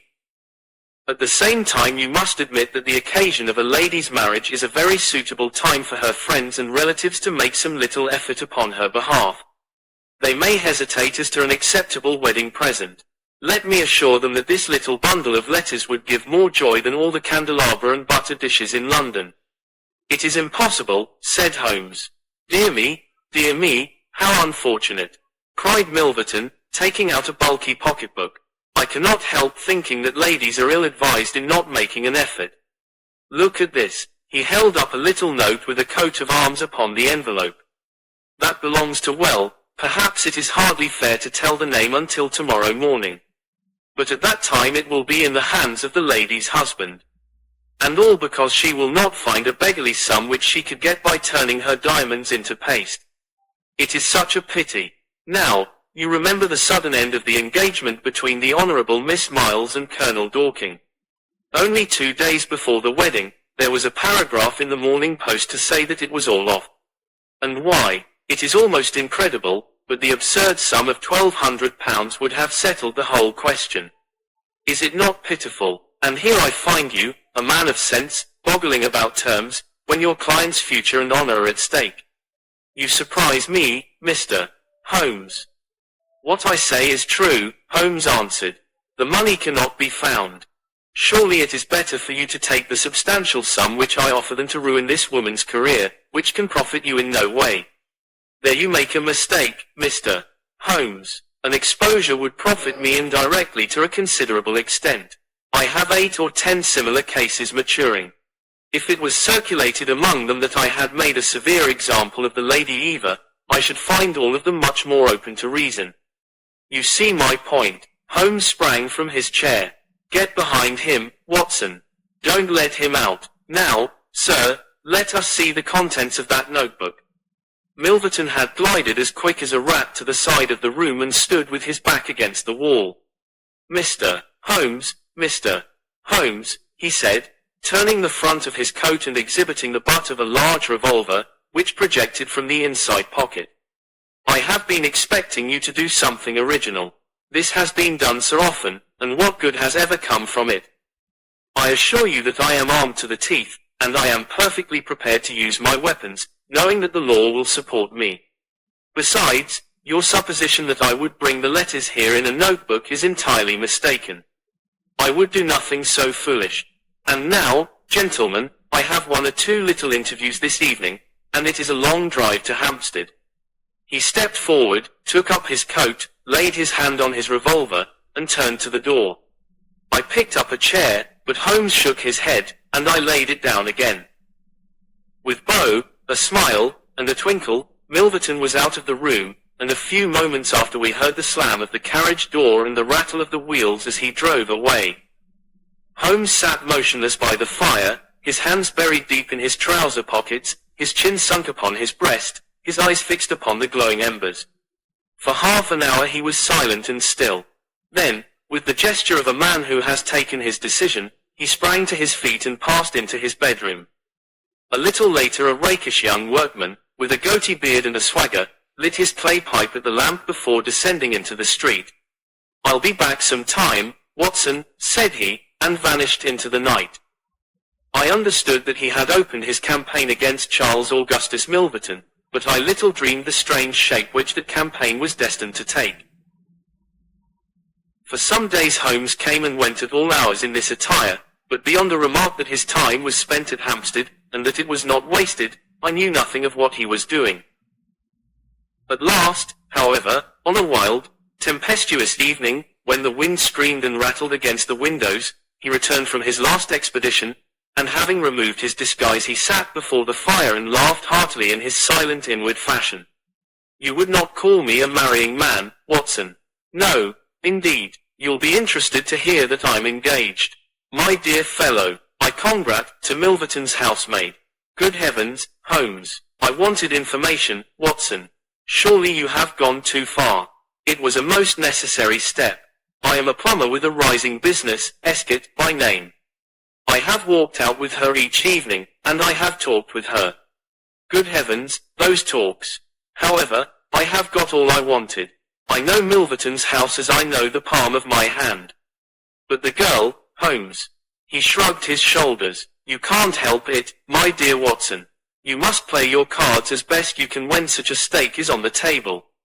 However, I rejoice to say that I have a hated rival, who will certainly cut me out the instant that my back is turned. What a splendid night it is. You like this weather. It suits my purpose. Watson, I mean to burgle Milverton's house tonight." I had a catching of the breath, and my skin went cold at the words, which were slowly uttered in a tone of concentrated resolution. As a flash of lightning in the night shows up in an instant every detail of a wild landscape, so at one glance I seemed to see every possible result of such an action: the detection, the capture, the honored career ending in irreparable failure and disgrace, my friend himself lying at the mercy of the odious Milverton. "For heaven's sake, Holmes, think what you are doing," I cried. "My dear fellow, I have given it every consideration. I am never precipitate in my actions, nor would I adopt so energetic and, indeed, so dangerous a course, if any other were possible. Let us look at the matter clearly and fairly. I suppose that you will admit that the action is morally justifiable, though technically criminal. To burgle his house is no more than to forcibly take his pocketbook, an action in which you were prepared to aid me." I turned it over in my mind. "Yes," I said, "it is morally justifiable so long as our object is to take no articles save those which are used for an illegal purpose." "Exactly. Since it is morally justifiable, I have only to consider the question of personal risk. Surely a gentleman should not lay much stress upon this, when a lady is in most desperate need of his help. You will be in such a false position. Well, that is part of the risk. There is no other possible way of regaining these letters. The unfortunate lady has not the money, and there are none of her people in whom she could confide. Tomorrow is the last day of grace, and unless we can get the letters tonight, this villain will be as good as his word and will bring about her ruin. I must, therefore, abandon my client to her fate, or I must play this last card. Between ourselves, Watson, it's a sporting duel between this fellow Milverton and me. He had, as you saw, the best of the first exchanges, but my self-respect and my reputation are concerned to fight it to a finish." "Well, I don't like it, but I suppose it must be," said I. "When do we start?" "You are not coming." "Then you are not going," said I. "I give you my word of honor, and I never broke it in my life, that I will take a cab straight to the police station and give you away, unless you let me share this adventure with you." "You can't help me." "How do you know that?" "You can't tell what may happen. Anyway, my resolution is taken. Other people besides you have self-respect, and even reputations." Holmes had looked annoyed, but his brow cleared, and he clapped me on the shoulder. Well, my dear fellow, be it so. We have shared this same room for some years, and it would be amusing if we ended by sharing the same cell. You know, Watson, I don't mind confessing to you that I have always had an idea that I would have made a highly efficient criminal. This is the chance of my lifetime in that direction. See here." He took a neat little leather case out of a drawer, and opening it he exhibited a number of shining instruments. "This is a first-class, up-to-date burgling kit, with nickel-plated jemmy, diamond-tipped glass cutter, adaptable keys, and every modern improvement which the march of civilization demands. Here, too, is my dark lantern. Everything is in order. Have you a pair of silent shoes? I have rubber-soled tennis shoes. Excellent. And the mask. I can make a couple out of black silk. I can see that you have a strong, natural turn for this sort of thing. Very good. Do you make the masks? We shall have some cold supper before we start. It is now 9:30. At 11 we shall drive as far as Church Row. It is a quarter of an hour's walk from there to Appledore Towers. We shall be at work before midnight. Milverton is a heavy sleeper, and retires punctually at 10:30. With any luck we should be back here by 2, with the Lady Eva's letters in my pocket. Holmes and I put on our dress clothes, so that we might appear to be two theatre-goers homeward bound. In Oxford Street we picked up a hansom and drove to an address in Hampstead. Here we paid off our cab, and with our great coats buttoned up, for it was bitterly cold, and the wind seemed to blow through us, we walked along the edge of the heath. "It's a business that needs delicate treatment," said Holmes. "These documents are contained in a safe in the fellow's study, and the study is the ante-room of his bedchamber. On the other hand, like all these stout, little men who do themselves well, he is a plethoric sleeper.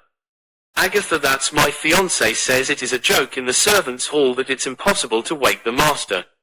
He has a secretary who is devoted to his interests, and never budges from the study all day. That's why we are going at night. Then he has a beast of a dog which roams the garden.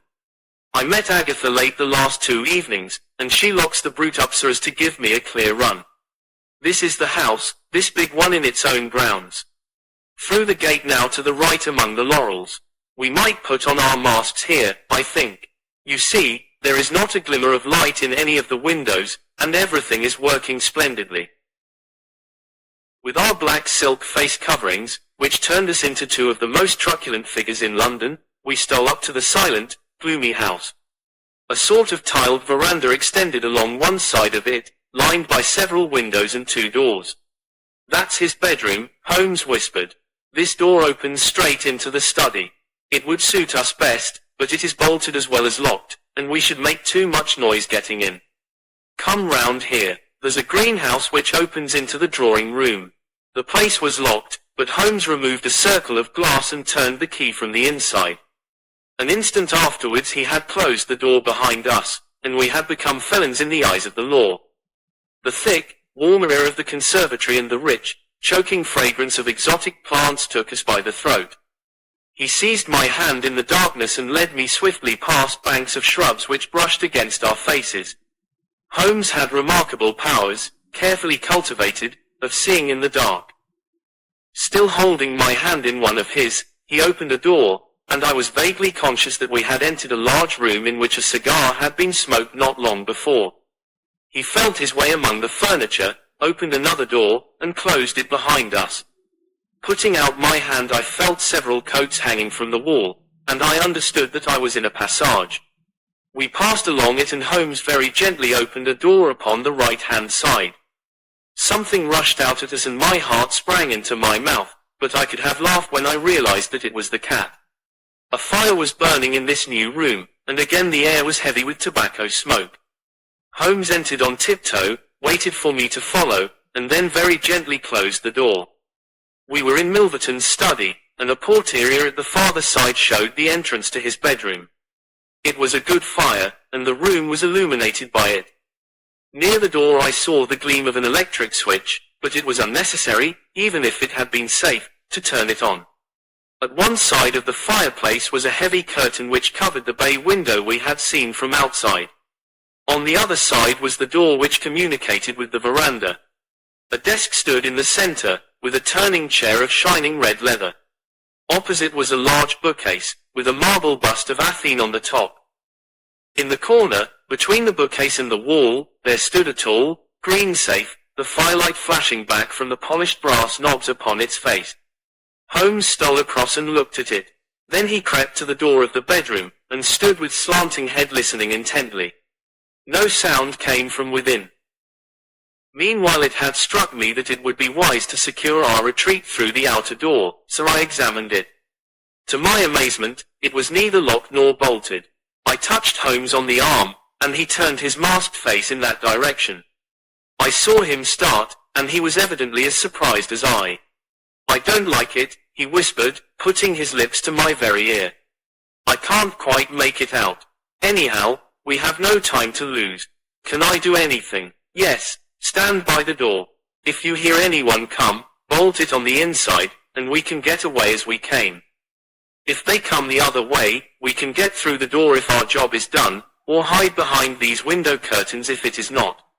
Do you understand?" I nodded, and stood by the door. My first feeling of fear had passed away, and I thrilled now with a keener zest than I had ever enjoyed when we were the defenders of the law instead of its defiers. The high object of our mission, the consciousness that it was unselfish and chivalrous, the villainous character of our opponent, all added to the sporting interest of the adventure. Far from feeling guilty, I rejoiced and exulted in our dangers. With a glow of admiration I watched Holmes unrolling his case of instruments and choosing his tool with the calm, scientific accuracy of a surgeon who performs a delicate operation. I knew that the opening of safes was a particular hobby with him, and I understood the joy which it gave him to be confronted with this green and gold monster, the dragon which held in its maw the reputations of many fair ladies. Turning up the cuffs of his dress coat, he had placed his overcoat on a chair. Holmes laid out 2 drills, a jemmy, and several skeleton keys. I stood at the center door with my eyes glancing at each of the others, ready for any emergency, though, indeed, my plans were somewhat vague as to what I should do if we were interrupted. For half an hour, Holmes worked with concentrated energy, laying down one tool, picking up another, handling each with the strength and delicacy of the trained mechanic. Finally I heard a click, the broad green door swung open, and inside I had a glimpse of a number of paper packets, each tied, sealed, and inscribed. Holmes picked one out, but it was hard to read by the flickering fire, and he drew out his little dark lantern, for it was too dangerous, with Milverton in the next room, to switch on the electric light. Suddenly I saw him halt, listen intently, and then in an instant he had swung the door of the safe to, picked up his coat, stuffed his tools into the pockets, and darted behind the window curtain, motioning me to do the same. It was only when I had joined him there that I heard what had alarmed his quicker senses. There was a noise somewhere within the house. A door slammed in the distance. Then a confused, dull murmur broke itself into the measured thud of heavy footsteps rapidly approaching. They were in the passage outside the room. They paused at the door. The door opened. There was a sharp snick as the electric light was turned on. The door closed once more, and the pungent reek of a strong cigar was borne to our nostrils. Then the footsteps continued backward and forward, within a few yards of us. Finally there was a creak from a chair, and the footsteps ceased. Then a key clicked in a lock, and I heard the rustle of papers. So far I had not dared to look out, but now I gently parted the division of the curtains in front of me and peeped through. From the pressure of Holmes's shoulder against mine, I knew that he was sharing my observations. Right in front of us, and almost within our reach, was the broad, rounded back of Milverton. It was evident that we had entirely miscalculated his movements, that he had never been to his bedroom, but that he had been sitting up in some smoking or billiard room in the farther wing of the house, the windows of which we had not seen. His broad, grizzled head, with its shining patch of baldness, was in the immediate foreground of our vision. He was leaning far back in the red leather chair, his legs outstretched, a long, black cigar projecting at an angle from his mouth. He wore a semi-military smoking jacket, claret-colored, with a black velvet collar. In his hand he held a long, legal document which he was reading in an indolent fashion, blowing rings of tobacco smoke from his lips as he did so. There was no promise of a speedy departure in his composed bearing and his comfortable attitude. I felt Holmes's hand steal into mine and give me a reassuring shake, as if to say that the situation was within his powers, and that he was easy in his mind. I was not sure whether he had seen what was only too obvious from my position, that the door of the safe was imperfectly closed, and that Milverton might at any moment observe it.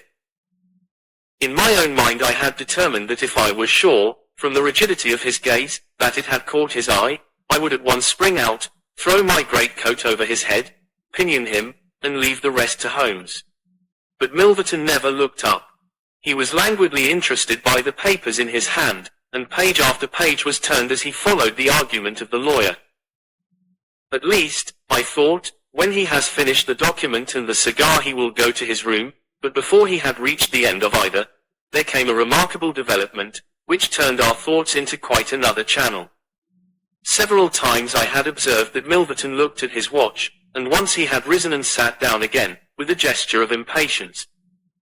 The idea, however, that he might have an appointment at so strange an hour never occurred to me until a faint sound reached my ears from the veranda outside. Milverton dropped his papers and sat rigid in his chair. The sound was repeated, and then there came a gentle tap at the door. Milverton rose and opened it. "Well," said he, curtly, "you are nearly half an hour late." So this was the explanation of the unlocked door and of the nocturnal vigil of Milverton. There was the gentle rustle of a woman's dress. I had closed the slit between the curtains as Milverton's face had turned in our direction, but now I ventured very carefully to open it once more. He had resumed his seat, the cigar still projecting at an insolent angle from the corner of his mouth. In front of him, in the full glare of the electric light, there stood a tall, slim, dark woman, a veil over her face, a mantle drawn round her chin. Her breath came quick and fast, and every inch of the lithe figure was quivering with strong emotion.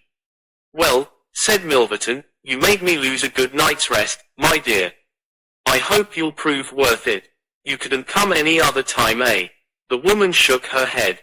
"Well, if you couldn't, you couldn't. If the Countess is a hard mistress, you have your chance to get level with her now. Bless the girl, what are you shivering about?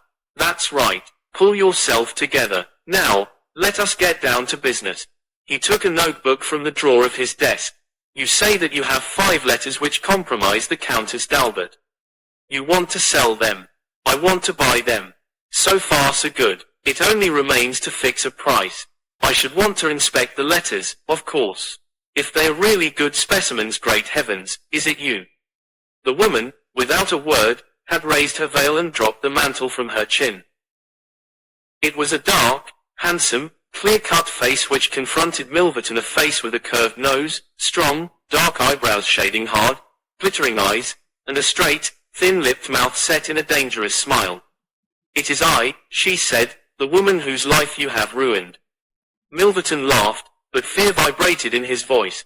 "You were so very obstinate," said he. "Why did you drive me to such extremities? I assure you I wouldn't hurt a fly of my own accord, but every man has his business, and what was I to do? I put the price well within your means. You would not pay. So you sent the letters to my husband, and he the noblest gentleman that ever lived, a man whose boots I was never worthy to lace. He broke his gallant heart and died. You remember that last night, when I came through that door, I begged and prayed you for mercy, and you laughed in my face as you are trying to laugh now, only your coward heart cannot keep your lips from twitching. Yes, you never thought to see me here again, but it was that night which taught me how I could meet you face to face, and alone. Well, Charles Milverton, what have you to say? Don't imagine that you can bully me," said he, rising to his feet. "I have only to raise my voice and I could call my servants and have you arrested. But I will make allowance for your natural anger. Leave the room at once as you came, and I will say no more." The woman stood with her hand buried in her bosom, and the same deadly smile on her thin lips. "You will ruin no more lives as you have ruined mine. You will wring no more hearts as you wrung mine. I will free the world of a poisonous thing.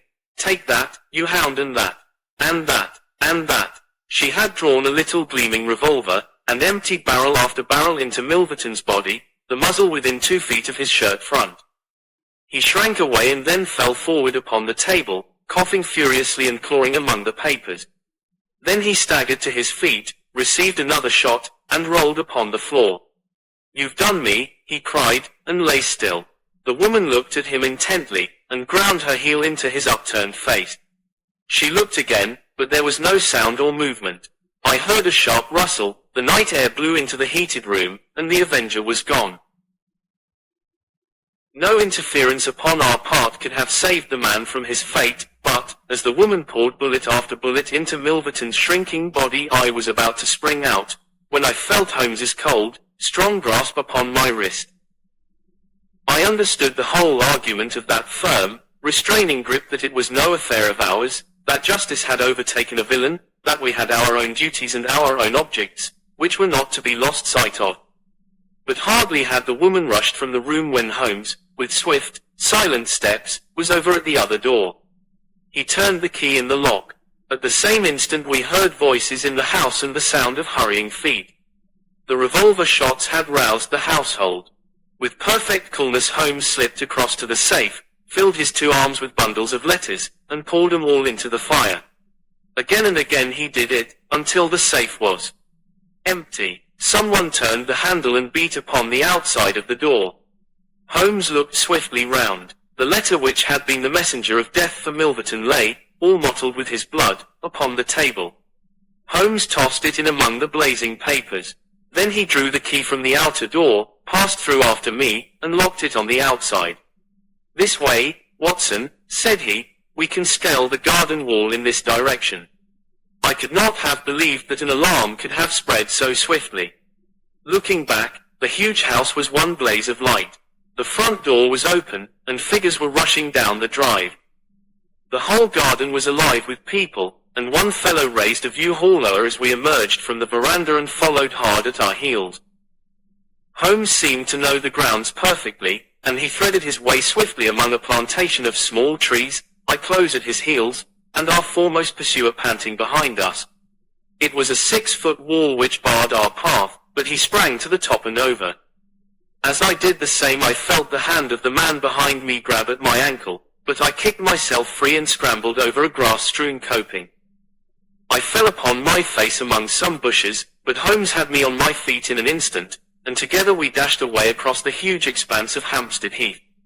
We had run 2 miles, I suppose, before Holmes at last halted and listened intently. All was absolute silence behind us. We had shaken off our pursuers and were safe. Section.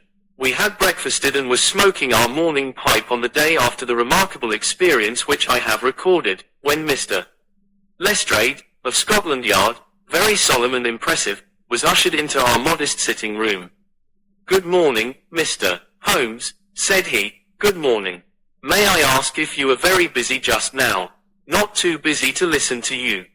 I thought that, perhaps, if you had nothing particular on hand, you might care to assist us in a most remarkable case, which occurred only last night at Hampstead."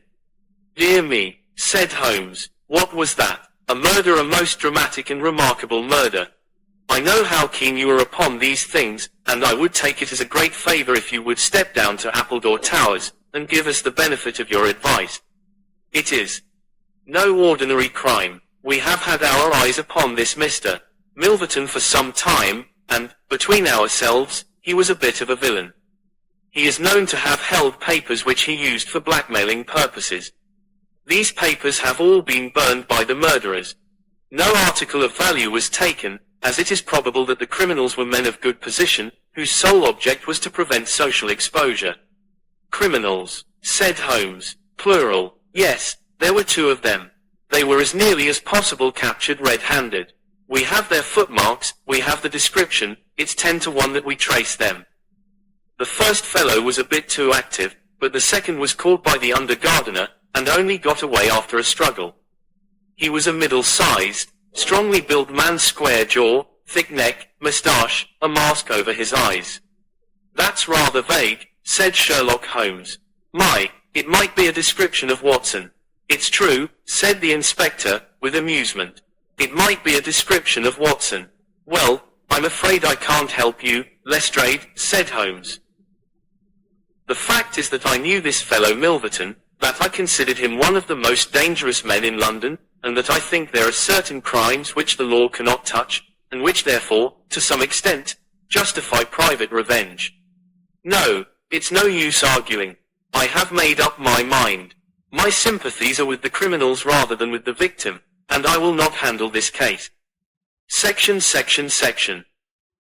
Holmes had not said one word to me about the tragedy which we had witnessed, but I observed all the morning that he was in his most thoughtful mood, and he gave me the impression, from his vacant eyes and his abstracted manner, of a man who is striving to recall something to his memory.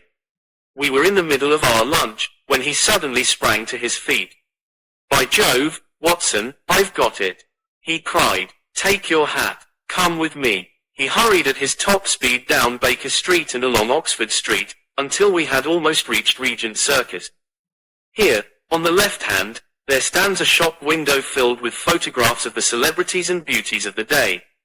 Holmes's eyes fixed themselves upon one of them, and following his gaze I saw the picture of a regal and stately lady in court dress, with a high diamond tiara upon her noble head. I looked at that delicately curved nose, at the marked eyebrows, at the straight mouth, and the strong little chin beneath it. Then I caught my breath as I read the time-honored title of the great nobleman and statesman whose wife she had been. My eyes met those of Holmes, and he put his finger to his lips as we turned away from the window. 8. The 6 Napoleons. It was no very unusual thing for Mr. Lestrade, of Scotland Yard, to look in upon us of an evening, and his visits were welcome to Sherlock Holmes, for they enabled him to keep in touch with all that was going on at the police headquarters. In return for the news which Lestrade would bring, Holmes was always ready to listen with attention to the details of any case upon which the detective was engaged, and was able occasionally, without any active interference, to give some hint or suggestion drawn from his own vast knowledge and experience. On this particular evening, Lestrade had spoken of the weather and the newspapers. Then he had fallen silent, puffing thoughtfully at his cigar. Holmes looked keenly at him. "Anything remarkable on hand?" he asked. "Oh, no, Mr. Holmes, nothing very particular." "Then tell me about it." Lestrade laughed. "Well, Mr. Holmes, there is no use denying that there is something on my mind. And yet it is such an absurd business, that I hesitated to bother you about it. On the other hand, although it is trivial, it is undoubtedly queer, and I know that you have a taste for all that is out of the common. But, in my opinion, it comes more in Dr. Watson's line than ours." "Disease," said I. "Madness, anyhow, and a queer madness, too. You wouldn't think there was anyone living at this time of day who had such a hatred of Napoleon the First that he would break any image of him that he could see." Holmes sank back in his chair. "That's no business of mine," said he. "Exactly, that's what I said. But then, when the man commits burglary in order to break images which are not his own, that brings it away from the doctor and onto the policeman." Holmes sat up again. "Burglary, this is more interesting. Let me hear the details." Lestrade took out his official notebook and refreshed his memory from its pages. "The first case reported was 4 days ago," said he. "It was at the shop of Morse Hudson, who has a place for the sale of pictures and statues in the Kennington Road." The assistant had left the front shop for an instant, when he heard a crash, and hurrying in he found a plaster bust of Napoleon, which stood with several other works of art upon the counter, lying shivered into fragments. He rushed out into the road, but, although several passers-by declared that they had noticed a man run out of the shop, he could neither see anyone nor could he find any means of identifying the rascal. It seemed to be one of those senseless acts of hooliganism which occur from time to time, and it was reported to the constable on the beat as such.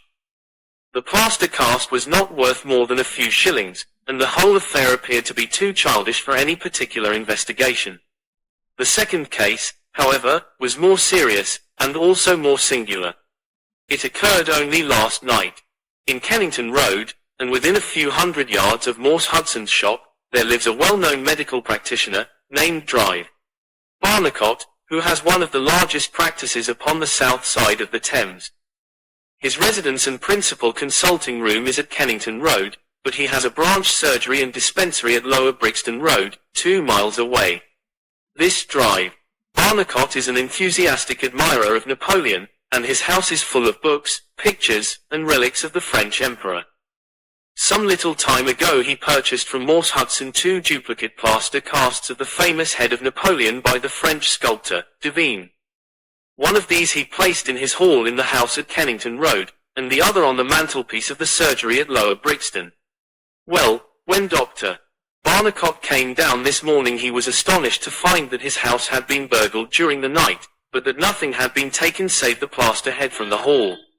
It had been carried out and had been dashed savagely against the garden wall, under which its splintered fragments were discovered. Holmes rubbed his hands. "This is certainly very novel," said he. "I thought it would please you.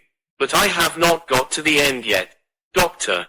Barnicot was due at his surgery at 12 o'clock, and you can imagine his amazement when, on arriving there, he found that the window had been opened in the night and that the broken pieces of his second bust were strewn all over the room. It had been smashed to atoms where it stood. In neither case were there any signs which could give us a clue as to the criminal or lunatic who had done the mischief. Now, Mr. Holmes, you have got the facts. They are singular, not to say grotesque, said Holmes. May I ask whether the two busts smashed in Dr. Barnicot's rooms were the exact duplicates of the one which was destroyed in Morse Hudson's shop? They were taken from the same mold. Such a fact must tell against the theory that the man who breaks them is influenced by any general hatred of Napoleon. Considering how many hundreds of statues of the great emperor must exist in London, it is too much to suppose such a coincidence as that a promiscuous iconoclast should chance to begin upon 3 specimens of the same bust.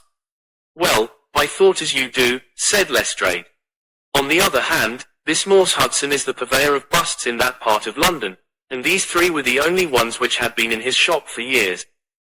So, although, as you say, there are many hundreds of statues in London, it is very probable that these 3 were the only ones in that district. Therefore, a local fanatic would begin with them. What do you think, Drive? Watson? There are no limits to the possibilities of monomania, I answered. There is the condition which the modern French psychologists have called the idée fixe, which may be trifling in character, and accompanied by complete sanity in every other way. A man who had read deeply about Napoleon, or who had possibly received some hereditary family injury through the Great War, might conceivably form such an idée fixe and under its influence be capable of any fantastic outrage.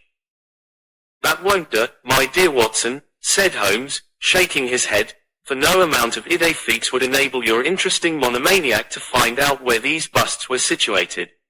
Well, how do you explain it? I don't attempt to do so. I would only observe that there is a certain method in the gentleman's eccentric proceedings. For example, in Dr. Barnicot's hall, where a sound might arouse the family, the bust was taken outside before being broken, whereas in the surgery, where there was less danger of an alarm, it was smashed where it stood. The affair seems absurdly trifling, and yet I dare call nothing trivial when I reflect that some of my most classic cases have had the least promising commencement. You will remember, Watson, how the dreadful business of the Abernethy family was first brought to my notice by the depth which the parsley had sunk into the butter upon a hot day. I can't afford, therefore, to smile at your 3 broken busts, Lestrade, and I shall be very much obliged to you if you will let me hear of any fresh development of so singular a chain of events. The development for which my friend had asked came in a quicker and an infinitely more tragic form than he could have imagined. I was still dressing in my bedroom next morning, when there was a tap at the door and Holmes entered, a telegram in his hand. He read it aloud. Come instantly, 131 Pitt Street, Kensington. Lestrade. What is it, then? I asked. Don't know, maybe anything. But I suspect it is the sequel of the story of the statues. In that case our friend the image breaker has begun operations in another quarter of London. There's coffee on the table, Watson, and I have a cab at the door. In half an hour we had reached Pitt Street, a quiet little backwater just beside one of the briskest currents of London life. Number 131 was one of a row, all flat-chested, respectable, and most unromantic dwellings. As we drove up, we found the railings in front of the house lined by a curious crowd. Holmes whistled. By George, it's attempted murder at the least. Nothing less will hold the London message boy. There's a deed of violence indicated in that fellow's round shoulders and outstretched neck. What's this, Watson? The top step swilled down and the other one's dry. Footsteps enough, anyhow. Well, there's Lestrade at the front window, and we shall soon know all about it. The official received us with a very grave face and showed us into a sitting room, where an exceedingly unkempt and agitated elderly man, clad in a flannel dressing gown, was pacing up and down. He was introduced to us as the owner of the house, Mr. Horace Harker, of the Central Press Syndicate. "It's the Napoleon bust business again," said Lestrade. "You seemed interested last night, Mr. Holmes, so I thought perhaps you would be glad to be present now that the affair has taken a very much graver turn." "What has it turned to, then?" "To murder, Mr. Harker. Will you tell these gentlemen exactly what has occurred?" The man in the dressing gown turned upon us with a most melancholy face.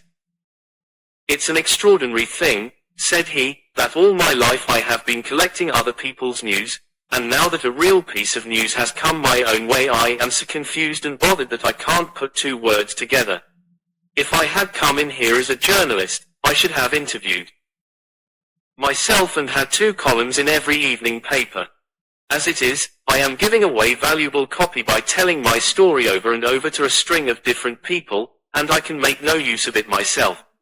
However, I've heard your name, Mr. Sherlock Holmes, and if you'll only explain this queer business, I shall be paid for my trouble in telling you the story." Holmes sat down and listened. "It all seems to center round that bust of Napoleon which I bought for this very room about 4 months ago. I picked it up cheap from Harding Brothers, 2 doors from the High Street station. A great deal of my journalistic work is done at night, and I often write until the early morning. So it was today. I was sitting in my den, which is at the back of the top of the house, about 3 o'clock, when I was convinced that I heard some sounds downstairs. I listened, but they were not repeated, and I concluded that they came from outside. Then suddenly, about 5 minutes later, there came a most horrible yell, the most dreadful sound, Mr. Holmes, that ever I heard. It will ring in my ears as long as I live. I sat frozen with horror for a minute or two. Then I seized the poker and went downstairs.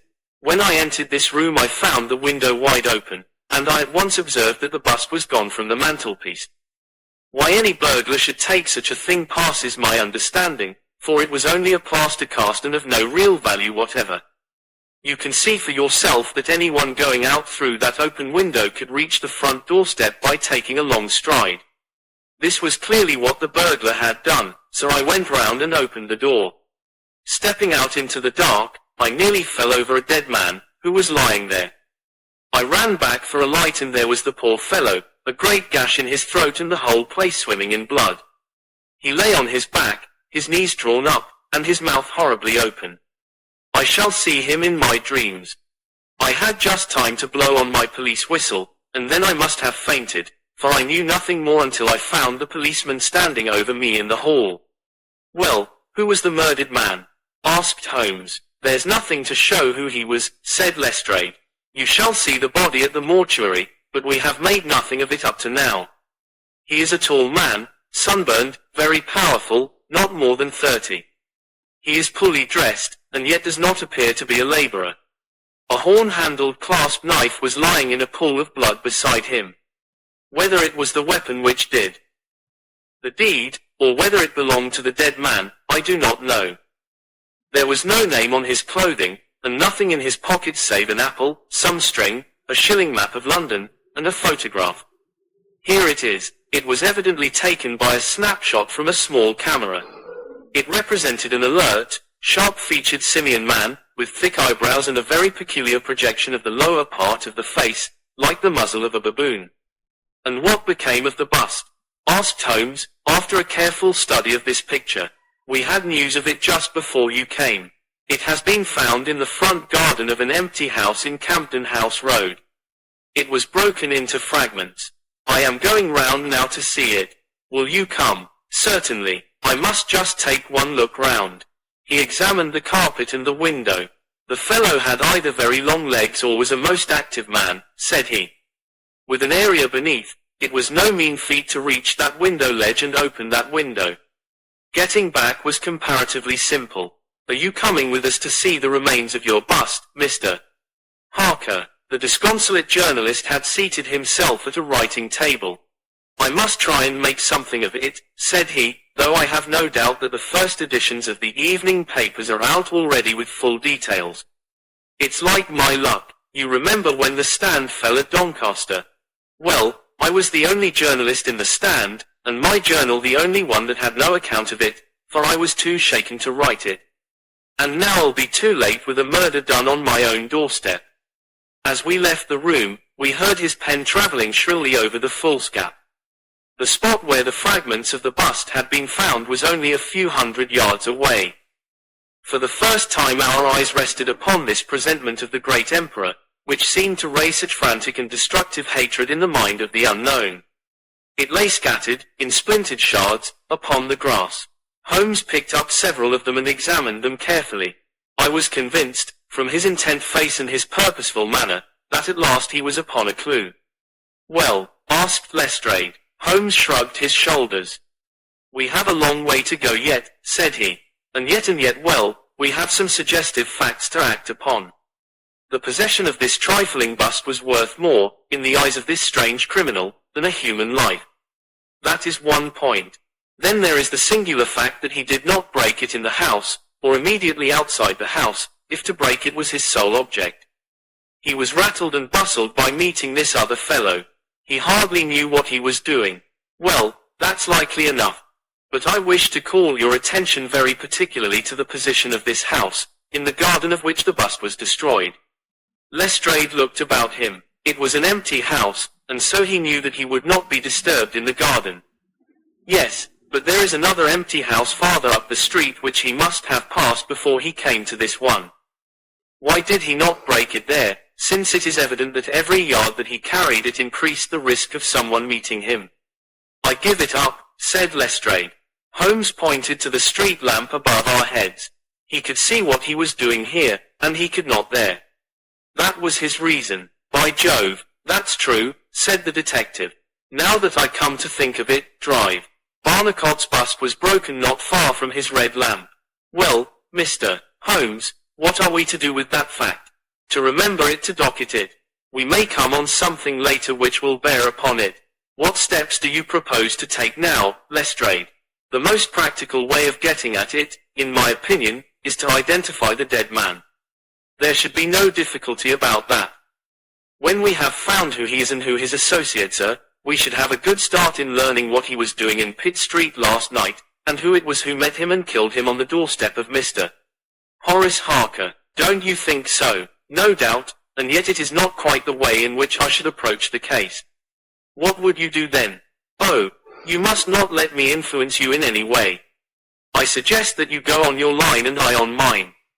We can compare notes afterwards, and each will supplement the other. Very good, said Lestrade. If you were going back to Pitt Street, you might see Mr. Horace Harker. Tell him for me that I have quite made up my mind, and that it is certain that a dangerous homicidal lunatic, with Napoleonic delusions, was in his house last night. It will be useful for his article. Lestrade stared. You don't seriously believe that? Holmes smiled. Don't I? Well, perhaps I don't. But I am sure that it will interest Mr. Horace Harker and the subscribers of the Central Press Syndicate. Now, Watson, I think that we shall find that we have a long and rather complex day's work before us. I should be glad, Lestrade, if you could make it convenient to meet us at Baker Street at 6 o'clock this evening. Until then I should like to keep this photograph, found in the dead man's pocket. It is possible that I may have to ask your company and assistance upon a small expedition which will have be undertaken tonight, if my chain of reasoning should prove to be correct. Until then, goodbye and good luck. Sherlock Holmes and I walked together to the High Street, where we stopped at the shop of Harding Brothers, whence the bust had been purchased. A young assistant informed us that Mr. Harding would be absent until afternoon, and that he was himself a newcomer, who could give us no information. Holmes's face showed his disappointment and annoyance. Well, we can't expect to have it all our own way, Watson, he said, at last. We must come back in the afternoon, if Mr. Harding will not be here until then.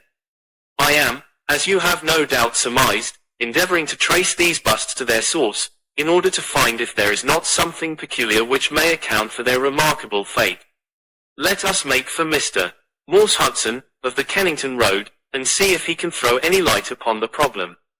A drive of an hour brought us to the picture dealer's establishment. He was a small, stout man with a red face and a peppery manner. "Yes, sir, on my very counter, sir," said he. "What we pay rates and taxes for I don't know, when any ruffian can come in and break one's goods." "Yes, sir, it was I who sold Drive Barnicot his 2 statues. Disgraceful, sir, a nihilist plot, that's what I make it. No one but an anarchist would go about breaking statues. Red Republicans, that's what I call them. Who did I get the statues from? I don't see what that has to do with it." "Well, if you really want to know, I got them from Gelder and Company, in Church Street, Stepney. They are a well-known house in the trade, and have been this 20 years. How many had I? 3-2 and one a 3-2 of Dr. Barnicot's, and one smashed in broad daylight on my own counter. Do I know that photograph? No, I don't. Yes, I do, though. Why, it's Beppo. He was a kind of Italian piecework man, who made himself useful in the shop. He could carve a bit, and gild and frame, and do odd jobs. The fellow left me last week, and I've heard nothing of him since. No, I don't know where he came from nor where he went to. I had nothing against him while he was here. He was gone 2 days before the bust was smashed." "Well, that's all we could reasonably expect from Morse Hudson," said Holmes, as we emerged from the shop. "We have this Beppo as a common factor, both in Kennington and in Kensington, so that is worth a 10-mile drive. Now, Watson, let us make for Gelder and Company, of Stepney, the source and origin of the busts. I shall be surprised if we don't get some help down there." In rapid succession we passed through the fringe of fashionable London, Hotel London, Theatrical London, Literary London, Commercial London, and, finally, Maritime London, till we came to a riverside city of 100,000 souls, where the tenement houses swelter and reek with the outcasts of Europe. Here, in a broad thoroughfare, once the abode of wealthy city merchants, we found the sculpture works for which we searched. Outside was a considerable yard full of monumental masonry. Inside was a large room in which 50 workers were carving or molding. The manager, a big blonde German, received us civilly and gave a clear answer to all Holmes's questions. A reference to his books showed that hundreds of casts had been taken from a marble copy of Devine's Head of Napoleon, but that the 3 which had been sent to Morse Hudson a year or so before had been half of a batch of 6, the other 3 being sent to Harding Brothers, of Kensington. There was no reason why those 6 should be different from any of the other casts. He could suggest no possible cause why anyone should wish to destroy them. In fact, he laughed at the idea. Their wholesale price was 6 shillings, but the retailer would get 12 or more. The cast was taken in 2 molds from each side of the face, and then these 2 profiles of plaster of Paris were joined together to make the complete bust. The work was usually done by Italians. In the room we were in, when finished, the busts were put on a table in the passage to dry, and afterwards stored. That was all he could tell us, but the production of the photograph had a remarkable effect upon the manager. His face flushed with anger, and his brows knotted over his blue Teutonic eyes. "Ah, the rascal," he cried. "Yes, indeed, I know him very well. This has always been a respectable establishment, and the only time that we have ever had the police in it was over this very fellow. It was more than a year ago now. He knifed another Italian in the street, and then he came to the works with the police on his heels, and he was taken here. Beppo was his name, his second name I never knew. Serve me right for engaging a man with such a face. But he was a good workman, one of the best. What did he get? The man lived and he got off with a year. I have no doubt he is out now, but he has not dared to show his nose here. We have a cousin of his here, and I dare say he could tell you where he is." "No, no," cried Holmes, "not a word to the cousin, not a word, I beg of you. The matter is very important, and the farther I go with it, the more important it seems to grow. When you referred in your ledger to the sale of those casts, I observed that the date was June 3rd of last year. Could you give me the date when Beppo was arrested?" "I could tell you roughly by the pay list," the manager answered. "Yes," he continued, After some turning over of pages, he was paid last on May 20th. Thank you, said Holmes. I don't think that I need intrude upon your time and patience any more. With a last word of caution that he should say nothing as to our researches, we turned our faces westward once more. The afternoon was far advanced before we were able to snatch a hasty luncheon at a restaurant. A news bill at the entrance announced, Kensington outrage. Murder by a madman, and the contents of the paper showed that Mr. Horace Harker had got his account into print after all. 2 columns were occupied with a highly sensational and flowery rendering of the whole incident. Holmes propped it against the cruet stand and read it while he ate. Once or twice he chuckled. This is all right, Watson, said he. Listen to this. It is satisfactory to know that there can be no difference of opinion upon this case, since Mr. Lestrade, one of the most experienced members of the official force, and Mr. Sherlock Holmes, the well-known consulting expert, have each come to the conclusion that the grotesque series of incidents, which have ended in so tragic a fashion, arise from lunacy rather than from deliberate crime. No explanation save mental aberration can cover the fact. The press, Watson, is a most valuable institution, if you only know how to use it. And now, if you have quite finished, we will hark back to Kensington and see what the manager of Harding Brothers has to say on the matter. The founder of that great emporium proved to be a brisk, crisp little person, very dapper and quick, with a clear head and a ready tongue. Yes, sir, I have already read the account in the evening papers. Mr. Horace Harker is a customer of ours. We supplied him with the bust some months ago. We ordered 3 busts of that sort from Gelder and Company, of Stepney. They are all sold now. To whom? Oh, I dare say by consulting our sales book we could very easily tell you. Yes, we have the entries here. 1 to Mr. Harker you see, and 1 to Mr. Josiah Brown, of Laburnum Lodge, Laburnum Vale, Chiswick, and 1 to Mr. Sanderford, of Lower Grove Road, Reading. No, I have never seen this face which you show me in the photograph. You would hardly forget it, would you, sir, for I've seldom seen an uglier. Have we any Italians on the staff? Yes, sir, we have several among our workpeople and cleaners. I dare say they might get a peep at that sales book if they wanted to. There is no particular reason for keeping a watch upon that book. Well, it's a very strange business, and I hope that you will let me know if anything comes of your inquiries. Holmes had taken several notes during Mr. Harding's evidence, and I could see that he was thoroughly satisfied by the turn which affairs were taking. He made no remark, however, save that, unless we hurried, we should be late for our appointment with Lestrade. Sure enough, when we reached Baker Street the detective was already there, and we found him pacing up and down in a fever of impatience. His look of importance showed that his day's work had not been in vain. Well, he asked, what luck, Mr. Holmes? We have had a very busy day, and not entirely a wasted one, my friend explained. We have seen both the retailers and also the wholesale manufacturers. I can trace each of the busts now from the beginning. The busts, cried Lestrade. Well, you have your own methods, Mr. Sherlock Holmes, and it is not for me to say a word against them, but I think I have done a better day's work than you. I have identified the dead man.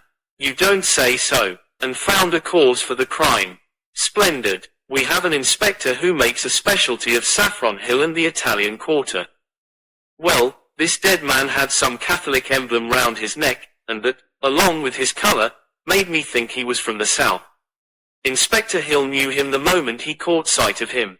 His name is Pietro Venici, from Naples, and he is one of the greatest cutthroats in London. He is connected with the Mafia, which, as you know, is a secret political society, enforcing its decrees by murder. Now, you see how the affair begins to clear up. The other fellow is probably an Italian also, and a member of the Mafia. He has broken the rules in some fashion. Pietro is set upon his track. Probably the photograph we found in his pocket is the man himself, so that he may not knife the wrong person. He dogs the fellow, he sees him enter a house, he waits outside for him, and in the scuffle he receives his own death wound. How is that, Mr.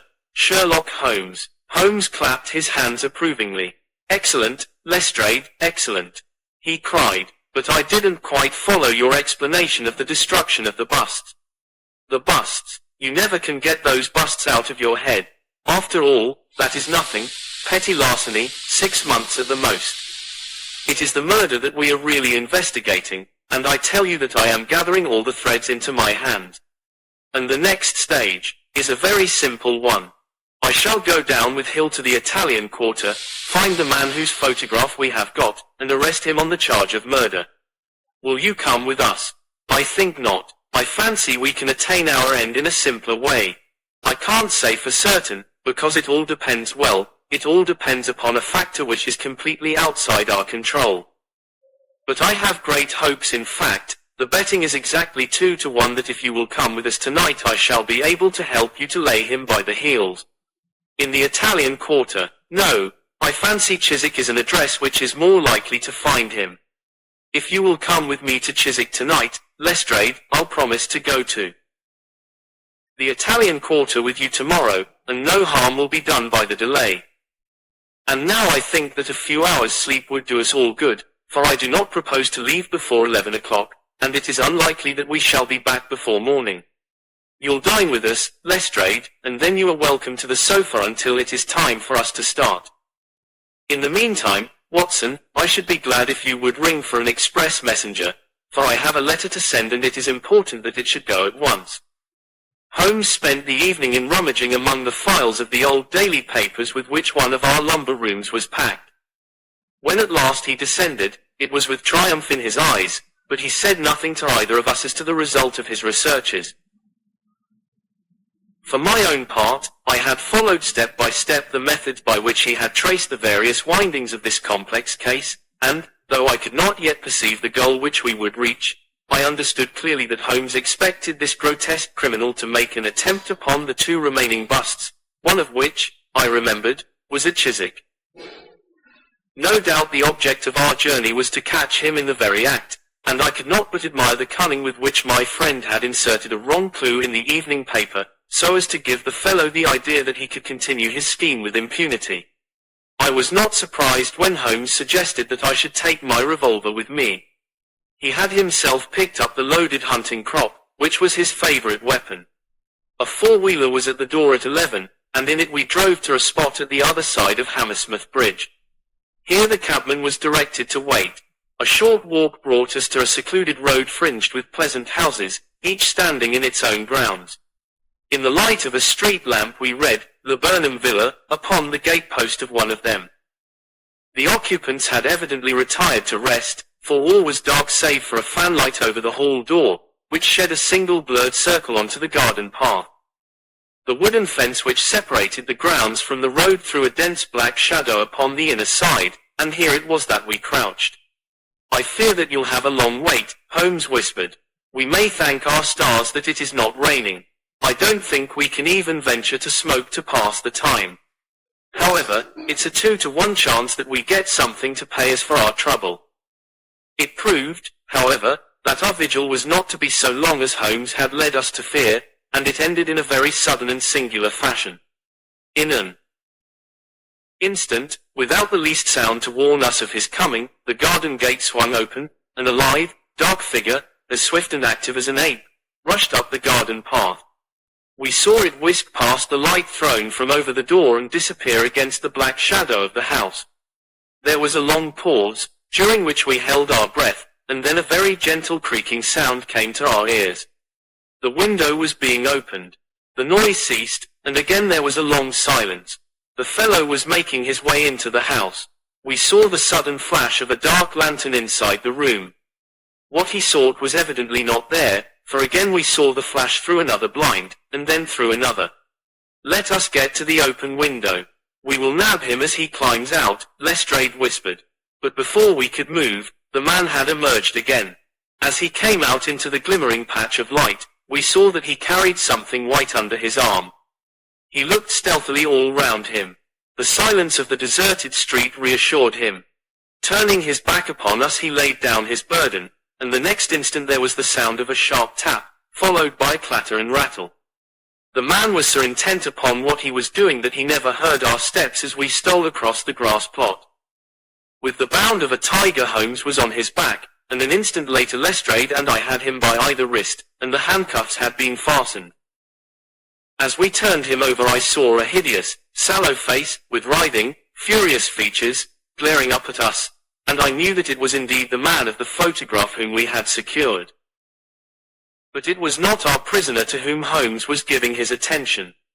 Squatted on the doorstep, he was engaged in most carefully examining that which the man had brought from the house.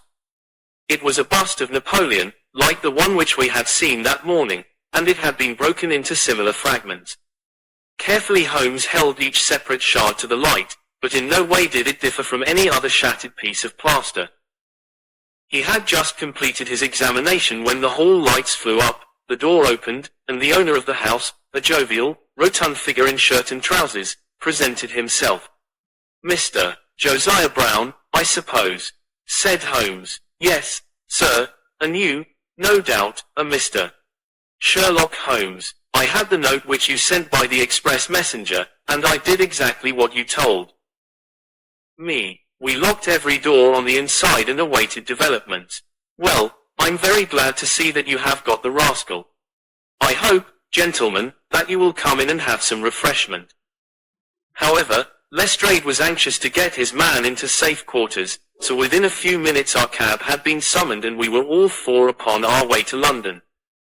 Not a word would our captive say, but he glared at us from the shadow of his matted hair, and once, when my hand seemed within his reach, he snapped at it like a hungry wolf. We stayed long enough at the police station to learn that a search of his clothing revealed nothing save a few shillings and a long sheath knife, the handle of which bore copious traces of recent blood. "That's all right," said Lestrade, as we parted. "He'll knows all these gentry, and he will give a name to him. You'll find that my theory of the mafia will work out all right. But I'm sure I am exceedingly obliged to you, Mr. Holmes, for the workmanlike way in which you laid hands upon him. I don't quite understand it all yet. I fear it is rather too late an hour for explanations," said Holmes. "Besides, there are one or two details which are not finished off, and it is one of those cases which are worth working out to the very end.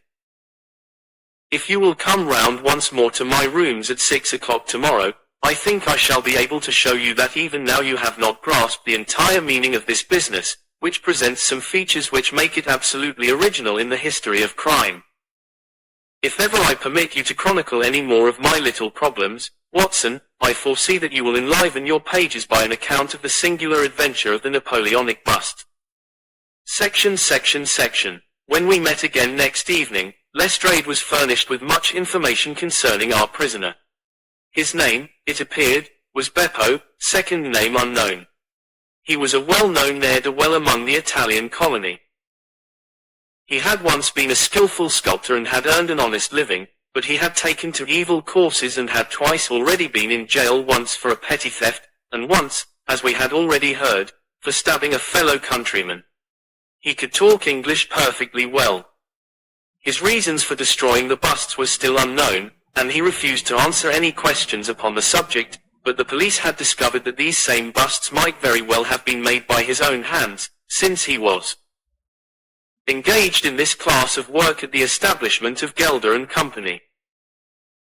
To all this information, much of which we already knew, Holmes listened with polite attention, but I, who knew him so well, could clearly see that his thoughts were elsewhere, and I detected a mixture of mingled uneasiness and expectation beneath that mask which he was wont to assume.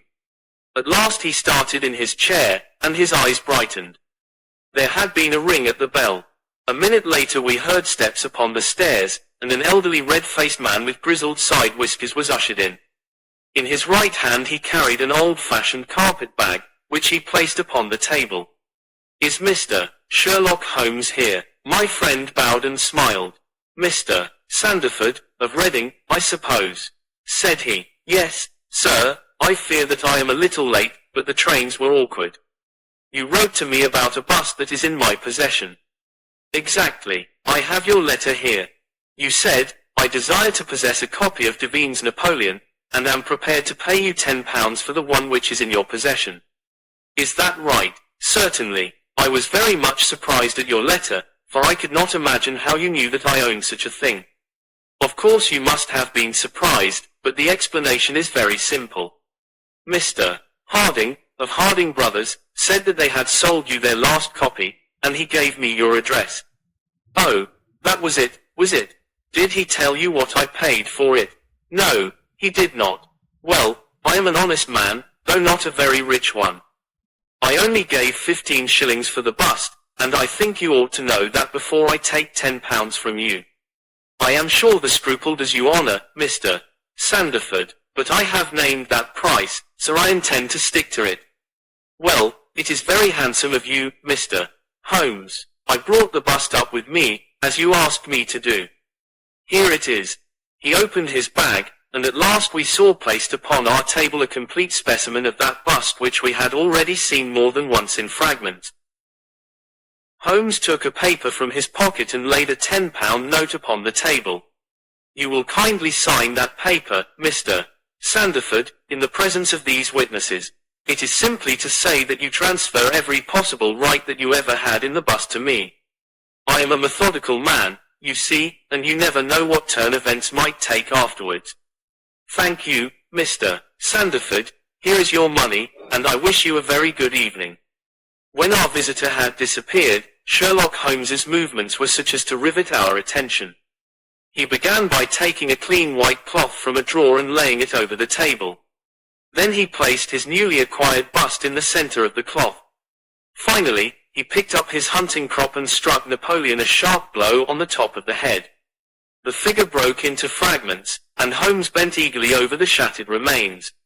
Next instant, with a loud shout of triumph, he held up one splinter, in which a round, dark object was fixed like a plum in a pudding. Gentlemen, he cried, let me introduce you to the famous black pearl of the Borgias. Lestrade and I sat silent for a moment, and then, with a spontaneous impulse, we both broke a clapping, as at the well-wrought crisis of a play. A flush of colour sprang to Holmes's pale cheeks, and he bowed to us like the master dramatist who receives the homage of his audience. It was at such moments that for an instant he ceased to be a reasoning machine, and betrayed his human love for admiration and applause. The same singularly proud and reserved nature which turned away with disdain from popular notoriety was capable of being moved to its depths by spontaneous wonder and praise from a friend.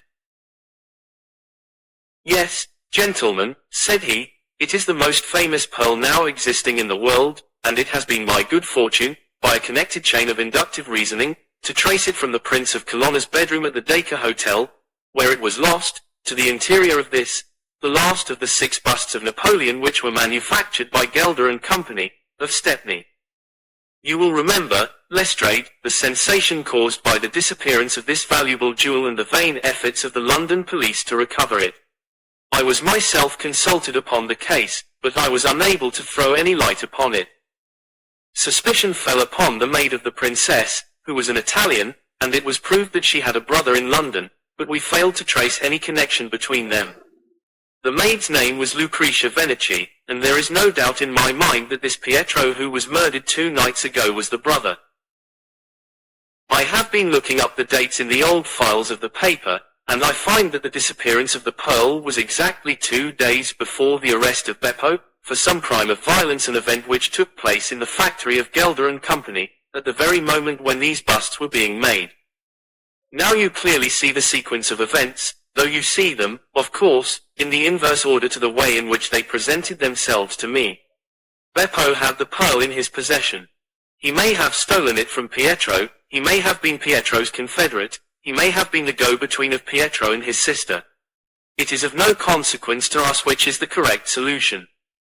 The main fact is that he had the pearl, and at that moment, when it was on his person, he was pursued by the police. He made for the factory in which he worked, and he knew that he had only a few minutes in which to conceal this enormously valuable prize, which would otherwise be found on him when he was searched. 6 plaster casts of Napoleon were drying in the passage. One of them was still soft.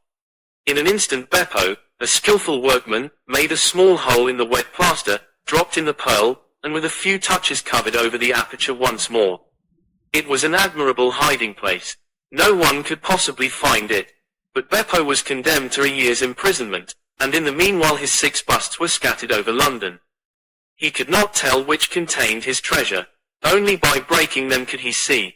Even shaking would tell him nothing, for as the plaster was wet it was probable that the pearl would adhere to it as, in fact, it has done. Beppo did not despair, and he conducted his search with considerable ingenuity and perseverance. Through a cousin who works with Gelder, he found out the retail firms who had bought the bust. He managed to find employment with Morse Hudson, and in that way tracked down 3 of them. The pearl was not there. Then, with the help of some Italian employee, he succeeded in finding out where the other 3 busts had gone. The first was at Harker's. There he was dogged by his confederate, who held Beppo responsible for the loss of the pearl, and he stabbed him in the scuffle which followed. If he was his confederate, why should he carry his photograph? I asked, as a means of tracing him, if he wished to inquire about him from any third person. That was the obvious reason. Well, after the murder I calculated that Beppo would probably hurry rather than delay his movements. He would fear that the police would read his secret, and so he hastened on before they should get ahead of him. Of course, I could not say that he had not found the pearl in Harker's bust. I had not even concluded for certain that it was the pearl, but it was evident to me that he was looking for something, since he carried the bust past the other houses in order to break it in the garden which had a lamp overlooking it. Since Harker's bust was 1 in 3, the chances were exactly as I told you 2 to 1 against the pearl being inside it. There remained 2 busts, and it was obvious that he would go for the London one first. I warned the inmates of the house, so as to avoid a second tragedy, and we went down, with the happiest results. By that time, of course, I knew for certain that it was the Borgia pearl that we were after. The name of the murdered man linked the one event with the other. There only remained a single bust, the reading one, and the pearl must be there. I bought it in your presence from the owner, and there it lies. We sat in silence for a moment. Well, said Lestrade, I've seen you handle a good many cases, Mr. Holmes, but I don't know that I ever knew a more workmanlike one than that. We're not jealous of you at Scotland Yard. No, sir, we are very proud of you, and if you come down tomorrow, there's not a man, from the oldest inspector to the youngest constable, who wouldn't be glad to shake you by the hand. Thank you, said Holmes, thank you, and as he turned away, it seemed to me that he was more nearly moved by the softer human emotions than I had ever seen him. A moment later he was the cold and practical thinker once more. Put the pearl in the safe, Watson, said he, and get out the papers of the Conk Singleton forgery case. Goodbye, Lestrade. If any little problem comes your way, I shall be happy, if I can, to give you a hint or 2 as to its solution. IX. The 3 students. It was in the year 95 that a combination of events, into which I need not enter, caused Mr. Sherlock Holmes and myself to spend some weeks in one of our great university towns, and it was during this time that the small but instructive adventure which I am about to relate befell us. It will be obvious that any details which would help the reader exactly to identify the college or the criminal would be injudicious and offensive. So painful a scandal may well be allowed to die out. With due discretion the incident itself may, however, be described, since it serves to illustrate some of those qualities for which my friend was remarkable.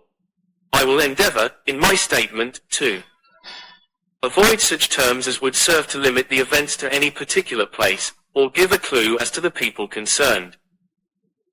We were residing at the time in furnished lodgings close to a library where Sherlock Holmes was pursuing some laborious researches in early English charters, researches which led to results so striking that they may be the subject of one of my future narratives. Here it was that one evening we received a visit from an acquaintance, Mr. Hilton Soames, tutor and lecturer at the College of St.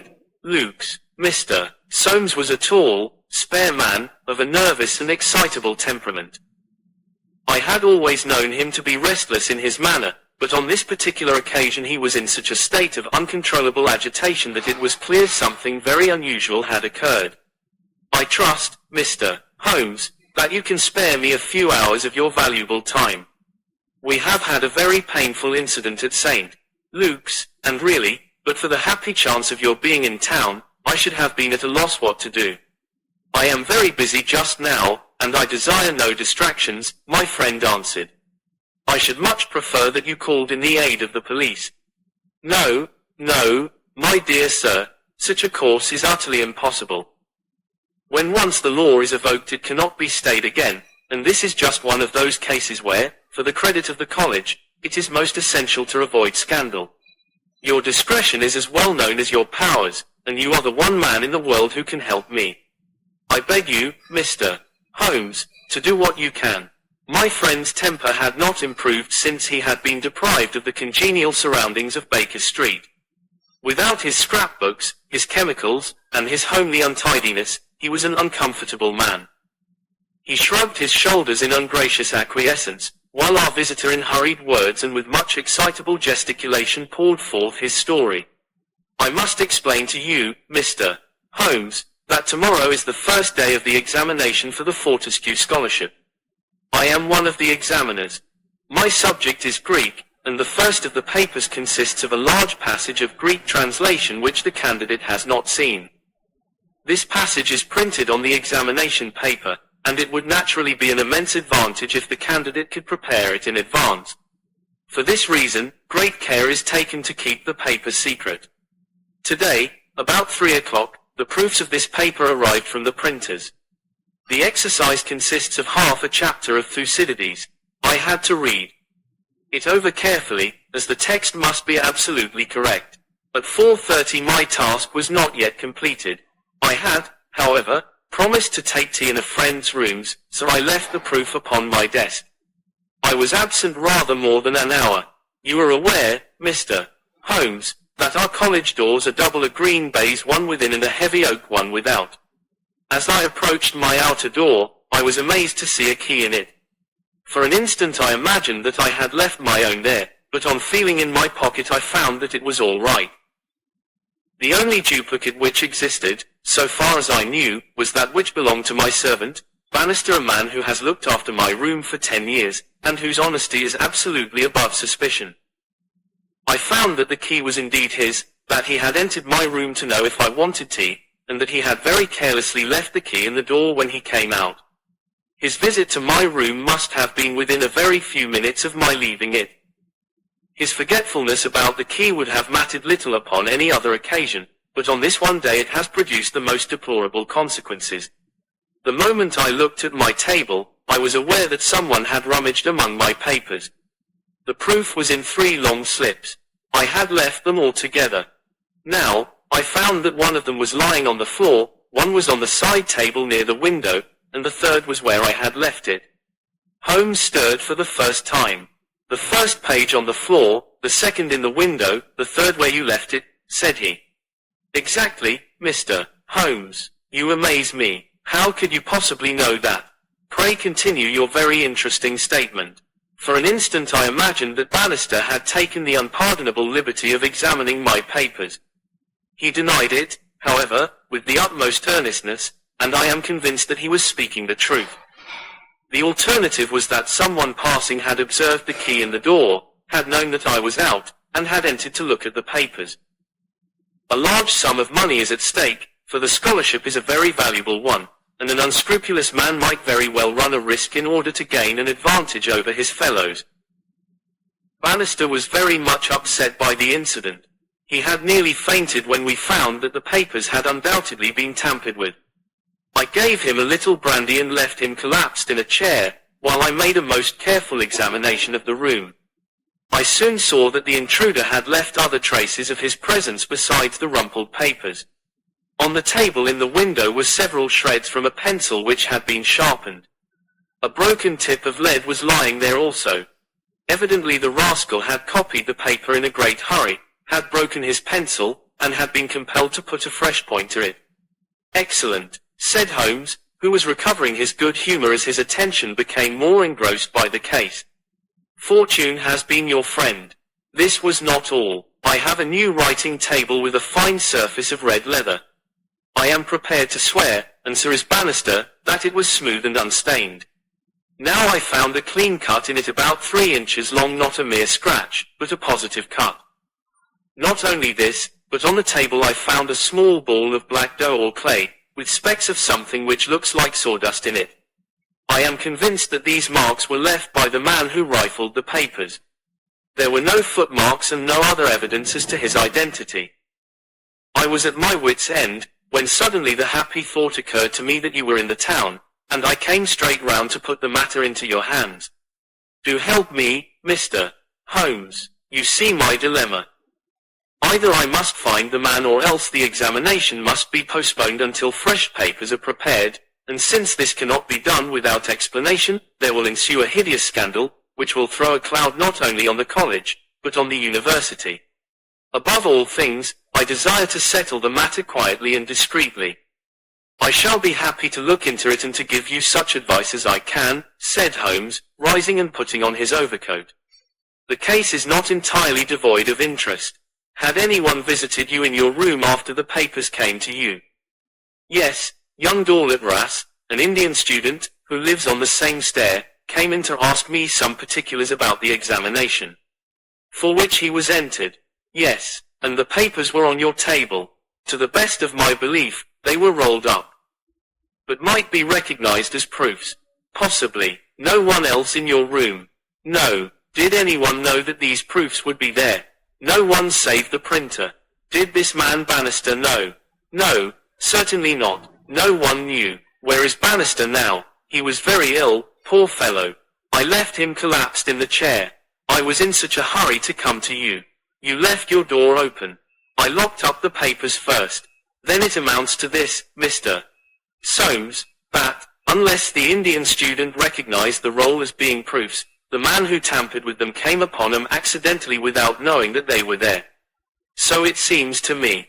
Holmes gave an enigmatic smile. Well, said he, let us go round. Not one of your cases, Watson, mental, not physical. All right, come if you want to. Now, Mr. Soames, at your disposal. The sitting room of our client opened by a long, low, latticed window onto the ancient lichen-tinted court of the old college. A Gothic arched door led to a worn stone staircase. On the ground floor was the tutor's room. Above were 3 students, one on each story. It was already twilight when we reached the scene of our problem. Holmes halted and looked earnestly at the window. Then he approached it, and, standing on tiptoe with his neck craned, he looked into the room. He must have entered through the door. There is no opening except the one pane, said our learned guide. Dear me, said Holmes, and he smiled in a singular way as he glanced at our companion. Well, if there is nothing to be learned here, we had best go inside. The lecturer unlocked the outer door and ushered us into his room. We stood at the entrance while Holmes made an examination of the carpet. I am afraid there are no signs here, said he. One could hardly hope for any upon so dry a day. Your servant seems to have quite recovered. You left him in a chair, you say. Which chair? By the window there. I see. Near this little table. You can come in now. I have finished with the carpet. Let us take the little table first. Of course, what has happened is very clear. The man entered and took the papers, sheet by sheet, from the central table. He carried them over to the window table, because from there he could see if you came across the courtyard, and so could effect an escape. As a matter of fact, he could not, said Soames, for I entered by the side door. Ah, that's good. Well, anyhow, that was in his mind. Let me see the 3 strips. No finger impressions, no. Well, he carried over this one first, and he copied it. How long would it take him to do that, using every possible contraction? A quarter of an hour, not less. Then he tossed it down and seized the next. He was in the midst of that when your return caused him to make a very hurried retreat, very hurried, since he had not time to replace the papers which would tell you that he had been there. You were not aware of any hurrying feet on the stair as you entered the outer door? No, I can't say I was. Well, he wrote so furiously that he broke his pencil, and had, as you observe, to sharpen it again. This is of interest, Watson. The pencil was not an ordinary one. It was above the usual size, with a soft lead, the outer color was dark blue, the maker's name was printed in silver lettering, and the piece remaining is only about 1.5 inches long. Look for such a pencil, Mr. Soames, and you have got your man. When I add that he possesses a large and very blunt knife, you have an additional aid. Mr. Soames was somewhat overwhelmed by this flood of information. I can follow the other points, said he, but really, in this matter of the length, Holmes held out a small chip with the letters NN and a space of clear wood after them. You see, no, I fear that even now, Watson, I have always done you an injustice. There are others. What could this NN be? It is at the end of a word. You are aware that Johann Faber is the most common maker's name. Is it not clear that there is just as much of the pencil left as usually follows the Johann? He held the small table sideways to the electric light. I was hoping that if the paper on which he wrote was thin, some trace of it might come through upon this polished surface. No, I see nothing. I don't think there is anything more to be learned here. Now for the central table. This small pellet is, I presume, the black, doughy mass you spoke of. Roughly pyramidal in shape and hollowed out, I perceive. As you say, there appear to be grains of sawdust in it. Dear me, this is very interesting. And the cut a positive tear, I see. It began with a thin scratch and ended in a jagged hole. I am much indebted to you for directing my attention to this case, Mr. Soames. Where does that door lead to? To my bedroom. Have you been in it since your adventure? No, I came straight away for you. I should like to have a glance round. What a charming, old-fashioned room. Perhaps you will kindly wait a minute, until I have examined the floor. No, I see nothing. What about this curtain? You hang your clothes behind it. If anyone were forced to conceal himself in this room he must do it there, since the bed is too low and the wardrobe too shallow. No one there, I suppose. As Holmes drew the curtain I was aware, from some little rigidity and alertness of his attitude, that he was prepared for an emergency. As a matter of fact, the drawn curtain disclosed nothing but 3 or 4 suits of clothes hanging from a line of pegs. Holmes turned away, and stooped suddenly to the floor. "Horlower, what's this?" said he. It was a small pyramid of black, putty-like stuff, exactly like the one upon the table of the study. Holmes held it out on his open palm in the glare of the electric light. "Your visitor seems to have left traces in your bedroom as well as in your sitting room, Mr. Soames. What could he have wanted there? I think it is clear enough. You came back by an unexpected way, and so he had no warning until you were at the very door. What could he do? He caught up everything which would betray him, and he rushed into your bedroom to conceal himself. Good gracious, Mr. Holmes, do you mean to tell me that, all the time I was talking to Bannister in this room, we had the man prisoner if we had only known it? So I read it. Surely there is another alternative, Mr. Holmes. I don't know whether you observed my bedroom window. Lattice-paned, lead framework, 3 separate windows, one swinging on hinge, and large enough to admit a man. Exactly, and it looks out on an angle of the courtyard so as to be partly invisible. The man might have effected his entrance there, left traces as he passed through the bedroom, and finally, finding the door open, have escaped that way." Holmes shook his head impatiently. "Let us be practical," said he. "I understand you to say that there are 3 students who use this stair, and are in the habit of passing your door." "Yes, there are, and they are all in for this examination." "Yes. Have you any reason to suspect any one of them more than the others?" Soames hesitated. "It is a very delicate question," said he. "One hardly likes to throw suspicion where there are no proofs. Let us hear the suspicions. I will look after the proofs. I will tell you, then, in a few words the character of the 3 men who inhabit these rooms. The lower of the 3 is Gilchrist, a fine scholar and athlete, plays in the rugby team and the cricket team for the college, and got his blue for the hurdles and the long jump. He is a fine, manly fellow.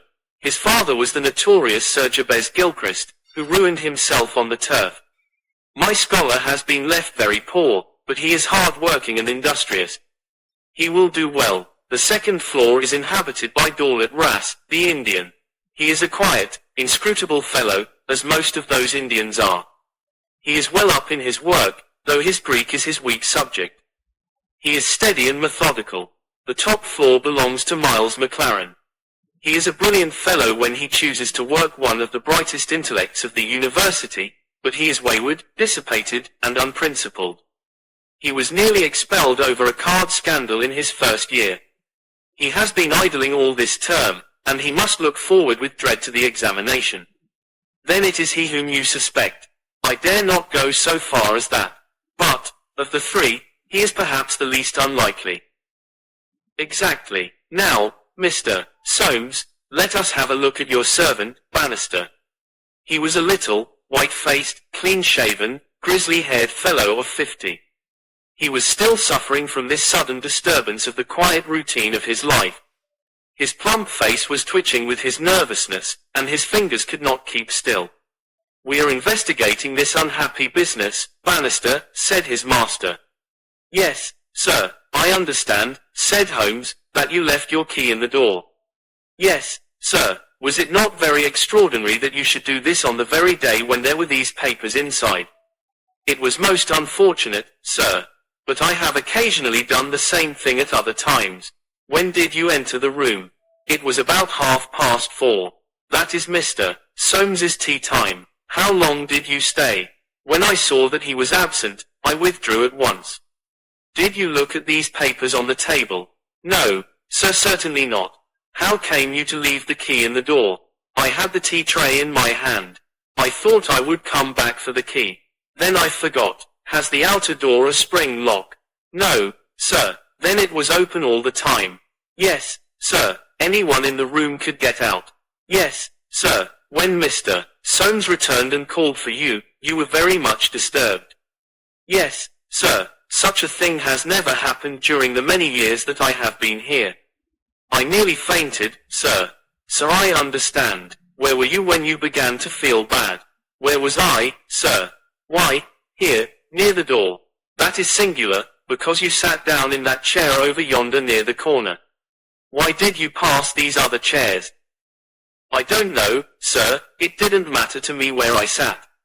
"I really don't think he knew much about it, Mr. Holmes. He was looking very bad, quite ghastly."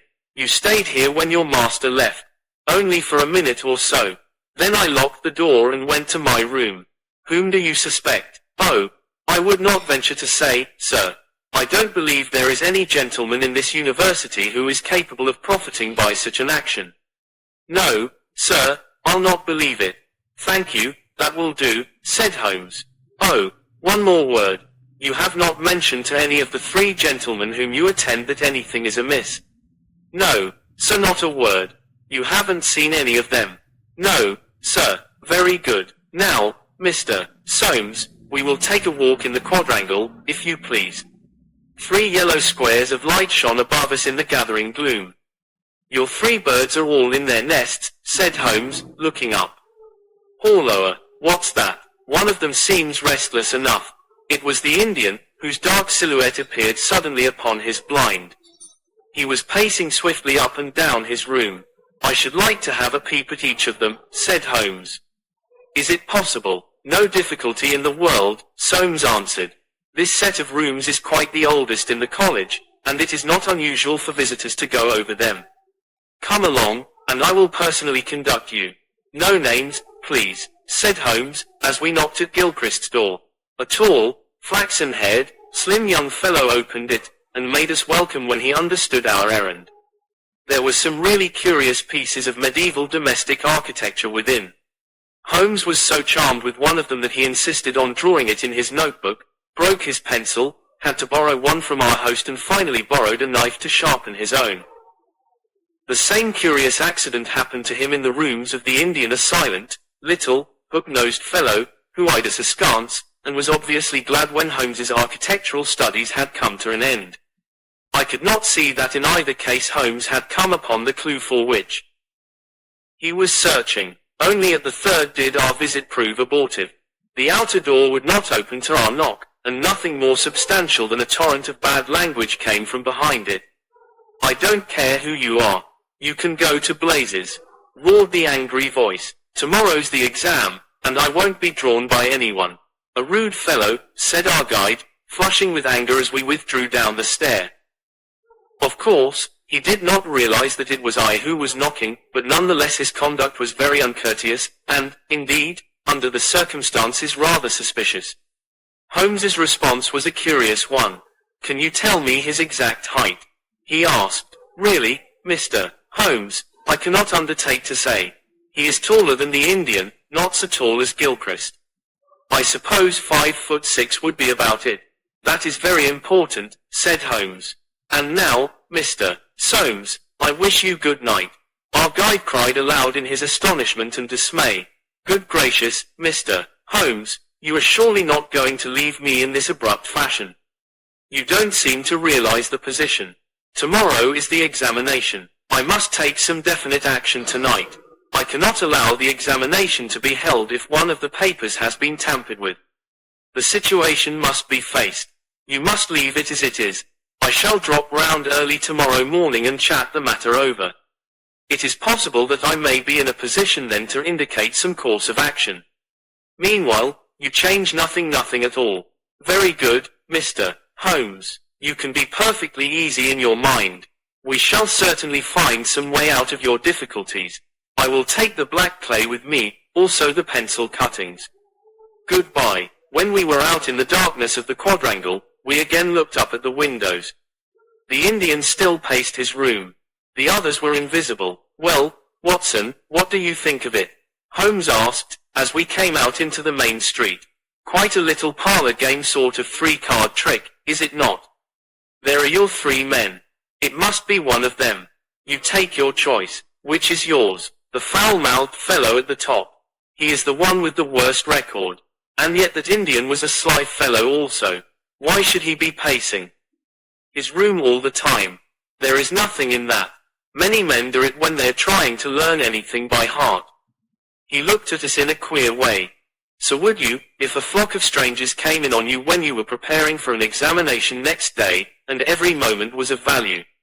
No, I see nothing in that. Pencils, too, and knives all was satisfactory. But that fellow does puzzle me. Who? Why, Bannister, the servant. What's his game in the matter? He impressed me as being a perfectly honest man. So he did me. That's the puzzling part. Why should a perfectly honest man well, he is a large stationer's. We shall begin our researches here. There were only 4 stationers of any consequences in the town, and at each Holmes produced his pencil chips, and bid high for a duplicate. All were agreed that one could be ordered, but that it was not a usual size of pencil and that it was seldom kept in stock.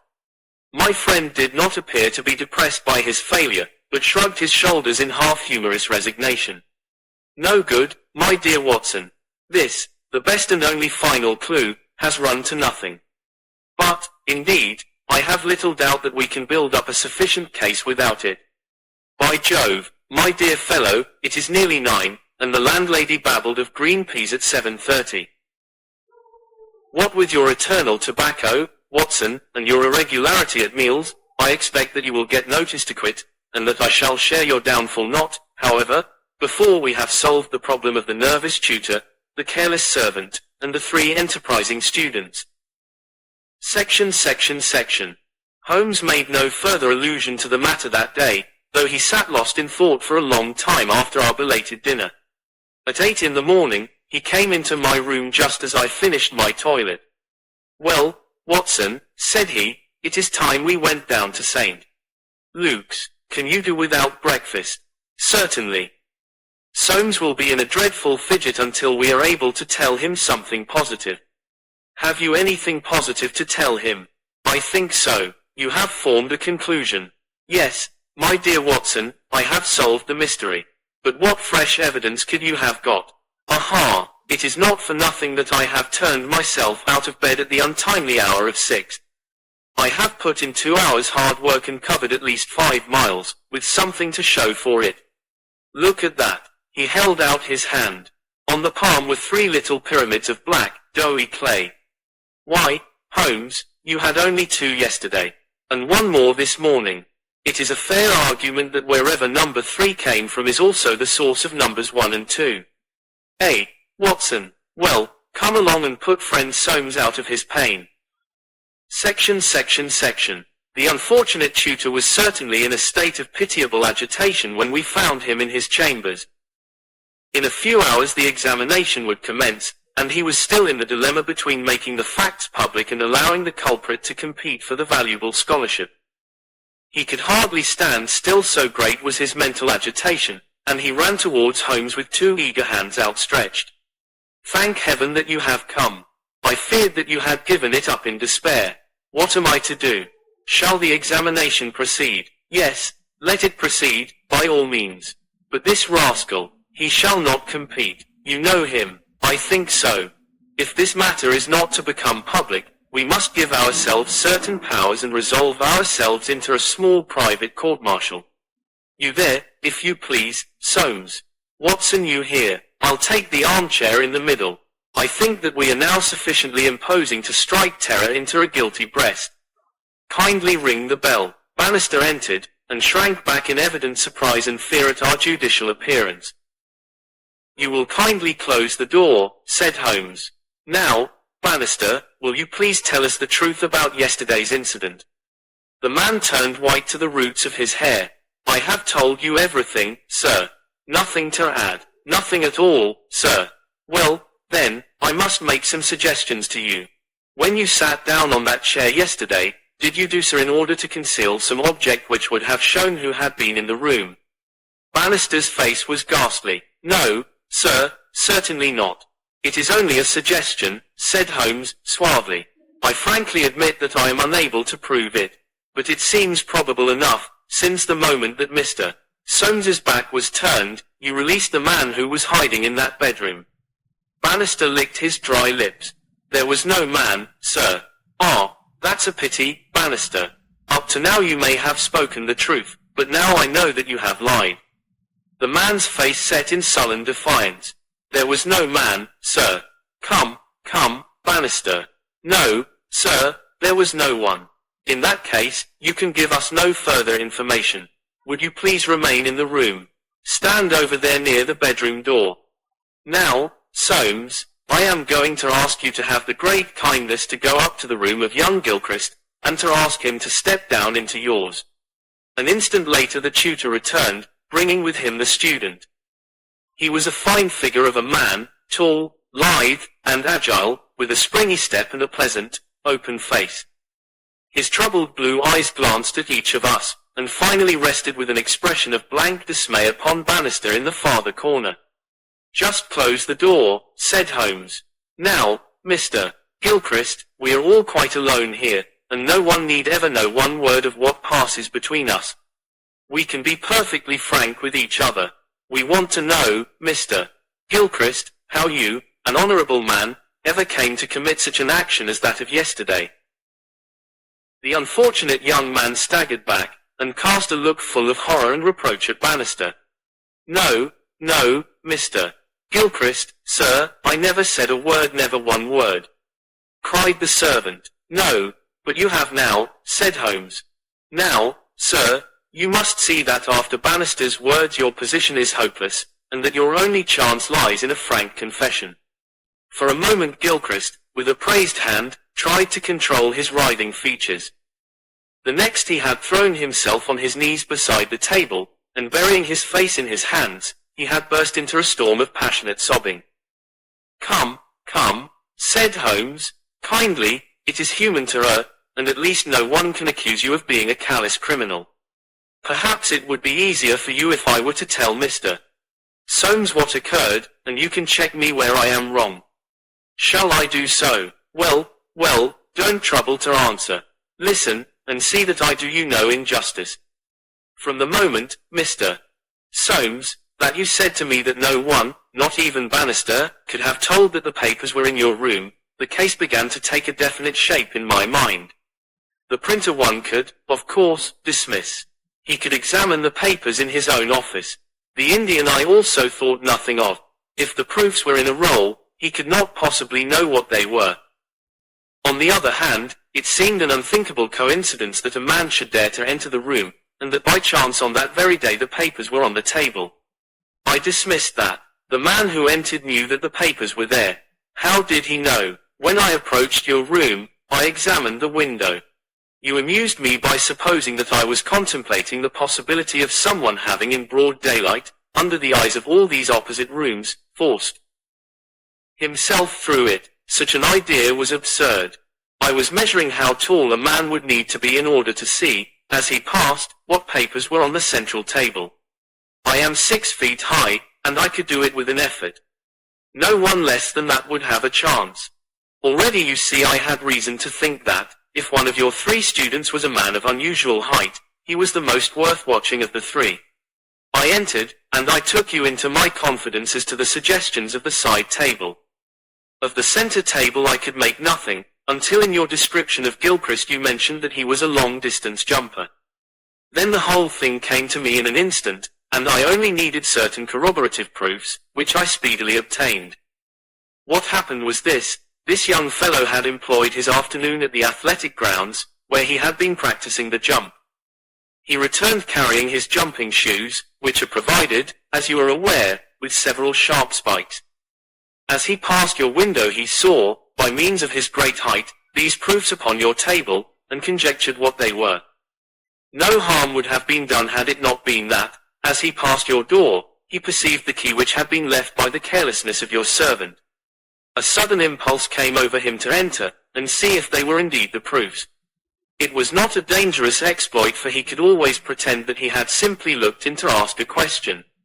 Well, when he saw that they were indeed the proofs, it was then that he yielded to temptation. He put his shoes on the table. What was it you put on that chair near the window? Gloves, said the young man. Holmes looked triumphantly at Bannister.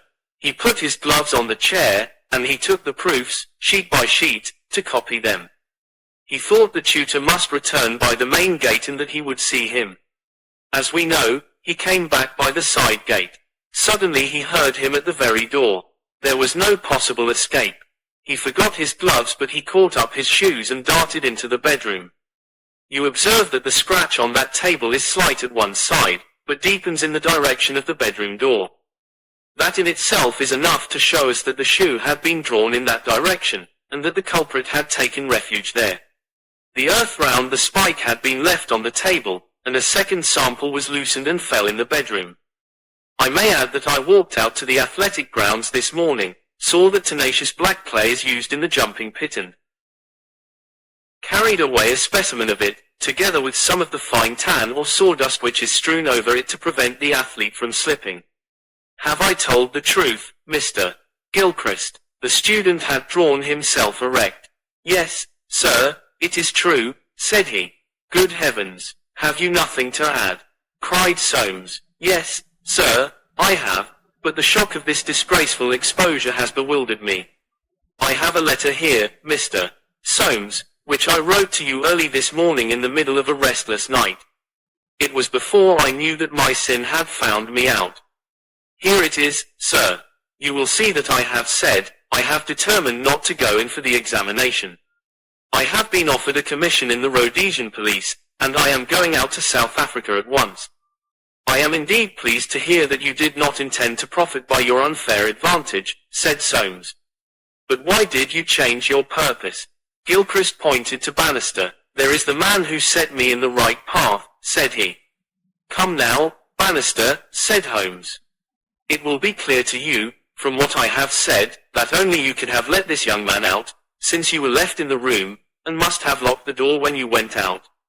As to his escaping by that window, it was incredible. Can you not clear up the last point in this mystery, and tell us the reasons for your action? It was simple enough, sir, if you only had known, but, with all your cleverness, it was impossible that you could know. Time was, sir, when I was butler to old Sir Jabez Gilchrist, this young gentleman's father. When he was ruined I came to the college as servant, but I never forgot my old employer because he was down in the world. I watched his son all I could for the sake of the old days.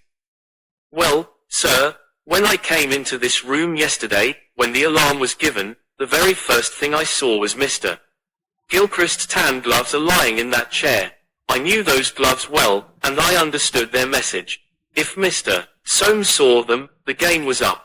I flopped down into that chair, and nothing would budge me until Mr. Soames he went for you.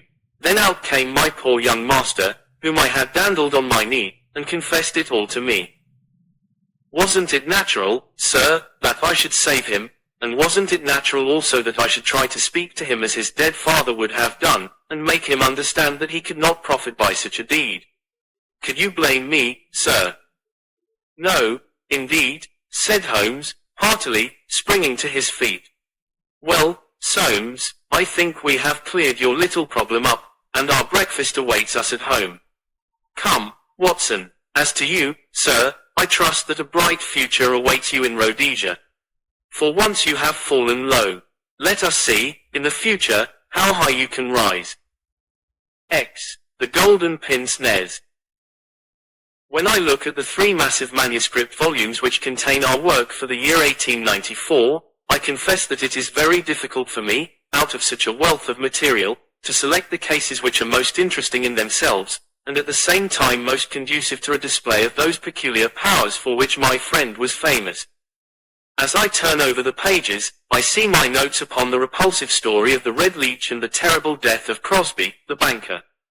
Here also I find an account of the Addleton tragedy, and the singular contents of the ancient British barrow. The famous Smith-Mortimer succession case comes also within this period, and so does the tracking and arrest of Hurret, the Boulevard assassin, an exploit which won for Holmes an autograph letter of thanks from the French President and the Order of the Legion of Honor. Each of these would furnish a narrative, but on the whole I am of opinion that none of them unites so many singular points of interest as the episode of Yoxley Old Place, which includes not only the lamentable death of young Willoughby Smith, but also those subsequent developments which threw so curious a light upon the causes of the crime. It was a wild, tempestuous night, towards the close of November. Holmes and I sat together in silence all the evening, he engaged with a powerful lens deciphering the remains of the original inscription upon a palimpsest, I deep in a recent treatise upon surgery. Outside the wind howled down Baker Street, while the rain beat fiercely against the windows. It was strange there, in the very depths of the town, with 10 miles of man's handiwork on every side of us, to feel the iron grip of nature, and to be conscious that to the huge elemental forces all London was no more than the molehills that dot the fields. I walked to the window, and looked out on the deserted street. The occasional lamps gleamed on the expanse of muddy road and shining pavement. A single cab was splashing its way from the Oxford Street end. Well, Watson, it's as well we have not to turn out tonight, said Holmes, laying aside his lens and rolling up the palimpsest. I've done enough for one sitting. It is trying work for the eyes. So far as I can make out, it is nothing more exciting than an abbey's accounts dating from the second half of the 15th century. Horlower, Horlower, Horlower, what's this? Amid the droning of the wind there had come the stamping of a horse's hoofs, and the long grind of a wheel as it rasped against the curb. The cab which I had seen had pulled up at our door. What can he want? I ejaculated, as a man stepped out of it. Want? He wants us. And we, my poor Watson, want overcoats and cravats and galoshes, and every aid that man ever invented to fight the weather. Wait a bit, though. There's the cab off again. There's hope yet. He'd have kept it if he had wanted us to come. Run down, my dear fellow, and open the door, for all virtuous folk have been long in bed. When the light of the hall lamp fell upon our midnight visitor, I had no difficulty in recognizing him. It was young Stanley Hopkins, a promising detective, in whose career Holmes had several times shown a very practical interest. Is he in? He asked, eagerly. Come up, my dear sir, said Holmes's voice from above. I hope you have no designs upon us on such a night as this. The detective mounted the stairs, and our lamp gleamed upon his shining waterproof. I helped him out of it, while Holmes knocked a blaze out of the logs in the grate. Now, my dear Hopkins, draw up and warm your toes, said he. Here's a cigar, and the doctor has a prescription containing hot water and a lemon, which is good medicine on a night like this. It must be something important which has brought you out in such a gale. It is indeed, Mr. Holmes. I've had a bustling afternoon, I promise you. Did you see anything of the Yoxley case in the latest editions? I've seen nothing later than the 15th century today. Well, it was only a paragraph, and all wrong at that, so you have not missed anything. I haven't let the grass grow under my feet. It's down in Kent, 7 miles from Chatham and 3 from the railway line. I was wired for at 3:15, reached Yoxley Old Place at 5, conducted my investigation, was back at Charing Cross by the last train, and straight to you by cab. Which means, I suppose, that you are not quite clear about your case. It means that I can make neither head nor tail of it. So far as I can see, it is just as tangled a business as ever I handled, and yet at first it seems so simple that one couldn't go wrong. There's no motive, Mr. Holmes. That's what bothers me. I can't put my hand on a motive. Here's a man dead, there's no denying that, but, so far as I can see, no reason on earth why anyone should wish him harm. Holmes lit his cigar and leaned back in his chair. Let us hear about it, said he. I've got my facts pretty clear, said Stanley Hopkins. All I want now is to know what they all mean. The story, so far as I can make it out, is like this. Some years ago this country house, Yoxley Old Place, was taken by an elderly man, who gave the name of Professor Coram. He was an invalid, keeping his bed half the time, and the other half hobbling round the house with a stick or being pushed about the grounds by the gardener in a bath chair. He was well liked by the few neighbours who called upon him, and he has the reputation down there of being a very learned man. His household used to consist of an elderly housekeeper, Mrs. Marker, and of a maid, Susan Tarleton. These have both been with him since his arrival, and they seem to be women of excellent character. The professor is writing a learned book, and he found it necessary, about a year ago, to engage a secretary. The first two that he tried were not successes, but the third, Mr. Willoughby Smith, a very young man straight from the university, seems to have been just what his employer wanted. His work consisted in writing all the morning to the professor's dictation, and he usually spent the evening in hunting up references and passages which bore upon the next day's work. This Willoughby Smith has nothing against him, either as a boy at Uppingham or as a young man at Cambridge. I have seen his testimonials, and from the first he was a decent, quiet, hard-working fellow, with no weak spot in him at all. And yet this is the lad who has met his death this morning in the professor's study under circumstances which can point only to murder.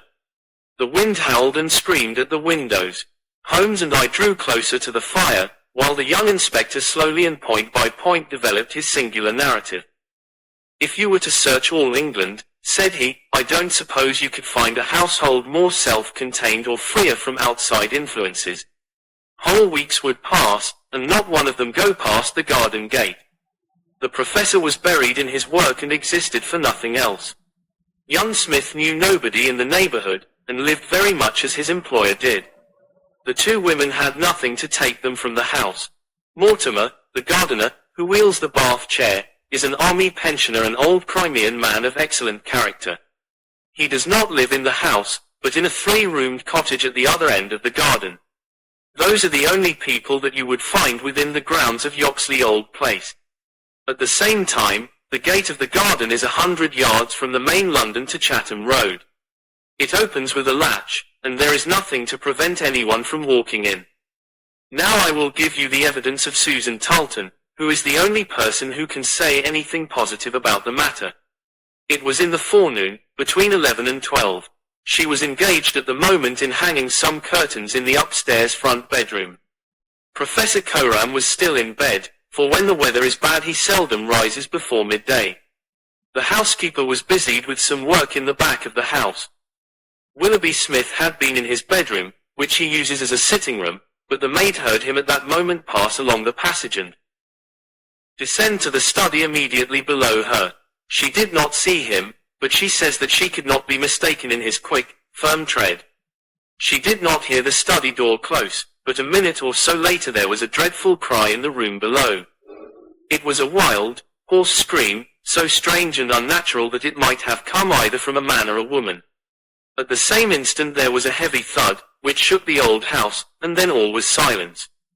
The maid stood petrified for a moment, and then, recovering her courage, she ran downstairs.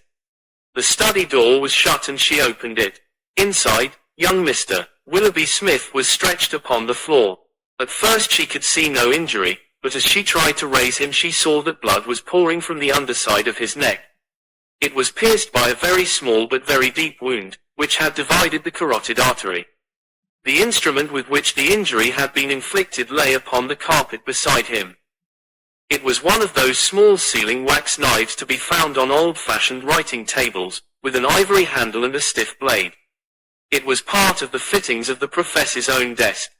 At first the maid thought that young Smith was already dead, but on pouring some water from the carafe over his forehead he opened his eyes for an instant.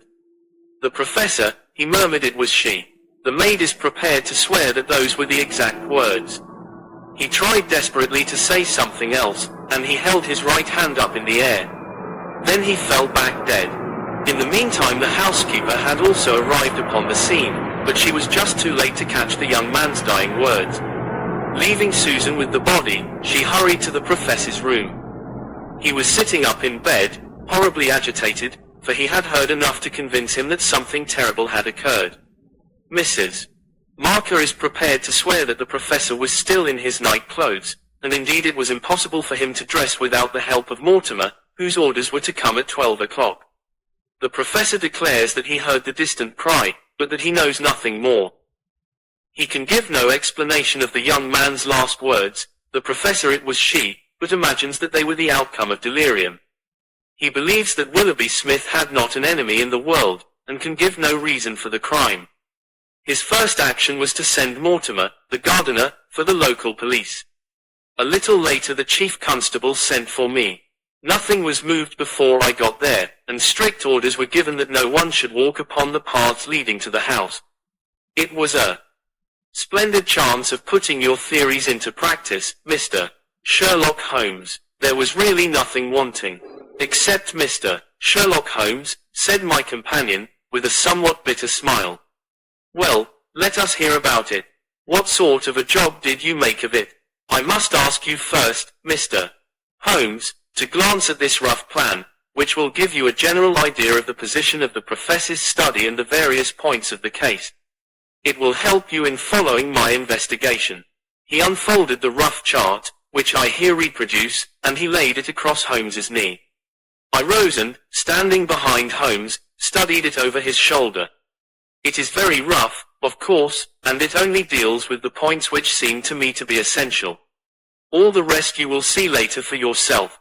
Now, first of all, presuming that the assassin entered the house, how did he or she come in? Undoubtedly by the garden path and the back door, from which there is direct access to the study. Any other way would have been exceedingly complicated. The escape must have also been made along that line, for of the two other exits from the room one was blocked by Susan as she ran downstairs and the other leads straight to the professor's bedroom. I therefore directed my attention at once to the garden path, which was saturated with recent rain, and would certainly show any footmarks. My examination showed me that I was dealing with a cautious and expert criminal. No footmarks were to be found on the path. There could be no question, however, that someone had passed along the grass border which lines the path, and that he had done so in order to avoid leaving a track. I could not find anything in the nature of a distinct impression, but the grass was trodden down, and someone had undoubtedly passed. It could only have been the murderer, since neither the gardener nor anyone else had been there that morning, and the rain had only begun during the night. "One moment," said Holmes. "Where does this path lead to?" "To the road." "How long is it?" 100 yards or so. At the point where the path passes through the gate, you could surely pick up the tracks. Unfortunately, the path was tiled at that point. "Well, on the road itself?" "No, it was all trodden into mire." "Tut tut. Well, then, these tracks upon the grass, were they coming or going?" It was impossible to say. There was never any outline. A large foot or a small. You could not distinguish. Holmes gave an ejaculation of impatience. "It has been pouring rain and blowing a hurricane ever since," said he. "It will be harder to read now than that palimpsest." Well, it can't be helped. What did you do, Hopkins, after you had made certain that you had made certain of nothing?" "I think I made certain of a good deal, Mr. Holmes. I knew that someone had entered the house cautiously from without. I next examined the corridor. It is lined with coconut matting and had taken no impression of any kind. This brought me into the study itself. It is a scantily furnished room. The main article is a large writing table with a fixed bureau. This bureau consists of a double column of drawers, with a central small cupboard between them. The drawers were open, the cupboard locked. The drawers, it seems, were always open, and nothing of value was kept in them. There were some papers of importance in the cupboard, but there were no signs that this had been tampered with, and the professor assures me that nothing was missing. It is certain that no robbery has been committed. I come now to the body of the young man. It was found near the bureau, and just to the left of it, as marked upon that chart. The stab was on the right side of the neck and from behind forward, so that it is almost impossible that it could have been self-inflicted. Unless he fell upon the knife, said Holmes. Exactly. The idea crossed my mind. But we found the knife some feet away from the body, so that seems impossible. Then, of course, there are the man's own dying words. And, finally, there was this very important piece of evidence which was found clasped in the dead man's right hand. From his pocket Stanley Hopkins drew a small paper packet. He unfolded it and disclosed a golden pince-nez, with 2 broken ends of black silk cord dangling from the end of it. Willoughby Smith had excellent sight, he added. There can be no question that this was snatched from the face or the person of the assassin. Sherlock Holmes took the glasses into his hand, and examined them with the utmost attention and interest. He held them on his nose, endeavored to read through them, went to the window and stared up the street with them, looked at them most minutely in the full light of the lamp, and finally, with a chuckle, seated himself at the table and wrote a few lines upon a sheet of paper, which he tossed across to Stanley Hopkins. That's the best I can do for you, said he. It may prove to be of some use. The astonished detective read the note aloud. It ran as follows. Wanted, a woman of good address, attired like a lady. She has a remarkably thick nose, with eyes which are set close upon either side of it. She has a puckered forehead, a peering expression, and probably rounded shoulders. There are indications that she has had recourse to an optician at least twice during the last few months. As her glasses are of remarkable strength, and as opticians are not very numerous, there should be no difficulty in tracing her. Holmes smiled at the astonishment of Hopkins, which must have been reflected upon my features. Surely my deductions are simplicity itself, said he. It would be difficult to name any articles which afford a finer field for inference than a pair of glasses, especially so remarkable a pair as these. That they belong to a woman I infer from the delicacy, and also, of course, from the last words of the dying man. As to her being a person of refinement and well-dressed, they are, as you perceive, handsomely mounted in solid gold, and it is inconceivable that anyone who wore such glasses could be slatternly in other respects. You will find that the clips are too wide for your nose, showing that the lady's nose was very broad at the base. This sort of nose is usually a short and coarse one, but there is a sufficient number of exceptions to prevent me from being dogmatic or from insisting upon this point in my description. My own face is a narrow one, and yet I find that I cannot get my eyes into the center, nor near the center, of these glasses. Therefore, the lady's eyes are set very near to the sides of the nose. You will perceive, Watson, that the glasses are concave and of unusual strength. A lady whose vision has been so extremely contracted all her life is sure to have the physical characteristics of such vision, which is seen in the forehead, the eyelids, and the shoulders. Yes, I said, I can follow each of your arguments. I confess, however, that I am unable to understand how you arrive at the double visit to the optician. Holmes took the glasses in his hand. You will perceive, he said, that the clips are lined with tiny bands of cork to soften the pressure upon the nose. One of these is discolored and worn to some slight extent, but the other is new. Evidently one has fallen off and been replaced. I should judge that the older of them has not been there more than a few months. They exactly correspond, so I gather that the lady went back to the same establishment for the second. By George, it's marvelous, cried Hopkins, in an ecstasy of admiration. To think that I had all that evidence in my hand and never knew it. I had intended, however, to go the round of the London opticians. Of course you would. Meanwhile, have you anything more to tell us about the case? Nothing, Mr. Holmes. I think that you know as much as I do now, probably more. We have had inquiries made as to any strangers seen on the country roads or at the railway station. We have heard of none. What beats me is the utter want of all object in the crime. Not a ghost of a motive can anyone suggest.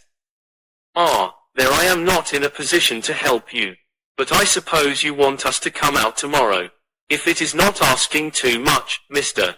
Holmes. There's a train from Charing Cross to Chatham at 6 in the morning, and we should be at Yoxley Old Place between 8 and 9. Then we shall take it. Your case has certainly some features of great interest, and I shall be delighted to look into it. Well, it's nearly 1, and we had best get a few hours sleep. I dare say you can manage all right on the sofa in front of the fire. I'll light my spirit lamp, and give you a cup of coffee before we start. The gale had blown itself out next day, but it was a bitter morning when we started upon our journey. We saw the cold winter sun rise over the dreary marshes of the Thames and the long, sullen reaches of the river, which I shall ever associate with our pursuit of the Andaman Islander in the earlier days of our career. After a long and weary journey, we alighted at a small station some miles from Chatham. While a horse was being put into a trap at the local inn, we snatched a hurried breakfast, and so we were all ready for business when we at last arrived at Yoxley Old Place. A constable met us at the garden gate. Well, Wilson, any news? No, sir, nothing. No reports of any strangers seen. No, sir, down at the station they're certain that no stranger either came or went yesterday. Have you had inquiries made at inns and lodgings? Yes, sir, there is no one that we cannot account for. Well, it's only a reasonable walk to Chatham. Anyone might stay there or take a train without being observed. This is the garden path of which I spoke, Mr. Holmes. I'll pledge my word there was no mark on it yesterday. On which side were the marks on the grass? This side, sir, this narrow margin of grass between the path and the flower bed. I can't see the traces now, but they were clear to me then. Yes, yes, someone has passed along, said Holmes, stooping over the grass border. Our lady must have picked her steps carefully, must she not, since on the one side she would leave a track on the path, and on the other an even clearer one on the soft bed. Yes, sir, she must have been a cool hand. I saw an intent look pass over Holmes's face. You say that she must have come back this way? Yes, sir, there is no other. On this strip of grass. Certainly, Mr. Holmes. It was a very remarkable performance, very remarkable. Well, I think we have exhausted the path. Let us go farther. This garden door is usually kept open, I suppose. Then this visitor had nothing to do but to walk in. The idea of murder was not in her mind, or she would have provided herself with some sort of weapon, instead of having to pick this knife off the writing table. She advanced along this corridor, leaving no traces upon the coconut matting. Then she found herself in this study. How long was she there? We have no means of judging. Not more than a few minutes, sir. I forgot to tell you that Mrs. Marker, the housekeeper, had been in there tidying not very long before, about a quarter of an hour, she says. Well, that gives us a limit.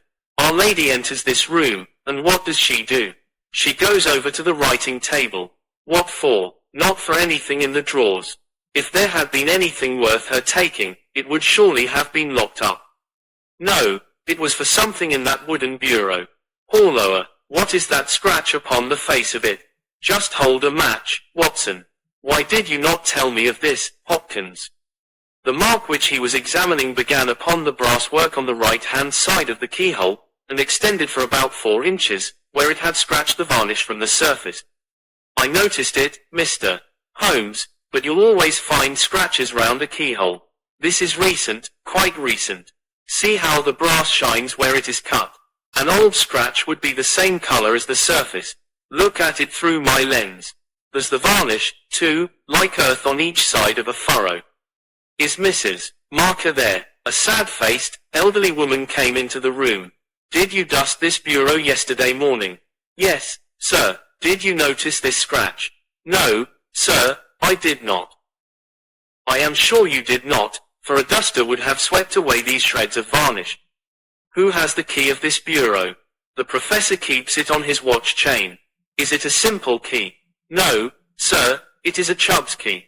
Very good, Mrs. Marker, you can go. Now we are making a little progress. Our lady enters the room, advances to the bureau, and either opens it or tries to do so. While she is thus engaged, young Willoughby Smith enters the room. In her hurry to withdraw the key, she makes this scratch upon the door. He seizes her, and she, snatching up the nearest object, which happens to be this knife, strikes at him in order to make him let go his hold. The blow is a fatal one. He falls and she escapes, either with or without the object for which she has come. Is Susan, the maid, there? Could anyone have got away through that door after the time that you heard the cry, Susan? No, sir, it is impossible. Before I got down the stair, I'd have seen anyone in the passage. Besides, the door never opened, or I would have heard it. That settles this exit. Then no doubt the lady went out the way she came. I understand that this other passage leads only to the professor's room.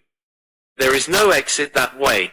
No, sir, we shall go down it and make the acquaintance of the professor. Horlower, Hopkins, this is very important indeed. The professor's corridor is also lined with coconut matting. Well, sir, what of that? Don't you see any bearing upon the case? Well, I don't insist upon it. No doubt I am wrong. And yet it seems to me to be suggestive. Come with me and introduce me. We passed down the passage, which was of the same length as that which led to the garden. At the end was a short flight of steps ending in a door. Our guide knocked, and then ushered us into the professor's bedroom. It was a very large chamber, lined with innumerable volumes, which had overflowed from the shelves and lay in piles in the corners, or was stacked all round at the base of the cases. The bed was in the center of the room, and in it, propped up with pillows, was the owner of the house. I have seldom seen a more remarkable-looking person. It was a gaunt, aquiline face which was turned towards us, with piercing dark eyes, which lurked in deep hollows under overhung and tufted brows. His hair and beard were white, save that the latter was curiously stained with yellow around his mouth. A cigarette glowed amid the tangle of white hair, and the air of the room was fetid with stale tobacco smoke. As he held out his hand to Holmes, I perceived that it was also stained with yellow nicotine. "A smoker, Mr. Holmes," said he, speaking in well-chosen English, with a curious little mincing accent. "Pray take a cigarette, and you, sir, I can recommend them, for I have them especially prepared by Ionides, of Alexandria. He sends me 1,000 at a time, and I grieve to say that I have to arrange for a fresh supply every fortnight. Bad, sir, very bad, but an old man has few pleasures. Tobacco and my work, that is all that is left to me." Holmes had lit a cigarette and was shooting little darting glances all over the room. "Tobacco and my work, but now only tobacco," the old man explained. Alas, what a fatal interruption! Who could have foreseen such a terrible catastrophe? So estimable a young man. I assure you that, after a few months' training, he was an admirable assistant. What do you think of the matter, Mr. Holmes? I have not yet made up my mind. I shall indeed be indebted to you if you can throw a light where all is so dark to us. To a poor bookworm and invalid like myself, such a blow is paralyzing. I seem to have lost the faculty of thought. But you are a man of action, you are a man of affairs. It is part of the everyday routine of your life. You can preserve your balance in every emergency. We are fortunate, indeed, in having you at our side. Holmes was pacing up and down one side of the room whilst the old professor was talking. I observed that he was smoking with extraordinary rapidity. It was evident that he shared our host's liking for the fresh Alexandrian cigarettes. "Yes, sir, it is a crushing blow," said the old man. "That is my magnum opus, the pile of papers on the side table yonder. It is my analysis of the documents found in the Coptic monasteries of Syria and Egypt, a work which will cut deep at the very foundation of revealed religion. With my enfeebled health I do not know whether I shall ever be able to complete it. Now that my assistant has been taken from me. Dear me, Mr. Holmes, why, you are even a quicker smoker than I am myself." Holmes smiled. "I am a connoisseur," said he, taking another cigarette from the box, his fourth, and lighting it from the stub of that which he had finished. "I will not trouble you with any lengthy cross-examination, Professor Coram, since I gather that you were in bed at the time of the crime, and could know nothing about it. I would only ask this, What do you imagine that this poor fellow meant by his last words? The professor, it was she. The professor shook his head. Susan is a country girl, said he, and you know the incredible stupidity of that class. I fancy that the poor fellow murmured some incoherent delirious words, and that she twisted them into this meaningless message. I see, you have no explanation yourself of the tragedy. Possibly an accident, possibly I only breathe it among ourselves as suicide. Young men have their hidden troubles, some affair of the heart, perhaps, which we have never known. It is a more probable supposition than murder. But the eyeglasses, I am only a student, a man of dreams. I cannot explain the practical things of life. But still, we are aware, my friend, that love gauges may take strange shapes. By all means take another cigarette. It is a pleasure to see anyone appreciate them so. A fan, a glove, glasses, who knows what article may be carried as a token or treasured when a man puts an end to his life. This gentleman speaks of footsteps in the grass, but, after all, it is easy to be mistaken on such a point. As to the knife, it might well be thrown far from the unfortunate man as he fell. It is possible that I speak as a child, but to me it seems that Willoughby Smith has met his fate by his own hand. Holmes seemed struck by the theory thus put forward, and he continued to walk up and down for some time, lost in thought and consuming cigarette after cigarette. Tell me, Professor Coram, he said, at last, what is in that cupboard in the bureau? Nothing that would help a thief. Family papers, letters from my poor wife, diplomas of universities which have done me honor. Here is the key. You can look for yourself. Holmes picked up the key, and looked at it for an instant, then he handed it back. No, I hardly think that it would help me, said he. I should prefer to go quietly down to your garden, and turn the whole matter over in my head. There is something to be said for the theory of suicide which you have put forward. We must apologize for having intruded upon you, Professor Coram, and I promise that we won't disturb you until after lunch. At 2 o'clock we will come again, and report to you anything which may have happened in the interval. Holmes was curiously distrait, and we walked up and down the garden path for some time in silence. Have you a clue? I asked, at last. It depends upon those cigarettes that I smoked, said he. It is possible that I am utterly mistaken. The cigarettes will show me. My dear Holmes, I exclaimed, how on earth? Well, you may see for yourself. If not, there's no harm done. Of course, we always have the optician clue to fall back upon, but I take a short cut when I can get it. Here is the good Mrs. Marker. Let us enjoy 5 minutes of instructive conversation with her. I may have remarked before that Holmes had, when he liked, a peculiarly ingratiating way with women, and that he very readily established terms of confidence with them. In half the time which he had named, he had captured the housekeeper's goodwill and was chatting with her as if he had known her for years. Yes, Mr. Holmes, it is as you say, sir. He does smoke something terrible. All day and sometimes all night, sir. I've seen that room of a morning, well, sir, you'd have thought it was a London fog. Poor young Mr. Smith, he was a smoker also, but not as bad as the professor. His health, well, I don't know that it's better nor worse for the smoking. Said Holmes, but it kills the appetite. Well, I don't know about that, sir. I suppose the professor eats hardly anything. Well, he is variable. I'll say that for him. I'll wager he took no breakfast this morning, and won't face his lunch after all the cigarettes I saw him consume. Well, you're out there, sir, as it happens, for he ate a remarkable big breakfast this morning. I don't know when I've known him make a better one, and he's ordered a good dish of cutlets for his lunch. I'm surprised myself, for since I came into that room yesterday and saw young Mr. Smith lying there on the floor, I couldn't bear to look at food. Well, it takes all sorts to make a world, and the professor hasn't let it take his appetite away. We loitered the morning away in the garden. Stanley Hopkins had gone down to the village to look into some rumors of a strange woman who had been seen by some children on the Chatham Road the previous morning. As to my friend, all his usual energy seemed to have deserted him. I had never known him handle a case in such a half-hearted fashion.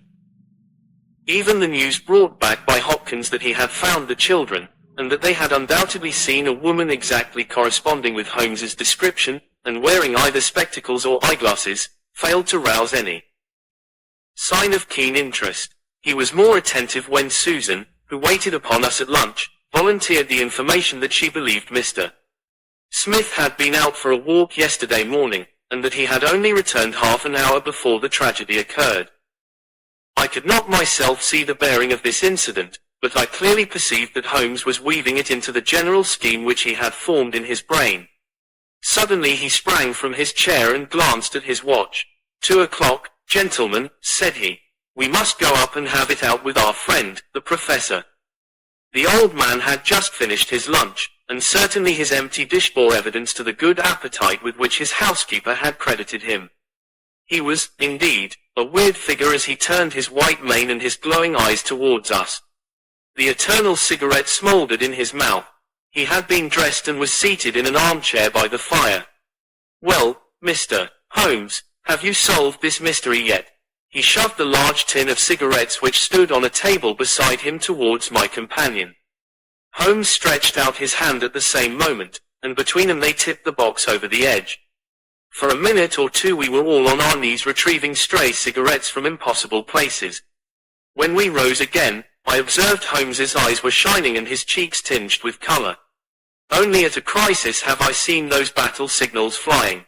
Yes, said he, I have solved it. Stanley Hopkins and I stared in amazement. Something like a sneer quivered over the gaunt features of the old professor. Indeed, in the garden. No, here, when, this instant. You are surely joking, Mr. Sherlock Holmes. You compel me to tell you that this is too serious a matter to be treated in such a fashion. I have forged and tested every link of my chain, Professor Coram, and I am sure that it is sound. What your motives are, or what exact part you play in this strange business, I am not yet able to say. In a few minutes I shall probably hear it from your own lips. Meanwhile I will reconstruct what is past for your benefit, so that you may know the information which I still require. A lady yesterday entered your study. She came with the intention of possessing herself of certain documents which were in your bureau. She had a key of her own. I have had an opportunity of examining yours, and I do not find that slight discoloration which the scratch made upon the varnish would have produced. You were not an accessory, therefore, and she came, so far as I can read the evidence, without your knowledge to rob you. The professor blew a cloud from his lips. This is most interesting and instructive, said he. Have you no more to add? Surely, having traced this lady so far, you can also say what has become of her. I will endeavor to do so. In the first place she was seized by your secretary, and stabbed him in order to escape. This catastrophe I am inclined to regard as an unhappy accident, for I am convinced that the lady had no intention of inflicting so grievous an injury. An assassin does not come unarmed. Horrified by what she had done, she rushed wildly away from the scene of the tragedy. Unfortunately for her, she had lost her glasses in the scuffle, and as she was extremely short-sighted she was really helpless without them.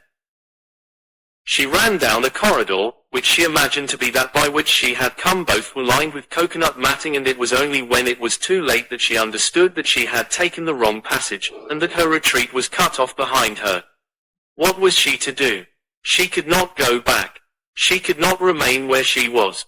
She must go on. She went on. She mounted a stair, pushed open a door, and found herself in your room. The old man sat with his mouth open, staring wildly at Holmes. Amazement and fear were stamped upon his expressive features. Now, with an effort, he shrugged his shoulders and burst into insincere laughter. All very fine, Mr. Holmes, said he, but there is one little flaw in your splendid theory. I was myself in my room, and I never left it during the day.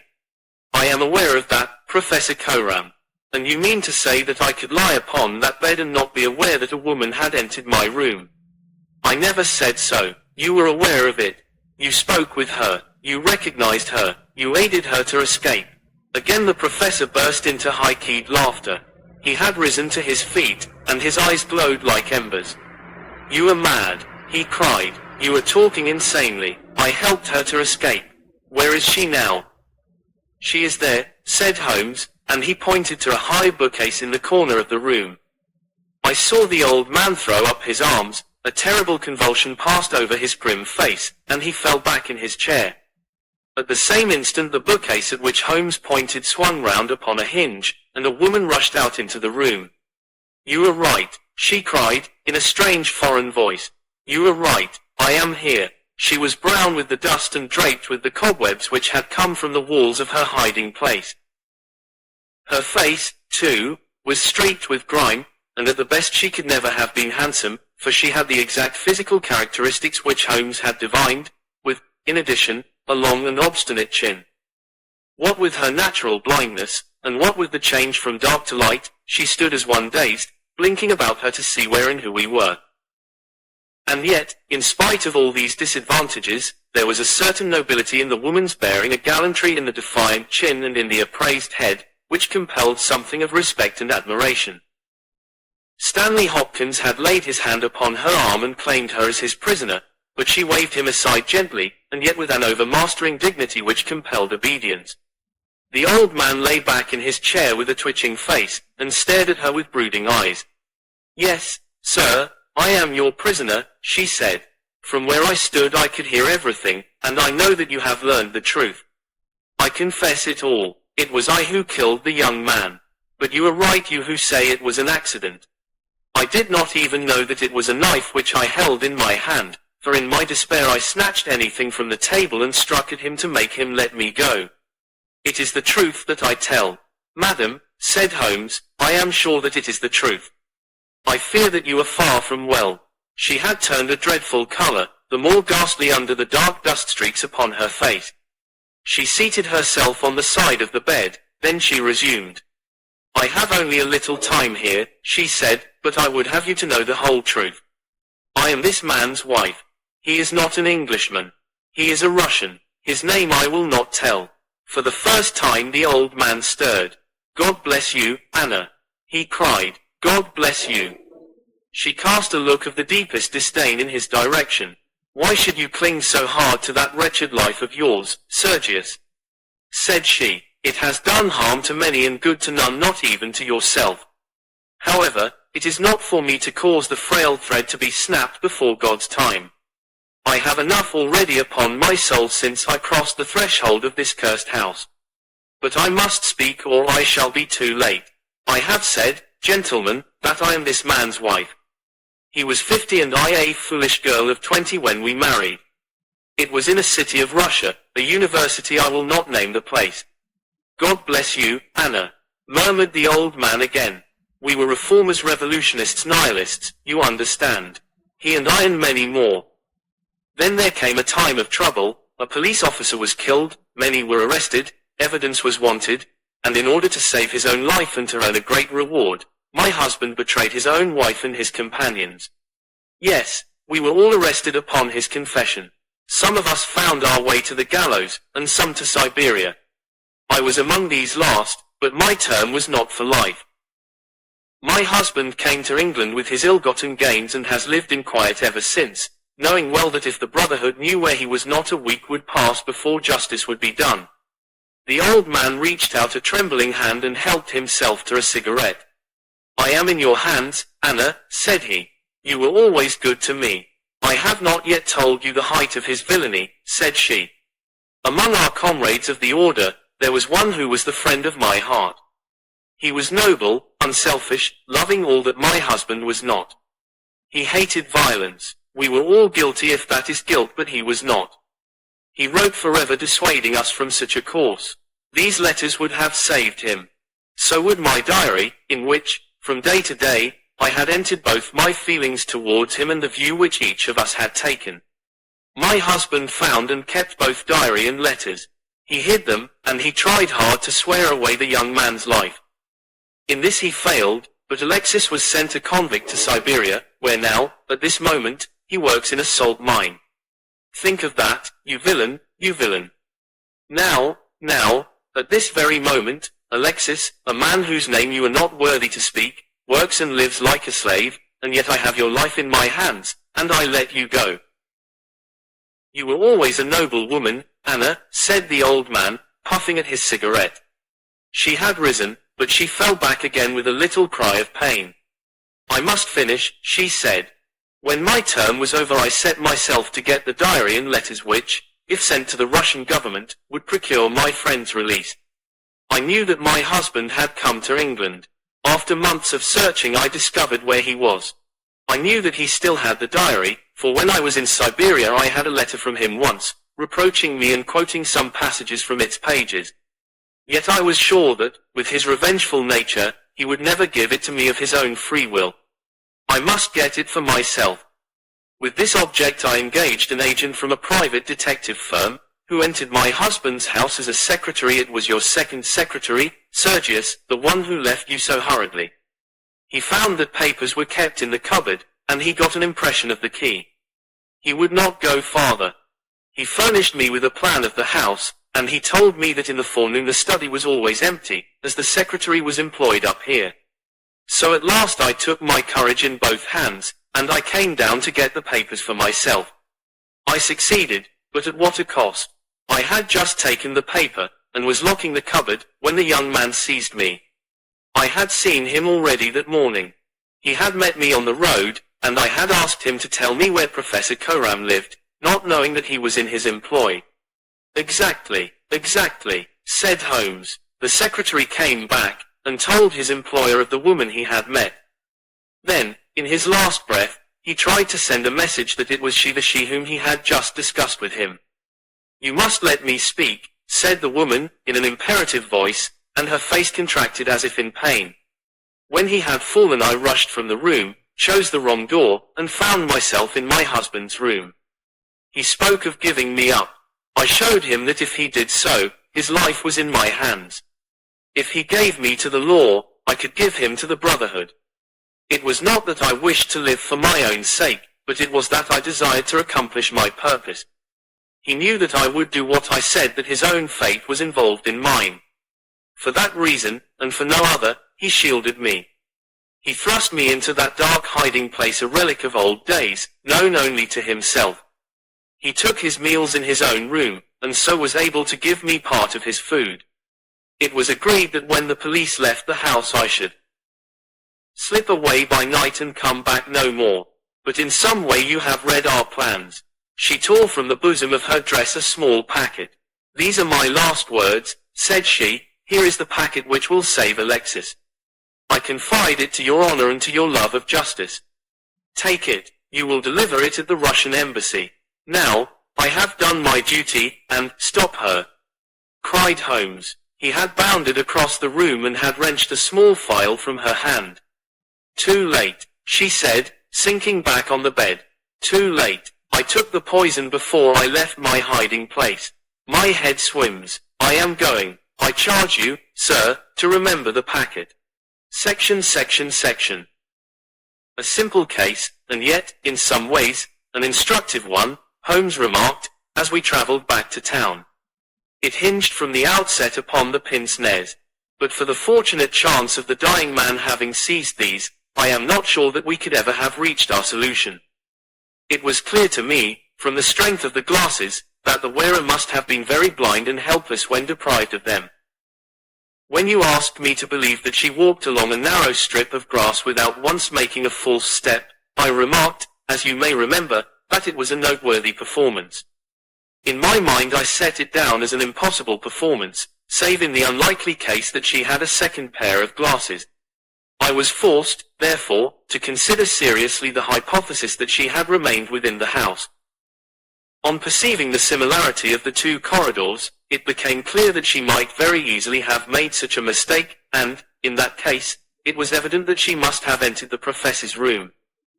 I was keenly on the alert, therefore, for whatever would bear out this supposition, and I examined the room narrowly for anything in the shape of a hiding place.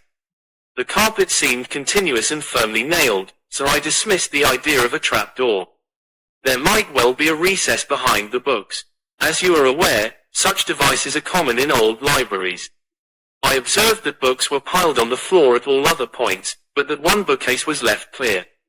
This, then, might be the door. I could see no marks to guide me, but the carpet was of a dun color, which lends itself very well to examination. I therefore smoked a great number of those excellent cigarettes, and I dropped the ash all over the space in front of the suspected bookcase. It was a simple trick, but exceedingly effective. I then went downstairs, and I ascertained, in your presence, Watson, without your perceiving the drift of my remarks, that Professor Coram's consumption of food had increased as one would expect when he is supplying a second person. We then ascended to the room again, when, by upsetting the cigarette box, I obtained a very excellent view of the floor, and was able to see quite clearly, from the traces upon the cigarette ash, that the prisoner had in our absence come out from her retreat. Well, Hopkins, here we are at Charing Cross, and I congratulate you on having brought your case to a successful conclusion. You are going to headquarters, no doubt. I think, Watson, you and I will drive together to the Russian embassy. 11. The missing 3/4. We were fairly accustomed to receive weird telegrams at Baker Street, but I have a particular recollection of one which reached us on a gloomy February morning, some 7 or 8 years ago, and gave Mr. Sherlock Holmes a puzzled quarter of an hour. It was addressed to him, and ran thus. Please await me. Terrible misfortune. Right wing 3/4 missing, indispensable tomorrow. Overton. Strand postmark, and dispatch 10:36, said Holmes, reading it over and over. Mr. Overton was evidently considerably excited when he sent it, and somewhat incoherent in consequence. Well, he will be here, I dare say, by the time I have looked through the Times, and then we shall know all about it. Even the most insignificant problem would be welcome in these stagnant days. Things had indeed been very slow with us, and I had learned to dread such periods of inaction, for I knew by experience that my companion's brain was so abnormally active that it was dangerous to leave it without material upon which to work. For years I had gradually weaned him from that drug mania which had threatened once to check his remarkable career. Now I knew that under ordinary conditions he no longer craved for this artificial stimulus, but I was well aware that the fiend was not dead but sleeping, and I have known that the sleep was a light one and the waking near when in periods of idleness I have seen the drawn look upon Holmes's ascetic face, and the brooding of his deep-set and inscrutable eyes. Therefore I blessed this Mr. Overton, whoever he might be, since he had come with his enigmatic message to break the dangerous calm which brought more peril to my friend than all the storms of his tempestuous life. As we had expected, the telegram was soon followed by its sender, and the card of Mr. Cyril Overton, Trinity College, Cambridge, announced the arrival of an enormous young man, 16 stone of solid bone and muscle, who spanned the doorway with his broad shoulders, and looked from one of us to the other with a comely face which was haggard with anxiety. Mr. Sherlock Holmes, my companion bowed. I've been down to Scotland Yard, Mr. Holmes. I saw Inspector Stanley Hopkins. He advised me to come to you. He said the case, so far as he could see, was more in your line than in that of the regular police. Pray sit down and tell me what is the matter. It's awful, Mr. Holmes, simply awful. I wonder my hair isn't grey. Godfrey Staunton, you've heard of him, of course. He's simply the hinge that the whole team turns on. I'd rather spare 2 from the pack, and have Godfrey for my 3/4 line. Whether it's passing, or tackling, or dribbling, there's no one to touch him, and then, he's got the head, and can hold us all together. What am I to do? That's what I ask you, Mr. Holmes. There's Morehouse, first reserve, but he is trained as a half, and he always edges right in onto the scrum instead of keeping out on the touchline. He's a fine place kick, it's true, but then he has no judgment, and he can't sprint for nuts. Why, Morton or Johnson, the Oxford Flyers, could romp round him. Stevenson is fast enough, but he couldn't drop from the 25 line. And a 3/4 who can't either punt or drop isn't worth a place for pace alone. No, Mr. Holmes, we are done unless you can help me to find Godfrey Staunton. My friend had listened with amused surprise to this long speech, which was poured forth with extraordinary vigor and earnestness, every point being driven home by the slapping of a brawny hand upon the speaker's knee.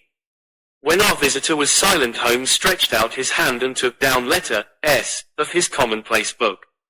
For once he dug in vain into that mine of varied information. There is Arthur H. Staunton, the rising young forger, said he, and there was Henry Staunton, whom I helped to hang, but Godfrey Staunton is a new name to me. It was our visitor's turn to look surprised. Why, Mr. Holmes, I thought you knew things, said he. I suppose, then, if you have never heard of Godfrey Staunton, you don't know Cyril Overton either. Holmes shook his head good-humouredly. Great Scott, cried the athlete. Why, I was first reserve for England against Wales, and I've skipped the varsity all this year. But that's nothing. I didn't think there was a soul in England who didn't know Godfrey Staunton, the crack three-quarter, Cambridge, Blackheath, and 5 internationals. Good Lord, Mr. Holmes, where have you lived? Holmes laughed at the young giant's naive astonishment. You live in a different world to me, Mr. Overton, a sweeter and healthier one. My ramifications stretch out into many sections of society, but never, I am happy to say, into amateur sport, which is the best and soundest thing in England. However, your unexpected visit this morning shows me that even in that world of fresh air and fair play, there may be work for me to do. So now, my good sir, I beg you to sit down and to tell me, slowly and quietly, exactly what it is that has occurred, and how you desire that I should help you. Young Overton's face assumed the bothered look of the man who is more accustomed to using his muscles than his wits, but by degrees, with many repetitions and obscurities which I may omit from his narrative, he laid his strange story before us. Section. It's this way, Mr. Holmes. As I have said, I am the skipper of the rugged team of Cambridge varsity, and Godfrey Staunton is my best man. Tomorrow we play Oxford. Yesterday we all came up, and we settled at Bentley's private hotel. At 10 o'clock I went round and saw that all the fellows had gone to roost, for I believe in strict training and plenty of sleep to keep a team fit. I had a word or two with Godfrey before he turned in. He seemed to me to be pale and bothered. I asked him what was the matter. He said he was all right, just a touch of headache. I bade him good night and left him. Half an hour later, the porter tells me that a rough-looking man with a beard called with a note for Godfrey. He had not gone to bed, and the note was taken to his room. Godfrey read it, and fell back in a chair as if he had been pole-axed. The porter was so scared that he was going to fetch me, but Godfrey stopped him, had a drink of water, and pulled himself together. Then he went downstairs, said a few words to the man who was waiting in the hall, and the two of them went off together. The last that the porter saw of them, they were almost running down the street in the direction of the Strand. This morning Godfrey's room was empty, his bed had never been slept in, and his things were all just as I had seen them the night before. He had gone off at a moment's notice with this stranger, and no word has come from him since. I don't believe he will ever come back. He was a sportsman, was Godfrey, down to his marrow, and he wouldn't have stopped his training and let in his skipper if it were not for some cause that was too strong for him. No, I feel as if he were gone for good, and we should never see him again. Section. Sherlock Holmes listened with the deepest attention to this singular narrative. What did you do? He asked. I wired to Cambridge to learn if anything had been heard of him there. I have had an answer. No one has seen him. Could he have got back to Cambridge? Yes, there is a late train 11:15. But, so far as you can ascertain, he did not take it. No, he has not been seen. What did you do next? I wired to Lord Mount James. Why to Lord Mount James? Godfrey is an orphan, and Lord Mount James is his nearest relative, his uncle, I believe. Indeed, this throws new light upon the matter. Lord Mount James is one of the richest men in England. So I've heard Godfrey say. And your friend was closely related. Yes, he was his heir, and the old boy is nearly 80 cram full of gout, too. They say he could chalk his billiard cue with his knuckles. He never allowed Godfrey a shilling in his life, for he is an absolute miser, but it will all come to him right enough. Have you heard from Lord Mount James? No. What motive could your friend have in going to Lord Mount James? Well, something was worrying him the night before, and if it was to do with money it is possible that he would make for his nearest relative, who had so much of it, though from all I have heard he would not have much chance of getting it. Godfrey was not fond of the old man. He would not go if he could help it. Well, We can soon determine that. If your friend was going to his relative, Lord Mount James, you have then to explain the visit of this rough-looking fellow at so late an hour, and the agitation that was caused by his coming. Cyril Overton pressed his hands to his head. I can make nothing of it, said he. Well, I have a clear day, and I shall be happy to look into the matter, said Holmes. I should strongly recommend you to make your preparations for your match without reference to this young gentleman. It must, as you say, have been an overpowering necessity which tore him away in such a fashion, and the same necessity is likely to hold him away. Let us step round together to the hotel, and see if the porter can throw any fresh light upon the matter. Sherlock Holmes was a past master in the art of putting a humble witness at his ease, and very soon, in the privacy of Godfrey Staunton's abandoned room, he had extracted all that the porter had to tell. The visitor of the night before was not a gentleman, neither was he a workingman. He was simply what the porter described as a medium-looking chap, a man of 50, beard grizzled, pale face, quietly dressed. He seemed himself to be agitated. The porter had observed his hand trembling when he had held out the note. Godfrey Staunton had crammed the note into his pocket. Staunton had not shaken hands with the man in the hall. They had exchanged a few sentences, of which the porter had only distinguished the one word, time. Then they had hurried off in the manner described. It was just 10:30 by the hall clock. Let me see, said Holmes, seating himself on Staunton's bed. You are the day porter, are you not? Yes, sir, I go off duty at 11. The night porter saw nothing, I suppose. No, sir, one theatre party came in late. No one else. Were you on duty all day yesterday? Yes, sir. Did you take any messages to Mr. Staunton? Yes, sir, one telegram. Ah, that's interesting. What o'clock was this? About 6. Where was Mr. Staunton when he received it? Here in his room. Were you present when he opened it? Yes, sir, I waited to see if there was an answer. Well, was there? Yes, sir, he wrote an answer. Did you take it? No, he took it himself. But he wrote it in your presence. Yes, sir, I was standing by the door, and he with his back turned at that table. When he had written it, he said, All right, porter, I will take this myself. What did he write it with? A pen, sir. Was the telegraphic form one of these on the table? Yes, sir, it was the top one. Holmes rose. Taking the forms, he carried them over to the window and carefully examined that which was uppermost. It is a pity he did not write in pencil, said he, throwing them down again with a shrug of disappointment. As you have no doubt frequently observed, Watson, the impression usually goes through a fact which has dissolved many a happy marriage. However, I can find no trace here. I rejoice, however, to perceive that he wrote with a broad-pointed quill pen, and I can hardly doubt that we will find some impression upon this blotting pad. Ah, yes, surely this is the very thing. He tore off a strip of the blotting paper and turned towards us the following hieroglyphic. Cyril Overton was much excited. Hold it to the glass, he cried. That is unnecessary, said Holmes. The paper is thin, and the reverse will give the message. Here it is. He turned it over, and we read, so that is the tail end of the telegram which Godfrey Staunton dispatched within a few hours of his disappearance.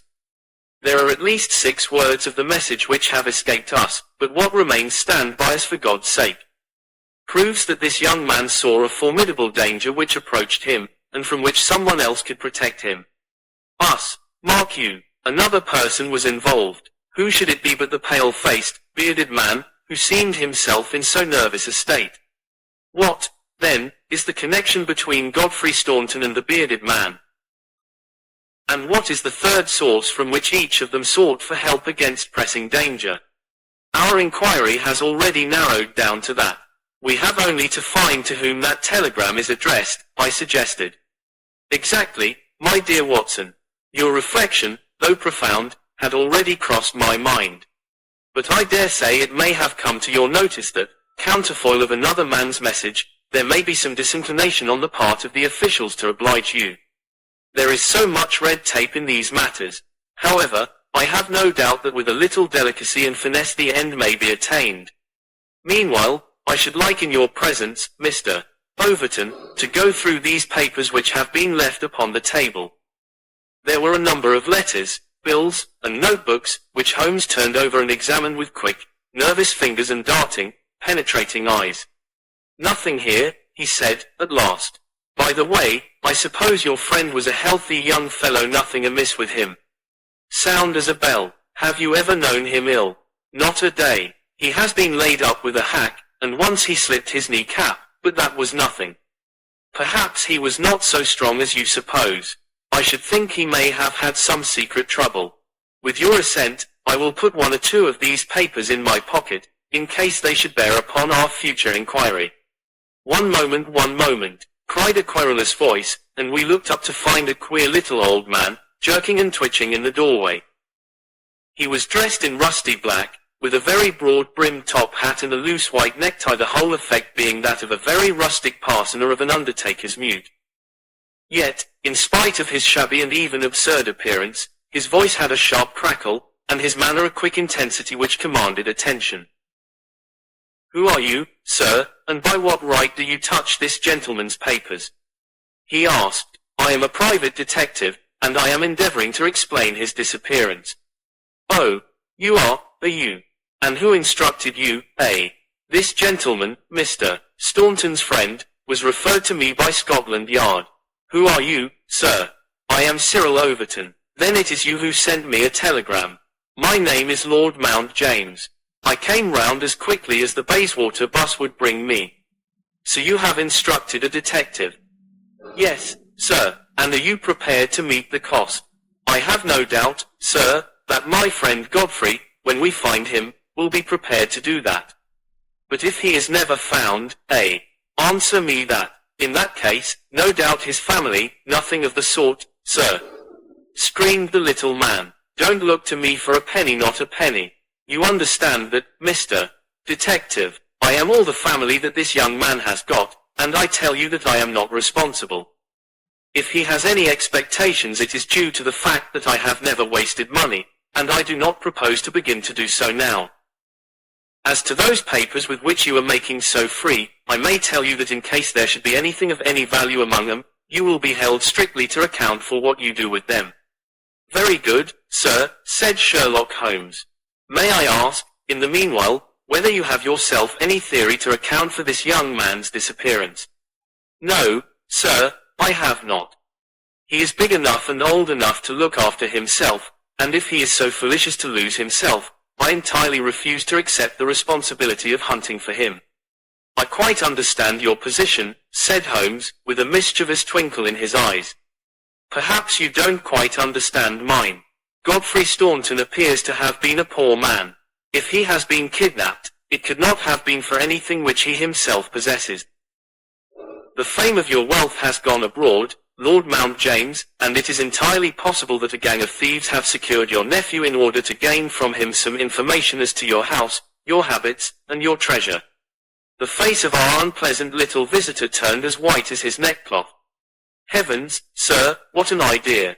I never thought of such villainy. What inhuman rogues there are in the world! But Godfrey is a fine lad, a staunch lad. Nothing would induce him to give his old uncle away. I'll have the plate moved over to the bank this evening. In the meantime spare no pains, Mr. Detective. I beg you to leave no stone unturned to bring him safely back. As to money, well, so far as a fiver or even a tenner goes, you can always look to me." Even in his chastened frame of mind, the noble miser could give us no information which could help us, for he knew little of the private life of his nephew. Our only clue lay in the truncated telegram, and with a copy of this in his hand, Holmes set forth to find a second link for his chain. We had shaken off Lord Mount James, and Overton had gone to consult with the other members of his team over the misfortune which had befallen them. There was a telegraph office at a short distance from the hotel. We halted outside it. "It's worth trying, Watson," said Holmes. "Of course, with a warrant we could demand to see the counterfoils, but we have not reached that stage yet. I don't suppose they remember faces in so busy a place. Let us venture it." "I am sorry to trouble you," said he, in his blandest manner, to the young woman behind the grating, There is some small mistake about a telegram I sent yesterday. I have had no answer, and I very much fear that I must have omitted to put my name at the end. Could you tell me if this was so? The young woman turned over a sheaf of counterfoils. What o'clock was it? She asked. A little after 6. Whom was it to? Holmes put his finger to his lips and glanced at me. The last words in it were, "For God's sake," he whispered, confidentially, "I am very anxious at getting no answer." The young woman separated one of the forms. "This is it. There is no name," said she, smoothing it out upon the counter. "Then that, of course, accounts for my getting no answer," said Holmes. "Dear me, how very stupid of me, to be sure. Good morning, miss, and many thanks for having relieved my mind." He chuckled and rubbed his hands when we found ourselves in the street once more. "Well," I asked, "we progress, my dear Watson, we progress. I had 7 different schemes for getting a glimpse of that telegram, but I could hardly hope to succeed the very first time. And what have you gained? A starting point for our investigation." He hailed a cab. "King's Cross Station," said he. "We have a journey, then?" "Yes, I think we must run down to Cambridge together. All the indications seem to me to point in that direction. Tell me," I asked, as we rattled up Gray's Inn Road, "have you any suspicion yet as to the cause of the disappearance? I don't think that among all our cases I have known one where the motives are more obscure. Surely you don't really imagine that he may be kidnapped in order to give information against his wealthy uncle? I confess, my dear Watson, that does not appeal to me as a very probable explanation. It struck me, however, as being the one which was most likely to interest that exceedingly unpleasant old person. It certainly did that, but what are your alternatives? I could mention several. You must admit that it is curious and suggestive that this incident should occur on the eve of this important match, and should involve the only man whose presence seems essential to the success of the side. It may, of course, be a coincidence, but it is interesting. Amateur sport is free from betting, but a good deal of outside betting goes on among the public, and it is possible that it might be worth someone's while to get at a player as the ruffians of the turf get at a racehorse. There is one explanation. A second very obvious one is that this young man really is the heir of a great property, however modest his means may at present be, and it is not impossible that a plot to hold him for ransom might be concocted. These theories take no account of the telegram. Quite true, Watson. The telegram still remains the only solid thing with which we have to deal, and we must not permit our attention to wander away from it. It is to gain light upon the purpose of this telegram that we are now upon our way to Cambridge. The path of our investigation is at present obscure, but I shall be very much surprised if before evening we have not cleared it up, or made a considerable advance along it. It was already dark when we reached the old university city. Holmes took a cab at the station and ordered the man to drive to the house of Dr. Leslie Armstrong. A few minutes later, we had stopped at a large mansion in the busiest thoroughfare. We were shown in, and after a long wait were at last admitted into the consulting room, where we found the doctor seated behind his table. It argues the degree in which I had lost touch with my profession that the name of Leslie Armstrong was unknown to me. Now I am aware that he is not only one of the heads of the medical school of the university, but a thinker of European reputation in more than one branch of science. Yet even without knowing his brilliant record one could not fail to be impressed by a mere glance at the man, the square, massive face, the brooding eyes under the thatched brows, and the granite molding of the inflexible jaw. A man of deep character, a man with an alert mind, grim, ascetic, self-contained, formidable, so I read Drive. Leslie Armstrong. He held my friend's card in his hand, and he looked up with no very pleased expression upon his dour features. "I have heard your name, Mr. Sherlock Holmes, and I am aware of your profession, one of which I by no means approve. In that, Doctor, you will find yourself in agreement with every criminal in the country," said my friend, quietly. "So far as your efforts are directed towards the suppression of crime, sir, they must have the support of every reasonable member of the community, though I cannot doubt that the official machinery is amply sufficient for the purpose. Where your calling is more open to criticism is when you pry into the secrets of private individuals, when you rake up family matters which are better hidden, and when you incidentally waste the time of men who are more busy than yourself. At the present moment, for example, I should be writing a treatise instead of conversing with you. No doubt, Doctor, and yet the conversation may prove more important than the treatise. Incidentally, I may tell you that we are doing the reverse of what you very justly blame, and that we are endeavoring to prevent anything like public exposure of private matters which must necessarily follow when once the case is fairly in the hands of the official police. You may look upon me simply as an irregular pioneer, who goes in front of the regular forces of the country. I have come to ask you about Mr. Godfrey Staunton. What about him? You know him, do you not? He is an intimate friend of mine. You are aware that he has disappeared. Ah, indeed, there was no change of expression in the rugged features of the doctor. He left his hotel last night. He has not been heard of. No doubt he will return. Tomorrow is the varsity football match. I have no sympathy with these childish games. The young man's fate interests me deeply, since I know him and like him. The football match does not come within my horizon at all. I claim your sympathy, then, in my investigation of Mr. Staunton's fate. Do you know where he is? Certainly not. You have not seen him since yesterday. No, I have not. Was Mr. Staunton a healthy man? Absolutely. Did you ever know him ill? Never. Holmes popped a sheet of paper before the doctor's eyes. Then perhaps you will explain this receipted bill for 13 guineas, paid by Mr. Godfrey Staunton last month to Dr. Leslie Armstrong, of Cambridge. I picked it out from among the papers upon his desk. The doctor flushed with anger. I do not feel that there is any reason why I should render an explanation to you, Mr. Holmes. Holmes replaced the bill in his notebook. If you prefer a public explanation, it must come sooner or later, said he. I have already told you that I can hush up that which others will be bound to publish, and you would really be wiser to take me into your complete confidence. I know nothing about it. Did you hear from Mr. Staunton in London? Certainly not. Dear me, the post office again.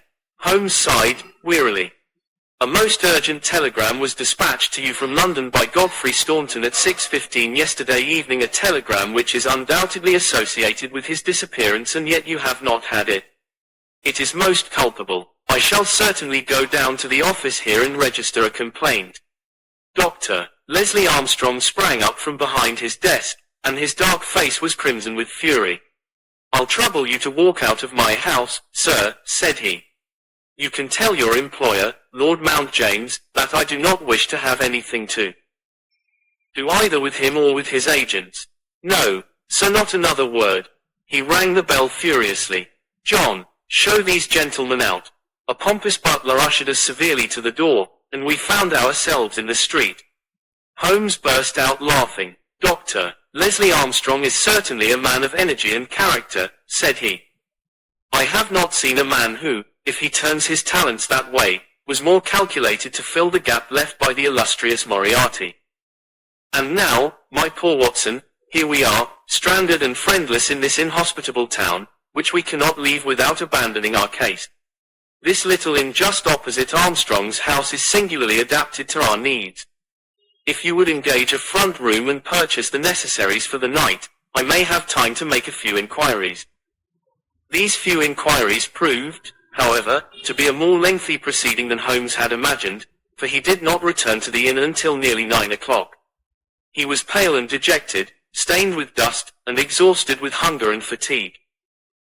A cold supper was ready upon the table, and when his needs were satisfied and his pipe alight, he was ready to take that half-comic and wholly philosophic view which was natural to him when his affairs were going awry. The sound of carriage wheels caused him to rise and glance out of the window. A brougham and pair of greys, under the glare of a gas lamp, stood before the doctor's door. It's been out 3 hours, said Holmes, started at 6:30, and here it is back again. That gives a radius of 10 or 12 miles, and he does it once, or sometimes twice, a day. No unusual thing for a doctor in practice. But Armstrong is not really a doctor in practice. He is a lecturer and a consultant, but he does not care for general practice, which distracts him from his literary work. Why, then, does he make these long journeys, which must be exceedingly irksome to him, and who is it that he visits? His coachman, my dear Watson. Can you doubt that it was to him that I first applied? I do not know whether it came from his own innate depravity or from the promptings of his master, but he was rude enough to set a dog at me. Neither dog nor man liked the look of my stick, however, and the matter fell through. Relations were strained after that, and further inquiries out of the question. All that I have learned I got from a friendly native in the yard of our own inn.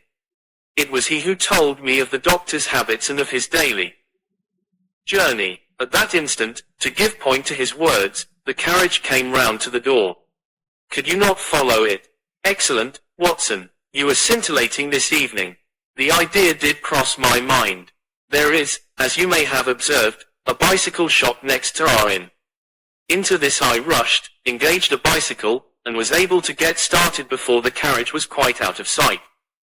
I rapidly overtook it, and then, keeping at a discreet distance of 100 yards or so, I followed its lights until we were clear of the town. We had got well out on the country road, when a somewhat mortifying incident occurred.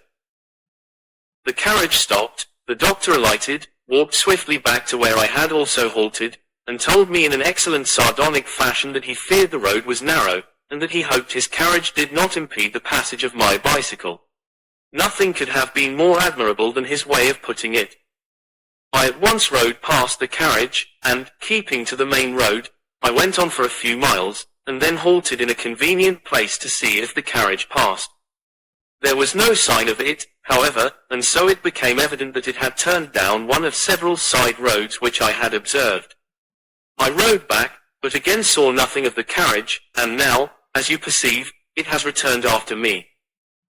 Of course, I had at the outset no particular reason to connect these journeys with the disappearance of Godfrey Staunton, and was only inclined to investigate them on the general grounds that everything which concerns drive Armstrong is at present of interest to us, but, now that I find he keeps a keener lookout upon anyone who may follow him on these excursions, the affair appears more important, and I shall not be satisfied until I have made the matter clear. We can follow him tomorrow. Can we? It is not so easy as you seem to think. You are not familiar with Cambridgeshire scenery, are you? It does not lend itself to concealment. All this country that I passed over tonight is as flat and clean as the palm of your hand, and the man we are following is no fool, as he very clearly showed tonight. I have wired to Overton to let us know any fresh London developments at this address, and in the meantime we can only concentrate our attention upon drive Armstrong, whose name the obliging young lady at the office allowed me to read upon the counterfoil of Staunton's urgent message.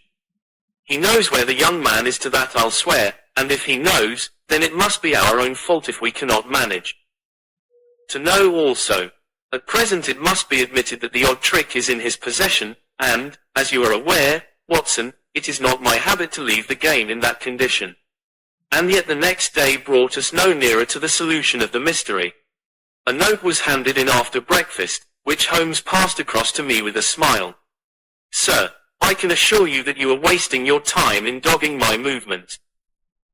I have, as you discovered last night, a window at the back of my brougham, and if you desire a 20-mile ride which will lead you to the spot from which you started, you have only to follow me. Meanwhile, I can inform you that no spying upon me can in any way help Mr. Godfrey Staunton, and I am convinced that the best service you can do to that gentleman is to return at once to London and to report to your employer that you are unable to trace him. Your time in Cambridge will certainly be wasted. Yours faithfully, Leslie Armstrong. An outspoken, honest antagonist is the doctor, said Holmes. Well, he excites my curiosity, and I must really know before I leave him. His carriage is at his door now, said I. There he is stepping into it. I saw him glance up at our window as he did so. Suppose I try my luck upon the bicycle. No, my dear Watson. With all respect for your natural acumen, I do not think that you are quite a match for the worthy doctor. I think that possibly I can attain our end by some independent explorations of my own. I am afraid that I must leave you to your own devices, as the appearance of two inquiring strangers upon a sleepy countryside might excite more gossip than I care for. No doubt you will find some sights to amuse you in this venerable city. and I hope to bring back a more favorable report to you before evening. Once more, however, my friend was destined to be disappointed. He came back at night weary and unsuccessful. I have had a blank day, Watson. Having got the doctor's general direction, I spent the day in visiting all the villages upon that side of Cambridge, and comparing notes with publicans and other local news agencies. I have covered some ground. Chesterton, Histon, Waterbeach, and Oakington have each been explored, and have each proved disappointing. The daily appearance of a brougham and pair could hardly have been overlooked in such sleepy hollows. The doctor has scored once more. Is there a telegram for me? Yes. I opened it. Here it is. Ask for Pompey from Jeremy Dixon, Trinity College. I don't understand it. Oh, it is clear enough. It is from our friend Overton, and is in answer to a question from me. I'll just send round a note to Mr.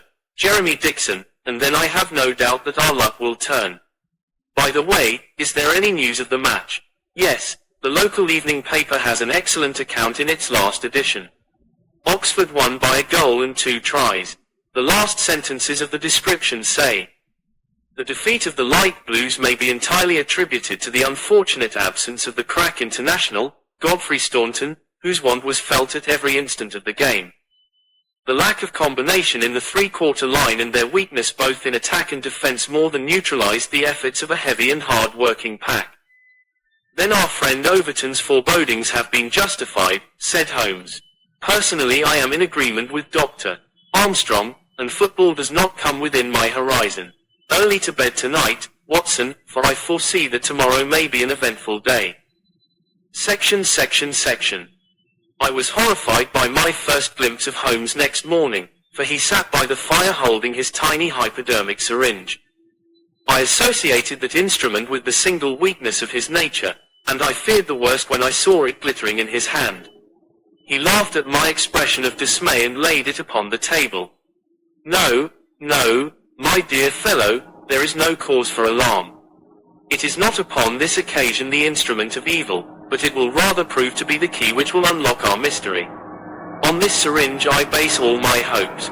I have just returned from a small scouting expedition, and everything is favorable. Eat a good breakfast, Watson, for I propose to get upon drive Armstrong's trail today, and once on it I will not stop for rest or food until I run him to his burrow. In that case, said I, we had best carry our breakfast with us, for he is making an early start. His carriage is at the door. Never mind, let him go. He will be clever if he can drive where I cannot follow him. When you have finished, come downstairs with me, and I will introduce you to a detective who is a very eminent specialist in the work that lies before us. When we descended I followed Holmes into the stable yard, where he opened the door of a loose box and led out a squat, lop-eared, white and tan dog, something between a beagle and a foxhound. Let me introduce you to Pompey, said he. Pompey is the pride of the local draghounds, no very great flyer, as his build will show, but a staunch hound on a scent. Well, Pompey, you may not be fast, but I expect you will be too fast for a couple of middle-aged London gentlemen, so I will take the liberty of fastening this leather leash to your collar. Now, boy, come along, and show what you can do. He led him across to the doctor's door. The dog sniffed round for an instant, and then with a shrill whine of excitement started off down the street, tugging at his leash in his efforts to go faster. In half an hour, we were clear of the town and hastening down a country road. What have you done, Holmes? I asked. A threadbare and venerable device, but useful upon occasion. I walked into the doctor's yard this morning, and shot my syringe full of aniseed over the hind wheel. A draghound will follow aniseed from here to John O'Groats, and our friend, Armstrong, would have to drive through the camp before he would shake Pompey off his trail. Oh, the cunning rascal. This is how he gave me the slip the other night. The dog had suddenly turned out of the main road into a grass-grown lane. Half a mile farther this opened into another broad road, and the trail turned hard to the right in the direction of the town, which we had just quitted. The road took a sweep to the south of the town, and continued in the opposite direction to that in which we started. This detour has been entirely for our benefit, then, said Holmes. No wonder that my inquiries among those villagers led to nothing. The doctor has certainly played the game for all it is worth, and one would like to know the reason for such elaborate deception. This should be the village of Trumpington to the right of us. And, by Jove, here is the brougham coming round the corner. Quick, Watson, quick, or we are done. He sprang through a gate into a field, dragging the reluctant Pompey after him. We had hardly got under the shelter of the hedge when the carriage rattled past. I caught a glimpse of Dr. Armstrong within, his shoulders bowed, his head sunk on his hands, the very image of distress. I could tell by my companion's graver face that he also had seen. "I fear there is some dark ending to our quest," said he. "It cannot be long before we know it. Come, Pompey." "Ah, it is the cottage in the field." There could be no doubt that we had reached the end of our journey. Pompey ran about and whined eagerly outside the gate, where the marks of the brougham's wheels were still to be seen. A footpath led across to the lonely cottage. Holmes tied the dog to the hedge, and we hastened onward. My friend knocked at the little rustic door, and knocked again without response. And yet the cottage was not deserted, for a low sound came to our ears, a kind of drone of misery and despair which was indescribably melancholy. Holmes paused irresolute, and then he glanced back at the road which he had just traversed. A brougham was coming down it, and there could be no mistaking those grey horses. "By Jove, the doctor is coming back," cried Holmes. "That settles it. We are bound to see what it means before he comes." He opened the door, and we stepped into the hall. The droning sound swelled louder upon our ears until it became one long, deep wail of distress. It came from upstairs. Holmes darted up, and I followed him. He pushed open a half-closed door, and we both stood appalled at the sight before us. A woman, young and beautiful, was lying dead upon the bed. Her calm pale face, with dim, wide-opened blue eyes, looked upward from amid a great tangle of golden hair. At the foot of the bed, half sitting, half kneeling, his face buried in the clothes, was a young man, whose frame was racked by his sobs.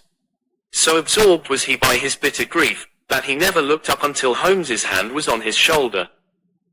"Are you Mr. Godfrey Staunton?" "Yes, yes, I am, but you are too late. She is dead." The man was so dazed that he could not be made to understand that we were anything but doctors who had been sent to his assistance. Holmes was endeavoring to utter a few words of consolation and to explain the alarm which had been caused to his friends by his sudden disappearance, when there was a step upon the stairs, and there was the heavy, stern, questioning face of Dr.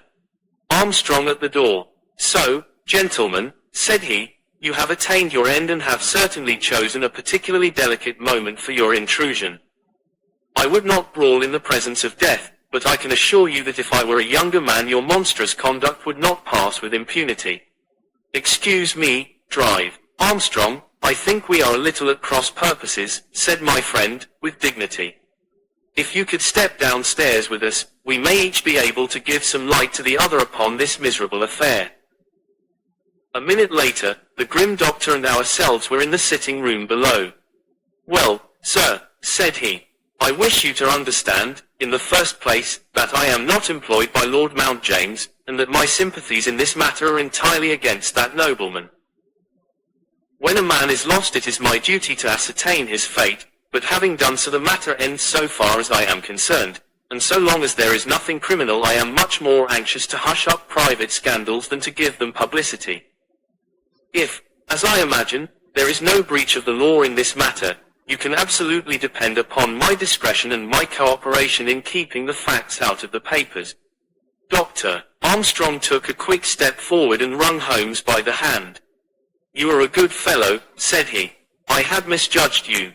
I thank heaven that my compunction at leaving poor Staunton all alone in this plight caused me to turn my carriage back and so to make your acquaintance. Knowing as much as you do, the situation is very easily explained. A year ago Godfrey Staunton lodged in London for a time and became passionately attached to his landlady's daughter, whom he married. She was as good as she was beautiful and as intelligent as she was good. No man need be ashamed of such a wife. But Godfrey was the heir to this crabbed old nobleman, and it was quite certain that the news of his marriage would have been the end of his inheritance. I knew the lad well, and I loved him for his many excellent qualities. I did all I could to help him to keep things straight. We did our very best to keep the thing from everyone, for, when once such a whisper gets about, it is not long before everyone has heard it. Thanks to this lonely cottage and his own discretion, Godfrey has up to now succeeded. Their secret was known to no one save to me and to one excellent servant, who has at present gone for assistance to Trumpington. But at last there came a terrible blow in the shape of dangerous illness to his wife. It was consumption of the most virulent kind. The poor boy was half crazed with grief, and yet he had to go to London to play this match, for he could not get out of it without explanations which would expose his secret. I tried to cheer him up by wire, and he sent me one in reply, imploring me to do all I could. This was the telegram which you appear in some inexplicable way to have seen. I did not tell him how urgent the danger was, for I knew that he could do no good here, but I sent the truth to the girl's father, and he very injudiciously communicated it to Godfrey. The result was that he came straight away in a state bordering on frenzy, and has remained in the same state, kneeling at the end of her bed, until this morning death put an end to her sufferings. That is all, Mr. Holmes, and I am sure that I can rely upon your discretion and that of your friend. Holmes grasped the doctor's hand. Come, Watson, said he, and we passed from that house of grief into the pale sunlight of the winter day. 12. The Abbey Grange. It was on a bitterly cold and frosty morning, towards the end of the winter of '97, that I was awakened by a tugging at my shoulder. It was Holmes. The candle in his hand shone upon his eager, stooping face, and told me at a glance that something was amiss. Come, Watson, come, he cried. The game is afoot. Not a word. Into your clothes and come. 10 minutes later we were both in a cab, and rattling through the silent streets on our way to Charing Cross Station. The first faint winter's dawn was beginning to appear, and we could dimly see the occasional figure of an early workman as he passed us, blurred and indistinct in the opalescent London reek. Holmes nestled in silence into his heavy coat, and I was glad to do the same, for the air was most bitter, and neither of us had broken our fast. It was not until we had consumed some hot tea at the station and taken our places in the Kentish train that we were sufficiently thawed, he to speak and I to listen. Holmes drew a note from his pocket, and read aloud. Abbey Grange, Marsham, Kent, 3:30 a.m. My dear Mr. Holmes, I should be very glad of your immediate assistance in what promises to be a most remarkable case. It is something quite in your line.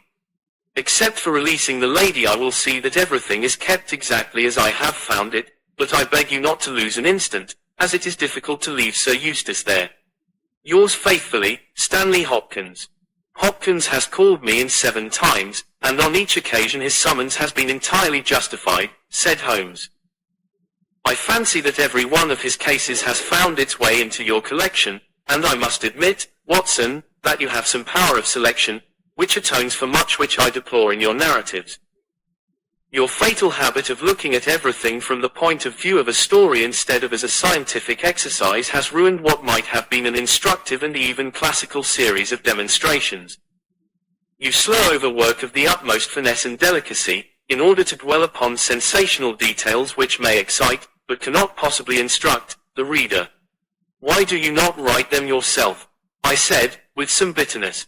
I will, my dear Watson, I will. At present I am, as you know, fairly busy, but I propose to devote my declining years to the composition of a textbook, which shall focus the whole art of detection into one volume. Our present research appears to be a case of murder. You think this Sir Eustace is dead, then? I should say so. Hopkins's writing shows considerable agitation, and he is not an emotional man. Yes, I gather there has been violence, and that the body is left for our inspection. A mere suicide would not have caused him to send for me. As to the release of the lady, it would appear that she has been locked in her room during the tragedy. We are moving in high life, Watson, crackling paper, EB monogram, coat of arms, picturesque address. I think that friend Hopkins will live up to his reputation, and that we shall have an interesting morning. The crime was committed before 12 last night. How can you possibly tell? By an inspection of the trains, and by reckoning the time.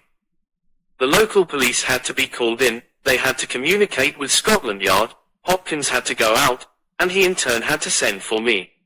All that makes a fair night's work. Well, here we are at Chislehurst Station, and we shall soon set our doubts at rest. A drive of a couple of miles through narrow country lanes brought us to a park gate, which was opened for us by an old lodge keeper, whose haggard face bore the reflection of some great disaster. The avenue ran through a noble park, between lines of ancient elms, and ended in a low, widespread house, pillared in front after the fashion of Palladio. The central part was evidently of a great age and shrouded in ivy, but the large windows showed that modern changes had been carried out, and one wing of the house appeared to be entirely new. The youthful figure and alert, eager face of Inspector Stanley Hopkins confronted us in the open doorway. "I'm very glad you have come, Mr. Holmes, and you, too, drive, Watson.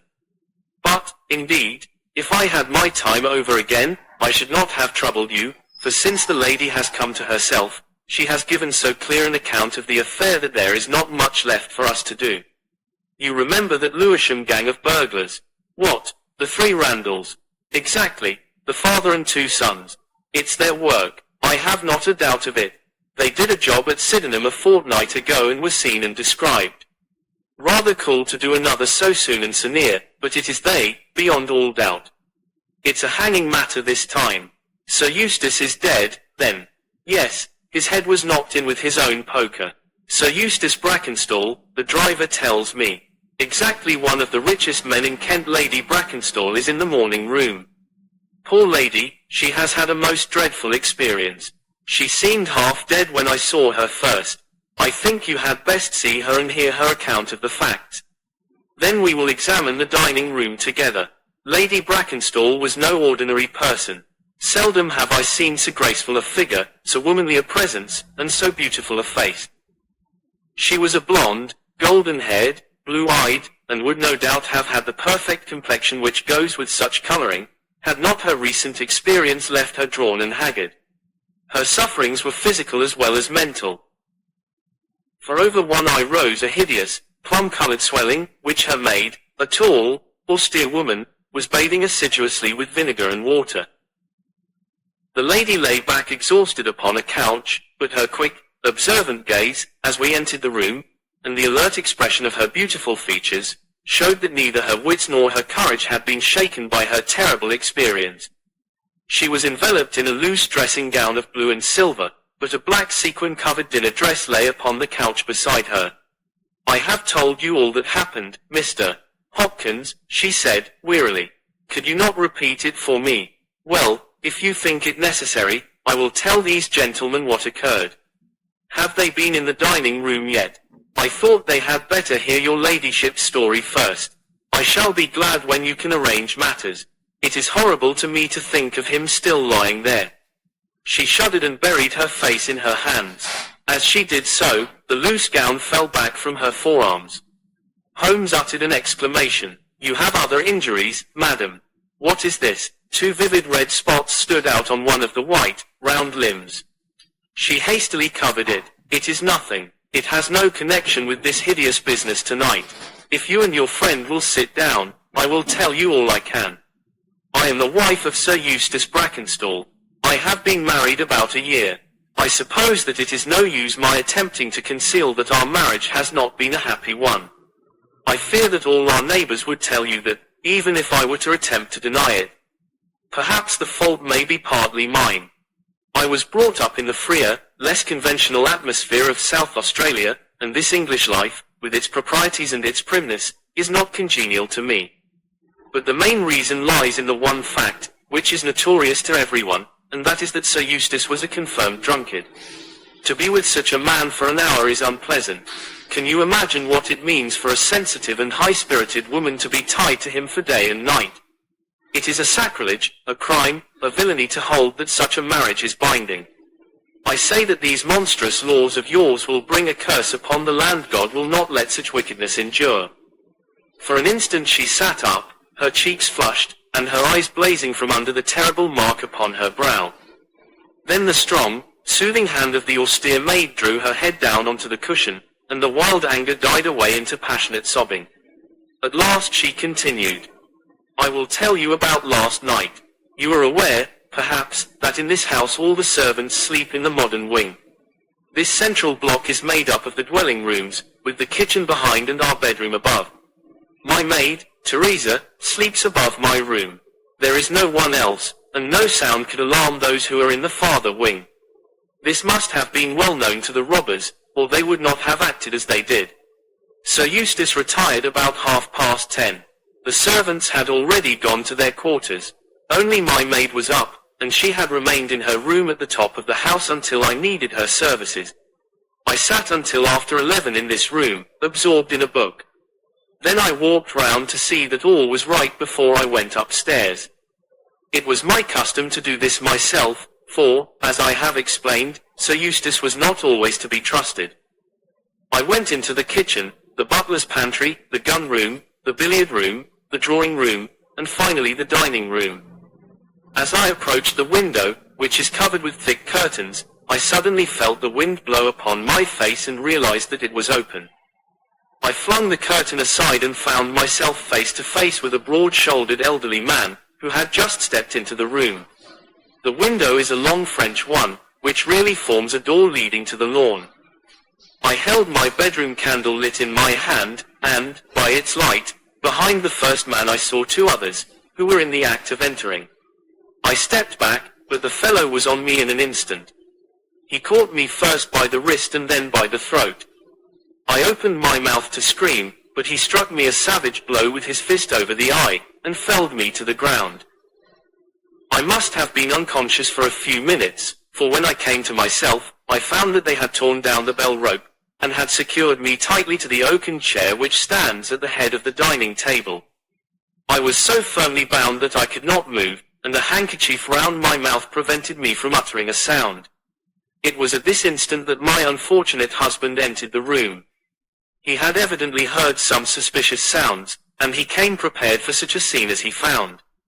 He was dressed in nightshirt and trousers, with his favorite blackthorn cudgel in his hand. He rushed at the burglars, but another, it was an elderly man, stooped, picked the poker out of the grate and struck him a horrible blow as he passed. He fell with a groan and never moved again. I fainted once more, but again it could only have been for a very few minutes, during which I was insensible. When I opened my eyes I found that they had collected the silver from the sideboard, and they had drawn a bottle of wine which stood there. Each of them had a glass in his hand. I have already told you, have I not, that one was elderly, with a beard, and the others young, hairless lads. They might have been a father with his two sons. They talked together in whispers. Then they came over and made sure that I was securely bound. Finally they withdrew, closing the window after them. It was quite a quarter of an hour before I got my mouth free. When I did so, my screams brought the maid to my assistance. The other servants were soon alarmed, and we sent for the local police, who instantly communicated with London. That is really all that I can tell you, gentlemen, and I trust that it will not be necessary for me to go over so painful a story again. Any questions, Mr. Holmes? Asked Hopkins. I will not impose any further tax upon Lady Brackenstall's patience and time, said Holmes. Before I go into the dining room, I should like to hear your experience. He looked at the maid. I saw the men before ever they came into the house, said she. As I sat by my bedroom window I saw 3 men in the moonlight down by the lodge gate yonder, but I thought nothing of it at the time. It was more than an hour after that I heard my mistress scream, and down I ran, to find her, poor lamb, just as she says, and him on the floor, with his blood and brains over the room. It was enough to drive a woman out of her wits, tied there, and her very dress spotted with him, but she never wanted courage, did Miss Mary Fraser of Adelaide, and Lady Brackenstall of Abbey Grange hasn't learned new ways. You've questioned her long enough, you gentlemen, and now she is coming to her own room, just with her old Teresa, to get the rest that she badly needs. With a motherly tenderness the gaunt woman put her arm round her mistress and led her from the room. She has been with her all her life, said Hopkins. Nursed her as a baby, and came with her to England when they first left Australia, 18 months ago. Teresa Wright is her name, and the kind of maid you don't pick up nowadays. This way, Mr. Holmes, if you please. The keen interest had passed out of Holmes's expressive face, and I knew that with the mystery all the charm of the case had departed. There still remained an arrest to be effected, but what were these commonplace rogues that he should soil his hands with them? An abstruse and learned specialist who finds that he has been called in for a case of measles would experience something of the annoyance which I read in my friend's eyes. Yet the scene in the dining room of the Abbey Grange was sufficiently strange to arrest his attention and to recall his waning interest. It was a very large and high chamber, with carved oak ceiling, oaken panelling, and a fine array of deer's heads and ancient weapons around the walls. At the further end from the door was the high French window of which we had heard. 3 smaller windows on the right-hand side filled the apartment with cold winter sunshine. On the left was a large, deep fireplace, with a massive, overhanging oak mantelpiece. Beside the fireplace was a heavy oaken chair with arms and crossbars at the bottom. In and out through the open woodwork was woven a crimson cord, which was secured at each side to the crosspiece below.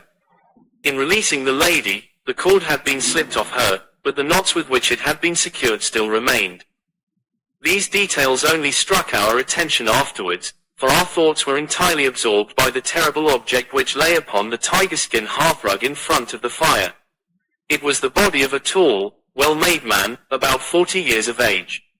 He lay upon his back, his face upturned, with his white teeth grinning through his short, black beard. His 2 clenched hands were raised above his head, and a heavy, blackthorn stick lay across them. His dark, handsome, aquiline features were convulsed into a spasm of vindictive hatred, which had set his dead face in a terribly fiendish expression. He had evidently been in his bed when the alarm had broken out, for he wore a foppish, embroidered nightshirt, and his bare feet projected from his trousers. His head was horribly injured, and the whole room bore witness to the savage ferocity of the blow which had struck him down. Beside him lay the heavy poker, bent into a curve by the concussion. Holmes examined both it and the indescribable wreck which it had wrought. "He must be a powerful man, this elder Randall," he remarked. "Yes," said Hopkins, "I have some record of the fellow, and he is a rough customer. You should have no difficulty in getting him. Not the slightest. We have been on the lookout for him, and there was some idea that he had got away to America. Now that we know that the gang are here, I don't see how they can escape. We have the news at every seaport already, and a reward will be offered before evening. What beats me is how they could have done so mad a thing, knowing that the lady could describe them and that we could not fail to recognize the description. Exactly. One would have expected that they would silence Lady Brackenstall as well. They may not have realized, I suggested, that she had recovered from her faint. That is likely enough. If she seemed to be senseless, they would not take her life. What about this poor fellow, Hopkins? I seem to have heard some queer stories about him. He was a good-hearted man when he was sober, but a perfect fiend when he was drunk, or rather when he was half drunk, for he seldom really went the whole way. The devil seemed to be in him at such times, and he was capable of anything. From what I hear, in spite of all his wealth and his title, he very nearly came our way once or twice. There was a scandal about his drenching a dog with petroleum and setting it on fire, her ladyship's dog, to make the matter worse, and that was only hushed up with difficulty. Then he threw a decanter at that maid. Teresa Wright, there was trouble about that. On the whole, and between ourselves, it will be a brighter house without him. What are you looking at now? Holmes was down on his knees, examining with great attention the knots upon the red cord with which the lady had been secured. Then he carefully scrutinized the broken and frayed end where it had snapped off when the burglar had dragged it down. When this was pulled down, the bell in the kitchen must have rung loudly, he remarked. No one could hear it. The kitchen stands right at the back of the house. How did the burglar know no one would hear it? How dared he pull at a bell rope in that reckless fashion? Exactly, Mr. Holmes, exactly. You put the very question which I have asked myself again and again. There can be no doubt that this fellow must have known the house and its habits. He must have perfectly understood that the servants would all be in bed at that comparatively early hour, and that no one could possibly hear a bell ring in the kitchen. Therefore, he must have been in close league with one of the servants. Surely that is evident. But there are 8 servants, and all of good character. Other things being equal, said Holmes, one would suspect the one at whose head the master threw a decanter. And yet that would involve treachery towards the mistress to whom this woman seems devoted. Well, the point is a minor one, and when you have Randall you will probably find no difficulty in securing his accomplice. The lady's story certainly seems to be corroborated, if it needed corroboration, by every detail which we see before us. He walked to the French window and threw it open. There are no signs here, but the ground is iron hard, and one would not expect them. I see that these candles in the mantelpiece have been lighted. Yes, it was by their light and that of the lady's bedroom candle, that the burglars saw their way about.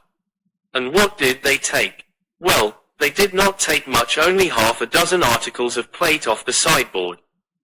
Lady Brackenstall thinks that they were themselves so disturbed by the death of Sir Eustace that they did not ransack the house, as they would otherwise have done. No doubt that is true, and yet they drank some wine, I understand. To steady their nerves. Exactly. These 3 glasses upon the sideboard have been untouched, I suppose. Yes, and the bottle stands as they left it. Let us look at it. Haul lower, what is this? The 3 glasses were grouped together, all of them tinged with wine, and one of them containing some dregs of beeswing. The bottle stood near them, 2/3 full, and beside it lay a long, deeply stained cork. Its appearance and the dust upon the bottle showed that it was no common vintage which the murderers had enjoyed. A change had come over Holmes's manner. He had lost his listless expression, and again I saw an alert light of interest in his keen, deep-set eyes. He raised the cork and examined it minutely. How did they draw it? He asked. Hopkins pointed to a half-opened drawer. In it lay some table linen and a large corkscrew. Did Lady Brackenstall say that screw was used? No, you remember that she was senseless at the moment when the bottle was opened. Quite so. As a matter of fact, that screw was not used. This bottle was opened by a pocket screw, probably contained in a knife, and not more than 1.5 inches long. If you will examine the top of the cork, you will observe that the screw was driven in 3 times before the cork was extracted. It has never been transfixed. This long screw would have transfixed it and drawn it up with a single pull. When you catch this fellow, you will find that he has one of these multiplex knives in his possession. Excellent, said Hopkins, but these glasses do puzzle me, I confess. Lady Brackenstall actually saw the 3 men drinking, did she not? Yes, she was clear about that. Then there is an end of it. What more is to be said? And yet, you must admit, that the 3 glasses are very remarkable, Hopkins. What, you see nothing remarkable? Well, let it pass. Perhaps, when a man has special knowledge and special powers like my own, it rather encourages him to seek a complex explanation when a simpler one is at hand. Of course, it must be a mere chance about the glasses. Well, good morning, Hopkins. I don't see that I can be of any use to you, and you appear to have your case very clear. You will let me know when Randall is arrested, and any further developments which may occur. I trust that I shall soon have to congratulate you upon a successful conclusion. Come, Watson, I fancy that we may employ ourselves more profitably at home. During our return journey, I could see by Holmes's face that he was much puzzled by something which he had observed. Every now and then, by an effort, he would throw off the impression, and talk as if the matter were clear, but then his doubts would settle down upon him again, and his knitted brows and abstracted eyes would show that his thoughts had gone back once more to the great dining room of the Abbey Grange, in which this midnight tragedy had been enacted. At last, by a sudden impulse, just as our train was crawling out of a suburban station, he sprang onto the platform and pulled me out after him. "Excuse me, my dear fellow," said he, as we watched the rear carriages of our train disappearing round a curve, "I am sorry to make you the victim of what may seem a mere whim, but on my life, Watson, I simply can't leave that case in this condition. Every instinct that I possess cries out against it. It's wrong, it's all wrong, I'll swear that it's wrong." And yet the lady's story was complete, the maid's corroboration was sufficient, the detail was fairly exact. What have I to put up against that? 3 wineglasses, that is all. But if I had not taken things for granted, if I had examined everything with the care which I should have shown had we approached the case de novo and had no cut and dried story to warp my mind, should I not then have found something more definite to go upon? Of course I should. Sit down on this bench, Watson, until a train for Chislehurst arrives, and allow me to lay the evidence before you, imploring you in the first instance to dismiss from your mind the idea that anything which the maid or her mistress may have said must necessarily be true. The lady's charming personality must not be permitted to warp our judgment. Surely there are details in her story which, if we looked at in cold blood, would excite our suspicion. These burglars made a considerable haul at Sydenham a fortnight ago. Some account of them and of their appearance was in the papers, and would naturally occur to anyone who wished to invent a story in which imaginary robbers should play a part. As a matter of fact, burglars who have done a good stroke of business are, as a rule, only too glad to enjoy the proceeds in peace and quiet without embarking on another perilous undertaking. Again, it is unusual for burglars to operate at so early an hour. It is unusual for burglars to strike a lady to prevent her screaming, since one would imagine that was the sure way to make her scream. It is unusual for them to commit murder when their numbers are sufficient to overpower one man. It is unusual for them to be content with a limited plunder when there was much more within their reach. And finally, I should say, that it was very unusual for such men to leave a bottle half empty. How do all these unusuals strike you, Watson? The cumulative effect is certainly considerable, and yet each of them is quite possible in itself. The most unusual thing of all, as it seems to me, is that the lady should be tied to the chair. Well, I am not so clear about that, Watson, for it is evident that they must either kill her or else secure her in such a way that she could not give immediate notice of their escape. But at any rate I have shown, have I not, that there is a certain element of improbability about the lady's story. And now, on the top of this, comes the incident of the wineglasses. What about the wineglasses? Can you see them in your mind's eye? I see them clearly. We are told that 3 men drank from them. Does that strike you as likely? Why not? There was wine in each glass. Exactly, but there was beeswing only in one glass. You must have noticed that fact. What does that suggest to your mind? The last glass filled would be most likely to contain beeswing.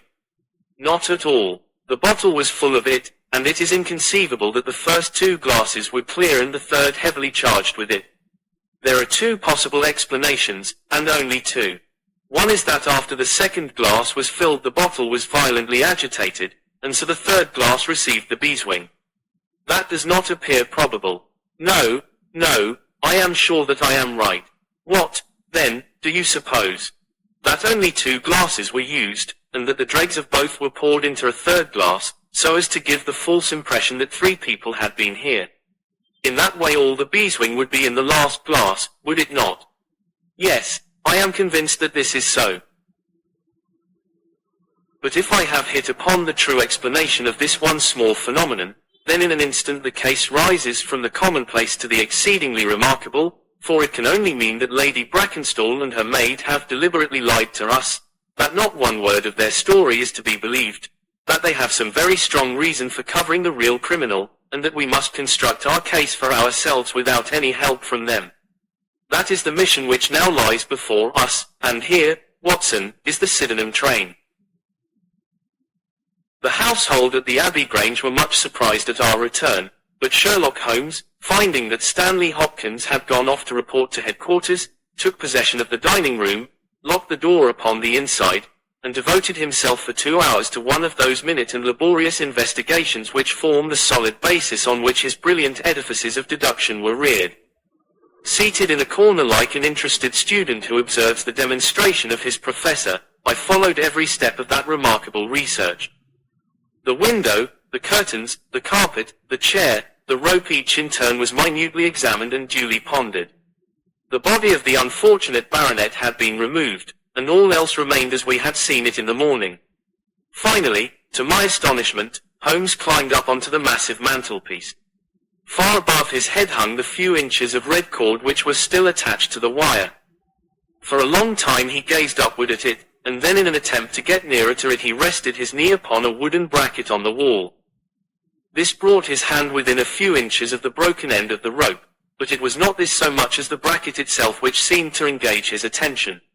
Finally, he sprang down with an ejaculation of satisfaction. "It's all right, Watson," said he. "We have got our case, one of the most remarkable in our collection.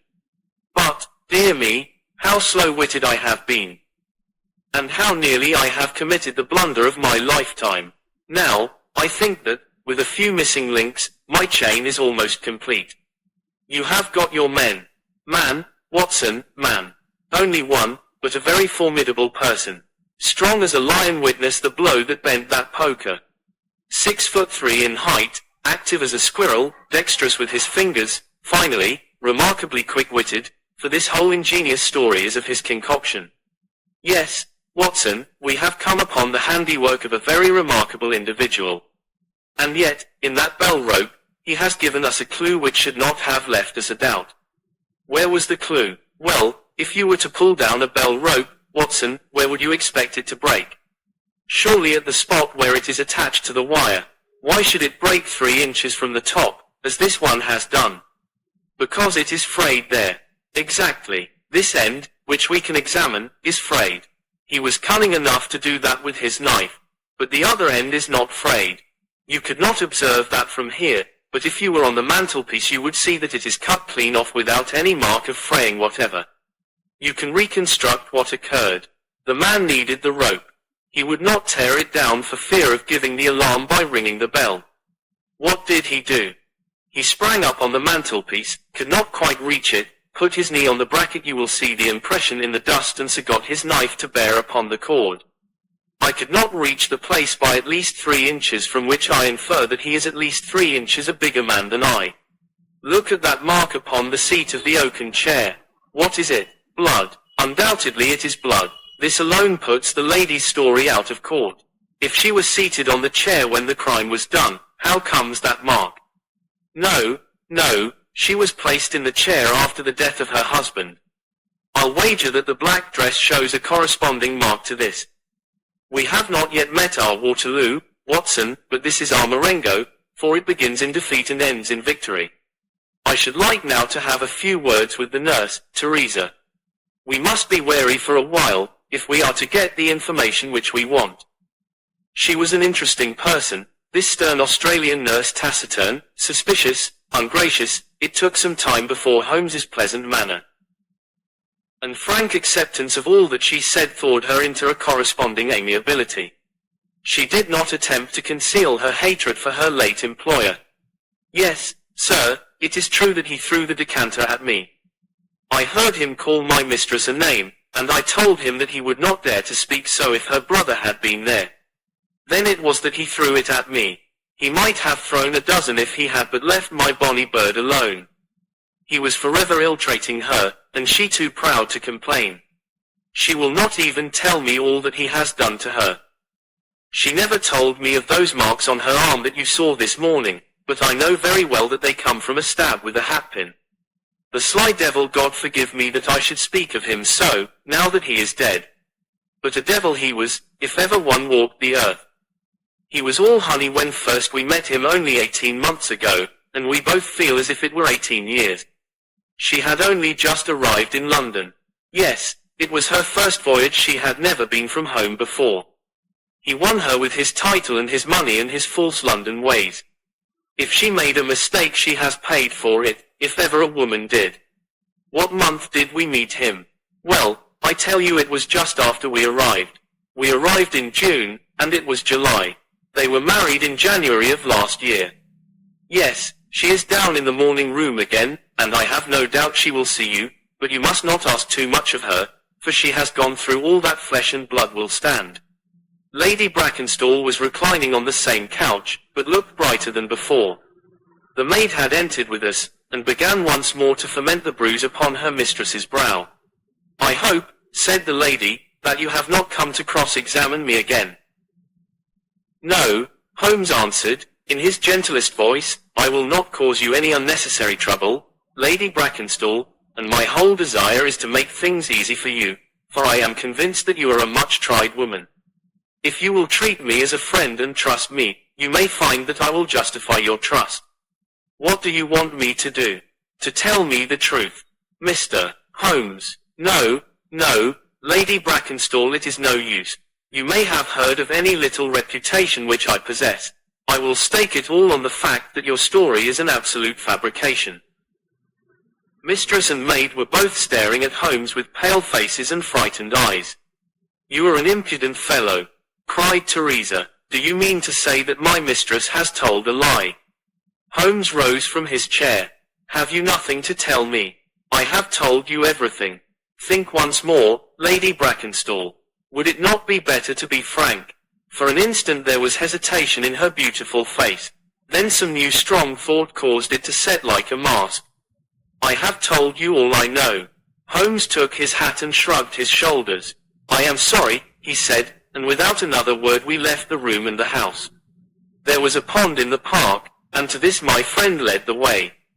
It was frozen over, but a single hole was left for the convenience of a solitary swan. Holmes gazed at it, and then passed on to the lodge gate.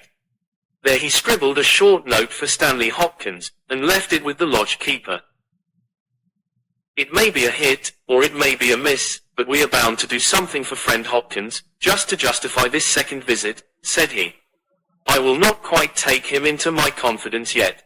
I think our next scene of operations must be the shipping office of the Adelaide-Southampton line, which stands at the end of Pall Mall, if I remember right.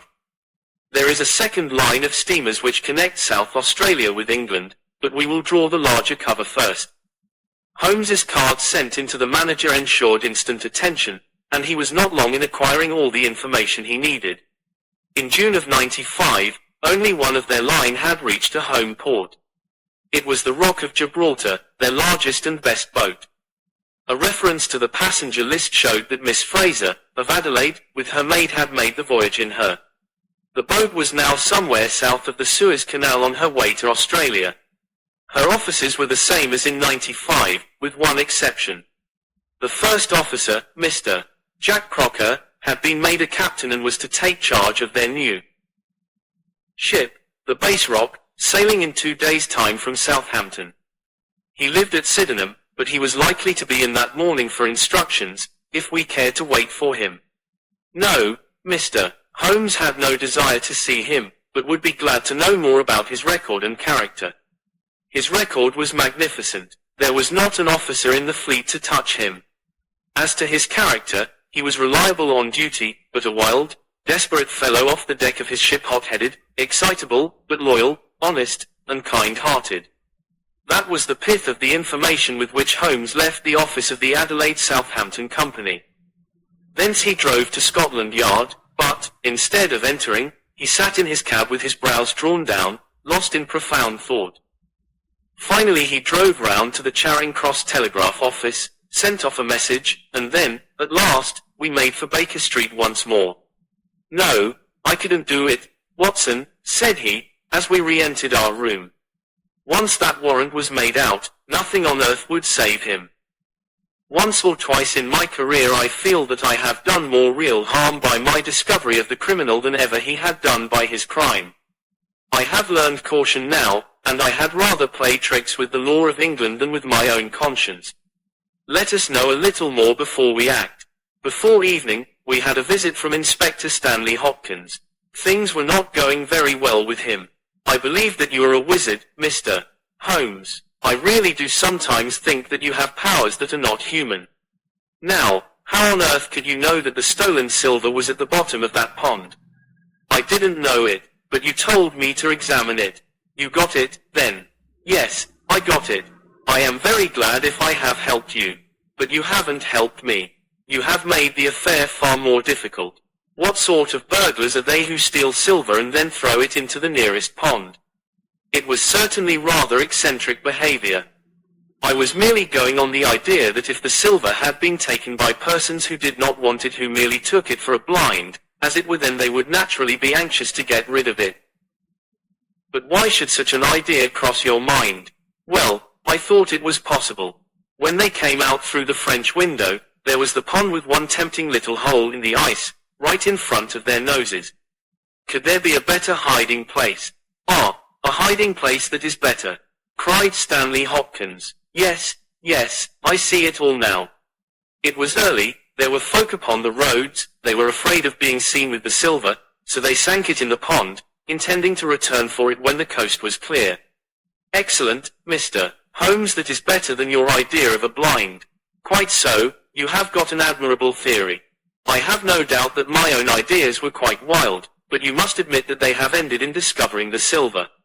Yes, sir, yes, it was all your doing. But I have had a bad setback. A setback, yes, Mr. Holmes. The Randall gang were arrested in New York this morning.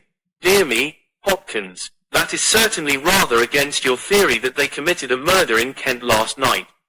It is fatal, Mr. Holmes, absolutely fatal. Still, there are other gangs of 3 besides the Randalls, or it may be some new gang of which the police have never heard. Quite so, it is perfectly possible. What, are you off? Yes, Mr. Holmes, there is no rest for me until I have got to the bottom of the business. I suppose you have no hint to give me. I have given you one. Which? Well, I suggested a blind. But why, Mr. Holmes, why? That's the question, of course. But I commend the idea to your mind. You might possibly find that there was something in it. You won't stop for dinner. Well, goodbye, and let us know how you get on. Dinner was over, and the table cleared before Holmes alluded to the matter again. He had lit his pipe and held his slippered feet to the cheerful blaze of the fire. Suddenly he looked at his watch. I expect developments, Watson. When? Now, within a few minutes. I dare say you thought I acted rather badly to Stanley Hopkins just now. I trust your judgment. A very sensible reply, Watson. You must look at it this way. What I know is unofficial, what he knows is official. I have the right to private judgment, but he has none.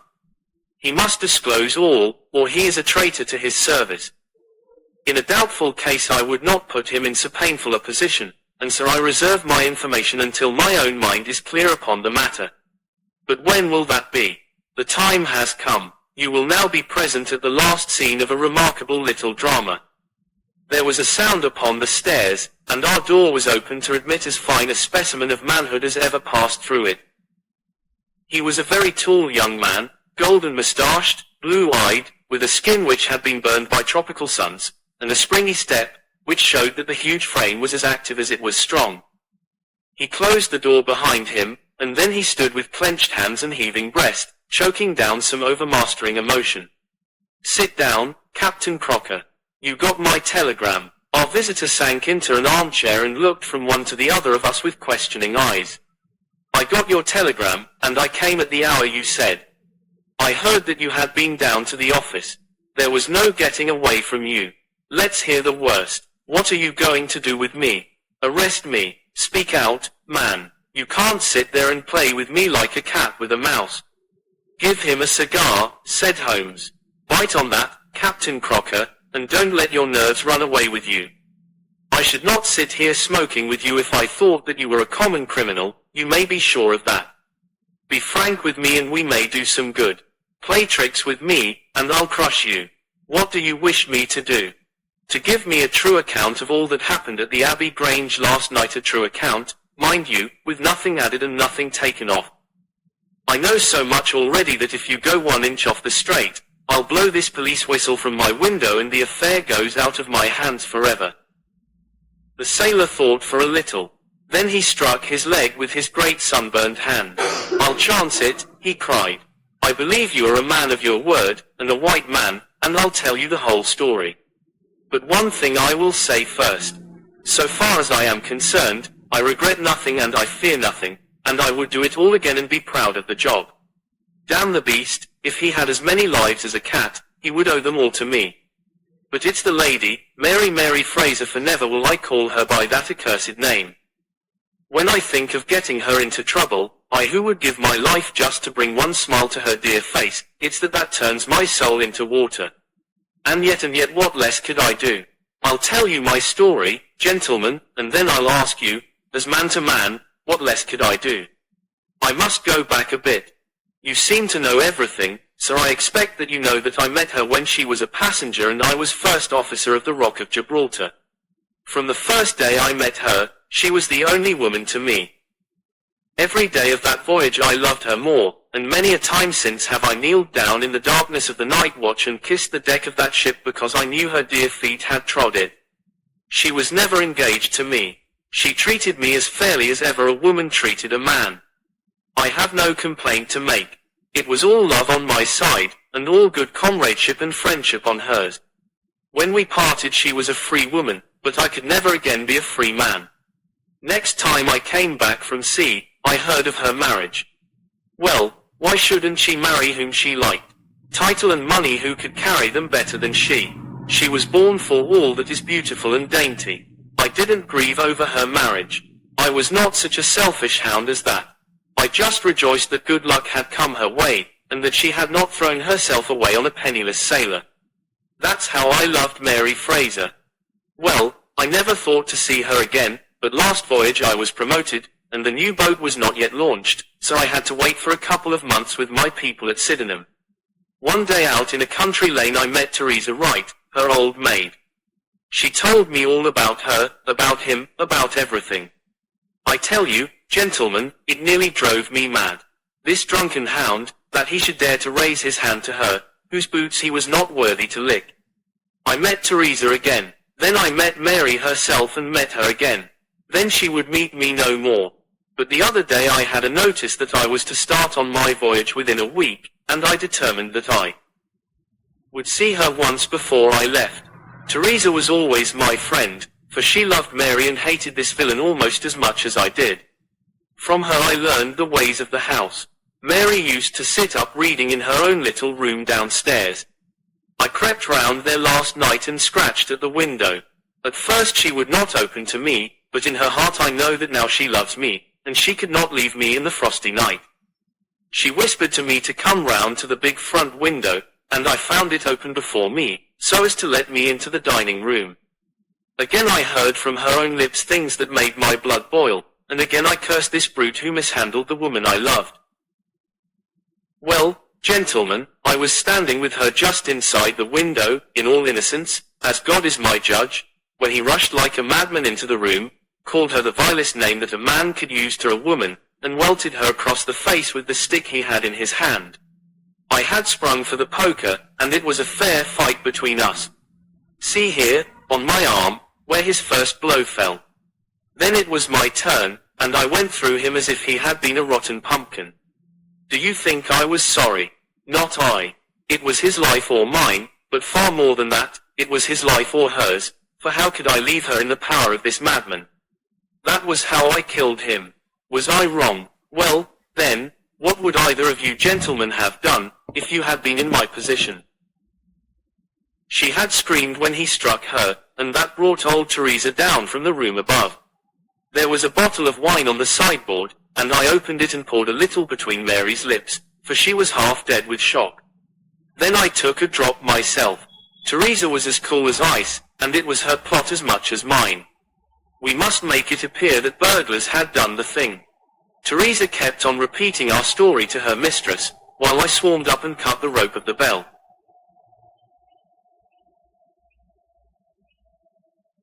Then I lashed her in her chair, and frayed out the end of the rope to make it look natural, else they would wonder how in the world a burglar could have got up there to cut it.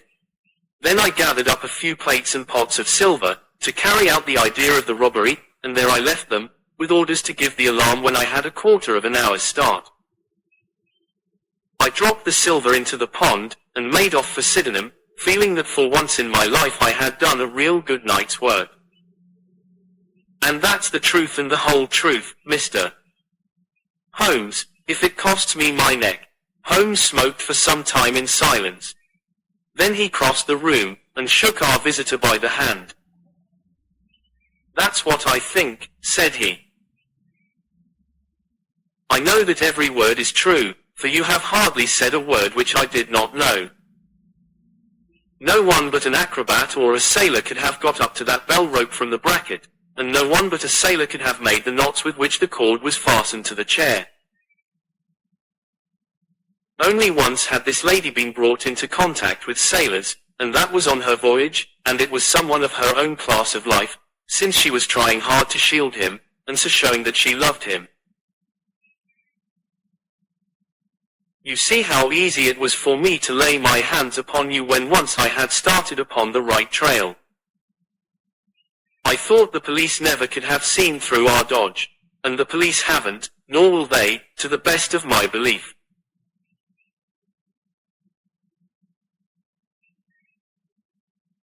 Now, look here, Captain Crocker, this is a very serious matter, though I am willing to admit that you acted under the most extreme provocation to which any man could be subjected.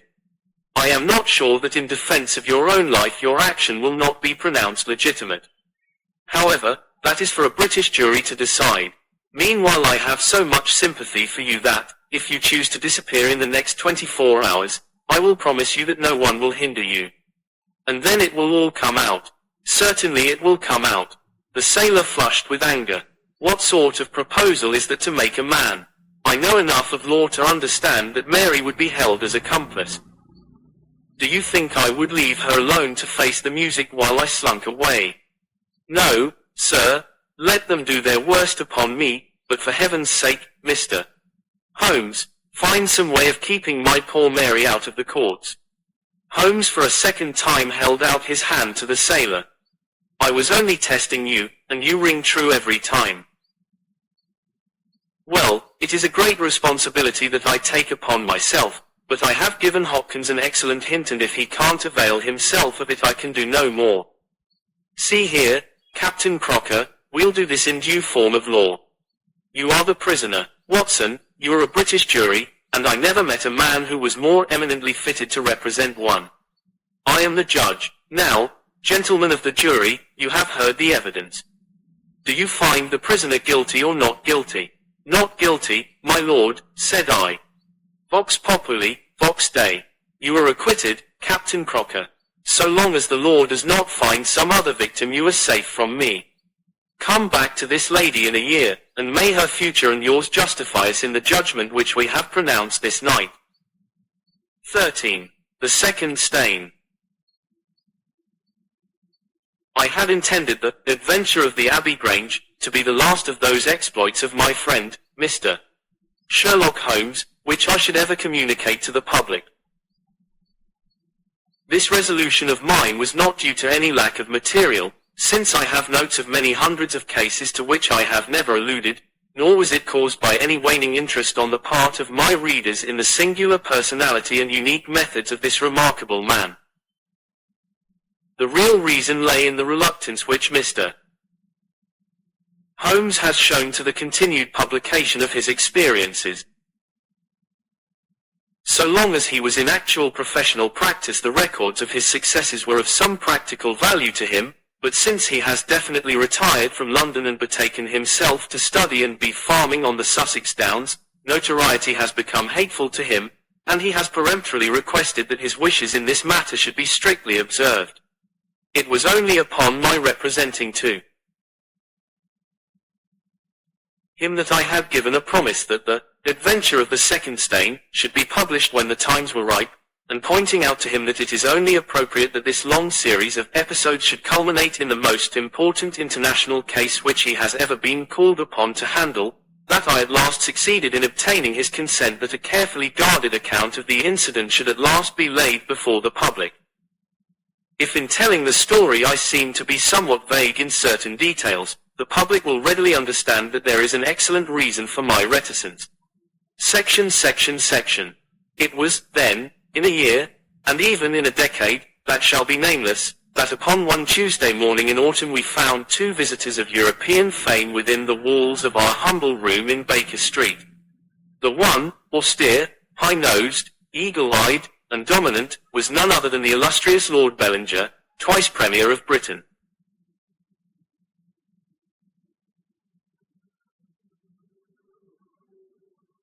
The other, dark, clear-cut, and elegant, hardly yet of middle age, and endowed with every beauty of body and of mind, was the Right Honourable Trelawney Hope, Secretary for European Affairs, and the most rising statesman in the country.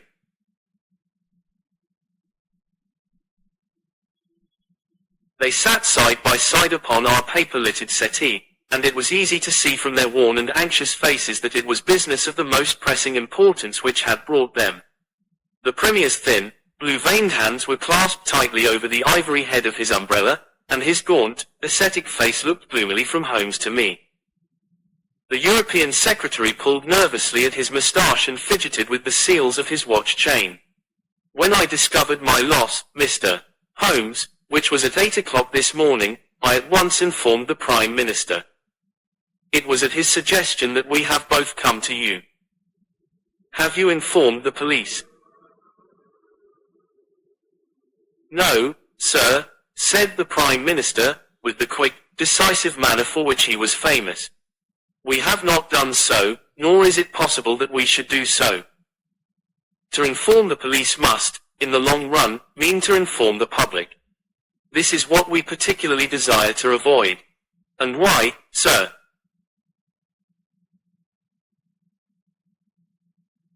Because the document in question is of such immense importance that its publication might very easily, I might almost say probably, lead to European complications of the utmost moment.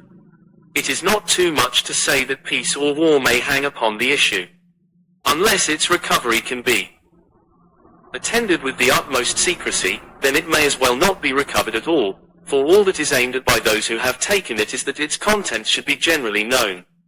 I understand. Now, Mr. Trelawney Hope, I should be much obliged if you would tell me exactly the circumstances under which this document disappeared. That can be done in a very few words, Mr. Holmes. The letter, for it was a letter from a foreign potentate, was received 6 days ago.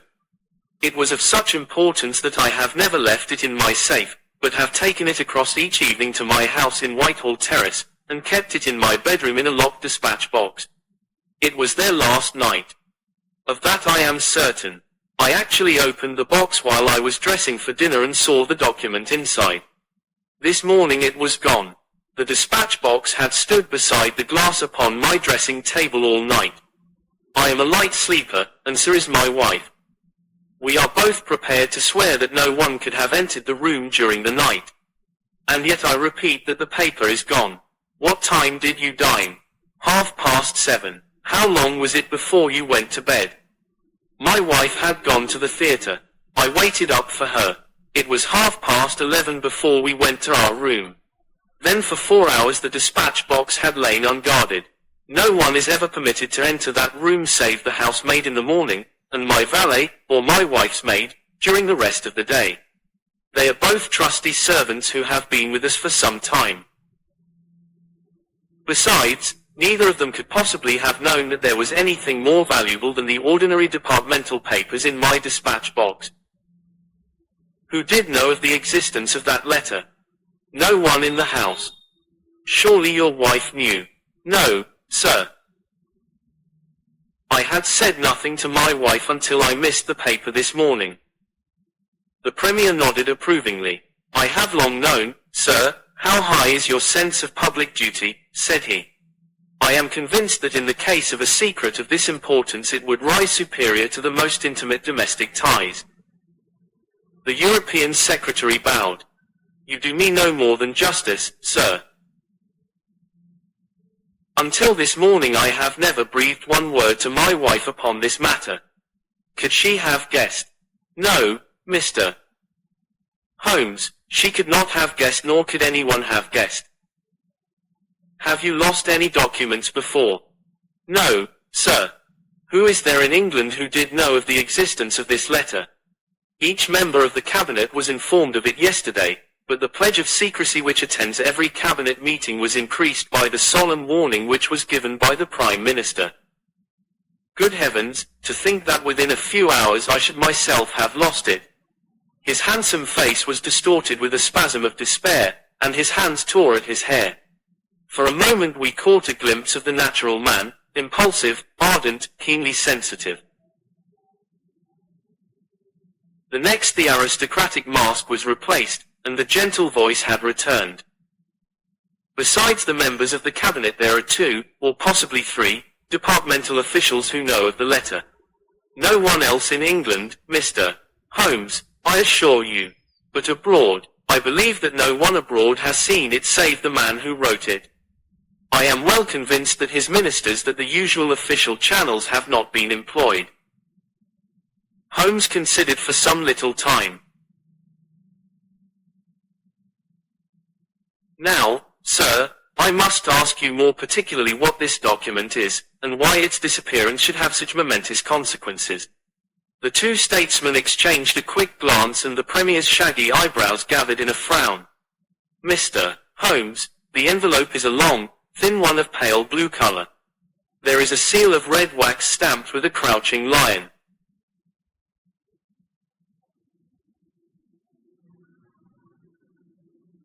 It is addressed in large, bold handwriting to, I fear, sir, said Holmes, that, interesting and indeed essential as these details are, my inquiries must go more to the root of things. What was the letter? That is a state secret of the utmost importance, and I fear that I cannot tell you, nor do I see that it is necessary.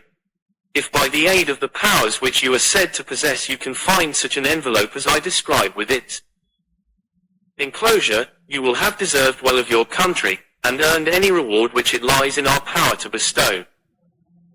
Sherlock Holmes rose with a smile. You are two of the most busy men in the country, said he, and in my own small way I have also a good many calls upon me. I regret exceedingly that I cannot help you in this matter, and any continuation of this interview would be a waste of time. The Premier sprang to his feet with that quick, fierce gleam of his deep-set eyes before which a cabinet has cowered. I am not accustomed, sir, he began, but mastered his anger and resumed his seat. For a minute or more we all sat in silence. Then the old statesman shrugged his shoulders. We must accept your terms, Mr. Holmes. No doubt you are right, and it is unreasonable for us to expect you to act unless we give you our entire confidence. I agree with you, said the younger statesman. Then I will tell you, relying entirely upon your honor and that of your colleague, Watson. I may appeal to your patriotism also, for I could not imagine a greater misfortune for the country than that this affair should come out. You may safely trust us. The letter, then, is from a certain foreign potentate who has been ruffled by some recent colonial developments of this country. It has been written hurriedly and upon his own responsibility entirely.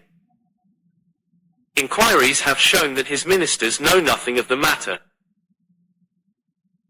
At the same time it is couched in so unfortunate a manner, and certain phrases in it are of so provocative a character, that its publication would undoubtedly lead to a most dangerous state of feeling in this country.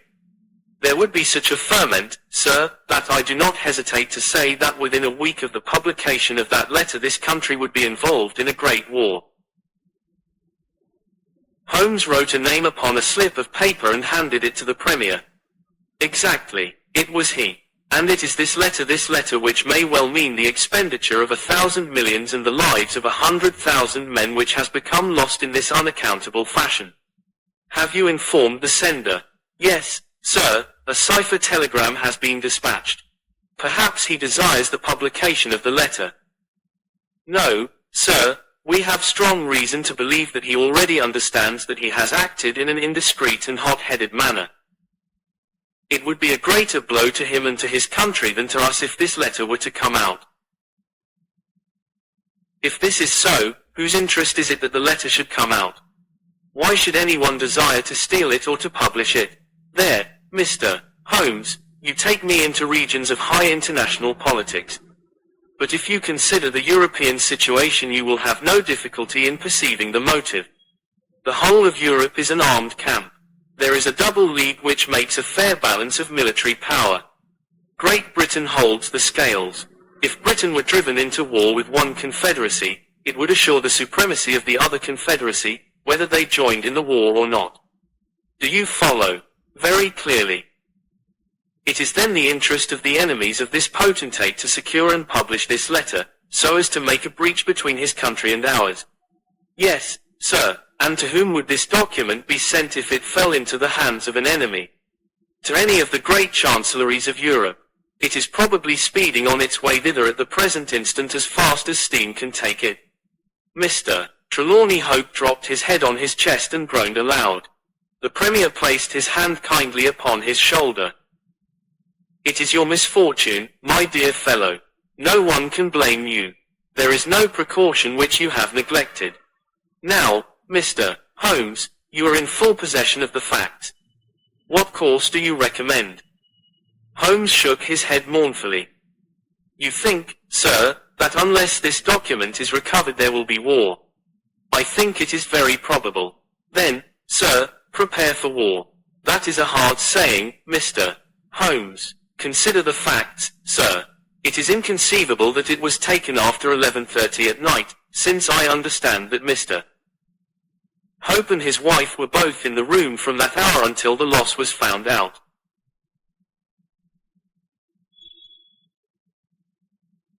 It was taken, then, yesterday evening between 7:30 and 11:30, probably near the earlier hour, since whoever took it evidently knew that it was there and would naturally secure it as early as possible. Now, sir, if the document of this importance were taken at that hour, where can it be now?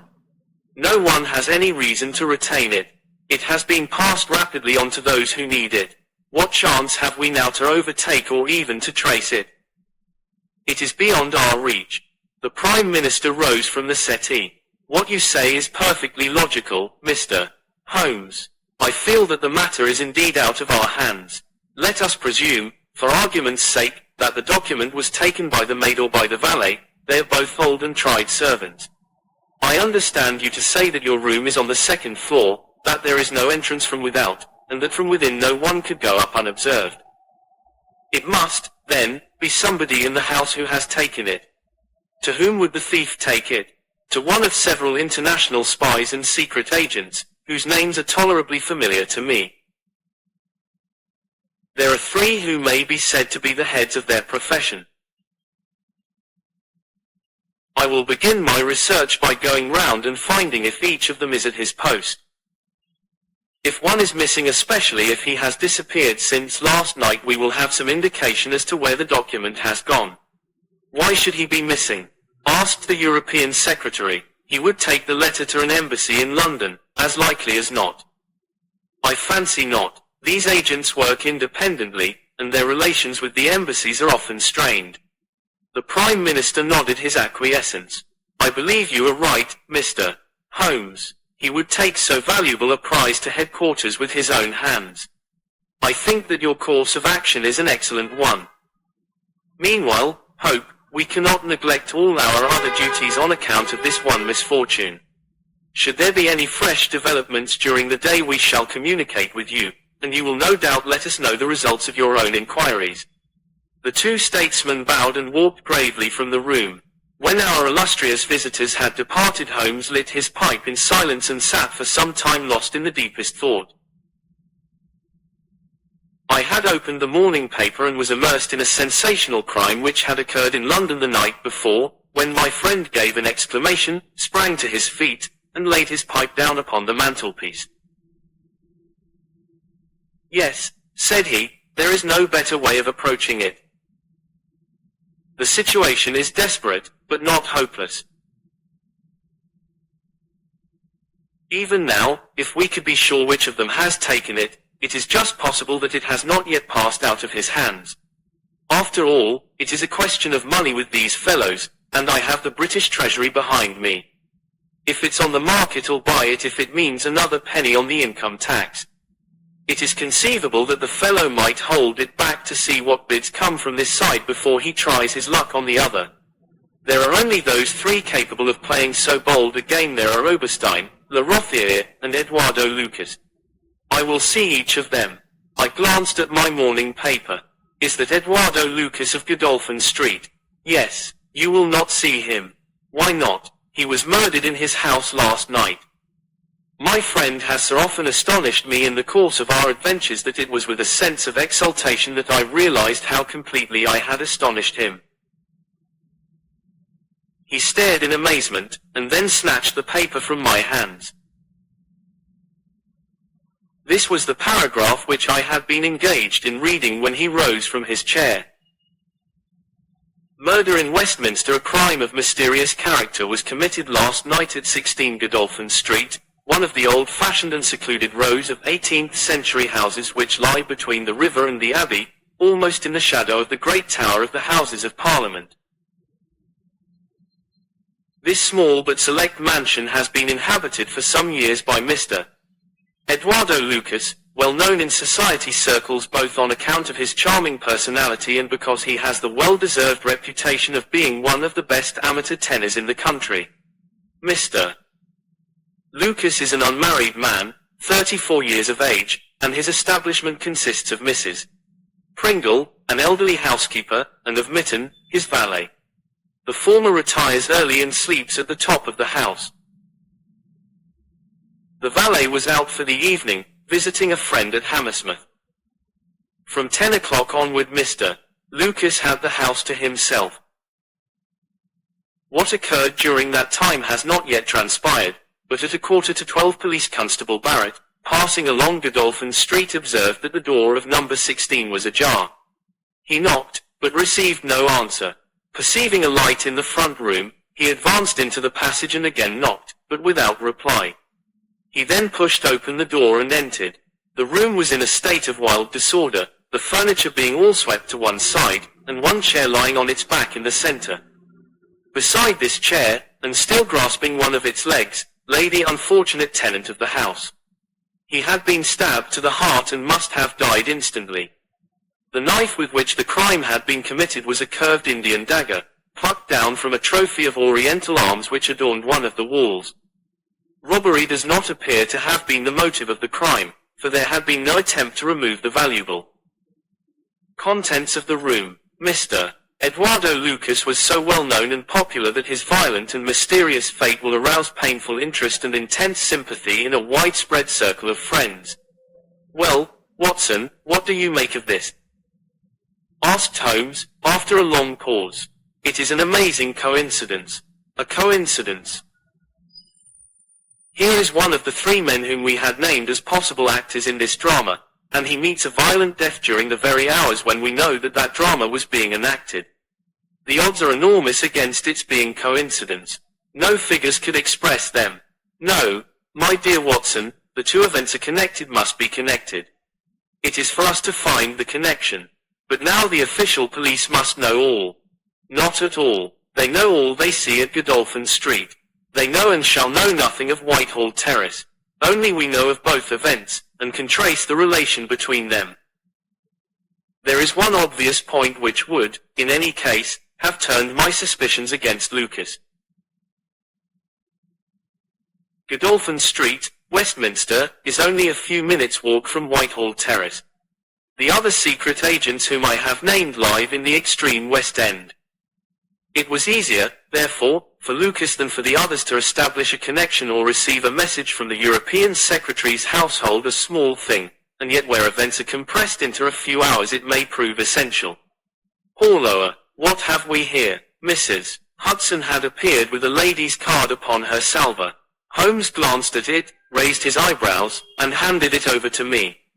"Ask Lady Hilda Trelawney Hope if she will be kind enough to step up," said he. A moment later our modest apartment, already so distinguished that morning, was further honoured by the entrance of the most lovely woman in London. I had often heard of the beauty of the youngest daughter of the Duke of Belminster, but no description of it, and no contemplation of colourless photographs, had prepared me for the subtle, delicate charm and the beautiful colouring of that exquisite head. And yet as we saw it that autumn morning, it was not its beauty which would be the first thing to impress the observer.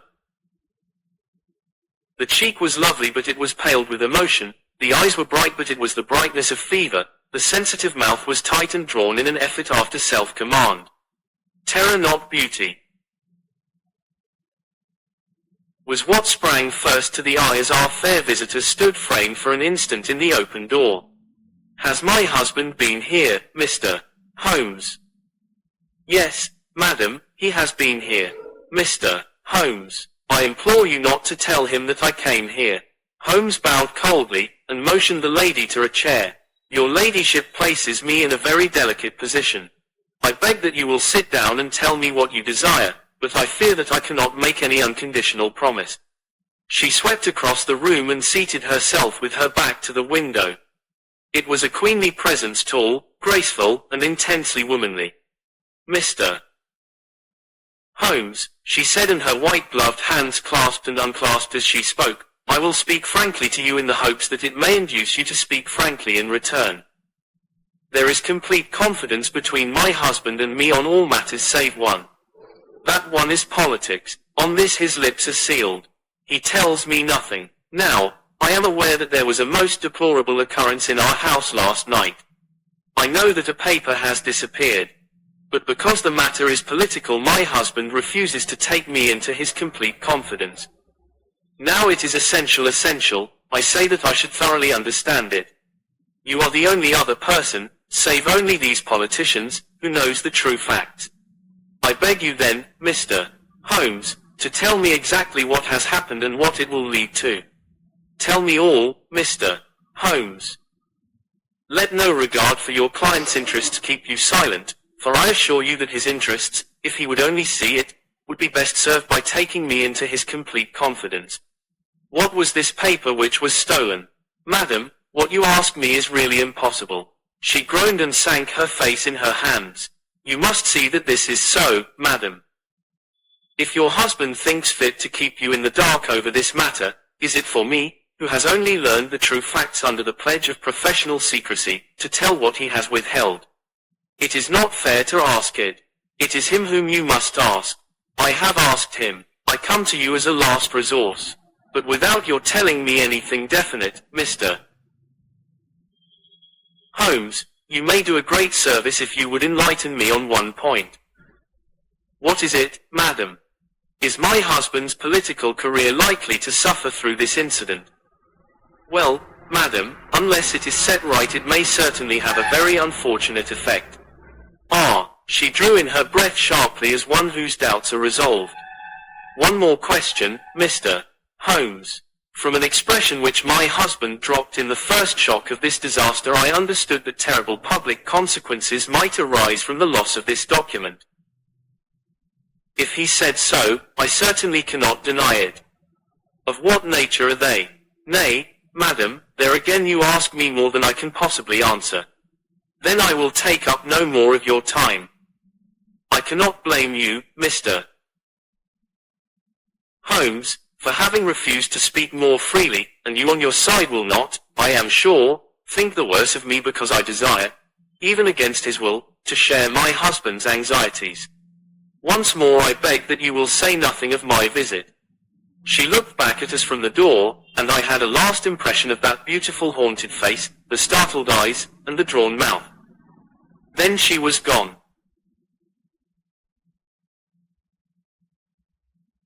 Now, Watson, the fair sex is your department, said Holmes, with a smile, when the dwindling frou-frou of skirts had ended in the slam of the front door. What was the fair lady's game? What did she really want? Surely her own statement is clear and her anxiety very natural. Think of her appearance, Watson, her manner, her suppressed excitement, her restlessness, her tenacity in asking questions. Remember that she comes of a caste who do not lightly show emotion. She was certainly much moved. Remember also the curious earnestness with which she assured us that it was best for her husband that she should know all. What did she mean by that? And you must have observed, Watson, how she maneuvered to have the light at her back. She did not wish us to read her expression. Yes, she chose the one chair in the room. And yet the motives of women are so inscrutable. You remember the woman at Margate whom I suspected for the same reason. No powder on her nose that proved to be the correct solution. How can you build on such a quicksand? Their most trivial action may mean volumes, or their most extraordinary conduct may depend upon a hairpin or a curling tongs. Good morning, Watson. You are off. Yes, I will while away the morning at Godolphin Street with our friends of the regular establishment. With Eduardo Lucas lies the solution of our problem, though I must admit that I have not an inkling as to what form it may take. It is a capital mistake to theorize in advance of the facts. Do you stay on guard, my good Watson, and receive any fresh visitors. I'll join you at lunch if I am able. Section. All that day and the next Holmes was in a mood which his friends would call taciturn, and others morose. He ran out and ran in, smoked incessantly, played snatches on his violin, sank into reveries, devoured sandwiches at irregular hours, and hardly answered the casual questions which I put to him.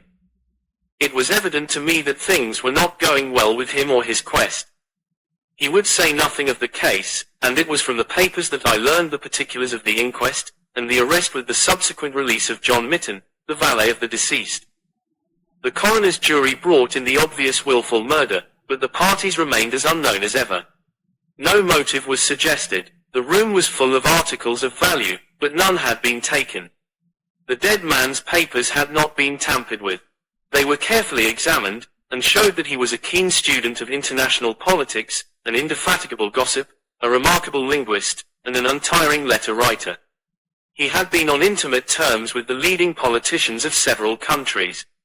But nothing sensational was discovered among the documents which filled his drawers.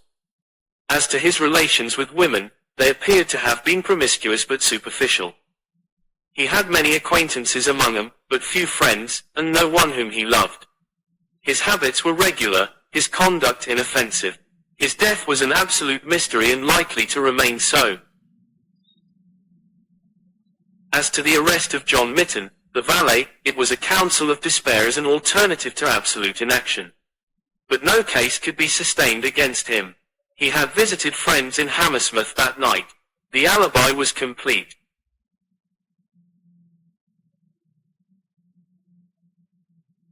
It is true that he started home at an hour which should have brought him to Westminster before the time when the crime was discovered, but his own explanation that he had walked part of the way seemed probable enough in view of the fineness of the night. He had actually arrived at 12 o'clock, and appeared to be overwhelmed by the unexpected tragedy. He had always been on good terms with his master. Several of the dead man's possessions, notably a small case of razors, had been found in the valet's boxes, but he explained that they had been presents from the deceased, and the housekeeper was able to corroborate the story. Mitten had been in Lucas's employment for 3 years. It was noticeable that Lucas did not take Mitten on the continent with him. Sometimes he visited Paris for 3 months on end, but Mitten was left in charge of the Godolphin Street house. As to the housekeeper, she had heard nothing on the night of the crime. If her master had a visitor, he had himself admitted him. So for 3 mornings the mystery remained, so far as I could follow it in the papers.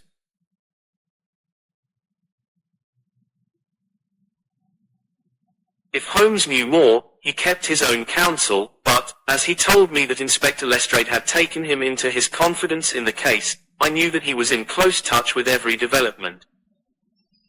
Upon the 4th day there appeared a long telegram from Paris which seemed to solve the whole question.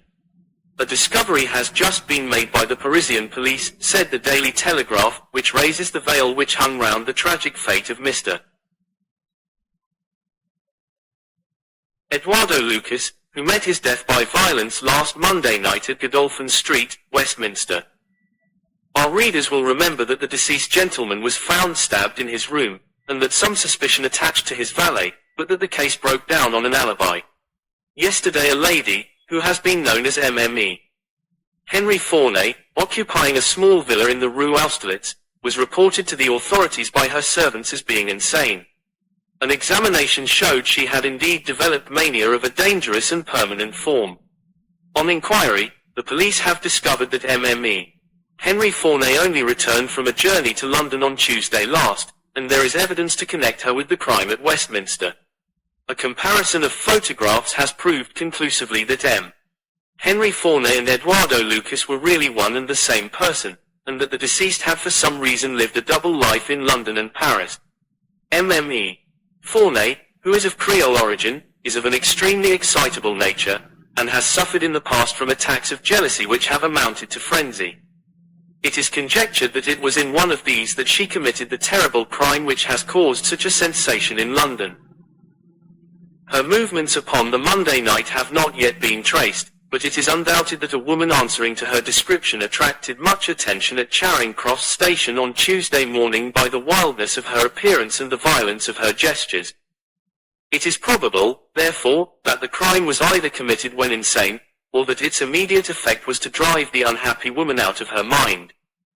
At present she is unable to give any coherent account of the past, and the doctors hold out no hopes of the re-establishment of her reason.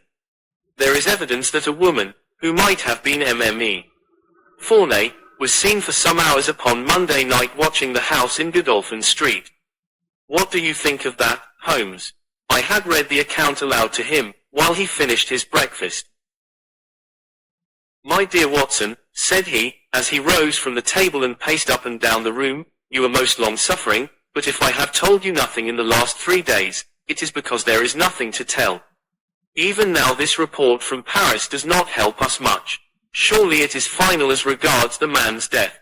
The man's death is a mere incident, a trivial episode in comparison with our real task, which is to trace this document and save a European catastrophe.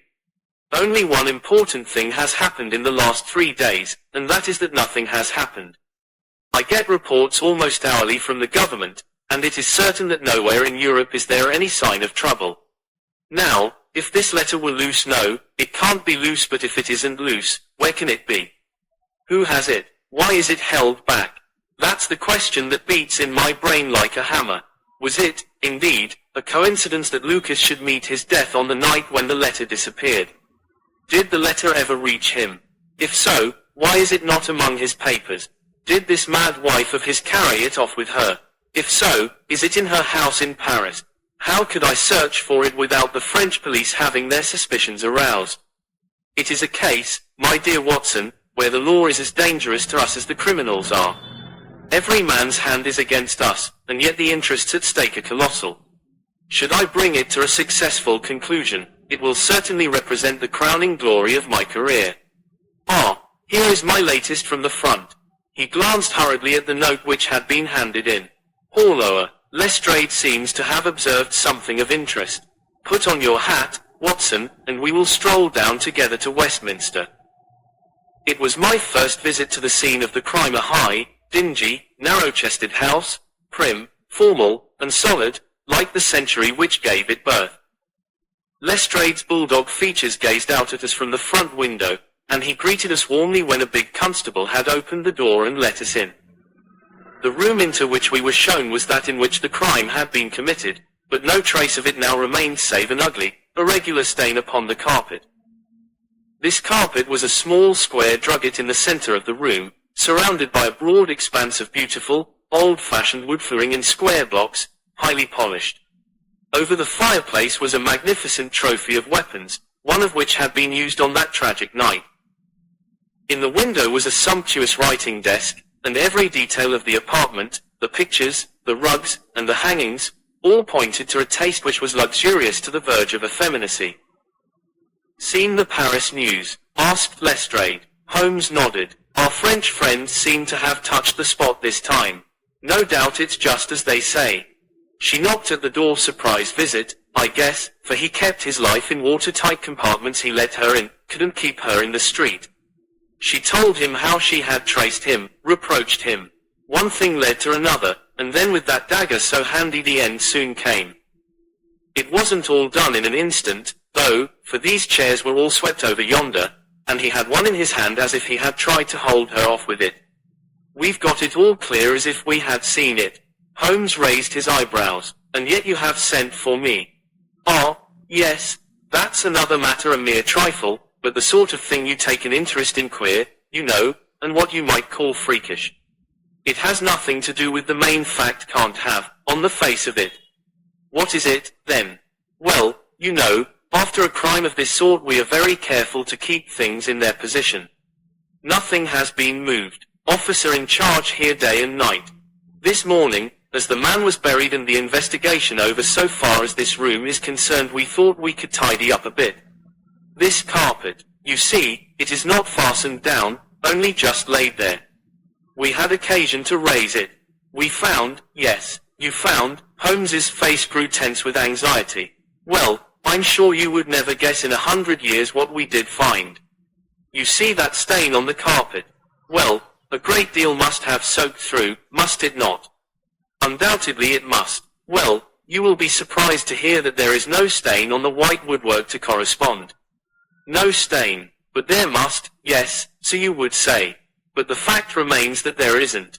He took the corner of the carpet in his hand and, turning it over, he showed that it was indeed as he said. But the underside is as stained as the upper. It must have left a mark. Lestrade chuckled with delight at having puzzled the famous expert. Now, I'll show you the explanation. There is a second stain, but it does not correspond with the other. See for yourself. As he spoke he turned over another portion of the carpet, and there, sure enough, was a great crimson spill upon the square white facing of the old-fashioned floor. What do you make of that, Mr. Holmes? Why, it is simple enough. The two stains did correspond, but the carpet has been turned round. As it was square and unfastened it was easily done. The official police don't need you, Mr. Holmes, to tell them that the carpet must have been turned round. That's clear enough, for the stains lie above each other if you lay it over this way. But what I want to know is, who shifted the carpet, and why? I could see from Holmes's rigid face that he was vibrating with inward excitement. Look here, Lestrade, said he, has that constable in the passage been in charge of the place all the time? Yes, he has. Well, take my advice. Examine him carefully. Don't do it before us. We'll wait here. You take him into the back room. You'll be more likely to get a confession out of him alone. Ask him how he dared to admit people and leave them alone in this room. Don't ask him if he has done it. Take it for granted. Tell him you know someone has been here. Press him. Tell him that a full confession is his only chance of forgiveness. Do exactly what I tell you. By George, if he knows I'll have it out of him, cried Lestrade. He darted into the hall, and a few moments later his bullying voice sounded from the back room. Now, Watson, now, cried Holmes with frenzied eagerness. All the demoniacal force of the man masked behind that listless manner burst out in a paroxysm of energy.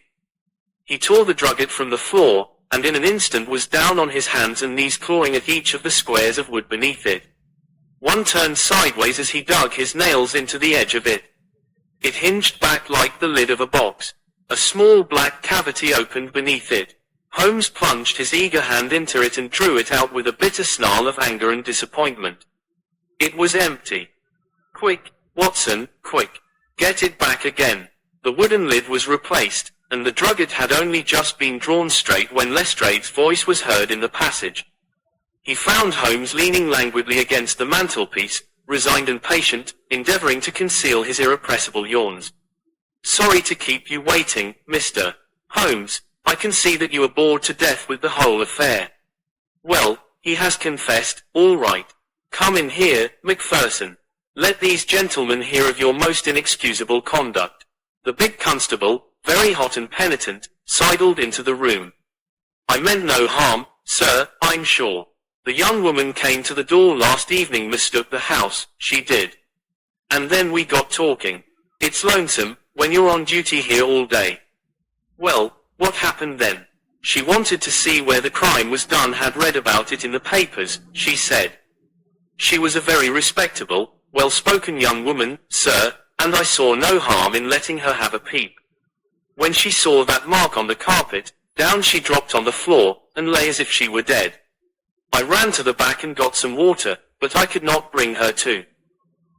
Then I went round the corner to the ivy plant for some brandy, and by the time I had brought it back the young woman had recovered and was off ashamed of herself, I dare say, and dared not face me. How about moving that drugget? Well, sir, it was a bit rumpled, certainly, when I came back. You see, she fell on it and it lies on a polished floor with nothing to keep it in place. I straightened it out afterwards. It's a lesson to you that you can't deceive me, Constable Macpherson, said Lestrade, with dignity.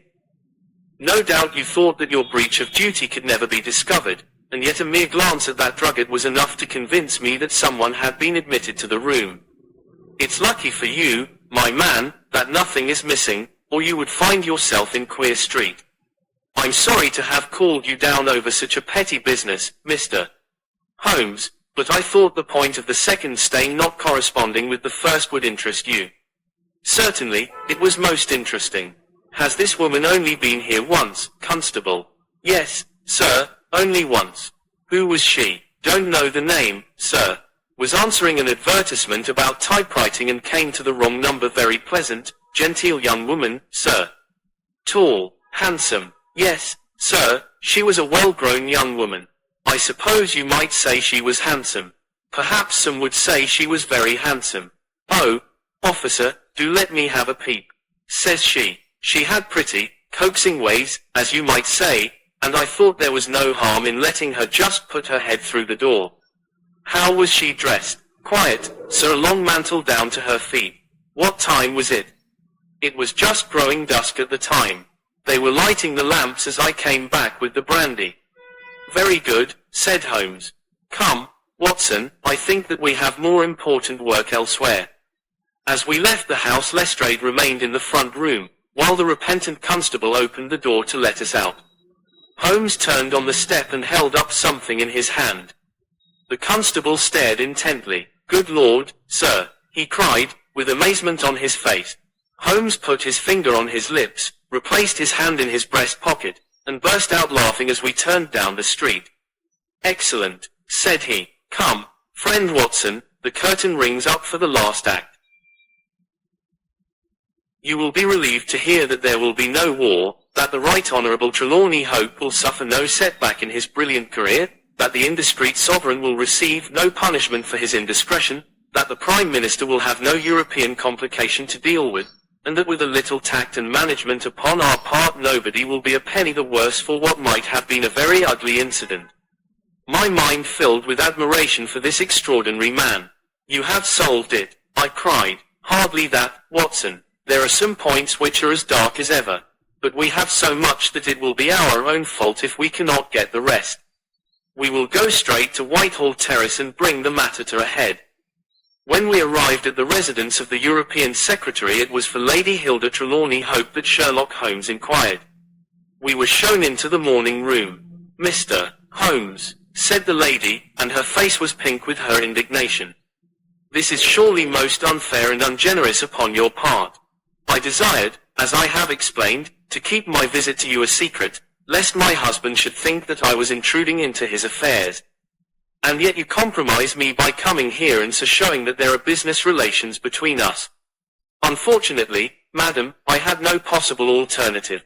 I have been commissioned to recover this immensely important paper. I must therefore ask you, madam, to be kind enough to place it in my hands. The lady sprang to her feet, with the colour all dashed in an instant from her beautiful face. Her eyes glazed, she tottered, I thought that she would faint. Then with a grand effort she rallied from the shock, and a supreme astonishment and indignation chased every other expression from her features. You insult me, Mr. Holmes. Come, madam, it is useless. Give up the letter. She darted to the bell. The butler shall show you out. Do not ring, Lady Hilda. If you do, then all my earnest efforts to avoid a scandal will be frustrated.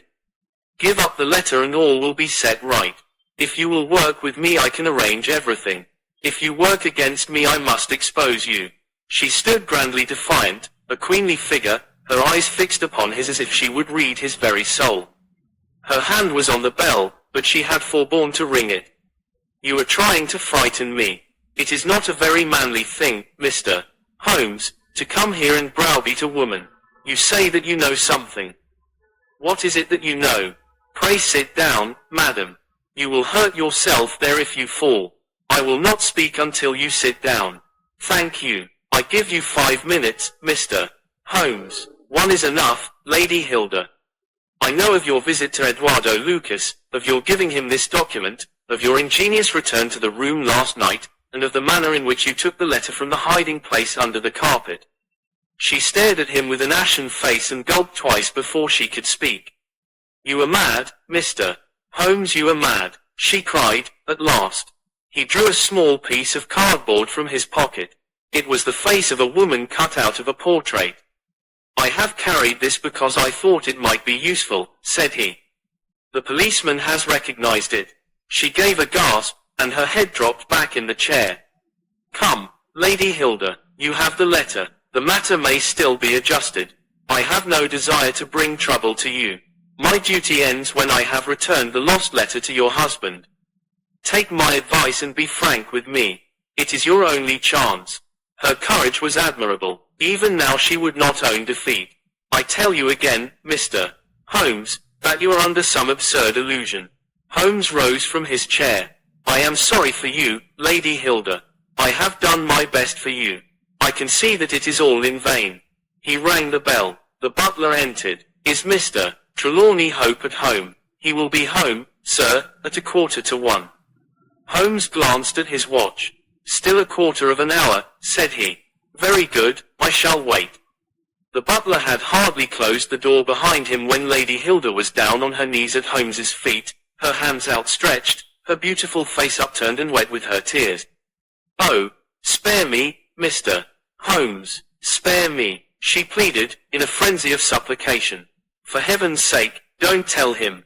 I love him so, I would not bring one shadow on his life, and this I know would break his noble heart. Holmes raised the lady. I am thankful, madam, that you have come to your senses even at this last moment. There is not an instant to lose. Where is the letter? She darted across to a writing desk, unlocked it, and drew out a long blue envelope. Here it is, Mr. Holmes. Would to heaven I had never seen it. How can we return it? Holmes muttered. Quick, quick, we must think of some way. Where is the dispatch box? Still in his bedroom. What a stroke of luck. Quick, madam, bring it here. A moment later she had appeared with a red flat box in her hand. How did you open it before? You have a duplicate key. Yes, of course you have. Open it. From out of her bosom Lady Hilda had drawn a small key. The box flew open. It was stuffed with papers. Holmes thrust the blue envelope deep down into the heart of them, between the leaves of some other document. The box was shut, locked, and returned to the bedroom. Now we are ready for him, said Holmes. We have still 10 minutes. I am going far to screen you, Lady Hilda. In return you will spend the time in telling me frankly the real meaning of this extraordinary affair. Mr. Holmes, I will tell you everything, cried the lady. Oh, Mr. Holmes, I would cut off my right hand before I gave him a moment of sorrow. There is no woman in all London who loves her husband as I do, and yet if he knew how I have acted, how I have been compelled to act, he would never forgive me.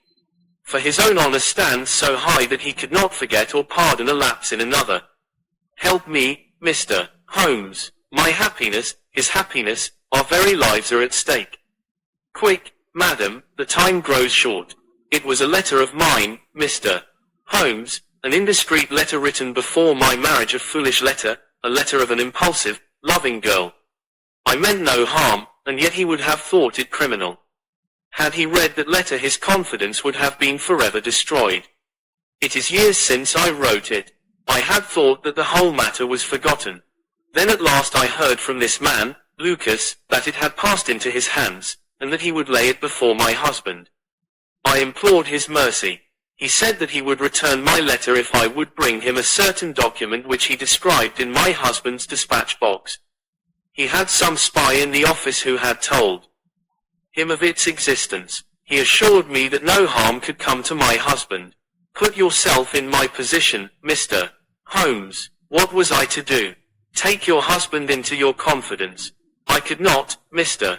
Holmes, I could not. On the one side seemed certain ruin, on the other, terrible as it seemed to take my husband's paper, still in a matter of politics I could not understand the consequences, while in a matter of love and trust they were only too clear to me. I did it, Mr. Holmes. I took an impression of his key. This man, Lucas, furnished a duplicate. I opened his dispatch box, took the paper, and conveyed it to Godolphin Street. What happened there, madam? I tapped at the door as agreed. Lucas opened it. I followed him into his room, leaving the hall door ajar behind me, for I feared to be alone with the man. I remember that there was a woman outside as I entered. Our business was soon done. He had my letter on his desk. I handed him the document. He gave me the letter. At this instant there was a sound at the door. There were steps in the passage. Lucas quickly turned back the drugget, thrust the document into some hiding place there, and covered it over. What happened after that is like some fearful dream. I have a vision of a dark, frantic face, of a woman's voice, which screamed in French, my waiting is not in vain. At last I have found you with her. There was a savage struggle. I saw him with a chair in his hand, a knife gleamed in hers. I rushed from the horrible scene, ran from the house, and only next morning in the paper did I learn the dreadful result. That night I was happy, for I had my letter, and I had not seen yet what the future would bring. It was the next morning that I realized that I had only exchanged one trouble for another. My husband's anguish at the loss of his paper went to my heart. I could hardly prevent myself from there and then kneeling down at his feet and telling him what I had done. But that again would mean a confession of the past. I came to you that morning in order to understand the full enormity of my offense. From the instant that I grasped it, my whole mind was turned to the one thought of getting back my husband's paper. It must still be where Lucas had placed it, for it was concealed before this dreadful woman entered the room.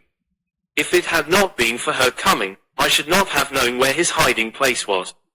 How was I to get into the room? For 2 days I watched the place, but the door was never left open.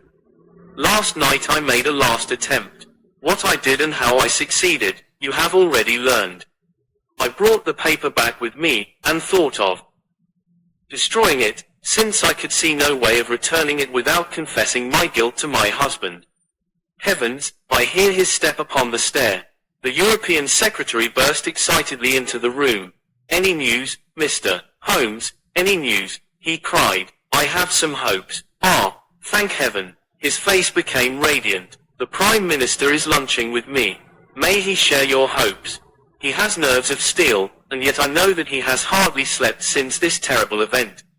Jacobs, will you ask the Prime Minister to come up? As to you, dear, I fear that this is a matter of politics. We will join you in a few minutes in the dining room. The Prime Minister's manner was subdued, but I could see by the gleam of his eyes and the twitchings of his bony hands that he shared the excitement of his young colleague. I understand that you have something to report, Mr. Holmes. Purely negative as yet, my friend answered. I have inquired at every point where it might be, and I am sure that there is no danger to be apprehended. But that is not enough, Mr. Holmes. We cannot live forever on such a volcano. We must have something definite. I am in hopes of getting it. That is why I am here. The more I think of the matter, the more convinced I am that the letter has never left this house. Mr. Holmes, if it had, it would certainly have been public by now. But why should anyone take it in order to keep it in his house? I am not convinced that anyone did take it. Then how could it leave the dispatch box?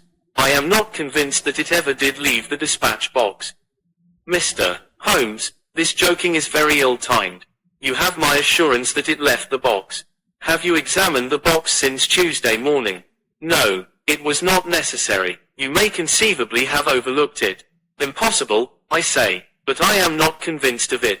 I have known such things to happen. I presume there are other papers there. Well, it may have got mixed with them. It was on the top. Someone may have shaken the box and displaced it. No, I had everything out. Surely it is easily decided, Hope, said the Premier. Let us have the dispatch box brought in. The secretary rang the bell. Jacobs, bring down my dispatch box. This is a farcical waste of time, but still, if nothing else will satisfy you, it shall be done. Thank you, Jacobs, put it here. I have always had the key on my watch chain. Here are the papers, you see. Letter from Lord Merrow, report from Sir Charles Hardy, memorandum from Belgrade, note on the Rousseau German grain taxes, letter from Madrid, note from Lord Flowers. Good heavens.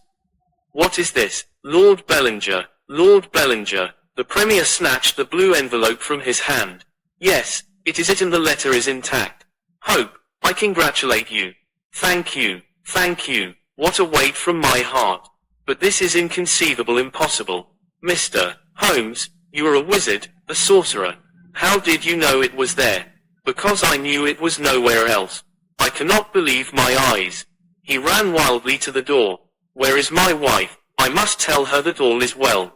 Hilda, we heard his voice on the stairs. The Premier looked at Holmes with twinkling eyes. Come, sir, said he. There is more in this than meets the eye. How came the letter back in the box? Holmes turned away smiling from the keen scrutiny of those wonderful eyes. "We also have our diplomatic secrets," said he, and, picking up his hat, he turned to the door.